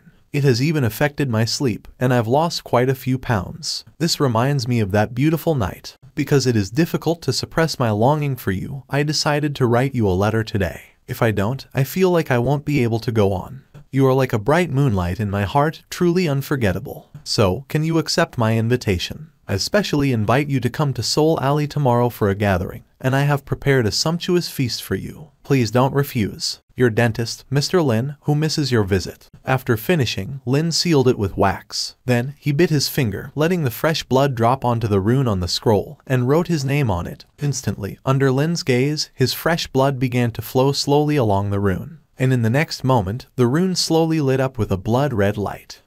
The air suddenly fluctuated time and time again. In an instant, the rune burst out with a beam of light, and within that light, 2 creatures the size of a person gradually appeared. One had a streamlined body, resembling a cheetah, but covered in intricate red runes. Its body constantly shimmered, as if it could disappear at any moment. The other was a giant turtle with moss covering its shell. The head of the turtle looked ferocious and ugly. Lawful neutral. Fast running. A peculiar creature wandering in the void and abyss. In open areas, when you look up at the sky and see a large group of meteors swiftly passing, don't doubt it. They may not be meteors, but a group of void leaper beasts shuttling through the void. The Turtle King dormant in the rotting land swamp. They are gentle and sluggish, spending most of their lives in deep sleep. Thousands or even tens of thousands of years have little meaning to them. Although most rotting land turtles are unwilling to leave the swamp, there are always some lone individuals looking for a living in the outside world, such as delivery. Seeing these 2 mythical creatures, Lin's eyes lit up. "Are you my couriers?" Lin greeted with a smile. The Void Leaper beast let out a whistling sound, giving a response. The rotting land Turtle King slowly turned its turtle head and, in a cumbersome manner, opened its mouth, saying, "I." Lin blinked. Time passed slowly. Lin opened his mouth, holding his breath. After a minute, envelope. There were. After saying this, the Turtle King had an indescribable slow smile on its face. Lin was almost breathless. He wiped the cold sweat from his forehead and handed the letter to the Turtle King solemnly, saying, "It's up to you now. I heard from your master that all you need is a bit of the recipient's body tissue or aura to quickly locate the target and deliver the letter to them." Lin reached into his pocket and took out a small piece of tooth debris he had scraped off the divine spear not long ago. "It's called Ziyak Xiao. Remember this aura, and make sure to deliver the letter to her as soon as possible." The Turtle King sniffed it. Then, at an indescribable speed, it extended its turtle head and slowly opened its mouth, grabbing the letter. Good. Then, under Lin's heart attack gaze, it took 10 minutes to slowly reach its back. Click, its back slowly opened a small door. Lin was finally anxious. He quickly grabbed the letter and, at an unimaginable speed, stuffed it into the dark compartment behind its turtle shell, closing it with a snap. The Turtle King slowly opened its mouth, grinning. It gradually moved its limbs, advancing towards the door with microscopic speed. Lin's temples throbbed frantically. He ignored it, letting it go first, and then his gaze fell on the Void Leaper beast next to it, eager to try. I know your speed is the fastest in the courier world. Lin hadn't finished his words. Swoosh, swoosh, swoosh, swoosh. The Void Leaper beast in front of Lin disappeared in an instant, then reappeared, squatting in front of Lin, sticking out its tongue playfully. Howl. It raised its head with a long howl. Then, it placed a small piece of stone in front of Lin. Lin was startled and said, "This is a fragment of a meteorite. Are you saying that you just went to the outer void in that short time?" The Void Leaper beast proudly stuck out its tongue. Lin took a deep breath, closed his eyes, patted its dog-like head, and said, "Fast. Indeed fast." But, Lin pointed at the fresh blood spraying out of its skull at an unimaginable speed, urgently saying, "Your skull is cracking open. Be careful of the road when you speed up." It's fast, yes, but if you kill yourself right after leaving. Lin knew that these two messengers were not reliable at all. No way. They must be combined. Lin immediately turned his head and looked at the Turtle King, which had already stretched out 10 centimeters with great effort. A few minutes later, Lin clapped his hands, satisfied, looking at the Void Leaper beast that he had forcibly squeezed into the Turtle King's shell. The principle was actually very simple. The Turtle King's shell still had large gaps, and the Void Leaper beast belonged to the type of creature whose body was soft and easy to burst. Squeeze it into the turtle shell and pull out its limbs from the 4 openings. In a sense, they had achieved a fusion evolution. Void Leaper Turtle. It combined the speed of the Void Leaper beast and the defense of the Turtle King. Although the speed would definitely decrease due to increased load, the defense had been greatly improved. No longer afraid of the Void Leaper beast accidentally killing itself in midair. However, for safety reasons, Lin added some additional safeguards. He welded shut the extra spaces in the 4 openings. This way, there was no need to worry about the Void Leaper beast's speed being too fast, shaking off the Turtle King. "Depart." Lin patted the heads of the 2 beings that had squeezed out of the turtle shell and said seriously, "Turtle, you are responsible for safely delivering the letter to the recipient, and Dog, you are responsible for quickly delivering the turtle to the recipient's destination. I believe that after you 2 merge, you will become a refreshing force in the messenger world." Snap. Lin slapped the turtle shell and shouted, "Depart." Boom. Almost in an instant, the wall was directly blasted open by the Void Leaper turtle, disappearing into the black mist at an unimaginable speed. Lin didn't waste any time. He immediately sat down, took up the feather pen seriously, and began writing the second letter. "Dear teacher, I am your apprentice Lin. I can't make it, I'm going to die. My body is bleeding, brain matter is overflowing, I'm about to split open.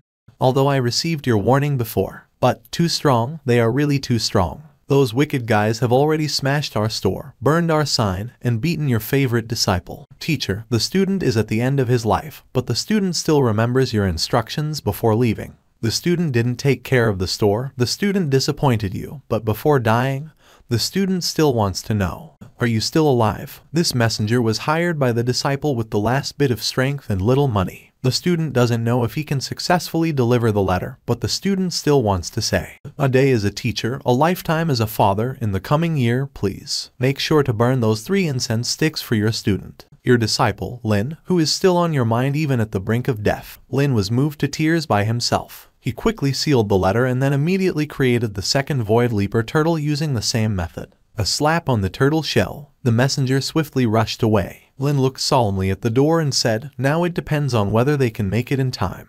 Several hours later, in a massive temple group on the outskirts, a highly prestigious event was taking place. This was the territory of one of the 72 great kings of the Dark World, the Unicorn Demon King. Led by him, the Unicorn Evil Ghost Tribe was renowned throughout the various worlds in the abyss. There was no other reason than that the strength of a king-level powerhouse was a terrifying existence second only to the source-level creatures in the Dark World. And precisely because of this, the Unicorn Evil Ghost Tribe flourished in the Dark World. Although his strength was at the bottom among the 72 great kings, even the high-ranking kings dared not casually provoke this tribe. All high-level creatures knew that the 3 source-level bounty hunters who roamed the entire Dark World had been close friends with him during their lifetime. And exactly because of this, the Unicorn Evil Ghost Tribe had become one of the frontline forces in the Dark World. Titan brother, it's really surprising and pleasant that you could accept my brother's invitation to come together. I'm overjoyed. The robust unicorn demon king stood up, raising a giant cup that was the size of two of him, laughing towards the three enormous skulls on the main seat of the temple. He tilted his head back, pouring the bucket of blood wine into his mouth. And around, numerous unicorn evil ghosts were carrying a large number of fresh corpses, respectfully and fanatically pouring blood into containers in front of the three bounty hunters. These were freshly slaughtered blood sacrifices. And if Lin were here, he would surely recognize at a glance that the slightly petite one among the three large skulls on the main seat was the small one who had seen him for dental treatment before.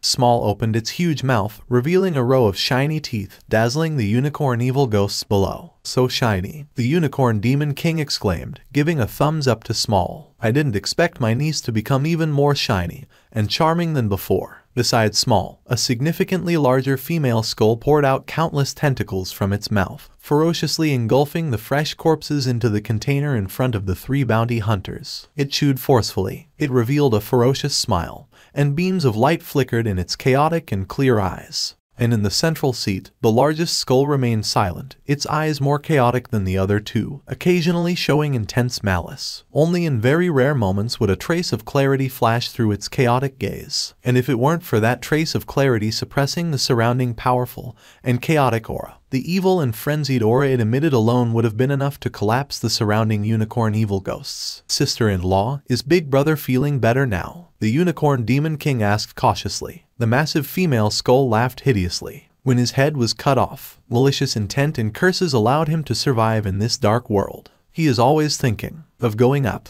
Countless terrifying tentacles instantly shot out from the titan's skull's neck, wrapping around the female skull's cheek, tearing and attacking continuously. I did not lose. It's you, you vicious woman. You brought the curse. The chunks of flesh on the female head's face were torn off by it, but her smile became even more vivid and malicious. Ha ha ha, you useless god, you can't beat me, you can only vent your anger on your own woman.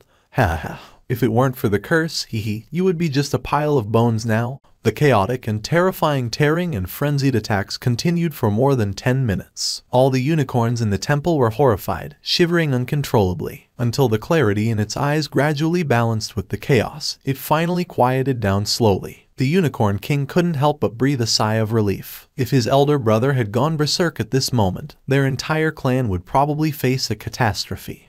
Big brother, big sister-in-law, and niece, you can stay here peacefully these days. I, as your younger brother, will offer you a large amount of fresh blood food every day to welcome and cleanse you. Little extended its tentacles, rolled up a high-ranking unicorn on the ground, and played with it like a plush toy. Nearer. Yes, the unicorn with a pale face hurriedly picked up a huge mirror, not daring to move. Little opened its mouth, looking at the bright and beautiful teeth in the mirror, starting to admire itself again. This had been the routine of this headhunter for the past few days. As for the reason, it was not clear yet. Satisfied with food and drink, the unicorn king also drank to the point of being drunk. However, just as he was about to stand up to give a speech, suddenly, his gaze flashed, and all the intoxication disappeared. Who's there, sneaking around, daring to offend my territory? In an instant, he punched through the void, swiftly extending his hand and grabbing a giant turtle from the void. Crackle. His claws and the turtle shell kept intersecting, creating intense sparks. What is this? A messenger. The unicorn king frowned.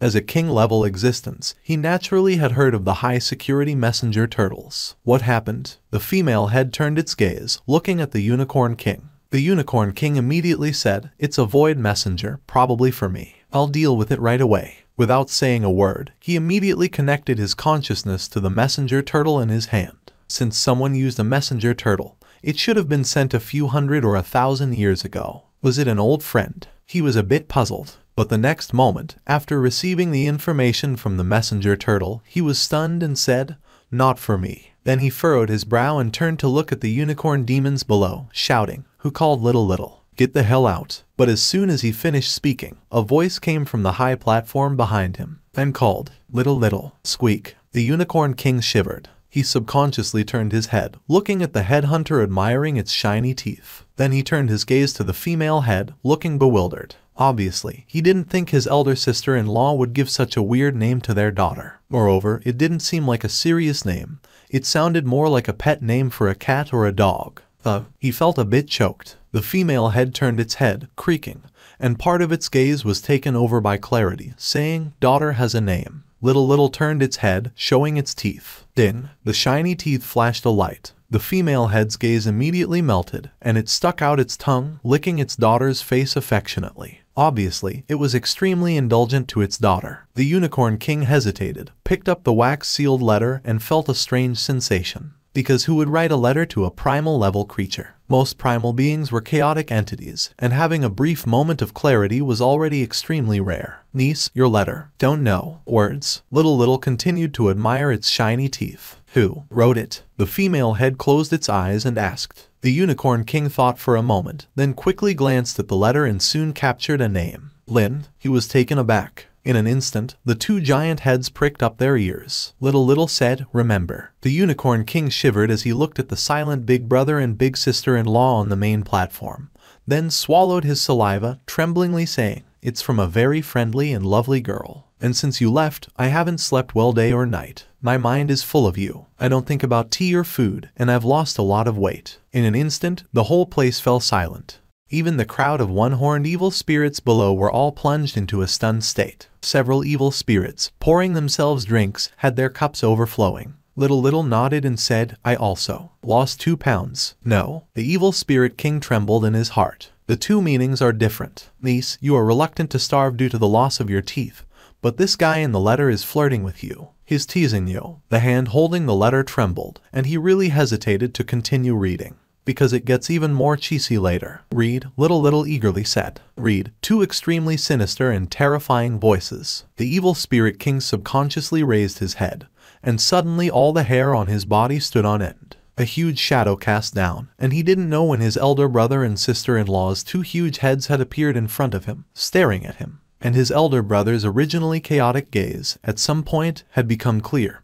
But obviously, it was not normal clarity, but a kind more terrifying than chaos. Sweating profusely, he stared at his eyes, feeling the sensation of being targeted by the god of death. Subconsciously, he swallowed a mouthful of saliva, tremblingly continued reading. This makes me think again of the beautiful night we spent together." The hair on the two heads in front of the evil spirit king instantly surged like tentacles, scaring the evil spirit king with all his body hair standing on end. "Beautiful," the female head maliciously said. The titan head sneered. The evil spirit king shivered and swallowed a mouthful of saliva, tremblingly said, "The letter says so." "Continue reading." Little shook her entire body with her tentacles. Both heads almost shook at the same time. This pleasant expression. Could it be that their daughter has already read? The two heads urged anxiously. The evil spirit king was about to burst. He was really bitter in his heart. Who the hell wrote such a cheesy love letter to his niece at this time? Damn, is this still in front of her parents? He really wanted to give himself a big slap.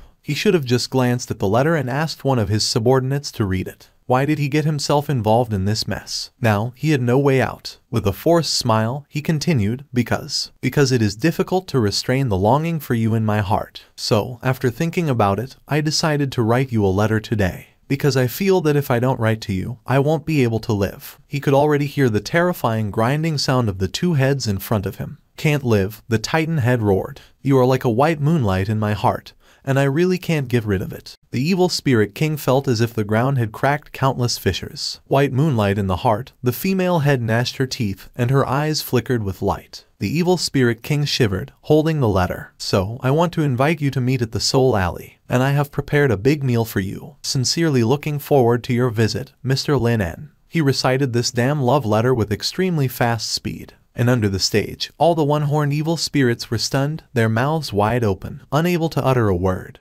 A brief silence. "Is it over?" the two heads asked sinisterly in unison. The evil spirit king, holding the letter, was dumbfounded, saying, "It's over." Little swayed her tentacles and said, "You miss me so much. Is there also a big meal?" Another brief silence. Then, under everyone's stunned gaze, Little, visibly in a good mood, jumped down with a bang, extended a tentacle, and took the letter from the evil spirit king's hand. Then she hopped away cheerfully, saying, "Mom and Dad, I'm going. Your daughter is going to have a big meal." In the next moment, the countless one-horned evil spirits under the stage, who had finally reacted, were shocked, their jaws about to drop. What kind of dimensional joke is this? Who the hell is this Lin N? To write such a cheesy and ambiguous love letter in front of someone's parents, does he even know that this whole family is composed of ancient gods? Finally, the evil spirit king lifted his head and looked at the two silent bounty hunters. He already felt that the atmosphere around him was not right. That, brother, sister-in-law, I think. Boom. Just as he hadn't finished speaking, the Titan head suddenly went mad and roared. Countless tentacles danced wildly in the entire temple,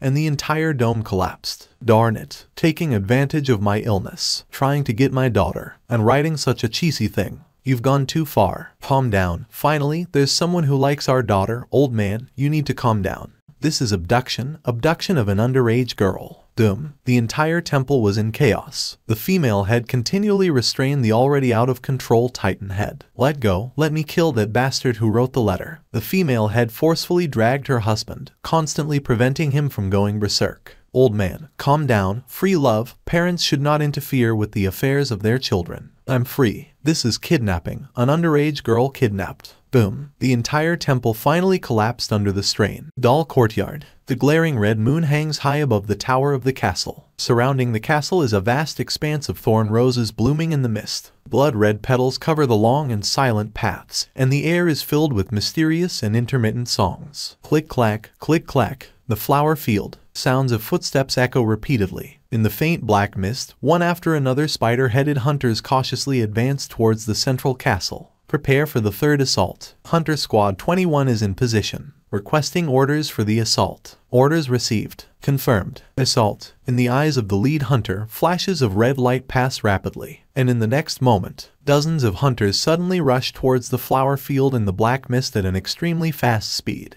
At the same time, in various directions of the castle, several squads, each composed entirely of hunters, almost simultaneously launch an attack on the Dal Courtyard. Moving forward, along the way, many damaged hunter corpses are scattered around. It can be seen that they have launched multiple attacks on the Dal Courtyard before, but none have been successful. The thorns surging along the path are madly cut by the blades in their hands. Information transmission has reached the third area. Target distance, 500 meters. A hunter's eyeball flickers with red light. But just at that moment, they suddenly see, at the end of the misty path ahead, a figure faintly appearing. Their perspective quickly narrows, and they see clearly what that figure looks like. It is an exquisite life-size doll. She looks very strange, with stiff movements, and there is no sense of life in her at all. But she can walk. Yet, in this almost lifelike state, she gives off an indescribable horror. Click, click, click, click. The red lights in the eyes of those dozen or so hunters flash intensely. Target analysis. Target identity confirming. Database retrieval. Target identity confirmed. Dal Courtyard's 7th control puppeteer, Black String Moon. Extremely strong combat ability. Warning. Target threat level extremely high. Initiate full-scale hunting. Almost in that instant, those dozen or so hunters, at an unimaginable speed, instantly rush towards the Gothic doll in the black mist. Countless petals accompany their figures, scattering in the black sky. In almost the blink of an eye, those dozen or so hunters have already appeared beside the Gothic doll. Click, click, click, click. The sound of gears locking. A strange scene unfolds, as if time has suddenly frozen. The hunters who rush to the doll are suddenly frozen in place. Faintly, under the reflection of the radiant light of the red moon, it can be seen that, at some point, on various joints of their bodies, one after another thin and tough threads have emerged. They are like puppets, frozen in place, body restricted, unable to break through. Warning, body bound, body bound. The hunters struggle hard, but apart from the mechanical sound emanating from their bodies, they cannot move even the slightest. In the flower field, the exquisite Gothic doll tilts her head. Clearly visible are the jointed fingers, lightly picking. Puff, one of the hunters suddenly turns around, and the sharp mantis knife on his arm instantly pierces through another hunter's head. Puff, puff, several more piercing sounds. Those hunters, in a theatrical manner, stab each other's heads one by one. Only the last hunter remains. The Gothic doll raises her head, like an innocent Lolita, looking at him with her rapidly moving eyeballs. The fine raindrops fall on the black umbrella. The head of the Gothic doll suddenly tilts. The neck of the hunter in front of her, in a twisted posture, is instantly twisted by himself. The body crackles and sparks, then falls heavily to the ground. In less than a minute, all the hunters, without exception, are scrapped here. Intruders at the north gate, all eliminated, record 59 seconds. The Gothic doll mechanically turns around and reports. At the same time, she hears several other voices with different styles in her ears. Intruders in the southern area, all eliminated, record 3 minutes 51 seconds. Intruders in the northwest area, all eliminated. Minor injuries, need replacement parts. Intruders in the eastern courtyard, in progress, estimated time needed, 5 minutes. String Moon, how come you're so efficient? Did the engineer lady give you new parts? You've already pulled ahead of us by a big margin. Sister String Moon is a cleaning type puppet. Of course, her speed is faster than us. Stop talking nonsense and quickly deal with the battle. We also have to report to the lady. Various voices come through. The Gothic doll walks along the path with a black umbrella, step by step towards the direction of the castle. Every step she takes is precisely measured, and the Gothic gown flutters slightly in the wind. But just at this moment, she suddenly stops. Her eyes move slightly to the corner of her eyes, as if she discovered something. In an instant, densely packed glass-like threads pierce the nearby space. Buzz, the space instantly tears open, and a peculiar-looking turtle king, controlled by threads, is dragged out of the void in a bizarre upside-down manner. Delivering message, the Turtle King, rarely wide-eyed, says these 3 words at a speed several times faster than usual. The head of the Gothic doll tilts. A few minutes later, inside the castle, Bloodsaw, your letter. In a hall full of gears, a doll lady in gorgeous attire walks in with elegant steps. Her nearly 3-meter body, well-proportioned, exudes an aristocratic aura. If you ignore the height, she's like a medieval noblewoman. On the other side of the hall, Bloodsaw, tall and robust, leans on a mechanical table, his gaze flickering. Around him, one after another doll-sized puppets with button-like eyes are holding various tools, knocking and repairing his huge wounds. A letter, Bloodsaw says heavily, who sent it? The doll lady elegantly sits on a luxurious chair on the opposite side, gently lifting a cup of rich coffee, indifferent. My daughters found it in the courtyard. It was delivered by a void messenger, and the sender's name is Lin En. Do you know him? Bloodsaw is immediately stunned. That's impossible. He stands up laboriously, frowning as he walks towards the table, reaching out to take the letter. Who is he? The doll lady moves her lips. He's a child I adopted 2 years ago. Bloodsaw looks at the letter and says heavily, he has been working as my apprentice at the pharmacy. A few days ago, I realized that the Magic Association might go to the Soul Alley, so I urgently passed on information to him. It seems he managed to escape the hands of the Magic Association. He concentrates for a moment and quickly opens the envelope. But as soon as he sees the twisted words on it, his face changes dramatically. Teacher, I am your apprentice Lin. I can't go on, I'm going to die. My body is bleeding, brain matter is flowing out, I'm about to burst open. His attention immediately focused, and his gaze quickly and seriously moved downward. The more he read, the more apparent the anger in his eyes became. Until he read the last sentence, even at the brink of death, you still remember your disciple Lin, farewell. Even the hand holding the letter visibly trembled. This couldn't be called a letter. It was clearly a farewell letter from his disciple. Damn your demon association. Boom, he roared, punching the floor, sparks flying all over his body, and the ground instantly cracking. He breathed heavily, his eyes bloodshot. His sudden emotional outburst even startled the nearby puppet lady. Bloodsaw, what are you doing?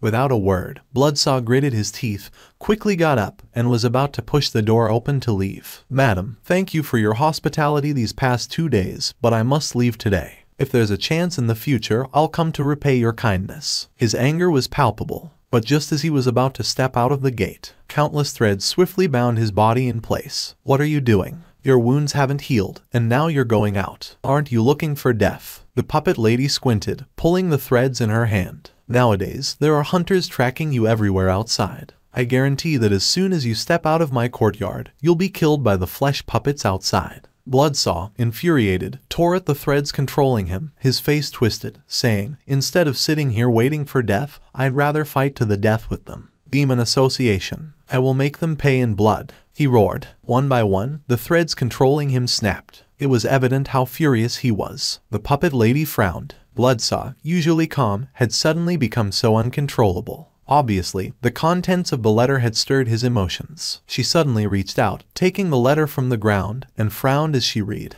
After a dozen seconds, she finished reading, furrowed her brows, and said, your disciple is. Bloodsaw trembled all over, blood vessels rising one by one, and red liquid flowed from his bloodshot eyes. It's my fault as his teacher. If I had known it was a trap, I should have sent him to a safe place in advance. His eyes seemed to want to burst, his emotions almost out of control. In his mind, the image of his disciple writing this letter flashed instantly. Covered in wounds, limbs incomplete, bleeding incessantly, with a cracked head, he struggled to hold a pen and wrote this final letter to his incompetent teacher with great effort. He saw the 2 dried tear stains on the letter. Clearly, when he wrote this letter, he must have cried bitterly, bleeding and tearing, struggling to write to his unworthy teacher. How pitiful, how helpless. In an instant, the 2 years they spent together flashed in his mind. Although he rarely smiled, except when ordering him around, the bond between teacher and disciple was indelible. Bloodsaw hysterically roared to the sky. Demon Association. Today, you killed my disciple. Tomorrow, I will annihilate you. Bloodsaw and you are irreconcilable. Clap, clap, clap. One by one, the threads binding him snapped. Seeing him about to lose control and rush out in anger, the puppet lady bit her lip, instantly summoning more threads, tightly suppressing him in place. Calm down first. Even if you go out now, you won't solve any problems. Besides, I think there's something wrong with this letter. Bloodsaw struggled angrily to tear the threads controlling him, his face distorted, saying, "That's my disciple's handwriting. There's no way it's fake. Do you think I wouldn't recognize my own silly son's handwriting?" The puppet lady was also anxious, her expression frustrated. Don't let the contents of the letter cloud your judgment. Have you ever seen a dying person write so eloquently and emotionally, punctuating every line with so many dots? A brief silence. The puppet lady rubbed her temples, took a deep breath, and shook the letter in her hand, saying, "Someone who's about to burst open can still write such a sentimental essay for you. Use your brain." She walked over in exasperation, pounding his head with her fist 10 times. Pointing at the letter, she said impatiently, "Look at the words on it, perfectly written.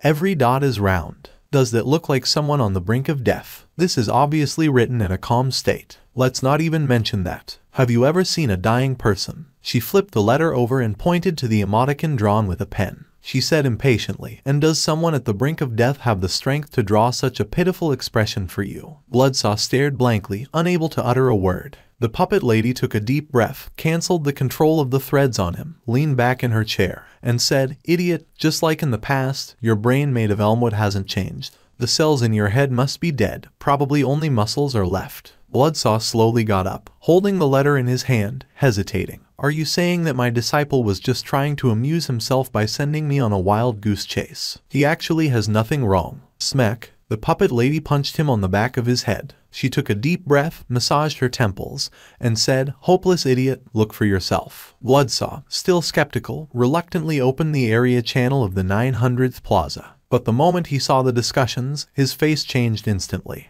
"It's bad. Something big happened. Uncles and aunties of Johann Alley. Don't go out. There are extremely terrifying creatures outside. What's going on these days? Why are there such high-level entities coming here every day? No, I can't stay here any longer. I have to move out quickly. All residents of Johann Alley, close your doors and windows. If possible, go to the basement, hide your breath. Today, whether Johann Alley will be wiped out or not, we can only leave it to fate." The breathing of the bloodsaw became rapid in an instant. Without a second word, he quickly accepted the information from that area. In a moment, a hazy black mist appeared before him. As the scene slowly became clear, he immediately saw that the location in the picture was outside his pharmacy.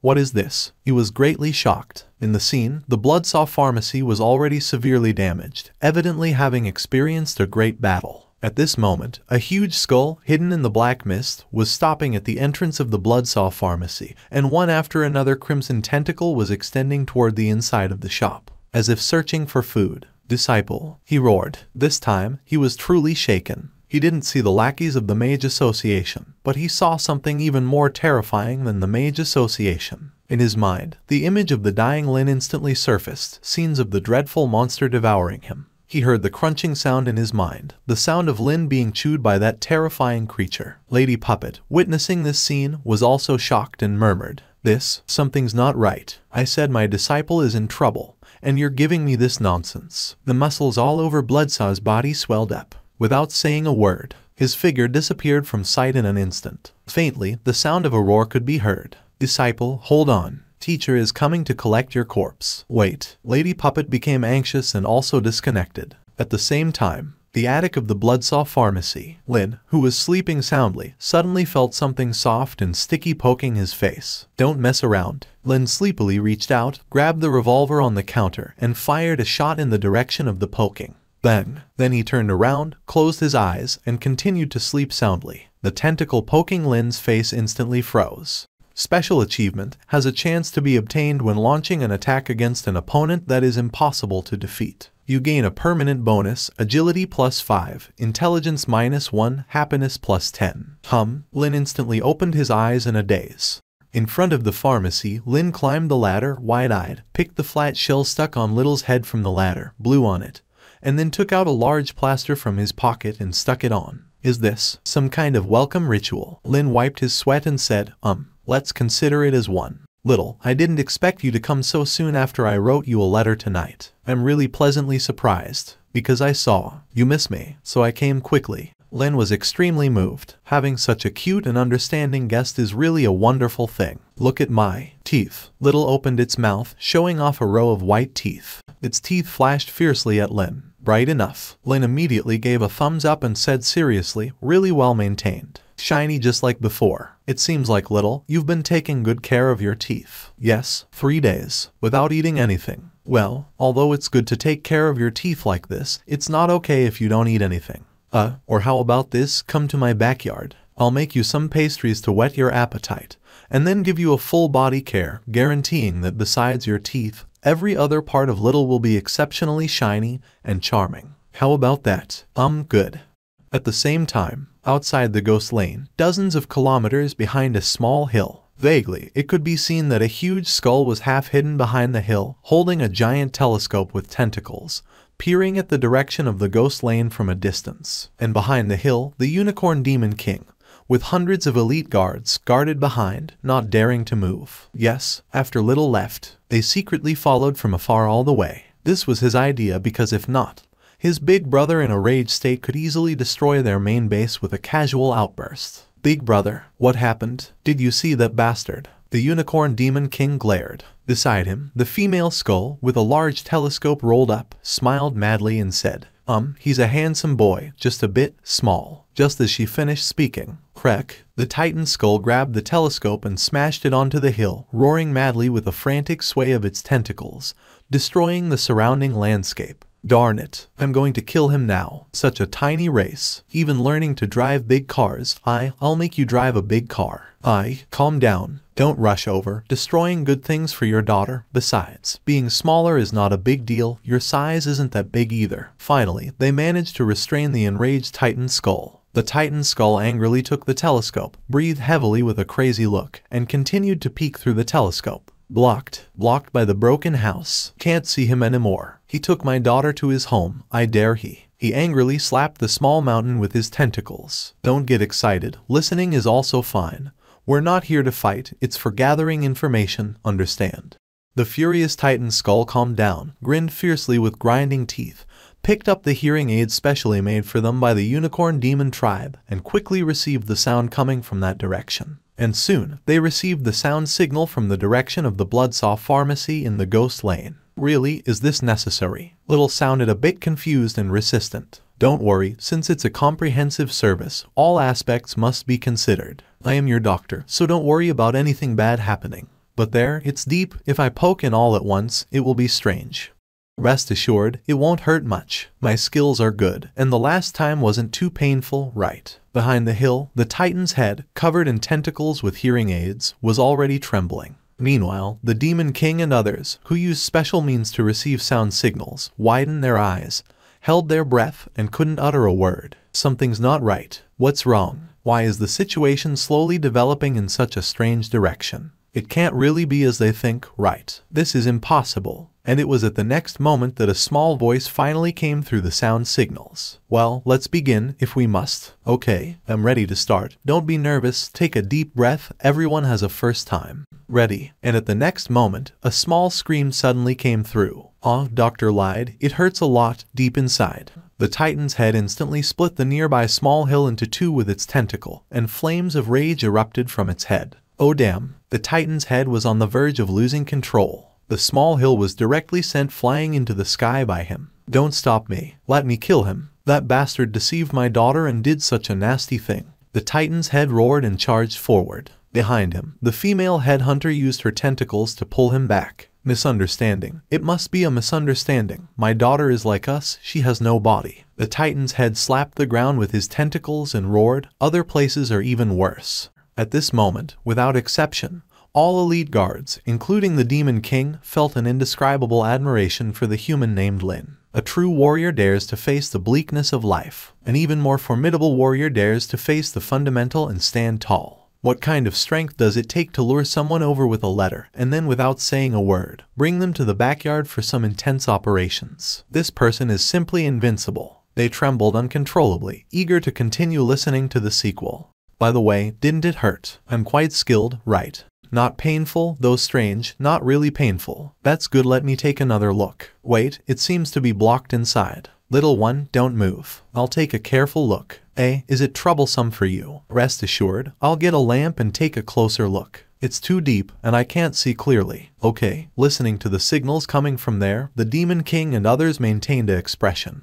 And some even fell to the ground. Too strong, too strong. They seem to be having so much fun. Quite hardcore too. Can't listen anymore. Otherwise, they feel they'll become impure. This person is truly an all-around invincible existence. Now they finally understand why the big brother insisted on getting rid of that guy. This person played too much with his niece. In the backyard of the pharmacy, Lin forcefully opened the ear holes of the giant head, holding a lamp and peering inside carefully and curiously. Vaguely, he could see a lot of sticky foam, stained with ear stains, flowing out. I see it. Lin picked up the lamp and gave a thumbs up to the little one. It's indeed blocked, but don't worry. I have my special lubricant and foaming agent. A few stabs, and it'll be fine. Little one said, okay, thank you. Without further ado, Lin immediately picked up a brush and forcefully poked into the depths of the little one's ear, cleaning out the large clumps of dirt. It didn't take long at all, and all the clogs in the ear were cleared by Lin. Lin smiled. Now, do you feel more clear? The little one, amazed, listened to the distant sounds and said, I seem to be able to hear more things than before. Doctor, amazing. Lin raised his thumb, and a glint of light flashed across his teeth. He grinned and said, this is just the beginning. Other parts need care too. Only then can you be healthy. In the distant hill. Yeah, itchy, it's not good to touch the lower jaw casually. Cheekbones are sticking out. Dot on the face, foam and stuff, slippery. Does it have a beauty effect? Please make it even. Behind the hill, a group of unicorn demons guarded the equipment, listening forcibly to the increasingly strange and profound sounds coming from there. The enraged Titan's head was firmly wrapped in place by the female headhunter's tentacles. His blocked mouth continued to emit angry roars, and his two eyeballs burned with hysterical anger, as if cracking open. The Titan's head roared in anger. The female headhunter, stunned, covered half of her face with her tentacles, saying, my daughter has grown up. The nearby Demon King absent-mindedly nodded and murmured, actually, it took more than 2 hours. At this moment, his admiration for the youth named Lin had already become like surging river water, unstoppable. Like the Yellow River flooding, it couldn't be contained. Really, he couldn't think of any adjectives to describe his feelings. Just a head and so many tricks. If there were still a body, that would be incredible. Special achievement, with a probability of gaining deep admiration and appreciation from a king-level entity. You have received permanent blessings, all attributes +10, charisma +1. Helping little one wash her face, Lin suddenly froze, looking around in confusion. A face full of bafflement. How did he get another strange achievement? I clearly didn't do anything here. Could it be that someone watched last night's video? Or maybe his critical potion received approval from some big shot. Well, this seems quite likely. After all, his potion is a unique and perfect creation by the system. A tall figure in a black robe slowly emerged from the black mist, appearing at the entrance of Ghost Lane. He squinted his eyes, and the mechanical structures on his cheekbones emitted a strange glow. Behind him, two massive flesh puppets slowly appeared, with giant pupils staring motionlessly at Ghost Lane, stopping behind him. Simultaneously, more and more spider-bodied hunters with human heads appeared. We have arrived. The mechanical demon squinted and said, after the end of the battle yesterday, he immediately mobilized a large number of forces from the Demon Association and came to this place at the fastest speed. Once again, the image of that human youth appeared in his mind. The guy who could integrate the cutting-edge biological weapon he developed into his own body. I hope you didn't escape. This time, he used his authority to summon 2 large flesh puppets type 3 at once, coupled with a large number of hunters. This level of configuration, even if encountered by a king-level entity, they would have to deter obediently. This time, he was absolutely confident. A cold smile appeared on his face.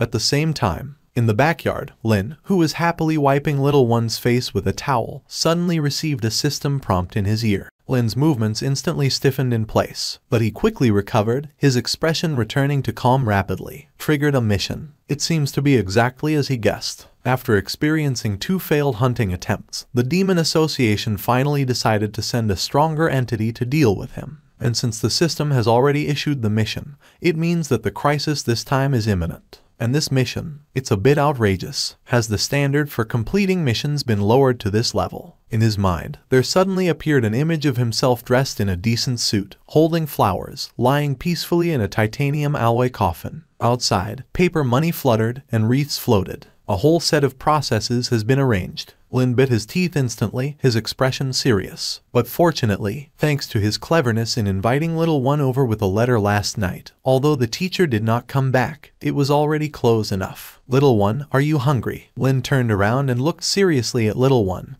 who was being washed. Little one said, is it a big meal? I haven't eaten anything for 3 days. Lin seriously raised his thumb, smiling, rest assured. I've ordered takeout, definitely a feast among feasts. I guarantee you'll be full this time. Ghost Lane, the street outside the pharmacy. The rolling black fog continuously dissipated to both sides, and the mechanical demon, with a gloomy look, walked out step by step from the black mist. Behind him were 2 huge flesh puppets and countless hunters. Stop. He suddenly stretched out his hand, stopping the large force behind him. His gaze instantly fell on the young man slowly emerging on the street. Dressed in linen, arms crossed, a slight curve on his face, a mysterious smile in his eyes, Lin stood quietly there facing the large force of the mechanical demon. The mechanical demon squinted instantly. He almost recognized the young man with a single glance, the guy who had scrapped one of his hunters last night. He didn't actually escape, and he stood there so arrogantly. What the hell is going on? Welcome, everyone. I've been waiting for you for a long time. Lin smiled, bowed slightly to the large force of the mechanical demon. At the same time, in the field of view, the residents who dared not go out immediately were attracted by this new message. Almost in an instant, the number of people who clicked exceeded 2,000. And in the video, accompanied by the slow dissipation of the black fog, the confrontation scene in front of the Bloodsaw Pharmacy's gate, with both sides, immediately appeared in front of all viewers. After seeing that scene, all viewers were shocked. Demon Association. Yes, I recognize the symbols on their bodies. All of them are flesh weapons belonging to the Demon Association. So what's going on? Why did the Demon Association send so many biological weapons to our Ghost Lane? Did you forget? In the 2 battles last night and the night before, one of the participating parties was those biological puppets of the Demon Association. Viewers were shocked by the dense and numerous hunters in the video. And then, their gaze fell on Lin's face, who was facing those hunters with a smile. That kid, yes, the unscrupulous apprentice from the Bloodsaw Pharmacy. What is he doing? Overestimating his abilities. Isn't this a bit too much? Did you forget? The participant in the battle last night was the apprentice from the pharmacy. Obviously, the Demon Association came for him this time. But won't he alone deal with this entire army of creatures? Isn't this a joke? But for some reason, he looks handsome standing there. Handsome +1. Viewers in the video were shocked and enthusiastic in their discussions. Outside Ghost Lane, behind the broken hill, the massive Titan head, holding a telescope with its tentacles, watched the confrontation happening on the street at this moment. The Demon King, looking into the distance, said, it seems to be biological weapons from the Demon Association. The scale is not small, and it seems like they are causing trouble for that human guy. He was about to contemplate, but at this moment, he suddenly froze. Wait a minute. Could it be that the human guy deceived little one just to deal with these weapons from the Demon Association? Could it be that the so-called big meal in his letter is actually? And at the next moment, he immediately saw little one, who was currently crouching in the backyard of the pharmacy, curiously showing a pair of huge eyes, looking at the hunters on the street. Seeing her saliva dripping and the eager eyes of, the sound of swallowing and lip-licking could be heard. Sure enough.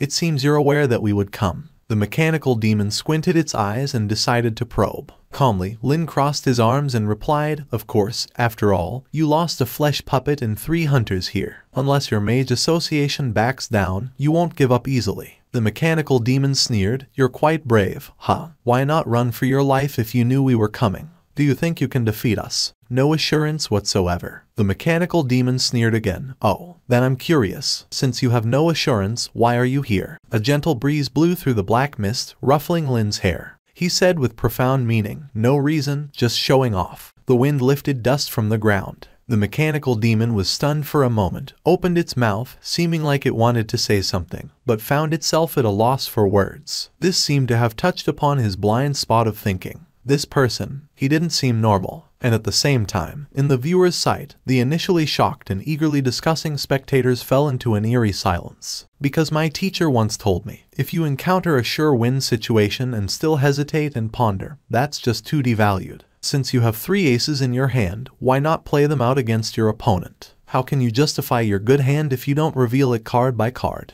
How can you justify?"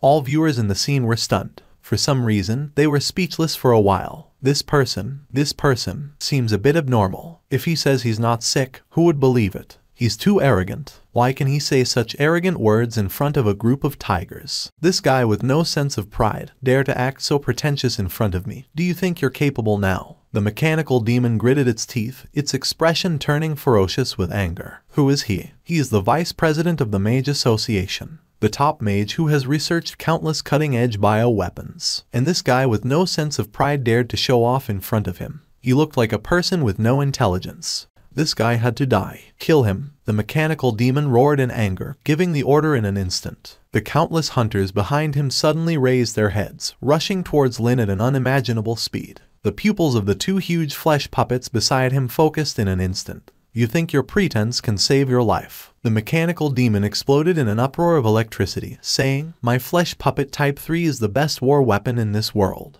Even if the blood spirit demon comes, so what? Even if a king level comes, so what?" He roared, exploding with rolling electric currents, saying, "Even if a root level comes, so what?" His thunderous voice echoed through the entire soul-wandering alley. Boom! A loud noise. Almost as he finished shouting, a massive head fell from the sky, landing on one of the nearly charging flesh puppets. Thump! A large amount of rotten flesh and blood spurted out from below the head. An eyeball, still emitting a red light, rolled towards the mechanical demon's feet. The whole scene fell into silence. The mechanical demon still maintained its posture from earlier, mouth wide open, frozen in place. The eyeball, rolling under his feet, was still emitting hot steam towards him. A root-level aura emanated from the massive head, shrouding the entire street. And his echoing arrogant words from earlier still lingered throughout the soul-wandering alley. "Even if a root level comes, so what?" Lin rubbed his ears, raised an eyebrow curiously, and said, "I didn't hear clearly, what did you just say?"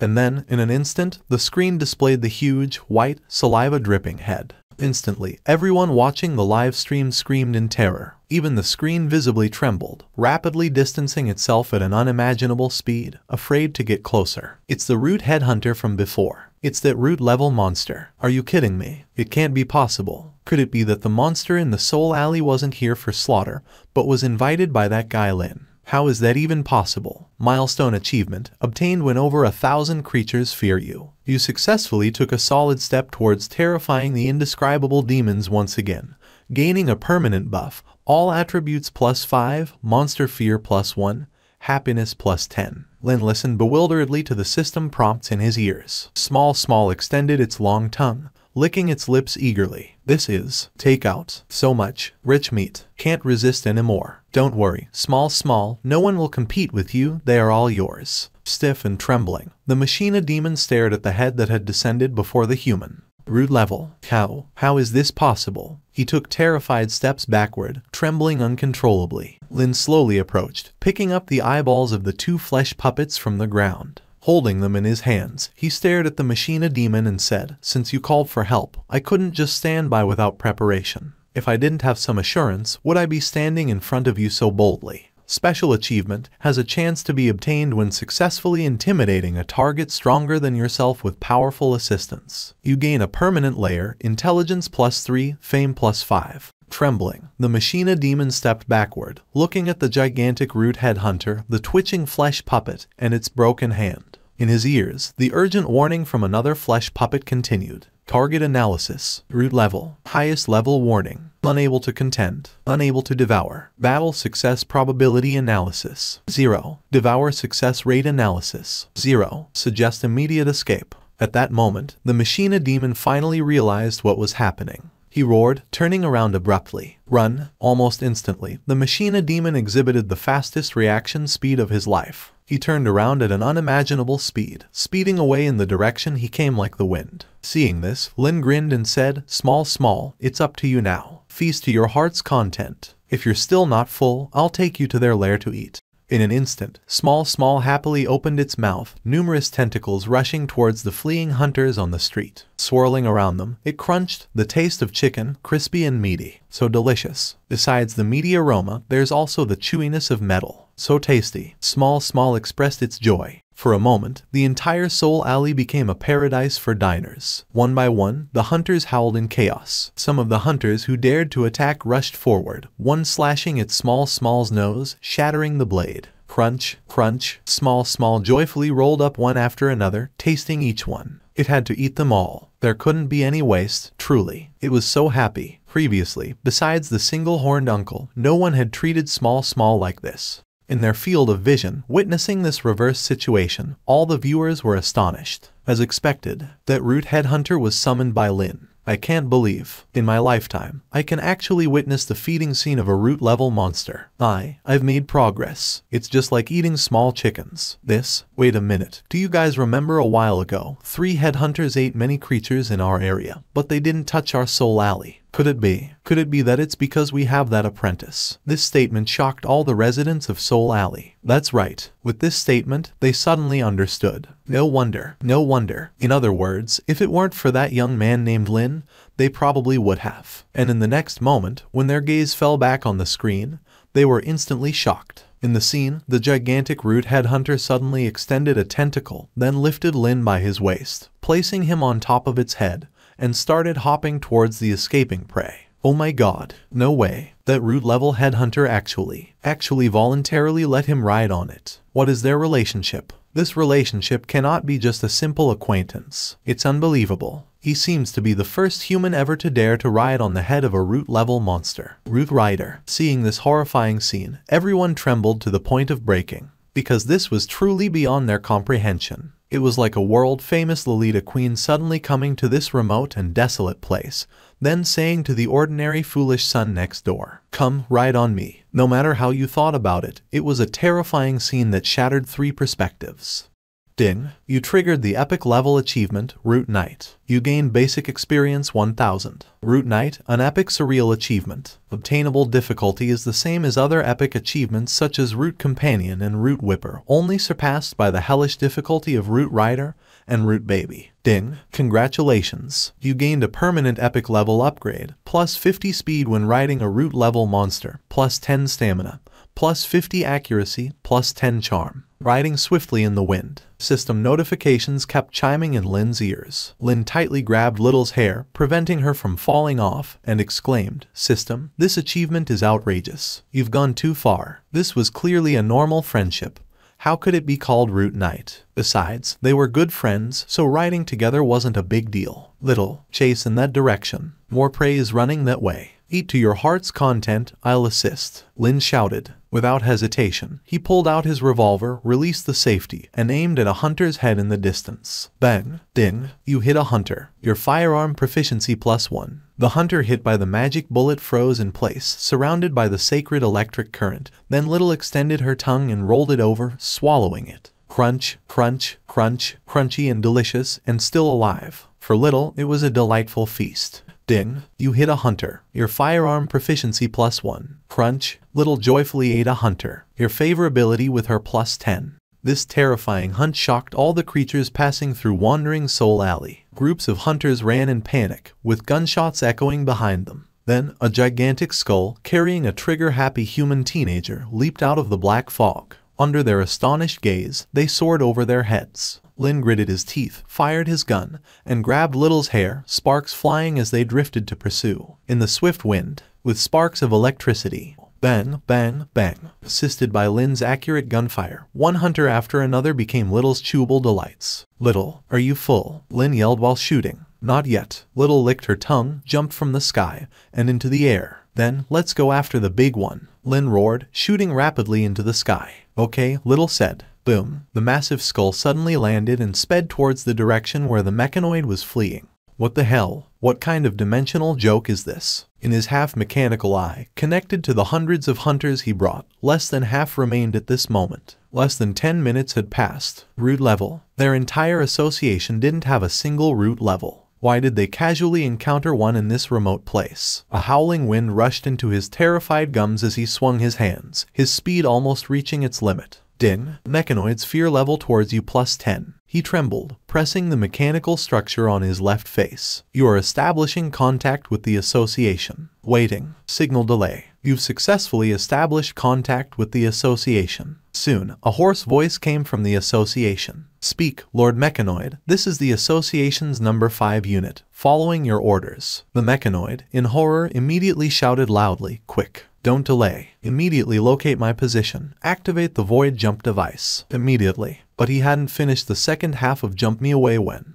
bang, a bullet instantly shot from behind him. With the blessing of the epic level achievement and the mechanoid caught off guard, the bullet hit him, smashing his right mechanical structure into pieces. Not good, he yelled in horror. But it was too late. Following the bullet, a long tentacle struck him like a massive club. In his desperate scream, his body flew horizontally, and the mechanical structure on his left face shattered in the massive blow. They were catching up. They were coming. He abruptly turned his head, gazing in terror at the human teenager shooting wildly on the root-level skull. Without saying a word, he immediately increased his speed, fleeing frantically. Hey, hey. He vigorously patted the mechanical structure on his left face, only to discover in horror that, due to the impact just now, the communication device connecting him to the association had been stripped from his left face. Lin, riding Little, heard the voice coming from behind and immediately turned his head, locking onto a shimmering blue light mechanical structure dancing in the air. What's this? Lin quickly split a tentacle from his body,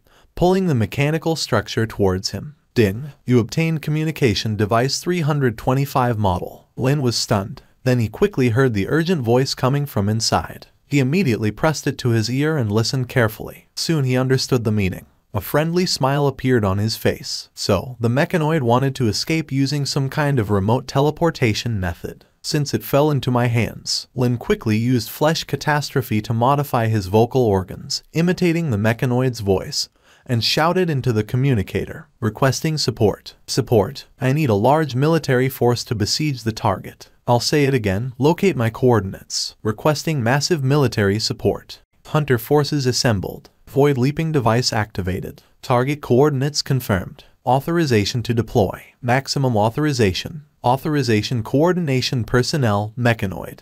Activate the mechanical insect swarm forces. Activate the sweepers. Activate the biochemical puppet cluster. Void leap device activated. Meanwhile, outside of Yaohan Lane, the fleeing demon immediately felt the surrounding intense void fluctuations. Don't teleport. Don't send them. The demon mentally broke down, holding his head, shrieking as the blue light continued to appear around him. But it had no effect whatsoever. Almost in the next moment, one after another huge teleportation gate emerged around him. The dense mechanical insect swarm forces and sweepers rushed through those gates. Zaya Xiao, get moving, Lin roared, shooting at the appearing forces. All right. And in the eyes of thousands of spectators, Zio rushed into the teleporting forces like a tiger entering a flock of sheep. In the contact station of the Demon Association, several contact officers smiled and spoke into the communicator. Vice Captain, what now? We've urgently dispatched a large number of troops for you. This is the Association's last resort. Lin continued shooting at the mechanical insect swarm below,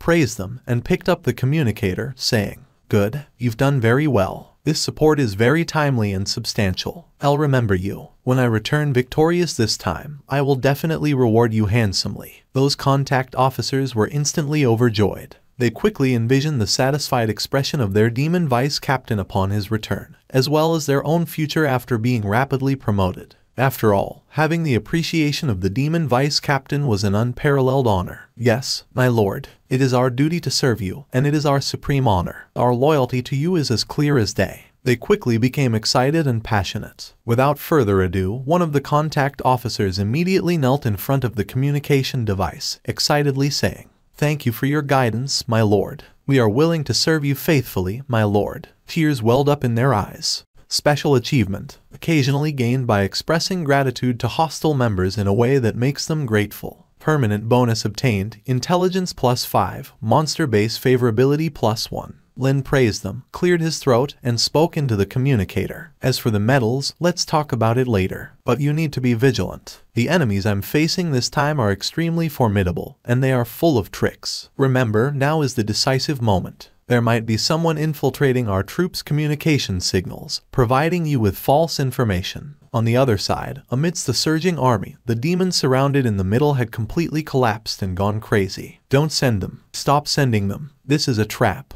A trap. If I find out who sent these troops, I'll definitely chop them into pieces." He was almost crying out loud. Grabbing a mechanical insect quickly, he shouted at it. Quickly feed the real situation here back to the base. Tell them they've fallen for a trap." The voice requesting support wasn't me. "Someone took my communicator." It wasn't me. At that moment, a large number of communication signals rang out in the communication facility of the Demon Association. And in the next moment, the signal was connected.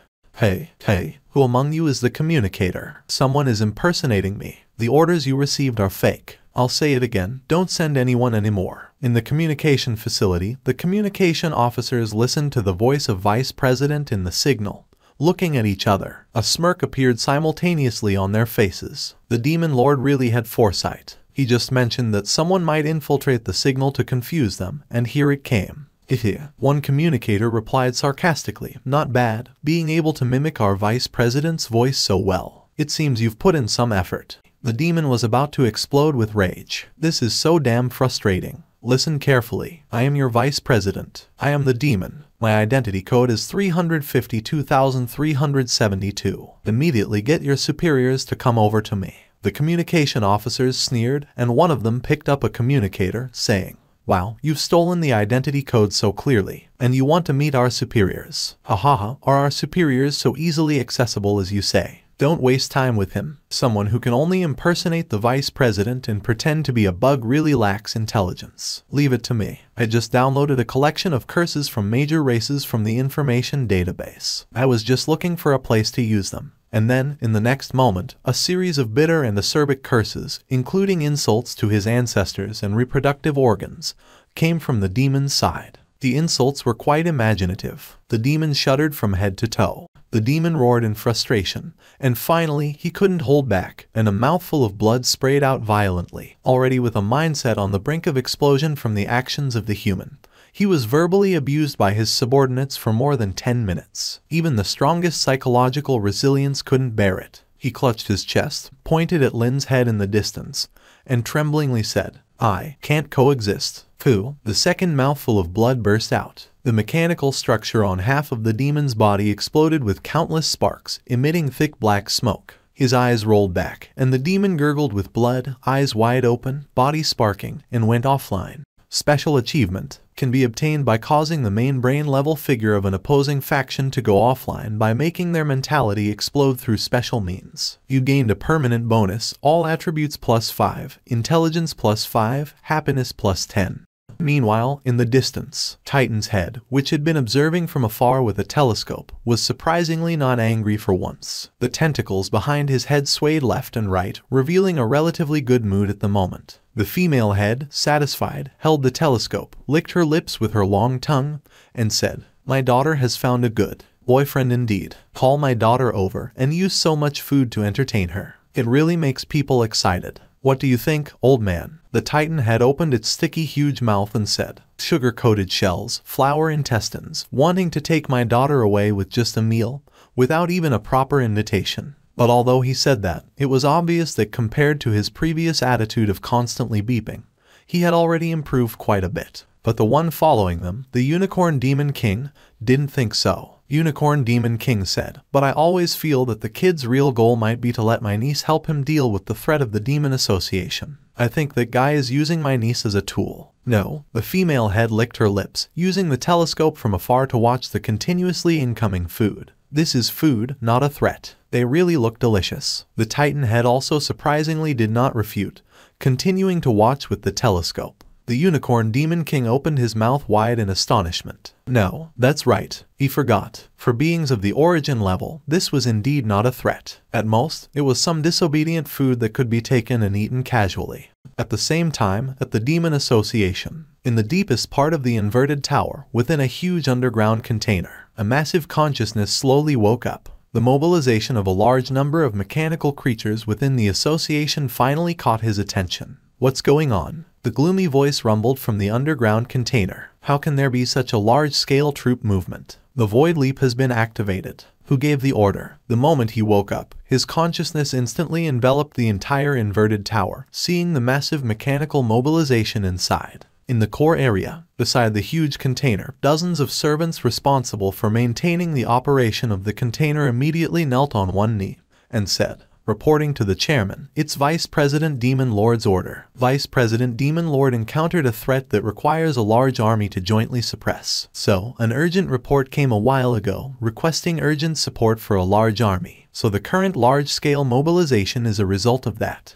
That consciousness hesitated. He instantly took control of most of the flesh devices and mechanical instruments inside the hanging tower. Mechamagus was his most trusted subordinate, so he gave him the highest authority in the association to handle all matters, big and small. But that didn't mean everything could be done without his authorization, because such a massive personnel mobilization was no small matter. Almost instantly, he remotely connected to Mechamagus's communicator. "Mechamagus, what's going on? How could you allow such a large-scale mobilization of biological troops? You must give me a reasonable explanation." That gloomy voice echoed through Lin's communicator. Lin was momentarily stunned but quickly understood. Anyone who spoke to Mechamagus in such a tone was likely the true boss of the Mage Association. Without hesitation, Lin smiled slightly, once again manipulating his vocal cords to mimic Mechamagus's tone and intonation, saying, "Returning, Chairman, I've encountered some trouble here. Once I've resolved the situation, I'll report to you immediately." Brief silence. Silence on the other end of the communicator. But almost in less than a few seconds, that voice resounded again,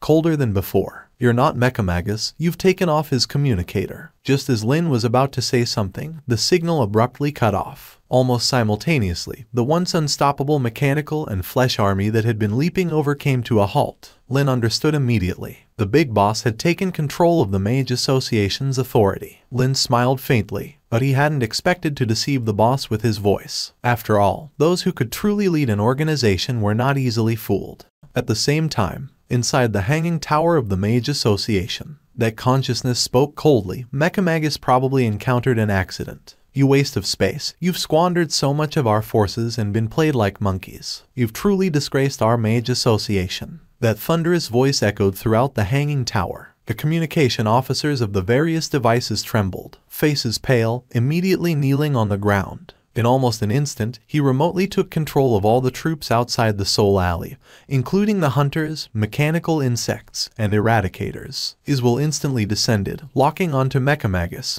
who had fallen into a blood-soaked coma, and the head that was wreaking havoc. "Root level," he analyzed quickly with a cold gaze. "So, this time, someone set us up. They want to use a root-level creature to show dominance to our association." His gaze was indifferent. Quickly mastering the situation on the entire battlefield, he wasn't concerned about the loss of the mechanical creations. As long as the hanging tower remained, he could quickly replicate an identical army given time. The only thing that bothered him was the root-level creature currently devouring his creations. He could see at a glance that although the head was also root-level, it still lagged behind those truly representing fear and disaster. His mind quickly became active. Whether Mechamagus lived or died didn't matter much. If one vice chairman died, he could lift another, but a true root-level creature was something rare. He squinted his eyes, and if he could harvest this root-level creature, even without collecting all the parts of the giants, he could surely unleash significant power. Right. "Unseal my number 2 body. Activate the leap. I want to personally meet it." He squinted, cold light gleaming in his eyes. Almost simultaneously, Lin, who was swiftly hunting down the remaining forces of the Mage Association, suddenly raised his head, immediately feeling the vibrations in the surrounding space. And compared to the previous vibrations, this one was much more intense. Lin immediately sensed a hint of unease. Zio, have you eaten?" Lin asked immediately. Zio replied, 80% full. "I still want to eat, delicious." But almost the moment she finished speaking, a deep blue halo instantly descended from the sky, directly crushing dozens of mechanical insects on the wilderness into powder. A terrifying figure emitting a terrifying aura slowly appeared in Lin's field of vision. Almost in an instant, the panel of that figure appeared in front of Lin. Flesh creature. Powerful combat power surpassing a monarch. One of the most advanced flesh creatures of the Mage Association, a destroyer derived from the Giant Project. It is also the top-tier defense weapon created by the Mage Association against king-level and root-level creatures. However, due to the enormous power derived from the Giant Project, only one person in the entire association can control it. If you encounter it, pray it's not targeting you. Buzz, Lin's gaze went blank. This is going too far. Is this the big boss of the Mage Association? But almost at the moment the system prompt sounded, a giant flesh hand suddenly emerged from the body of the huge flesh giant, sweeping towards Xiao Xiao. It didn't waste any words and directly launched an attack with an expressionless face. Xiao Xiao, get out of the way, Lin shouted loudly, but it was already too late. That giant hand arrived in front of them in an instant, crashing onto Xiao Xiao's side. The immense force made the entire ground tremble, and Xiao Xiao's body was instantly moved dozens of meters away. The flesh giant trembled, seeing Xiao Xiao just being moved dozens of meters away, squinting its eyes, and its expression became serious. Apparently, this probing attack had given it a rough understanding of the strength of that root-level creature. Dust rolled away. Xiao Xiao, who was biting a hunter, stood there dazedly.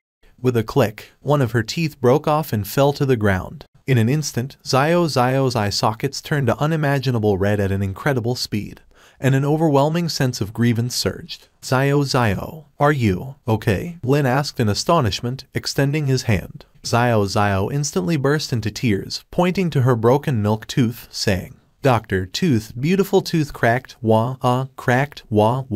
Xiao Xiao burst into tears, very heartbroken. In the distance behind the mountain, the one-horned demon king stared at the scene, his mind buzzing. Almost instinctively, he turned to look at his elder brother and sister-in-law. Instantly, his expression turned into, those two heads, larger than small hills, sat side by side. Dark clouds gathered above them. Even though their expressions were not visible from behind, the terrifying atmosphere emanating from their silent figures gave a sense that a storm was about to sweep through. This is not good. This is really not good. Because he knew very well how much his elder brother and sister-in-law doted on their daughter. They treated her as if she would melt in their mouths and break in their hands. Whenever she went out, they would escort her from a distance, secretly following her, fearing that something might happen to her. And now, a major showdown was about to happen. The one-horned demon king swallowed his saliva and stared at his elder brother and sister-in-law in shock. I think, he stammered. Countless terrifying cracks spread instantly from under the two heads. The Titan's head squinted its eyes, roughly the size of a small building, saying, just now, did you see it clearly? The female head showed a malicious expression, very clearly. At this moment, for the first time in thousands of years, these two heads, which had always been hostile to each other, stood together in harmony. The Titan's head said deeply, I am very angry now. The female head ground her teeth maliciously. Me too. A brief silence. And it was in the next moment, under the astonished gaze of the one-horned demon king. Boom. A loud noise. The two heads leaped into the air, and in an instant, their gigantic heads soared thousands of meters into the sky. Gone. Absolutely gone. He swore, in front of his elder brother and sister-in-law, that guy who made their daughter cry. Even if God himself came, he wouldn't be able to save him. That guy really has no sense of proportion. Does he not realize who he's messing with?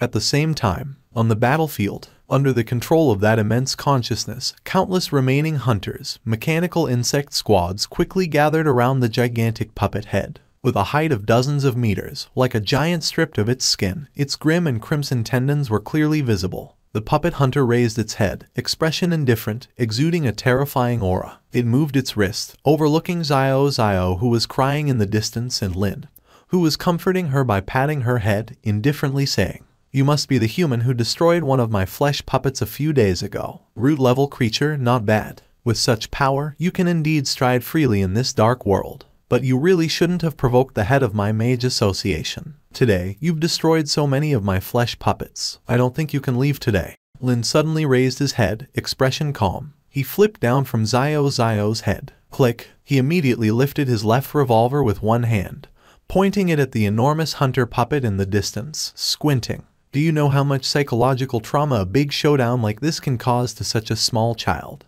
Wow. Behind him, Zio cried even louder. The hunter puppet sneered, cracking the neck joints, saying, "Looks like you're brave." "What? You're so overconfident. Do you want to challenge me with that toy in your hand?" "Haha, let me advise you. You can still escape now. Before I kill this root-level creature, you should be able to live for some time. Cherish this time before I finish off this root-level creature." Bang! A shot. A hunting magic bullet instantly landed on the hunter puppet's forehead, exploding into small sparks before falling to the ground. But Lin didn't stop. Bang bang bang bang bang. He continuously pulled the trigger, emptying all the bullets in his left revolver. Seeing this scene, the onlookers in the field were all shocked. Is he crazy? That creature looks tough. Even with that root-level creature from earlier, it's not certain it can match this giant puppet. This guy, he's really gone mad. Just now, that slap directly knocked the root-level head several dozen meters away. That was enough to indicate a problem. This guy, he's too brave. Are you daring to shoot at me? The hunter puppet squinted, crushing the bullets in his hand into pieces. Lin calmly looked at him, the black muzzle aimed at his head, saying, "Well, it's a bit weak. But when it comes to a doctor bullying his patient in front of her, no matter how you look at it, it's very unpleasant." Wava. Zio behind him cried even louder. Epic achievement can be obtained when the goodwill of a root-level creature towards you reaches trust. Triggering this achievement means you have made a root-level creature your comrade.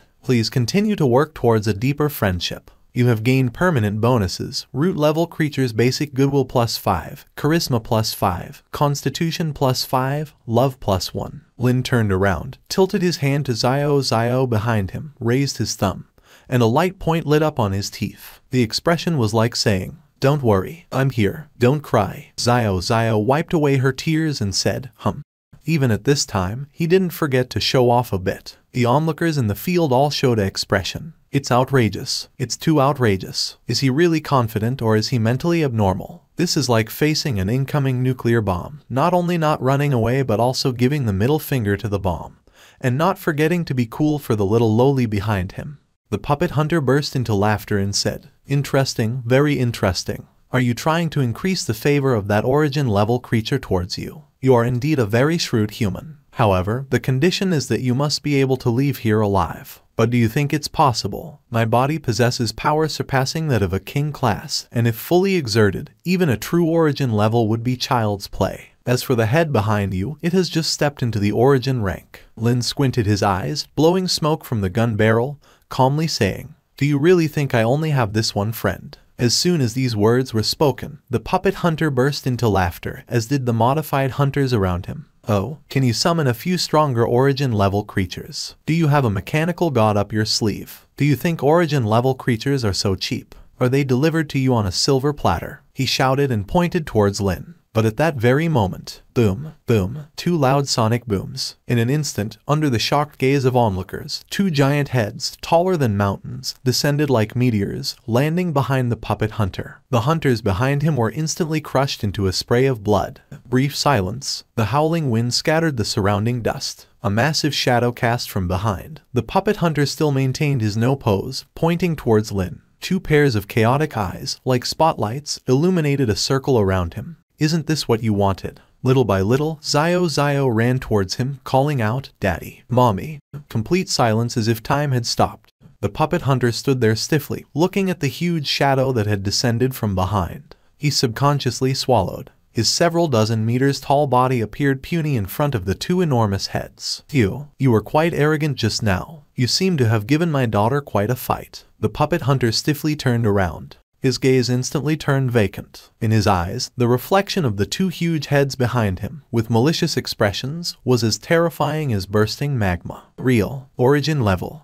The onlookers in the vision were also stunned, their minds buzzing and unable to say a word, because what happened today far exceeded their understanding. A small skirmish resulted in an airdrop of two bigger ones. It's them. Those two head hunters. I will never be mistaken. Several days ago, this family of three wandered near the ghost alley and cleared out several places around. They're a family. They're a family. What kind of joke is this? Is the apprentice so terrifying? When did he make friends with this big family? The comments on the screen exploded at an unimaginable speed. On the battlefield, Lin maintained a calm expression, but his heart was beating wildly. Yes, he had guessed from the system prompts that Zio might not have come alone. After all, He had learned from the grandmother long ago that there were more than just Xiao among the head hunters. So when Xiao was defeated in that fight, Lin roughly felt that the battle was under control. Really, you absolutely shouldn't, never fight someone else's daughter in front of their parents. You're quite brave, the Titan head said. Plop,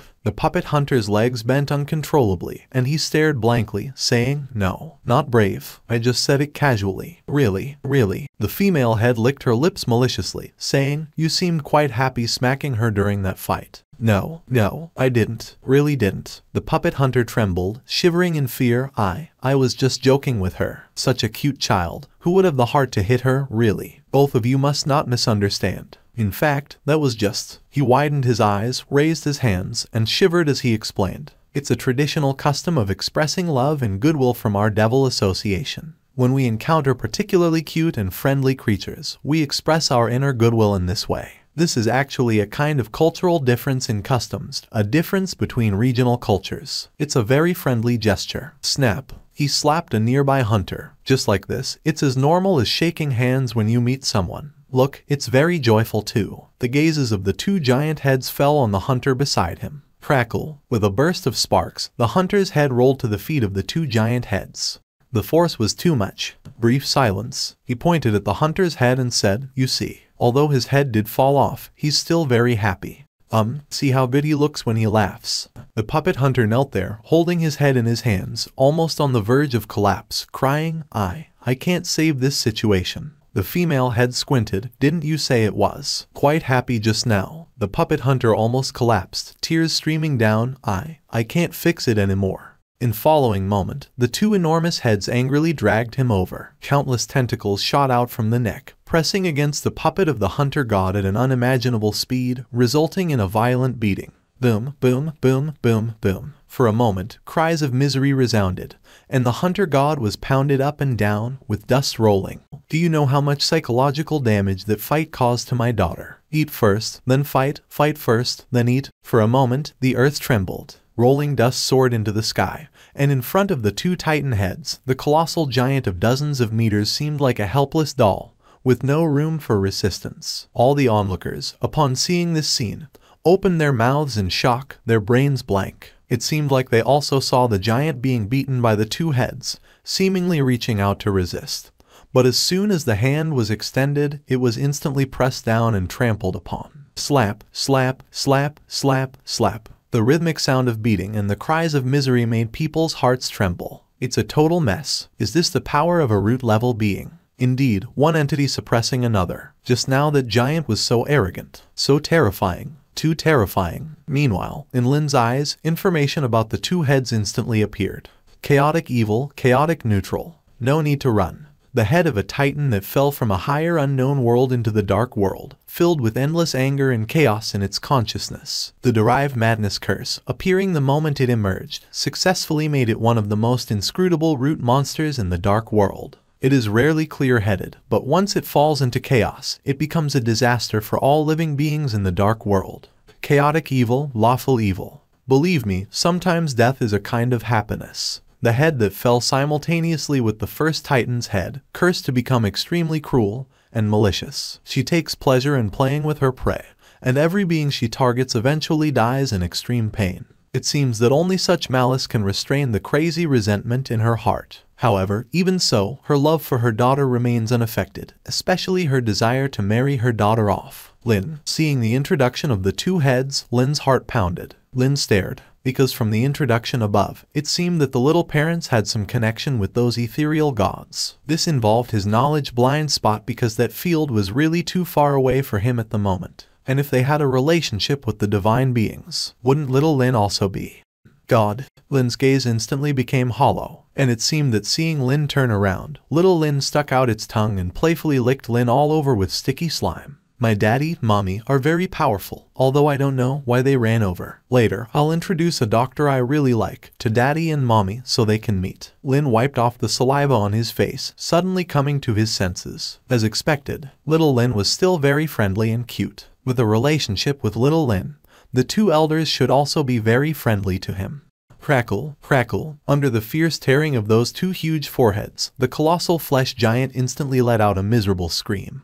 And then it was torn in half by that ominous giant mouth from the middle. Run, run. He was terrified, and finally, at the last moment of being torn, successfully withdrew his consciousness from the hunter god's puppet. And this forcibly detached without any steps caused significant damage to his consciousness. In an instant, his consciousness returned to the core area of the suspended tower of the Demon Association. And the servants in the hall instantly saw, in the central container embedded below, a hand covered in mucus suddenly reached out. Crackling, countless sparks shot out. Under their gaze, their president, gritting his teeth, struggled to climb out of that container. The thick cables and tubes embedded in him were torn apart, and he leaped out naked. President, what happened? Your body is still in the transformation period. How did you? The surrounding servants paled. Issue the highest level order to the entire association immediately. Gnashing his teeth, the president, with a hideous face, said, all senior personnel still inside the suspended tower, immediately stop all work in hand. Activate the zero-level defense plan. Simultaneously, initiate emergency evacuation plans and immediately leap and transfer all parts of the giant. As soon as these words came out, all the servants around were shocked. Zero-level emergency plan. What kind of joke is this? Since the establishment of the suspended tower of the Demon Association, this doomsday-level plan would only be activated when the Demon Association faced a crisis involving life and death. Does this mean that the Demon Association has reached the point where they have to use that plan? Hurry, the president roared. Several servants shook all over, rushing frantically toward the communication devices around. Not joking. Their president wasn't joking. The Demon Association had indeed encountered an unimaginable crisis. In various areas inside the suspended tower, all lights flickered crimson, and the piercing alarm sounded continuously throughout the entire suspended tower. Warning, warning, all association members, please note, Level 0 emergency evacuation plan is underway. All members return to their respective positions. Warning, warning, the gate to the outside world is about to close. The suspended tower is about to be fully sealed. Activate the highest level emergency evacuation. Meanwhile, outside the puppet courtyard, the Bloodsaw, rushing wildly through a forest towards the ghost alley, immediately trembled, sensing the alarm inside his body. This is, the Zero Plan has been activated. Shock appeared on his face instantly. He was once an elder of the Demon Association, and even during the initial establishment of the association, he had participated in the construction and renovation of the inverted hanging tower. The emergency signal source was implanted in the body of every member at the time when the inverted hanging tower was newly established. The purpose was to, one day, quickly relay information to every member of the Demon Association when faced with an insurmountable threat. The sound of that signal, it meant the activation of the Zero Plan. And he was very familiar with the Zero Plan because he was one of the important members who participated in its construction back then. How is this possible? Who has the ability to dare to attack the Demon Association's headquarters? He was extremely shocked, although he had long since left the association and was even being pursued.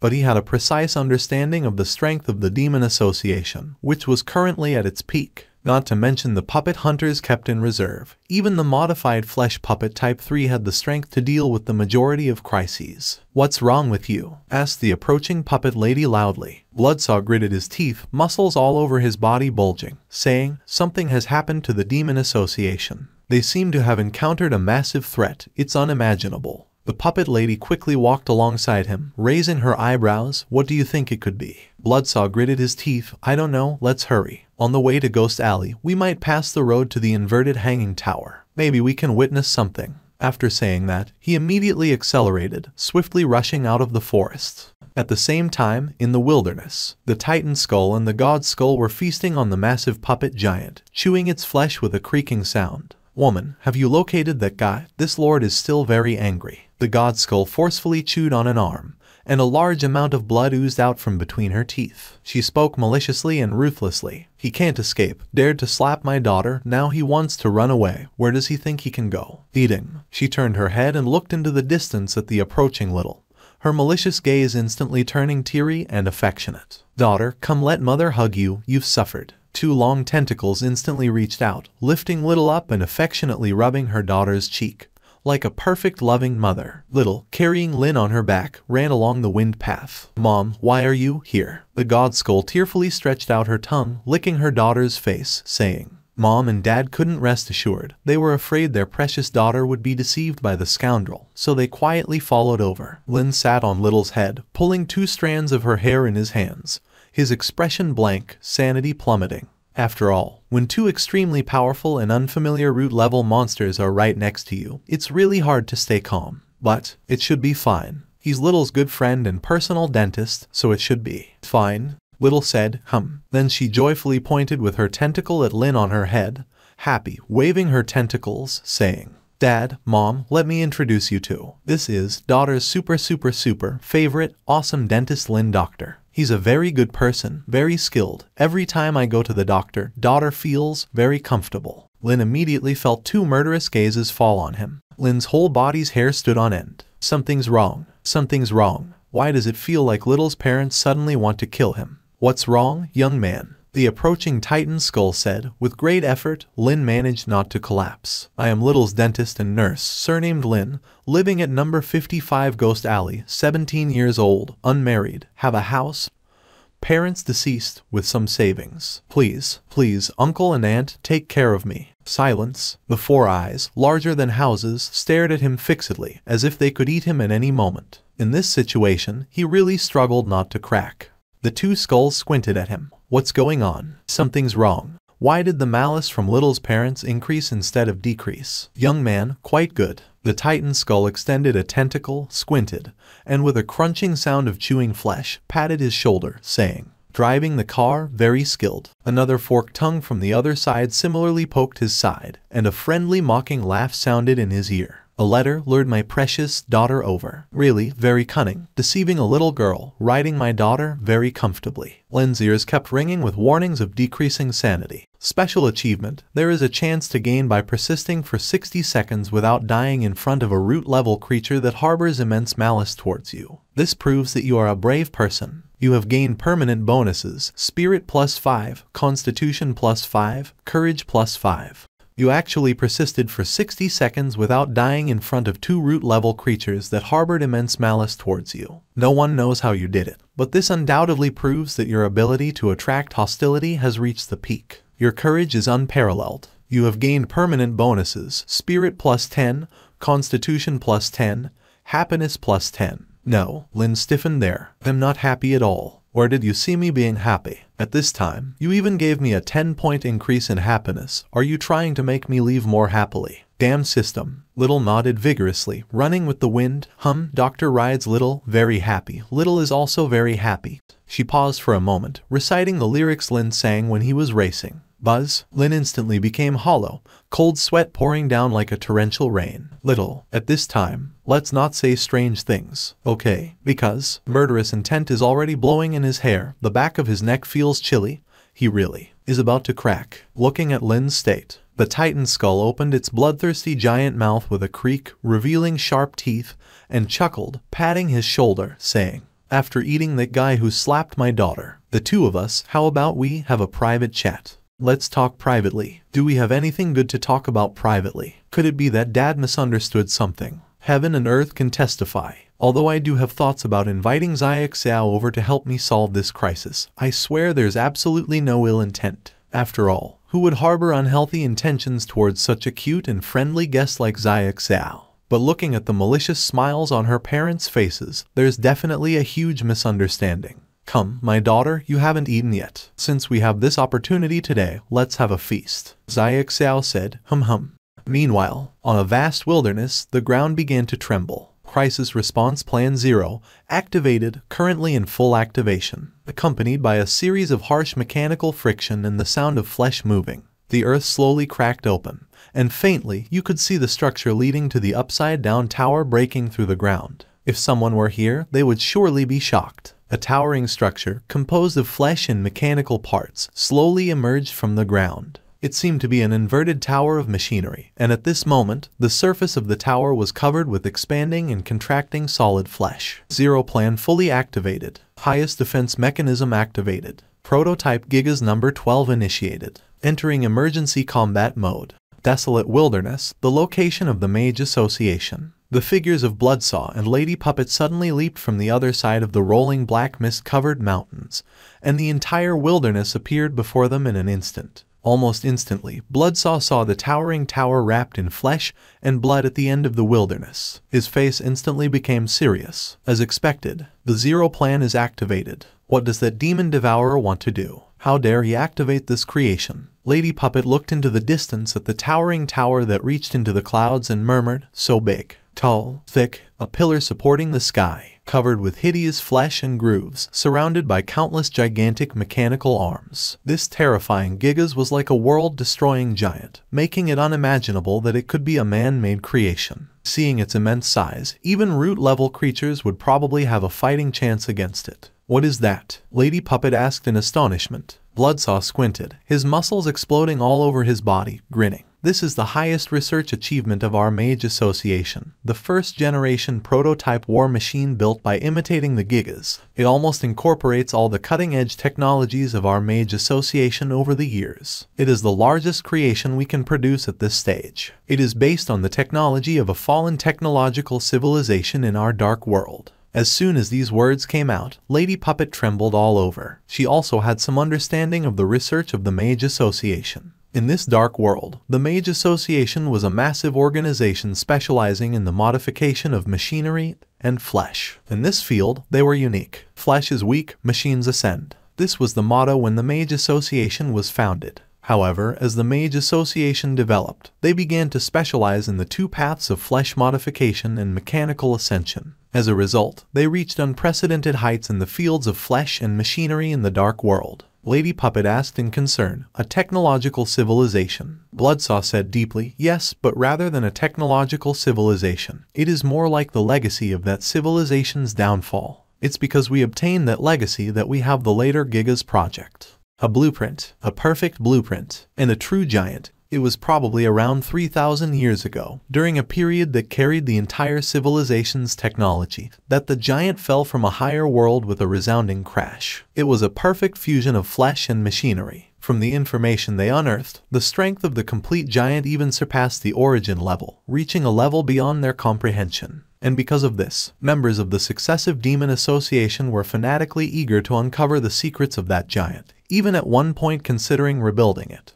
Because if they could really reconstruct that giant, the entire dark world would be under their control. But later, due to some terrifying discoveries, this plan was explicitly forbidden by the former chairman. The various parts of the unearthed giant were kept by the group of elders who led the project back then, and the giant project came to a standstill. But who could have thought, after the rise of the mind-eating demon, he completely disregarded the former chairman's orders, and rekindled that dreadful plan. The puppet lady frowned as she gazed at the inverted tower and said, how does the combat capability of this tall tower compare to the real giant you mentioned? Bloodsaw replied deeply, there's no comparison at all, but it was built using some of the giant's theories. In terms of destructive power, it rivals the origin level. The puppet lady immediately thought of a possibility. She was about to share her speculation with Bloodsaw when suddenly, the earth trembled again, like some colossal footsteps or the impact of a giant mountain on the ground. Dong, dong, what is this? Could it be? The two were immediately shocked, standing on the mountain, turning to look in the direction of the vibrations. And it was in the next moment, boom, accompanied by a massive tremor. In the distance, in the barren plain, a gigantic girl's head suddenly leaped up from a crevice and appeared in their field of vision. That's the headhunter. Bloodsaw was instantly shocked. He almost recognized the massive creature that appeared in their field of vision. He immediately took up the binoculars and observed carefully, and then he finally confirmed.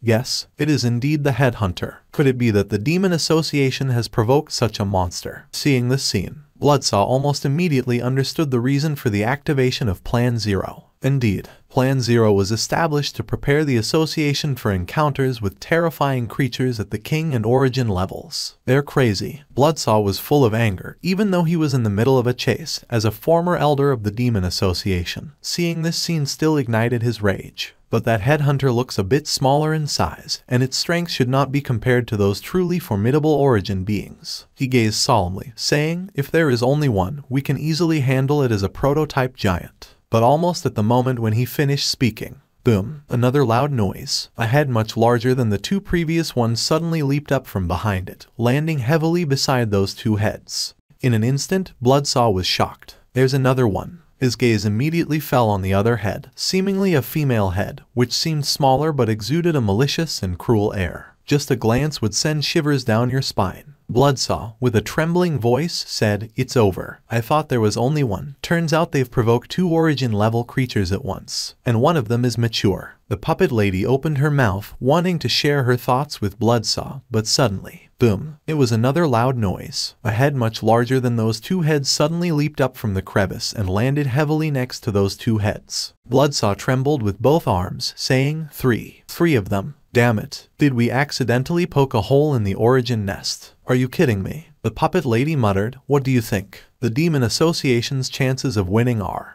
The puppet lady, with a dumbfounded expression, picked up the binoculars and gazed at the 3 origin-level headhunters appearing in the distance. Honestly, having lived in the dark world for so many years, she was witnessing the scene of so many origin beings gathering for the first time. It was terrifying and spectacular at the same time. She carefully watched, and it was in the next moment that she suddenly froze, because she suddenly saw, among the smaller head, it opened its mouth and then extended a tentacle. From its mouth rolled out a humanoid creature, then placed it on its head. And the initially terrifying girl's expression suddenly became, "Wait a minute, this doesn't seem right. Why does the style suddenly seem a bit off? Why would the face of an origin-level headhunter show such a cute expression, like a little sister asking for attention? And what's going on with that human? It doesn't seem like the emergency food for the headhunter. After all, who would put emergency food on their head, ride it, and show such a cute expression towards the emergency food?" She stared blankly through the binoculars, murmuring, "Bloodsaw, look quickly. I've found something wrong. There's an invincible guy riding that origin headhunter." As soon as this was said, Bloodsaw raised his eyebrows, grinding his teeth. "Now is not the time for jokes. The inverted tower is probably gone. We need to figure out how to bypass this road and get to Sin City as quickly as possible. No, wait. Look at this. I'm not joking. There really is a human riding that headhunter." Bloodsaw became somewhat impatient. "What time is it? Still making jokes? A human, and riding an origin headhunter. Why don't you say a mouse riding a cat?" He impatiently picked up the binoculars and looked towards the direction of the 3 headhunters. In an instant, his gaze hollowed out. His body froze in place as if petrified, stuck in position. That is, only to see a human youth sitting cross-legged on the head of the smaller headhunter, flipping a flower rope in his hand, demonstrating it to the curious tentacle holding an eyeball in front of him with a smiling face. Like an older brother next door, trying to impress a curious little girl with some strange tricks. But that's not the point. He almost instantly recognized the face of the young man. "Disciple," Bloodsaw roared in shock. "No, this is impossible. It must be his old eyes playing tricks on him. Yes, it must be an illusion caused by his anxiousness. After all, how could his obedient disciple be riding a headhunter around? Yes, it must be an illusion. If his disciple really had such skills, he would have dominated the dark world long ago." He rubbed his eyes vigorously, muttered, and bit his finger to draw a small magic circle on the ground. "Should I contact him first? If he's alive, he should be able to receive transmitted messages." As if to prove something, he wrote a few lines on the small magic circle. After finishing writing, he chanted, and a blood-red light flashed in his eyes, pressing his hand on the magic circle. Almost at the same time, Lin, who was smiling and demonstrating flower rope techniques on the small head, suddenly froze. He immediately felt a surge of blood rushing in his stomach. The next moment, he painfully vomited blood into his hands. "Is this, Master?" Lin was overjoyed. Then he immediately saw that the blood in his hands began to wriggle rapidly, then slowly gathered into several ugly exploding characters. "Disciple, are you still alive?" Lin jumped up suddenly, overjoyed. "Of course, I'm alive." Almost unable to control his excitement, Lin immediately raised his head and shouted to the wilderness, "Teacher, I'm still alive. Are you dead? When are you coming back to the store?" "Your disciple, I'm alone. I'm really scared." Almost at the moment he finished shouting, a series of system prompts sounded in his ears. "Special achievement, with a chance to trigger when scaring your teacher away in any way. You took a firm step towards overthrowing the teacher and annihilating the ancestor. Congratulations on obtaining permanent bonuses: mental power +1, strength +2, happiness +20. He was full of question marks, looking puzzled. What strange achievement is this? How did I scare my teacher away? This system shouldn't give people some inexplicable achievements. On the mountain, Bloodsaw, why are you convulsing like that? Don't scare me. What's going on with you? The puppet lady looked at the convulsing Bloodsaw on the ground in shock. She was completely at a loss. What's going on? Just now everything was fine. Could it be that he's having a seizure? No, it shouldn't be. In theory, can a modified person have seizures? Bloodsaw convulsed empty-mindedly, saying, "That guy riding the root level. Headhunter, it's really my disciple."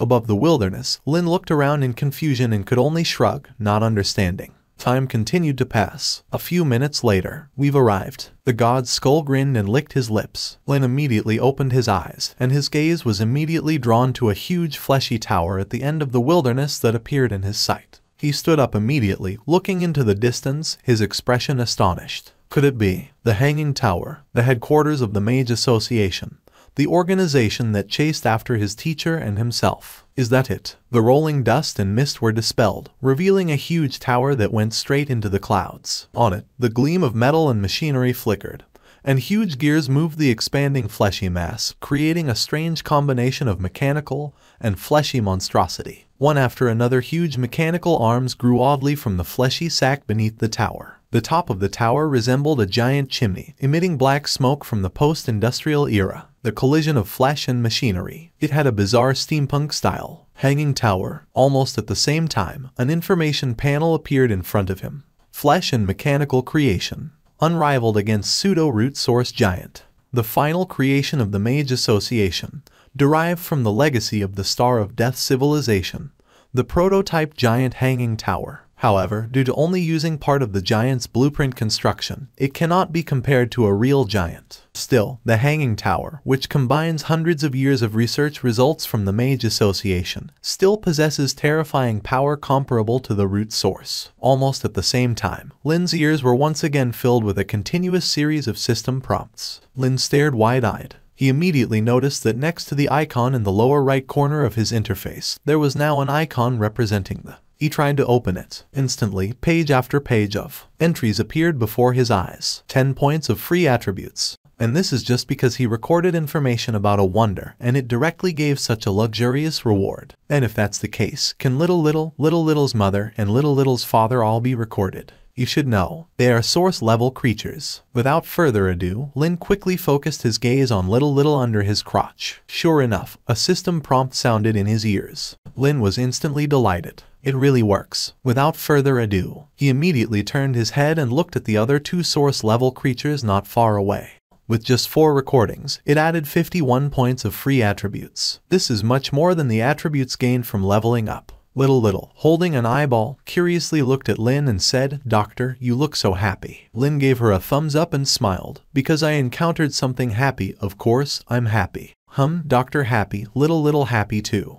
Almost at the same time, in the sealed space under the Hanging Tower, the 3 huge headhunters immediately appeared on the big screen. Seeing this scene, the high-level members of the Magic Association all trembled, sweating like rain. They really came. Good. Very good. Since you are here, then I will let you see the powerful strength of our association's top creations. Snap. His hands instantly pressed on a mechanical switch in front of the screen. Prototype Giant all activated. Enter combat mode. Target locked. Activate source countermeasure. Giant blueprint fully activated. Phase 1 information construction completed. Phase 2 energy delivery completed. In an instant, in that desolate wilderness, the Hanging Tower suddenly moved. It stood up slowly, and countless sand fell from its body. A dazzling red light radiated from the huge tower body, and the huge chimney on the top of the tower emitted even thicker smoke.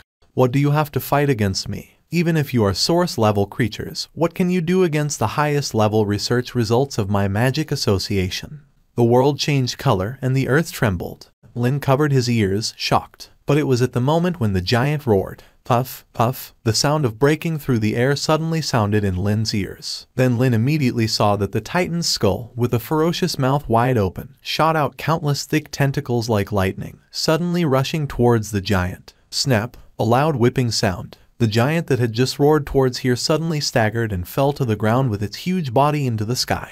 Lin had a premonition of something. And it was the next moment. Puff, puff, puff, puff. The dozens of huge tentacles that shot out from the Titan's skull's mouth suddenly whipped on the body of the giant like lightning. It was a sound of flesh tearing. Sparks splattered. This doesn't seem to be what I expected. Why did the originally tense atmosphere suddenly become wrong? In theory, shouldn't there be a fierce battle between real men? Headhunter versus giant. Almost at the same time, a system prompt sounded in his ears. Enclosed space below. In front of the flickering screen, the high-ranking members of the Demon Association stared hollowly at the image displayed on the screen. The colossal creation that once soared into the sky now seemed like a girl being pinned to the ground, vigorously whipped by a whip, screaming, twisting its body, a pitiful figure unable to resist. Snap, snap, snap. With each snap, the gaze of everyone in the room shuddered. Especially at this moment, the Demon Lord, who was still standing in front of the screen, maintaining a stiff smile, felt a burning sensation on his cheeks for some inexplicable reason. As if each of those snaps from the tentacles falling on the colossal creation wasn't striking it but was slapping his face instead. President, one of the high-ranking members of the Demon, clad in a black robe, trembled and said, "I feel like the advantage is not on our side. Didn't you just say, even if the colossal creation can't stop those 3 origin-level beings, we could at least have a back-and-forth battle, gaining us a few hours. But looking at the current situation, I think even 10 minutes would be generous." The Demon Lord's breathing became heavy, and a sense of warmth rose in his chest. He couldn't seem to exhale. "Don't just stand there. Hurry up and organize the data. Gather everything you can. Immediately prepare the teleportation devices. Hear me? I mean now. Right away. Go," he roared. Throughout the entire base, the piercing alarm sound accompanied by a glaring red light continued to flash. A synthetic mechanical voice echoed throughout the base. "Warning, warning, all personnel with level 2 clearance or above. Please proceed immediately to the number 1 teleportation hall for orderly evacuation. Warning, warning, the damage level of the suspended tower is 85, 84. It is expected that within 5 minutes, the core body of the suspended tower will completely fail." "It's him." Seeing Lin's face, the Demon Lord's anger immediately surged. It was that human. All this disaster was caused by that human. If it weren't for this guy, the Demon Association would not have provoked these 3 terrifying origin-level beings. And now, he dared to come to their base. As if sensing his gaze, Lin, riding on Little, smiled and raised his head, pointing towards the direction he was looking. He lightly drew a line across his forehead with his finger, very polite. Snap. The Demon Lord punched the nearby iron wall. "Immediately activate the defense system. Shoot. Aim at that human. Shoot him down for me," he roared with rising anger. Hearing the system prompts in his ears, Lin smiled faintly, looking at the surveillance facilities covering the vast corridor above. He crouched down on one knee, like a cheater ready to pounce. "Little, just keep charging forward, leave the rest to me. Our goal is that guy who dared to offend you." Little vigorously nodded, swiftly wriggling her tentacles, and her huge head, like a heavy-duty loli, rushed forward. Her trust and favorability towards Lin had already made her obey Lin's words completely. In her heart, Lin was already a trustworthy and friendly big brother doctor with whom she could communicate deeply. "Lefty, don't play dead. I know you've been awake for a long time. Now it's time to use you. Wake up." Lin gave Lefty a smack on the brain. Ding. Left's favorability towards you -1. Finally, Left opened her mouth wide, biting onto his right hand, shouting, "Don't snap. Stop snapping. Left, are you scared?" Left hand instantly twitched its fingers, showing an expression, saying, "Scared? What strange things are you saying? Am I scared? Just kidding. I'm not afraid of anything, even if it's a huge brain burst." Seemingly hearing the strange conversation above, little by little, who was busy plucking out eyeballs, lifted one with a tentacle, curiously looking at Lin. Doctor heard voices speaking.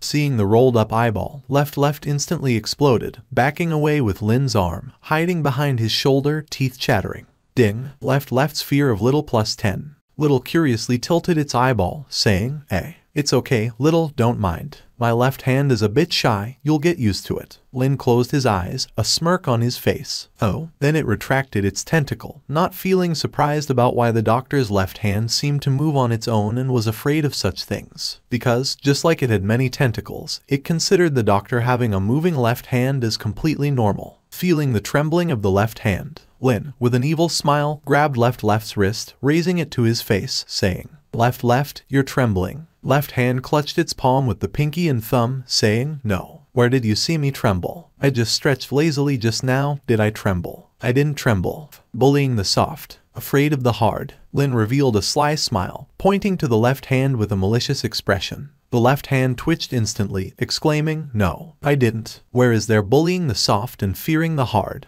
I am a perfectly normal mutation. Encountering a completely unbeatable creature, of course, I would unavoidably be afraid. This is clearly very normal." In Lin's vision, his panel appeared in an instant. Astute human apprentice of the Bloodsaw Alchemy Shop, a specialist in deceiving petite girls. Although seasoned by numerous battles, he couldn't shake off his tendency to suddenly adopt an obscene demeanor. However, he seemed to possess a high tolerance for pain and mental flexibility. Various anomalies in his body didn't elicit a normal surprise. Recently, it appears he's gradually developed a fondness for the pleasure of both easy and challenging situations. This system is really pushing it. But Lin knew now wasn't the time for this. He decisively ignored the system's grossly unfair evaluations and scathing remarks. Lin gazed at his constitution, now surpassing 100, smirked, and thought, bring it on. With such a high constitution, it meant that his flesh would possess even higher vitality and extensibility. Coupled with the skill of flesh catastrophe, he was no longer a fragile entity. He had evolved into an indomitable force. Little One charged through forcefully. A tremendous roar. The massive steel gate leading to the underground base was left with a gaping hole by Little One using its head. Target intrusion detected. Base defense system fully activated. Hunter-class biomechas activated. Targets locked. Fire. Almost in an instant, cracks appeared on both sides and above the steel corridor. Automated machine gun turrets revealed themselves, countless red dots targeting Lin riding on Little One. Locked. Fire. The colossal turrets rotated abruptly, spewing an intense barrage of fire towards Lin. As expected of the Mages Association, they already have this level of automated defense system. Lin was about to crouch and evade, but his left hand extended instantly, and right before Lin's eyes, it inflated into a pentagon-shaped shield composed of fleshy walls. Bang, bang, bang, bang. The dense bullets landed on the shield made of flesh, only to be deflected to the side. Lin was astonished. You can change forms at will now. Stop the nonsense. Hurry up and take out those turrets. Their shots hurt. Lin also knew that now wasn't the time for chatter. With Little One's shield in place, Lin instantly retrieved his Hunt magic revolver from his bosom. His gaze focused sharply on the approaching machine guns. Bang, bang, bang. Several precise shots. Crackling sounds. Flashes of lightning danced. Those turrets instantly became scrap metal in front of Lin's legendary revolver. Little One, keep going. Warning, warning, target intrusion unable to be suppressed by magma injection. Immediately switch to defense mode. At the end of the corridor, the magma spray guns held by those hunters exploded with sparks because of overload. Their skin reflected the light of the suppressed flames. Warning, unable to endure, unable to endure. Activate defense mode immediately. Just as the alarm sounded in that split second, a dragon roar echoed from the side of the sky, directly breaking through their fire curtain. The scorching breath, seemingly capable of melting everything, instantaneously enveloped them. The flesh on their bodies continued to dissolve, revealing the silver-white mithril structure beneath. Even the highly reinforced metal structure showed signs of melting rapidly under the terrifying dragon breath. Target fire weakened, body loss 41. Armor complete failure. Immediately switch to combat mode. Prepare to counterattack. Too late. In an instant, those hunters, sprinkled with sparks, suddenly raised their heads. In the reflection of their eyeballs, a teenager surged through the wall of fire, holding a half-meter-long black blade in his hand, wearing a polite yet sinister smile on his face. Leaping out, a single slash landed on the neck of the lead hunter. The legendary Night Devil blade instantly cut into the almost melted neck, scorched by the dragon's breath. Almost before the other hunters could react, Lin's left hand suddenly opened a huge mouth, swelling to the size of several people. It swiftly engulfed another hunter in one gulp.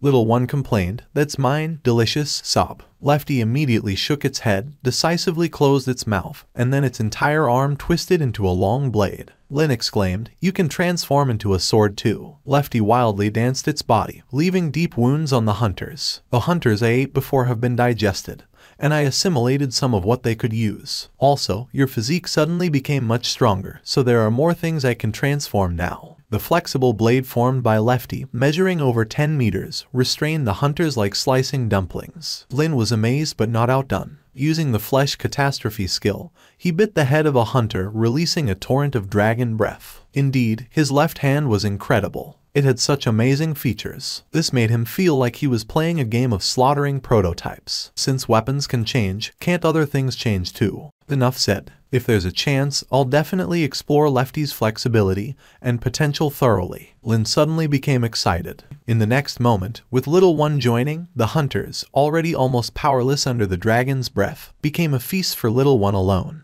and Lin took advantage of this opportunity to gain a wave of combat ability and firearms proficiency. That damn human. The Heart Devourer looked angrily at the dark screen from the corridor. His entire being was almost consumed by fury. The surveillance along the corridor had been completely destroyed by the fiery tongues just now. Still, the constant destruction updates from the Hunter unit's demise continued to remind him that the guy had broken through their defenses and entered the base. But he had no time to care about that guy, because the two headhunters on the ground had almost finished devouring the hanging tower. They could join the battle at any moment, but it was almost done. The data that needed to be transferred had already been safely moved. This place was almost useless, since you're so eager to break in. Then I'll let you stay here forever. The Heart Devourer's expression was ferocious. He quickly connected his consciousness to the control center of the entire base. Prepare to activate the self-destruct sequence. Authorization. Highest authorization successful. Command sent. Self-destruct sequence activating. Current countdown, 10 minutes. All personnel, please evacuate urgently. A piercing alarm sounded throughout the base. All the anxious members inside heard the exploding synthetic sound above their heads. All members showed expressions of fear and shock. Self-destruct. Are you kidding? We haven't evacuated yet. We haven't evacuated. Quick, quick, go to the teleportation hall. Hurry, many members shouted. At this time, they no longer cared whether it was against orders. If the self-destruct sequence activated, they would all perish in the ensuing inferno along with the entire base. In the teleportation hall, the Heart Devourer, accompanied by dozens of high-ranking members of the Demon Association, quickly pushed open the door and with a gloomy gaze approached the teleportation device. Is the teleportation location set? The coordinates are established and most of the valuable data has been transmitted. We can depart at any time. Good. Activate the teleportation device. Yes.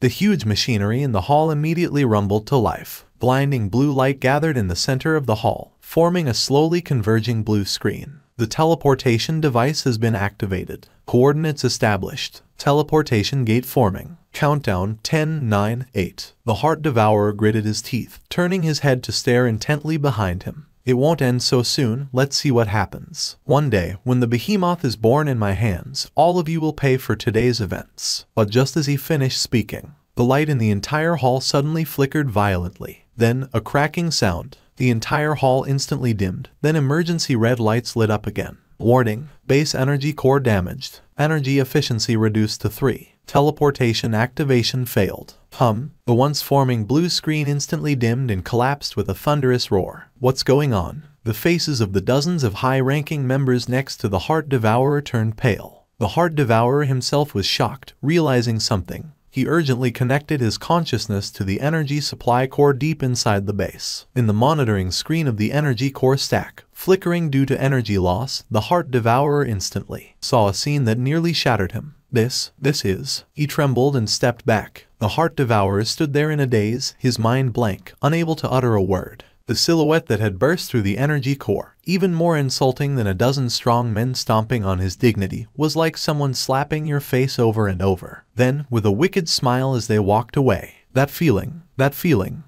He opened his arms, howling at the sky, tears falling involuntarily from the huge insult. The most despairing thing is that you just activated the self-destruct device of the base, and then the teleportation system malfunctions, trapping you in this exploding base. That kind of feeling. Kill you. I'll kill all of you. The Heart Devourer cried with a trembling voice, because once the self-destruct sequence is activated, there is no authority to turn it off. Because, to prevent enemies from breaking in and disrupting the energy supply, the self-destruct sequence was designed with its own set of power supply measures. And almost in the next moment, with a loud bang, from the southeast direction of the teleportation hall, a Root Knight riding Little One, shooting wildly, crashed through the sturdy steel, drifting, and came to a stop in the teleportation hall. Found you, haha. Lin, his face covered in blood, smiled slightly, holding the dragon breath arm, riding Little One. In his hand, the dark muzzle of the revolver pointed remotely at the Head Devourer's head. And behind them, looking from the gaping mouth they had crashed through,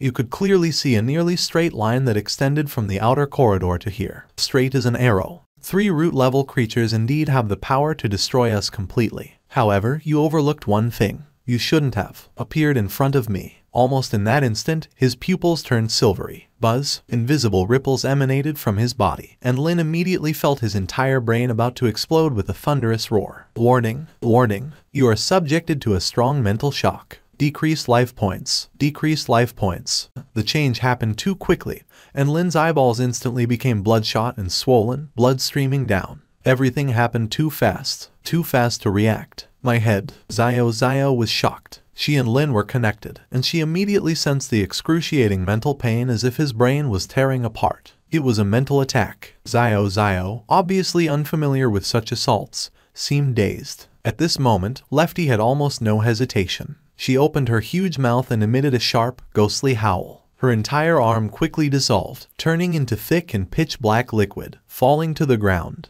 Wow, a baby's cry. The black fluids on the ground struggled and transformed into infants that looked exactly like Lin, mouths opening in eerie cries. Distorted, bizarre, corrupted. If the blood-clad evil spirit were here, it would recognize these terrifying infants as the mutations that appeared in Lin's previous encounter inside the flesh puppet. Almost simultaneously, the heart-devouring demon immediately felt an extremely strong nausea and dizziness. The cries seemed like an extremely malicious curse, a terrifying mental contamination that instantly disturbed his mental fluctuations. He bent over suddenly in pain. The mental shock launched by Lin also experienced a brief interruption under this sudden disturbance. Almost in that instant, Lin opened his bloodshot eyes, raised his revolver abruptly, and pointed it coldly at the heart-devouring demon's forehead. Bang, bang, bang. 3 gunshots. The demon-hunting bullets landed on him, and a massive holy current crackled over his body. Almost simultaneously, Xiao's tentacle followed suit. Sharp tentacles pierced his neck, causing him to lose his head. And during the intense brain pain, he rolled over. Looking at his left hand dissolving into countless black fluids, Lin said solemnly, "Lefty, are you okay?" The black fluids began to gather again, crawling up his body, concentrating on his left arm, reforming into his left hand. Lefty looked a bit sluggish. Apparently, the horrifying method she just used consumed a considerable amount of her energy. Lefty spat out a mass of black slime and said, "I'm fine. Just a bit of loss of appetite. I'm afraid I won't be able to eat for a few days." Seeing Lefty dizzy, Lin knew that if she hadn't reacted in time just now, he would probably have suffered a mental explosion, resulting in instant brain death. It truly was a dangerous world. Even with Xiao, a root-level creature, safety wasn't guaranteed. "Doctor, just now, what was that?" Lin looked up and said, "Mental attack, a direct assault on the opponent's will and mind. It's undefendable and extremely terrifying." Obviously, Xiao wasn't specialized in this field either. She was only half knowledgeable about mental attacks. The guy just now clearly targeted him, knowing that even if he tried to launch a mental attack on Xiao, with her root-level consciousness, it would likely have minimal effect. He really wanted to kill himself. In fact, after learning his name from the system's prompt, Lin should have realized that the guy possessed an extremely strong mental power and would likely use psychic methods. If not for Lefty's quick reaction, he might have capsized in the gutter just now. "Is that guy dead?" Lin squinted his eyes and said, "He probably transferred his consciousness at the last moment. This guy probably has more than one body." Because the system didn't prompt the completion of the mission, it meant that the guy was still alive. Without further ado, Lin immediately activated the evil spirit vision and said with a deep smile, Xiao, let's go. Since he didn't finish me off the first time, there won't be a second chance." At the same time, in the deepest core area of the base, in the depths of a massive container, a faint mechanical synthesis sound could be heard. Consciousness transfer complete. Body number 1 integration complete. Rebooting. Click, click, countless electric sparks exploded within the container. In the next moment, a precise mechanical hand broke through the container's tough outer shell with a clattering sound. A pair of eyes, flickering with red light, faintly lit up. Flesh is weak. Machinery is supreme. A hoarse voice sounded. His entire body was covered in mechanical skeletons, devoid of any flesh. Blood-red electric currents flowed all over his body like blood vessels. The heart-devouring demon walked out hoarsely. This was his number 1 body. Also, apart from the puppet of the hunter god, it was his strongest combat body. Base self-destruct countdown, 4 minutes and 5 seconds. He didn't bother looking for Lin's trouble again. Instead, he quickly moved along the corridor, heading towards a secret passage leading outside the base. A massive skull instantly pierced through the wall in front of him, like a heavy truck, crashing directly into him and sending him flying for dozens of meters. Boom! A loud noise. The steel body of the heart-devouring demon heavily impacted the wall. But he stood up as if unharmed, with a fierce glow in his eyes. The heart-devouring demon almost hesitated and immediately roared towards Lin, launching a more extensive mental shock. The immense mental impact hit the small figure, but it only caused a negligible ripple in the consciousness of the small figure, quickly dissipating. The heart-devouring demon recoiled repeatedly. You bastard. In the small figure's mouth, Lin sat cross-legged, arms crossed, eyes closed. You shouldn't affect the origin creature, right? Even if your mental power is strong, it won't be stronger than the origin creature, right? The heart-devouring demon made a hoarse sound of mechanical synthesis and said, "You are indeed a shrewd human, actually thinking of such a way to avoid my mental shock. You've really impressed me, but I still don't understand, why do you have to exterminate us?" Lin smiled, hugging his arms, and said from a distance, "Exterminate? Don't you think that's a bit shameless to say? When you sent flesh puppets to Yaosou Lane to kill me, why didn't you say such things? When you sent hunters to clean me up for the second time, I didn't see you wanting to reason with me. Oh, wrong. I'm just an expendable creature that can be easily disposed of. Your goal is to kill my teacher and my family's little darling. You probably didn't expect that the last one standing in front of you would be a little apprentice from that pharmacy, right?" Lin grinned, revealing his pure white and eerie teeth. The heart-devouring demon's eyes flickered with madness. The countdown was down to the last 2 minutes. Time was running out. No, he must escape from here. He absolutely couldn't let this guy waste any more time. He turned abruptly, at an unimaginable speed, gritting his teeth, heading straight towards the end of the corridor. Small. Lin squinted. It's time for dinner. Not giving him any chance. In an instant, Small squirmed its tentacles, rushing at the heart-devouring demon at an even faster speed. Boom. A loud noise. The body of the heart-devouring demon was directly crushed by Small's heavy pressure, rolling for dozens of meters in a row. Dare to bully my Dr. Small. The massive tentacle heavily whipped the heart-devouring demon's body. Countless sparks splattered. Small instantly launched a fierce attack. Numerous tentacles, like machine gun bullets, shot at the heart-devouring demon's mechanical body. The heart-devouring demon roared, stepped back suddenly, and 2 high-temperature long swords extended from his arms. Clang, clang. The dual swords collided with Small's hardened tentacles, exploding countless sparks. For a while, the light in the entire corridor fluctuated, and the clashing sounds reverberated. Damn, damn, damn. The heart-devouring demon roared more fiercely, but he had no way to break free from Small's assault. And the ear-piercing self-destruct alarm became more and more intense. The entire base could be engulfed in flames at any moment. Meanwhile, in Small's mouth, Lin squinted, slowly reaching out his hand, and his gaze fell on the heart-devouring demon. So, are you a true mechanical creation? Or just for show? Since it's consciousness transfer, you should still be in this body,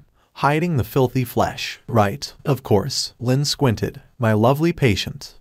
Almost in that instant, Lin's outstretched arm suddenly clenched. And almost in that instant, the heart-devouring demon, who was fiercely clashing with Small's tiny tentacles, immediately felt a shock throughout his entire body. A wave after wave of indescribable strange sensations swept through all the major sensors in his brain. Control over his mechanical body began to lag. The visual sensors produced blurry images in his brain. At that moment, he actually felt severe hypoxia and blood vessel blockage in his brain, accompanied by a huge dizziness and nausea, as well as repeated cognitive errors affecting his mental judgment. His mechanical body was instantly thrown out hundreds of meters by Small's tentacle. Brain infarction. He actually exhibited symptoms of brain infarction and brain thrombosis, and a series of complications of malignant brain diseases. What kind of joke is this? What kind of joke is this? He paled, and it was in the next moment that Lin's voice came from Small that was approaching from afar. As I expected, heart-devouring demon, you still can't truly separate your will from material existence, right? After all, you're not a real ghost. This mechanical body of yours is just an empty shell to protect your brain.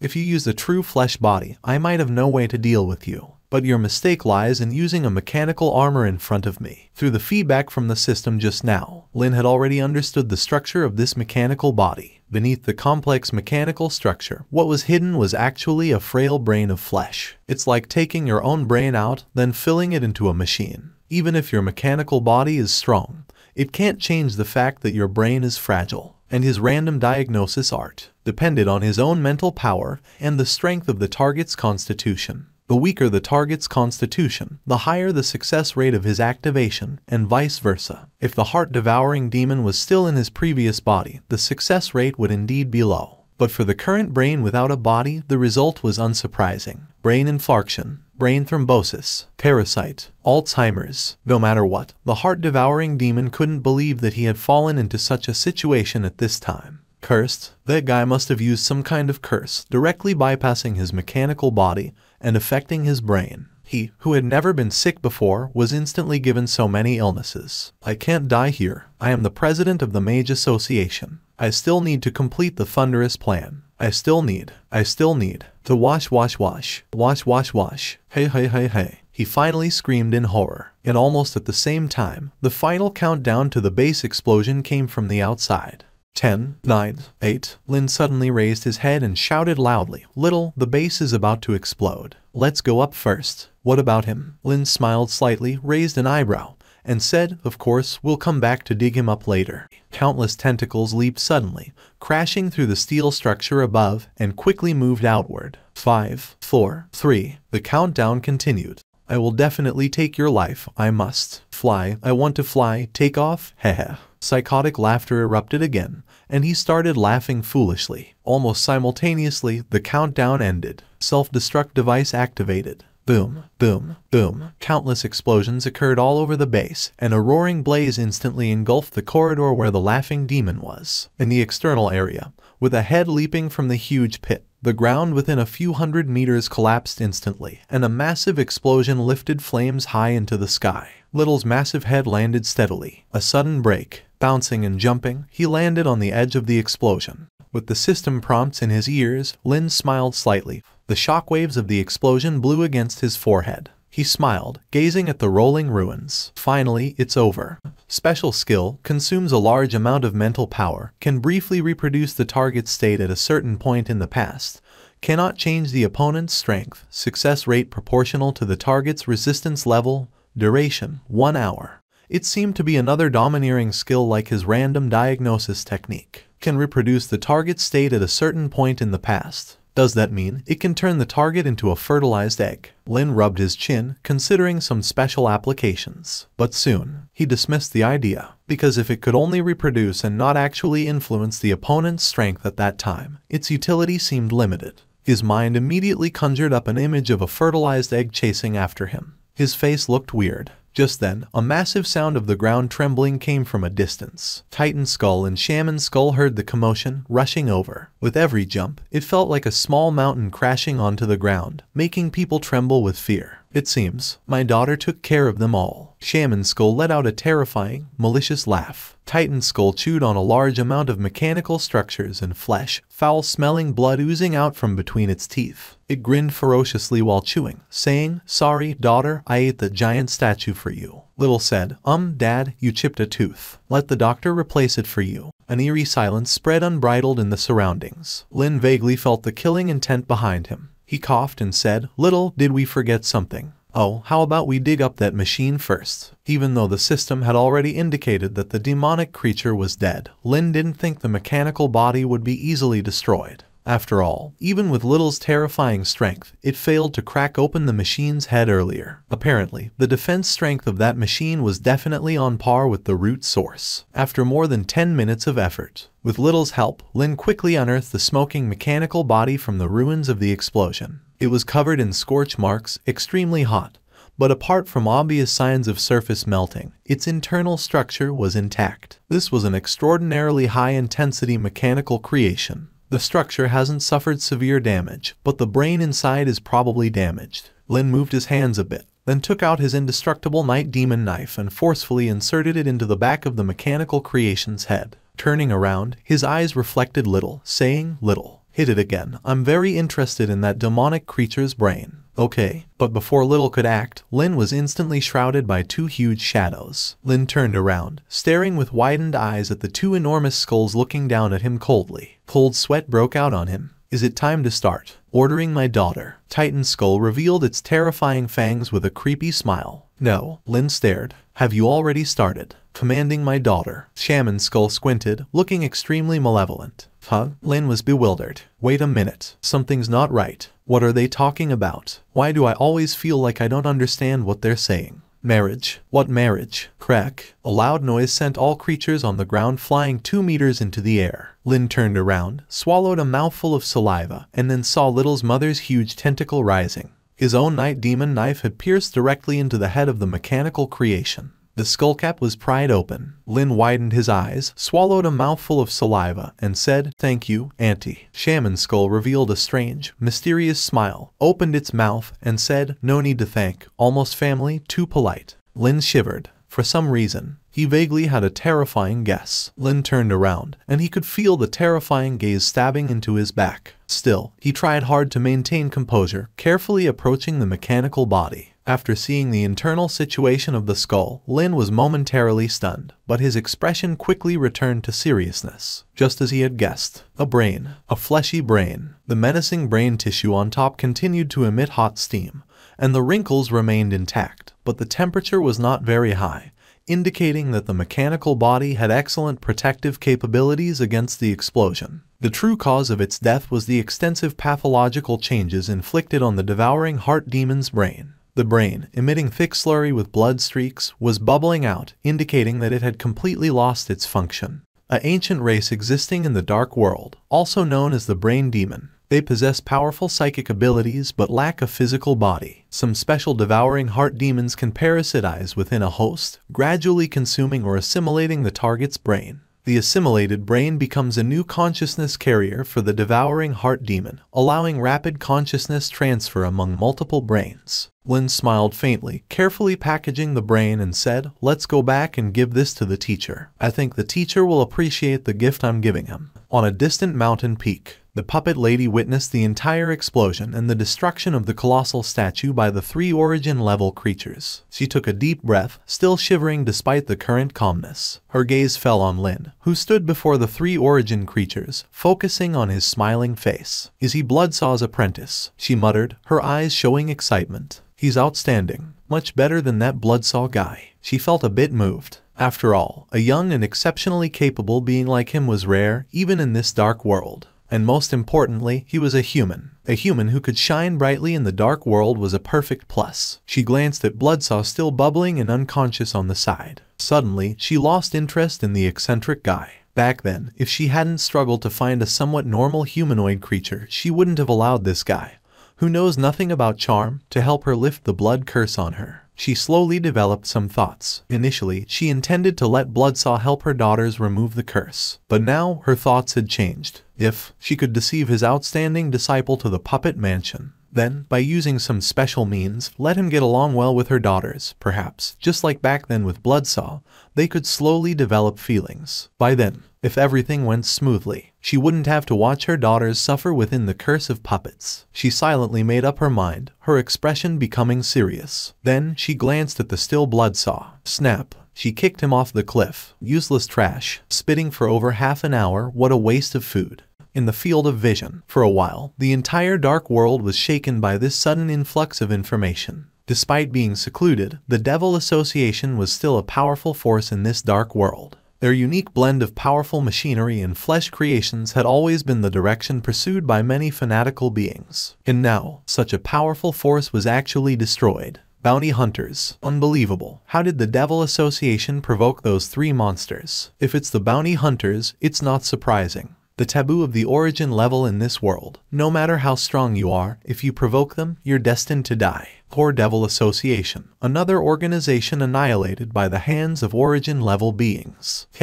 For a while, all major regional channels were discussing this event. The footage of the announcers' battle quickly spread across the dark world. However, for some reason, in all the footage shown by the announcers, the face of the humanoid creature accompanying the 3 bounty hunters was deliberately blurred. Who is that humanoid creature with the bounty hunters? Could it be a king from some place? How could he travel with those 3 bounty hunters? I guess it should be the king of the Unicorn evil spirits. Besides that existence, who else could maintain a good relationship with these 3 bounty hunters? But it doesn't make sense. Even if it's the Unicorn Demon King, would those origin-level bounty hunters allow him to ride on their heads? Look, that creature is clearly having a great time riding up there. For a while, speculations about the identity of the humanoid figure accompanying the bounty hunters were rampant. Only the residents near Ghost Alley maintained silence. They knew who that figure was, but they dared not mention it. They lived near Ghost Alley, and if they angered that young man, who knows what terrifying things might happen. As for why the announcers deliberately obscured his appearance, no one knew. After confirming that there were no survivors from the Devil Association, Lynn quickly began scavenging.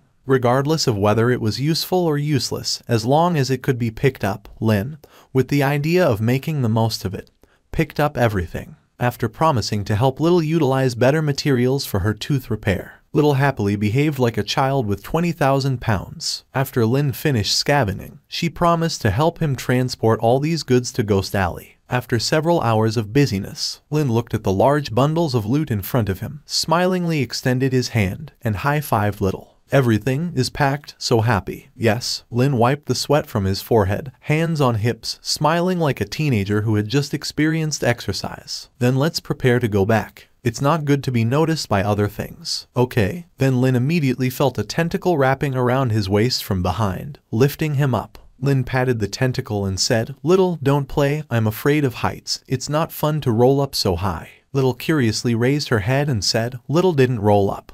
Lynn's expression stiffened. Then, he instinctively opened his eyes, turned his head, and a huge, malicious female face appeared in his eyes. Lynn was confused, swallowed a mouthful of saliva, and said, "It's Auntie. It turns out it's Auntie. Daughter, do you mind if Mom has a private chat with your doctor?" Little vigorously nodded, saying, Mom finally noticed the doctor's excellence, right? Yes, well, Little muttered. In that case, Little is willing to share with Mom. The shaman's skull's smile became even grander. Then, in a state of shock, Lynn was lifted by the massive skull with tentacles and taken towards the distant forest with a thunderous sound. Had his little scheme been figured out? Because he couldn't solve the threat of the Devil Association, he wrote a nasty letter and deceitfully lured Little over here. Indeed, no matter how you looked at it, it was quite repulsive. Lynn brainstormed anxiously, but the situation was indeed critical, and among all the foolproof solutions, only Little could absolutely resolve this crisis. As for the marriage mentioned earlier, he didn't dwell on it. It was surely a joke, nothing to consider. Lynn was in distress. Finally, he suddenly raised his head, and his expression quickly regained composure. Admit it. If that's the case, considering the relationship between him and Little, there's still a high probability that the shaman would spare him. Thinking this, Lynn finally turned his head, looked steadfastly at the towering skull with its back to him. Have you thought it over? The shaman's skull emitted a sinister and mysterious laughter. Lynn raised his head, took a deep breath, pounded his chest with one hand, and earnestly said, "Auntie, I want to apologize to you." Oh, the shaman's skull showed interest. Writing that letter to Little was indeed a bit selfish. Because the situation was critical at the time, I had no choice but to write to her overnight. He earnestly raised 3 fingers, saying, "But I can swear to you that I had no ill intentions. Since the first time I saw Little, I knew she was a very kind and adorable girl, so I cherished this hard-earned friendship. And who wouldn't like such a cute little girl?" Lynn's expression was serious, extremely firm, showing no signs of flaws. No choice, because the only way to break through this private chat situation was to continue emphasizing the deep relationship between him and Little, although they had only met for the second time. But with the increased favorability, Little could indeed be considered his close friend. Although the shaman's skull hadn't spoken yet, the system prompt in his ear told Lynn that his strategy was definitely effective. "It seems you really like my daughter." The shaman's skull's tone became mysterious and cruel. Lynn earnestly raised 3 fingers, saying, "I like her very much. How could I not? Is this a joke?" "A joke? At a time like this, try saying you don't like her and see what happens." His attitude significantly changed. The shaman's skull sneered with a serious face and continued, "Do you not care that my daughter is just a head, and you don't even know what race we are? Do you dare to be friends with my daughter?" The shaman's skull's tone became sinister. Lynn's expression quickly returned to calm, entering a state. "Auntie, you are mistaken. What does race matter? Form, beauty. True friendship is about seeing the sincere heart hidden beneath the appearance. We have a saying in our tribe, beautiful exteriors are common, interesting souls are rare. Even if a creature has the most beautiful appearance, so what? If her heart doesn't match her beautiful exterior, it's all just passing clouds. Because true friendship is never about how the other looks, but about whether you two can spark dazzling sparks." Lynn waved his hand, composed and passionate. "Moreover, Little doesn't even care that I'm just a tiny human. How could I care about what kind of race Little belongs to? Lin added calmly. Could it be? He really had genuine feelings for her daughter. Now she had to take it seriously. Although she had thought about it before, it seemed unreliable later, especially when she observed the relationship between this guy and her daughter, which seemed like a pure and simple friendship. But now, listening to these words, things seemed to be getting more and more unusual. No, for the sake of her daughter's happiness, if he really wanted to become her son-in-law, she had to scrutinize him. Do you swear that you will treat my daughter well, and not just play around with her? Aunt, your words are quite off. Let's not talk about those sentimental words for now. Do you think if I were just playing around, Auntie would let me off easily? Would you and Uncle let me go? Do you think it's beneficial for me to offend a powerful person like you? Little Xiao is a first-tier origin level VIP. The shaman skull looked at Lin with firm eyes and listened to his reasonable words. Gradually, her heart softened a bit. Could it be that he really developed feelings for her daughter? She hesitated. Indeed, there are no benefits. She blinked and said, but do you think you have the ability to take care of my daughter? Can you make my daughter happy? After all, this guy is so small. Lin closed his eyes and smiled confidently. Aunt, you don't need to worry about this. I'm a professional in this matter. Regardless of Little Xiao or even Auntie, I can serve anytime and guarantee that after the experience, you'll leave satisfied and with a smile on your face. The witch god's head looked at the little guy in front of her in shock, and then quickly glanced at her husband far away. After making sure that she was not heard, she flicked her tentacles. Rolled up. Lin, has this guy been so brave since he was a kid? Experience? What kind of experience method? And now he is blatantly trying to take advantage of her. She was really shocked. What a pervert does it take to say this outright? Are you teasing me? Teasing? No. When did I dare to tease you? The experience you just mentioned. What kind of experience is this? The murderous intention in the witch god's head began to spread. Oral care, beauty, skin care and hair care, diet and health. There was a brief silence. An inexplicable atmosphere spread unbridled around. After a few minutes, the sound of resounded throughout the entire sky. Xiao in the distance was immediately surprised to see that above the mountain, Lin was like a helicopter propeller, being rolled up by a tentacle and moving in a circular motion at an extremely fast speed. Xiao jumped up and down in surprise and excitement, saying, Doctor, fly up, fly up. A few minutes later, ding, congratulations to the host for triggering the achievement. Human Windmill, you have gained 200 basic experience. Special achievement, there is a chance to obtain it by spinning yourself at a speed of 500 kilometers per hour in any way without dying.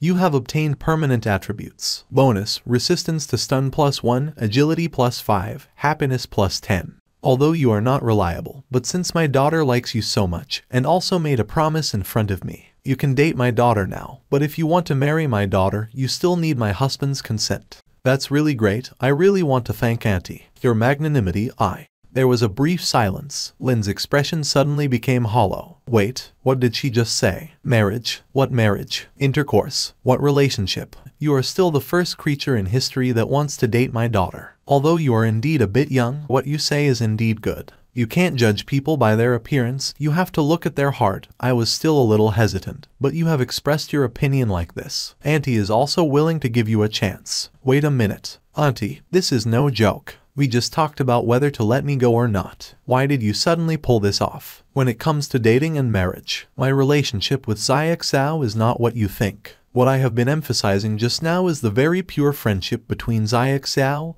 and I. It is a very pure kind of relationship.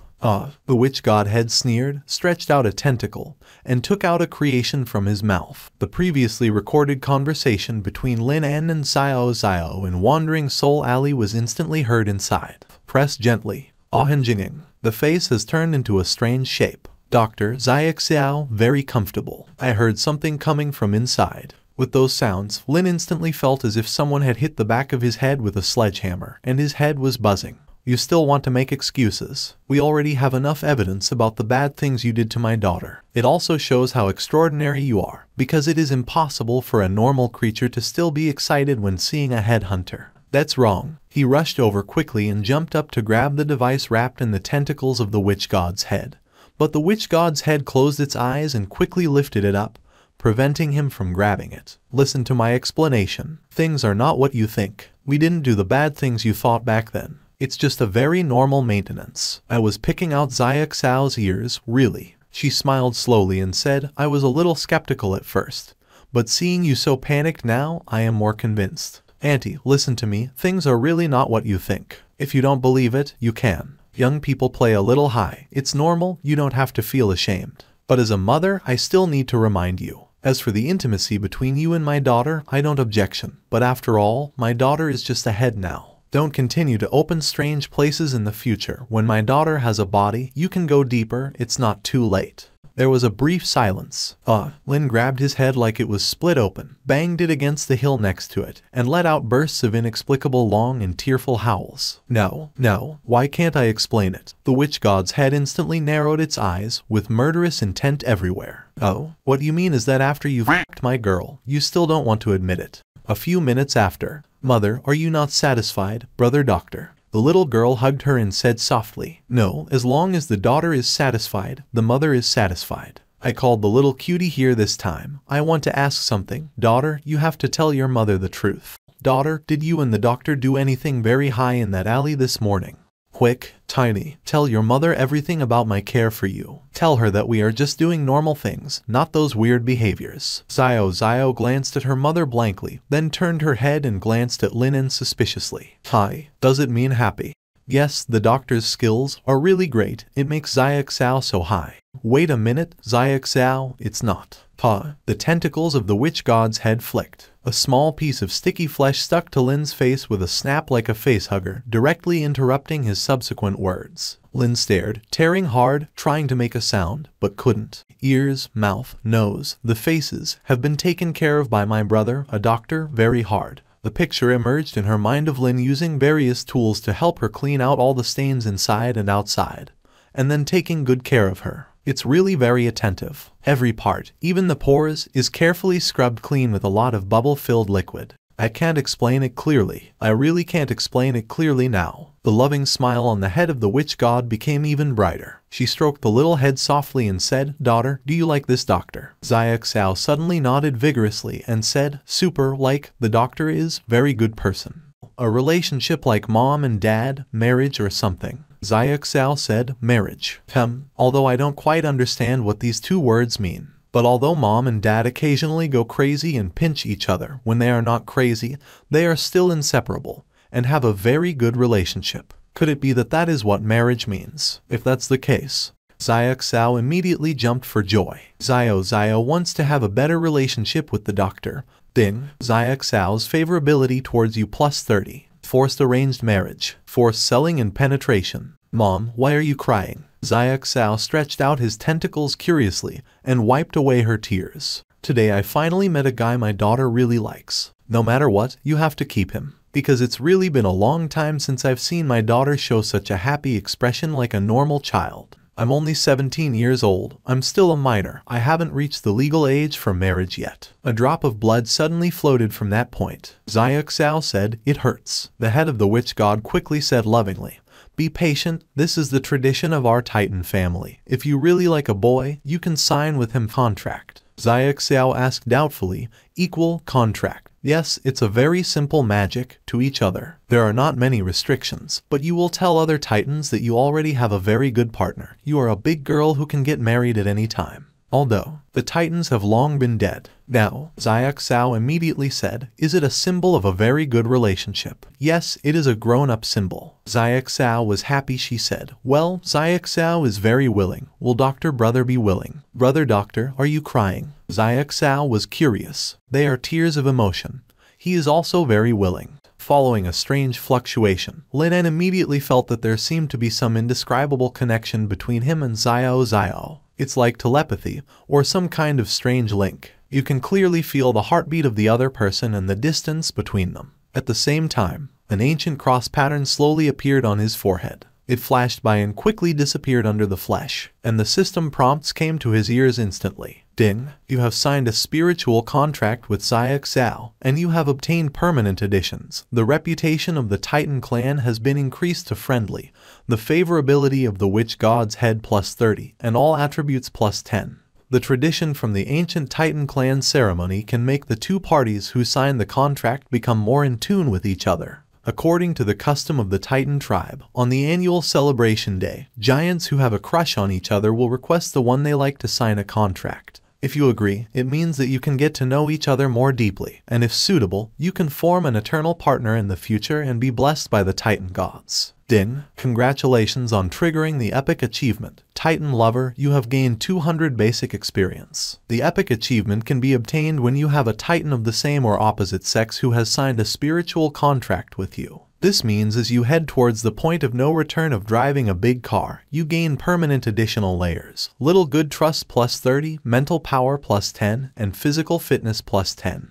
This is marriage. The godly head chuckled affectionately. No, this is just a mark that allows you to understand each other better. Of course, if one day you feel it's not suitable, it can be erased. If after a long time, there is no absolute dislike for each other, then it's the true mark of marriage. She smiled particularly happily, like a mother watching her daughter grow up. Too fast. This series of processes is really too fast. It was so fast that he couldn't react, so fast that he didn't know how to explain the current situation. And from the moment the godly head covered his mouth, he realized that she must have known that this was a misunderstanding a long time ago. She was deliberately pretending to be confused. How strong must the obsession be to be so eager to marry off her own daughter? No, he must find an opportunity to explain the twists, and turns to the little one clearly. Otherwise, it would really be troublesome. Still blissfully unaware of the little one, happily placed Lin on his head, turned his head to look at his mother, and said, "Mother, can we go now?" The godly head smiled affectionately. "Yes, you can, he. Finally, one obsession in her heart was fulfilled. Evening. Black mist billowed. On the edge of a small mountain in the desolate wilderness, Lin sat dejectedly, accompanied by a curious little one. Seemingly seeing Lin's frustration, the little one extended a tentacle and gently poked Lin's shoulder. "Doctor, are you unhappy?" Lin raised his head, gazing emptily into the distance, saying, "How can I be happy like this? It's so sudden. I don't even have the opportunity to speak. I signed that kind of laborious contract with you, little one." "I'm sorry," the little one said. "I thought." The doctor also wanted to improve the relationship with little one. Helplessly, Lin hung his head. He knew this had nothing to do with the little one. Although the little one was powerful, her mentality seemed still very young and easily influenced. Lin said in frustration, "It's not that I don't want to deepen our relationship, it's just..." "Little one, do you know what marriage is?" The little one blinked and said, "It's like mom and dad, better playmates and friends." Lin smiled bitterly and said, "No, marriage is a sacred thing. It means spending a lifetime with each other, accumulating a long period of feelings, and making sacred vows." The little one looked puzzled, not quite understanding. The evening breeze blew. Lin sighed and shook his head. How could the little one understand? Although she was gigantic, by the standards of giants, she was still a child, right? In Lin's mind, the introduction on the small panel of the little one's parents suddenly sounded. A head fallen from a higher world, living with resentment and curses. War, death, titans. Lin stared blankly ahead, his gaze falling on the little one's confused and pure face. Was it a titan whose head was cut off? And what about the little one? Did she also have her head cut off at that node 3,000 years ago and fell from a higher world to this hell? If that's the case, little one, can I ask you a question? How old are you? The little one bounced and caused an earthquake, saying, "Dad said I'm 5, Mom said I'm 3005, I don't remember." Lin was shaken. 5 years old. He murmured, "Could it be? Have you always been without a body? Or just here?" The little one said, "It seems to remember. There was a long time ago. Then suddenly there wasn't. Too long ago. Can't remember." Lin sat there dazed. Could it be? When she was 5 years old, the little one had her head cut off. In the war they experienced, then fell, finally became the present headhunter, a root-level creature. In an instant, Lin felt an indescribable chill creeping up from the bottom of his heart. If even children were not spared, what they experienced back then was probably a true war of genocide. The little one looked at Lin's cheek curiously and said, "Doctor, what's wrong again? Are you unhappy again?" Lin raised his head, stood up from the ground, and the evening wind blew the scattered hair in front of his forehead. A smile appeared on his face. "Nothing." He patted the dust off his body. Just suddenly thought of something. He turned his head, smiled, and reached out his hand to the little one, suddenly asking, "Little one, do you want to change back to the appearance with a body?" The little one, puzzled but excited, said, "Huh." Lin smiled and opened his arms, saying, "Yes, like me, not just a head, but other parts too. Do you want? If you do, I can help you." The little one suddenly became excited. "Really, can I? Really? Although it's only a very short hour, it's enough." Lin slowly reached out his right hand to her, a smile spreading. "Because I also want to see what the real little one looks like." Wasteland. What? You let your daughter sign a soul contract with that guy? The Titan's head extended massive tendrils in a fit of rage, aiming directly at the goddess's head. The goddess's head sneered and confronted him with malice, saying, "So what? Since it's a creature my daughter likes, I'll keep it no matter what." Hearing this news, the Titan's head almost went insane. He glared fiercely, his expression increasingly ferocious, cruelly addressing her, "You're simply a madwoman. My daughter is only 5 years old. How dare you? You're challenging my limits." The goddess's head stood like a mountain, coldly replying, "Hey, we've been dead for 3,000 years. Don't act like it's still the past. If you hadn't lost, my daughter wouldn't have come down to suffer. My poor child, beheaded at the age of 5. She's so young, she doesn't understand anything. It's all because of you, this useless thing. Now you dare to come and criticize me. I'm going to kill that human now," he roared, and his colossal head instantly rammed the goddess's head dozens of meters away. He angrily stared into the night, his head, like Mount Tai, headed in the direction of Lin and the others. Behind him, rumbling, one after another, snake-like tendrils shot out and entwined around his head. "You dare to attack me?" The Titan's head was furious, eyes wild. The goddess's head, malicious and ruthless, controlled the tendrils, saying, "You useless waste, do you really think you're our daughter? Or that 5-year-old child from back then? If it weren't for you, my daughter would have grown up and become an excellent Titan. I tell you, if you dare to interfere with my daughter's preferences today, I'll tear you into shreds." A large piece of flesh was torn off, swallowed down by her. The Titan's head, infuriated and embarrassed, eyes even more frenzied, like a madman, instantly shattered the tentacles that bound him into countless fleshy fragments. "You madwoman, it's all because of you. Curse, you make me restless. You deserve to die." Splurt, splurt. His gigantic tentacles pierced into the goddess's head's eye sockets, crushing her eyeballs into bloody water. But the goddess's head seemed to feel no pain. She crazily devoured his head. "Ha ha ha, hee hee, you useless thing, the crazier you get, the more useless you become. No matter how angry you are, you can't go back to the past. Ha ha ha, you're just a twisted monster." She laughed maliciously. The clarity in their eyes quickly became chaotic under the influence of malice, but they seemed never to die. The fleshy bits they had bitten off healed at a visible speed, and with each healing, the curse grew stronger. The Titan's head suddenly turned and ferociously headed in the direction of Lin and others. "Ha ha ha, hee hee, you useless waste, ha ha ha, all you know is useless rage, ha ha." Once again, one after another, tentacles shot out from behind him, firmly holding him back. But the Titan's head no longer wanted to pay attention to the madwoman behind him. He dragged the head that sneered at him behind him, angrily moving forward step by step. "Die, everyone must die." At the same time, on the hill, the evening wind gently blew Lin's forehead hair. He smiled and extended 5 fingers toward Little. "Little, if you're ready, relax your mind. Only if you believe in me and don't guard against me, can I perform that spell." Little nervously said, "Can it really be done?" She was anxious but also somewhat expectant. Lin smiled, "I believe I can do it. Let's begin." His expression instantly became serious, concentrating all his spiritual power on Little. Out of sympathy or perhaps pity. Suddenly, he felt that even though she was just an ignorant girl full of curiosity, why did such an unfair fate fall upon her? She probably didn't know anything.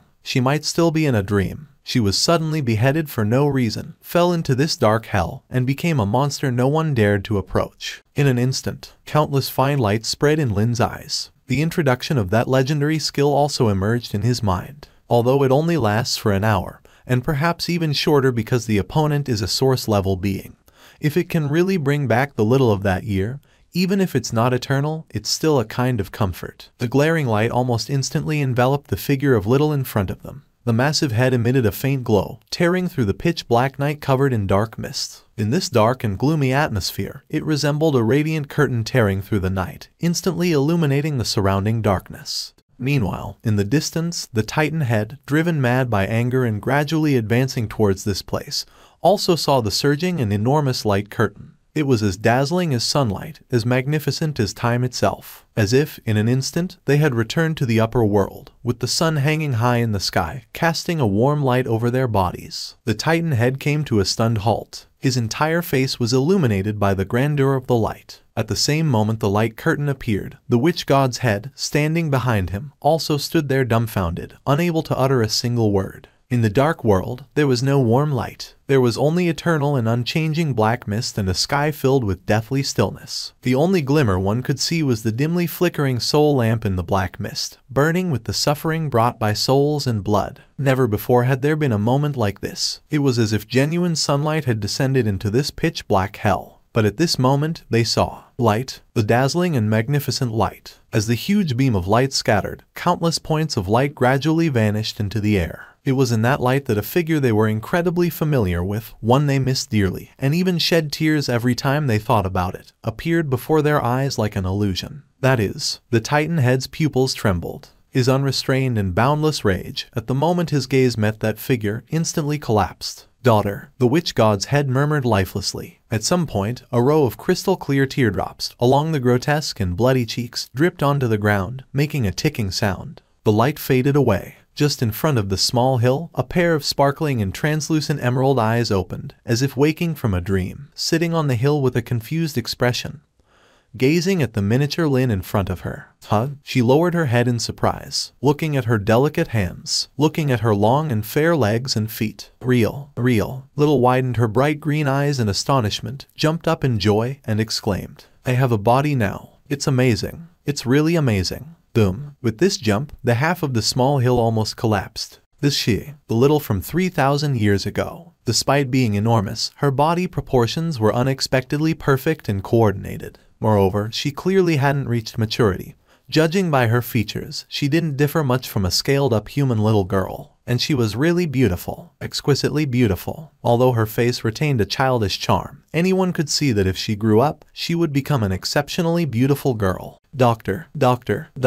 Little was almost overwhelmed with joy. She quickly sat down and went to the miniature Lin standing on the hill, expressing her delight. "Amazing. You are truly amazing. Little has her own body now." She enthusiastically spread her arms and cheered. Then, reaching out her hands, joyfully she lifted the miniature Lin, hugging him tightly against her chest, like cuddling a beloved doll. She rubbed her face against him with force. Woo, so amazing. Doctor is truly incredible. I really am excited. Little was extremely happy. A second stage epic achievement. When the trust level of a rooted class creature exceeds 100, and the goodwill surpasses 500, there is a small probability of advancement when gaining trust, indicating that you have acquired a rooted intimate friend in the dark world. You gained a permanent attribute bonus, all attributes plus 20, Little's goodwill towards you plus 50. Before Lin could react, Little couldn't hold back her excitement. She stretched out her tongue and affectionately licked Lin like a little cat. Lick, so fond of the doctor. The doctor is amazing.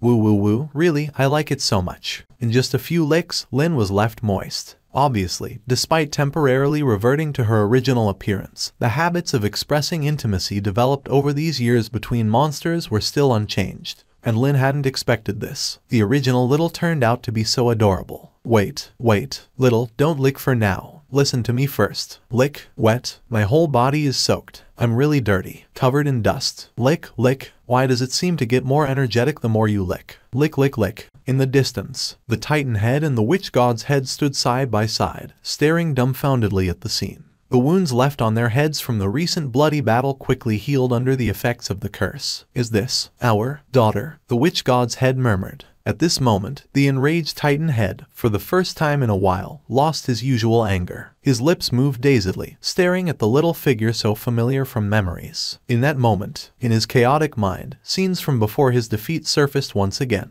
Amidst the flying flames and ashes that burned through the tribe, he helplessly watched his daughter awaken in a daze, only to have her head cut off before him. And he was so close at that time. She was so young, and she had no connection to that war. Yet, from that moment, the endless burning anger became a curse that drove him mad for 3,000 years. Most of the time, he was in chaos, because whenever he woke up and saw his daughter, still as innocent and happy as before, he would think of that scene from the past, the moment the blood-red blade swung down. He had been living in that night of flying war flames, so he never wanted to acknowledge the subsequent years, didn't want to admit the journey of 3,000 years in hell, didn't want to face the present. Because in his memory, his daughter had always been that young, always the sensible child who would leap into his arms in the morning and affectionately call him daddy. In an instant, tears, mixed with hot emotions, flowed from his chaotic eyes like a house-sized mess. Even his nose started running. Is it an illusion? Yes, it must be an illusion. It must be the chaos brought by the curse, making him unclear once again. But if he could maintain this current scene,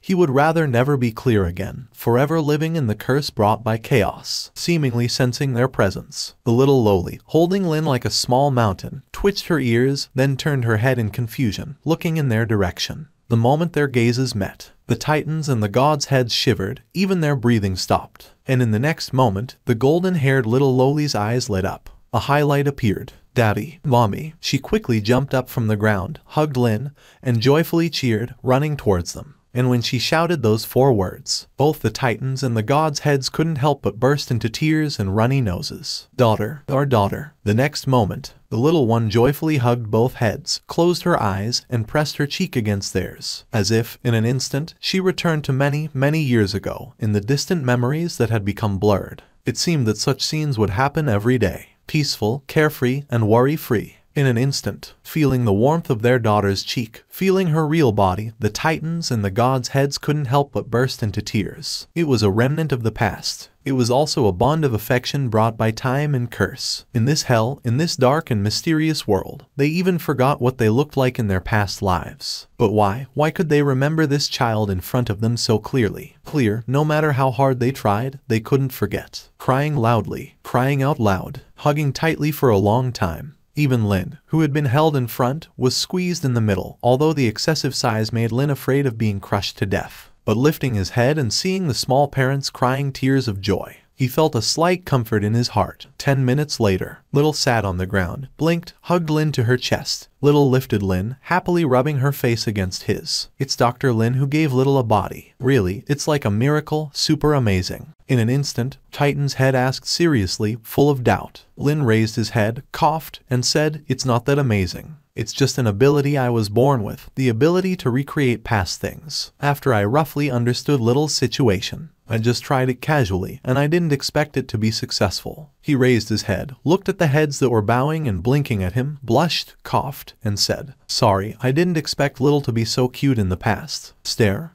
Lin suddenly felt 2 terrifying gazes piercing him. Lin widened his eyes, swallowed, and raised his hands. "I was just talking nonsense." The Titan's head still looked a bit skeptical, a bit unbelievable, because it was simply unimaginable. In his eyes, this guy was just a slightly talented and weak human. Apart from flirting with his daughter, he had almost no advantages. But he really didn't expect that this guy would have such a strange ability.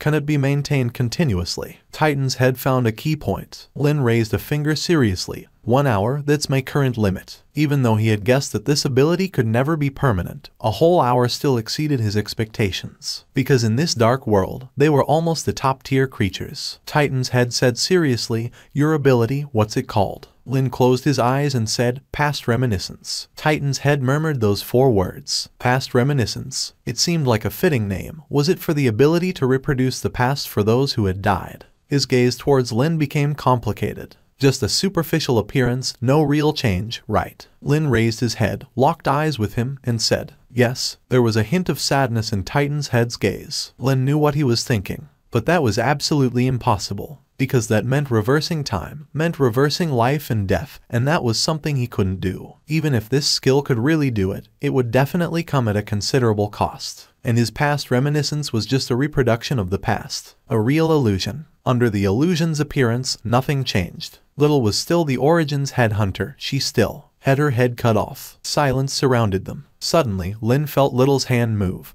and then she put him in her palm and lifted him to her face, even being able to see her lake-like blue eyes up close. She blinked at Lin. "Like you," she suddenly said mischievously. Lin was first stunned. Then he saw the pure and lively gaze. Lin smiled slightly, leaned against her hand, and raised a big thumb to her, showing his white teeth. "Same." Wait a minute.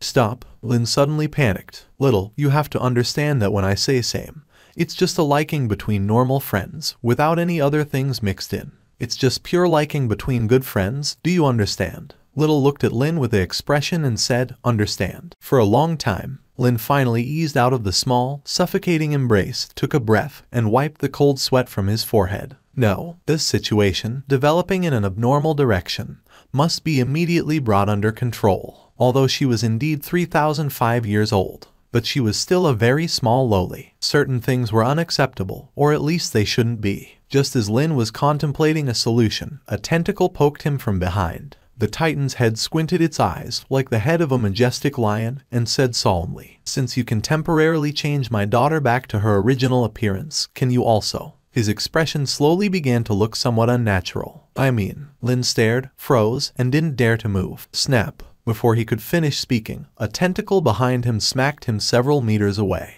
Looking at the Titan's head smoking above, he couldn't say a word. Useless thing, asking for help and still being wishy-washy. Arrogant, really throwing face away. In an instant, the god's head, taking the place of the Titan's head, transformed its face like magic into an incredibly gentle and friendly smile. But because the entire face was too terrifying, smiling made it even more eerie. The god's head covered its mouth with a tentacle, like a reserved lady, looking at Lin with eyes full of praise and laughter. Lin was sweating, and his sanity dropped. "I knew I didn't read you wrong, our son-in-law. You are unexpectedly outstanding." Lin widened his eyes and said, Auntie." The god's head covered its mouth, and said, "Why still call me auntie?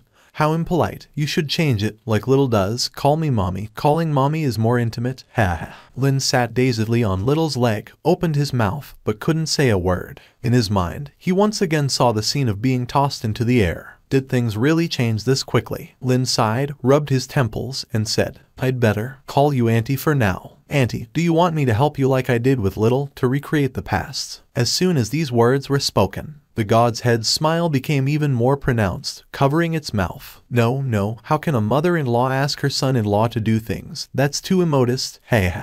Then she leaned over suddenly, her huge eyes almost approaching Lin within a meter, and said seriously, "Can we do it now?" Lin, dumbfounded, "Oh, okay." 10 seconds later, Lin stood in the palm of Little's hand, looking seriously at the slightly nervous and uneasy god's head. He reached out and said solemnly, "Auntie, first, you have to understand that my ability has significant limitations. Although the consumption of mental power won't cause me to overdraw, there's a crucial condition. You have to completely let go of your guard against me. Otherwise, with your power, as long as there's even a slight conflict, this ability won't work." The god's head was slightly tense, saying, "I'm prepared." Lin nodded seriously. Seeing the somewhat tense god's head, Lin took a deep breath and let go of his hand. "Auntie, you're still too resistant to me. Relax a bit. Don't treat me as someone you dislike or a creature that poses a threat to you. Otherwise, I really can't succeed." The god's head thought for a moment, then looked determined and said, "Now, it's ready." Why did it increase? "I really can't help you like this." Lin was anxious. The god's head thought for a moment, then seriously said, "Wait a moment, let me adjust my state." Then, under Lin's gaze, the god's head turned around, murmured a few words, and took a dozen deep breaths. Then she turned her head, looked at Lin seriously, and said, "Now, can we?" Just as she hadn't finished her words, she covered her forehead with a tentacle, turned her head in a frown, and murmured, "No, still not ready. I automatically equate you with the scumbag who deceived my daughter when I see you. I can't do it." Lin, for a long time, just when Lin was about to give up in frustration, the god's head suddenly focused, saying, "I've thought of a solution." Snap. Under Lin's astonished gaze, the god's head solemnly extended a tentacle and turned the tip of that tentacle into a biscuit-like shape, resembling a pocket watch. She flicked it. Then that pocket watch began to swing in front of her eyes. Could it be? Lin stood up in astonishment. The god's head, with serious eyes, followed the swinging pocket watch in front of her, saying, "I used to be the strongest priestess of the Titan clan.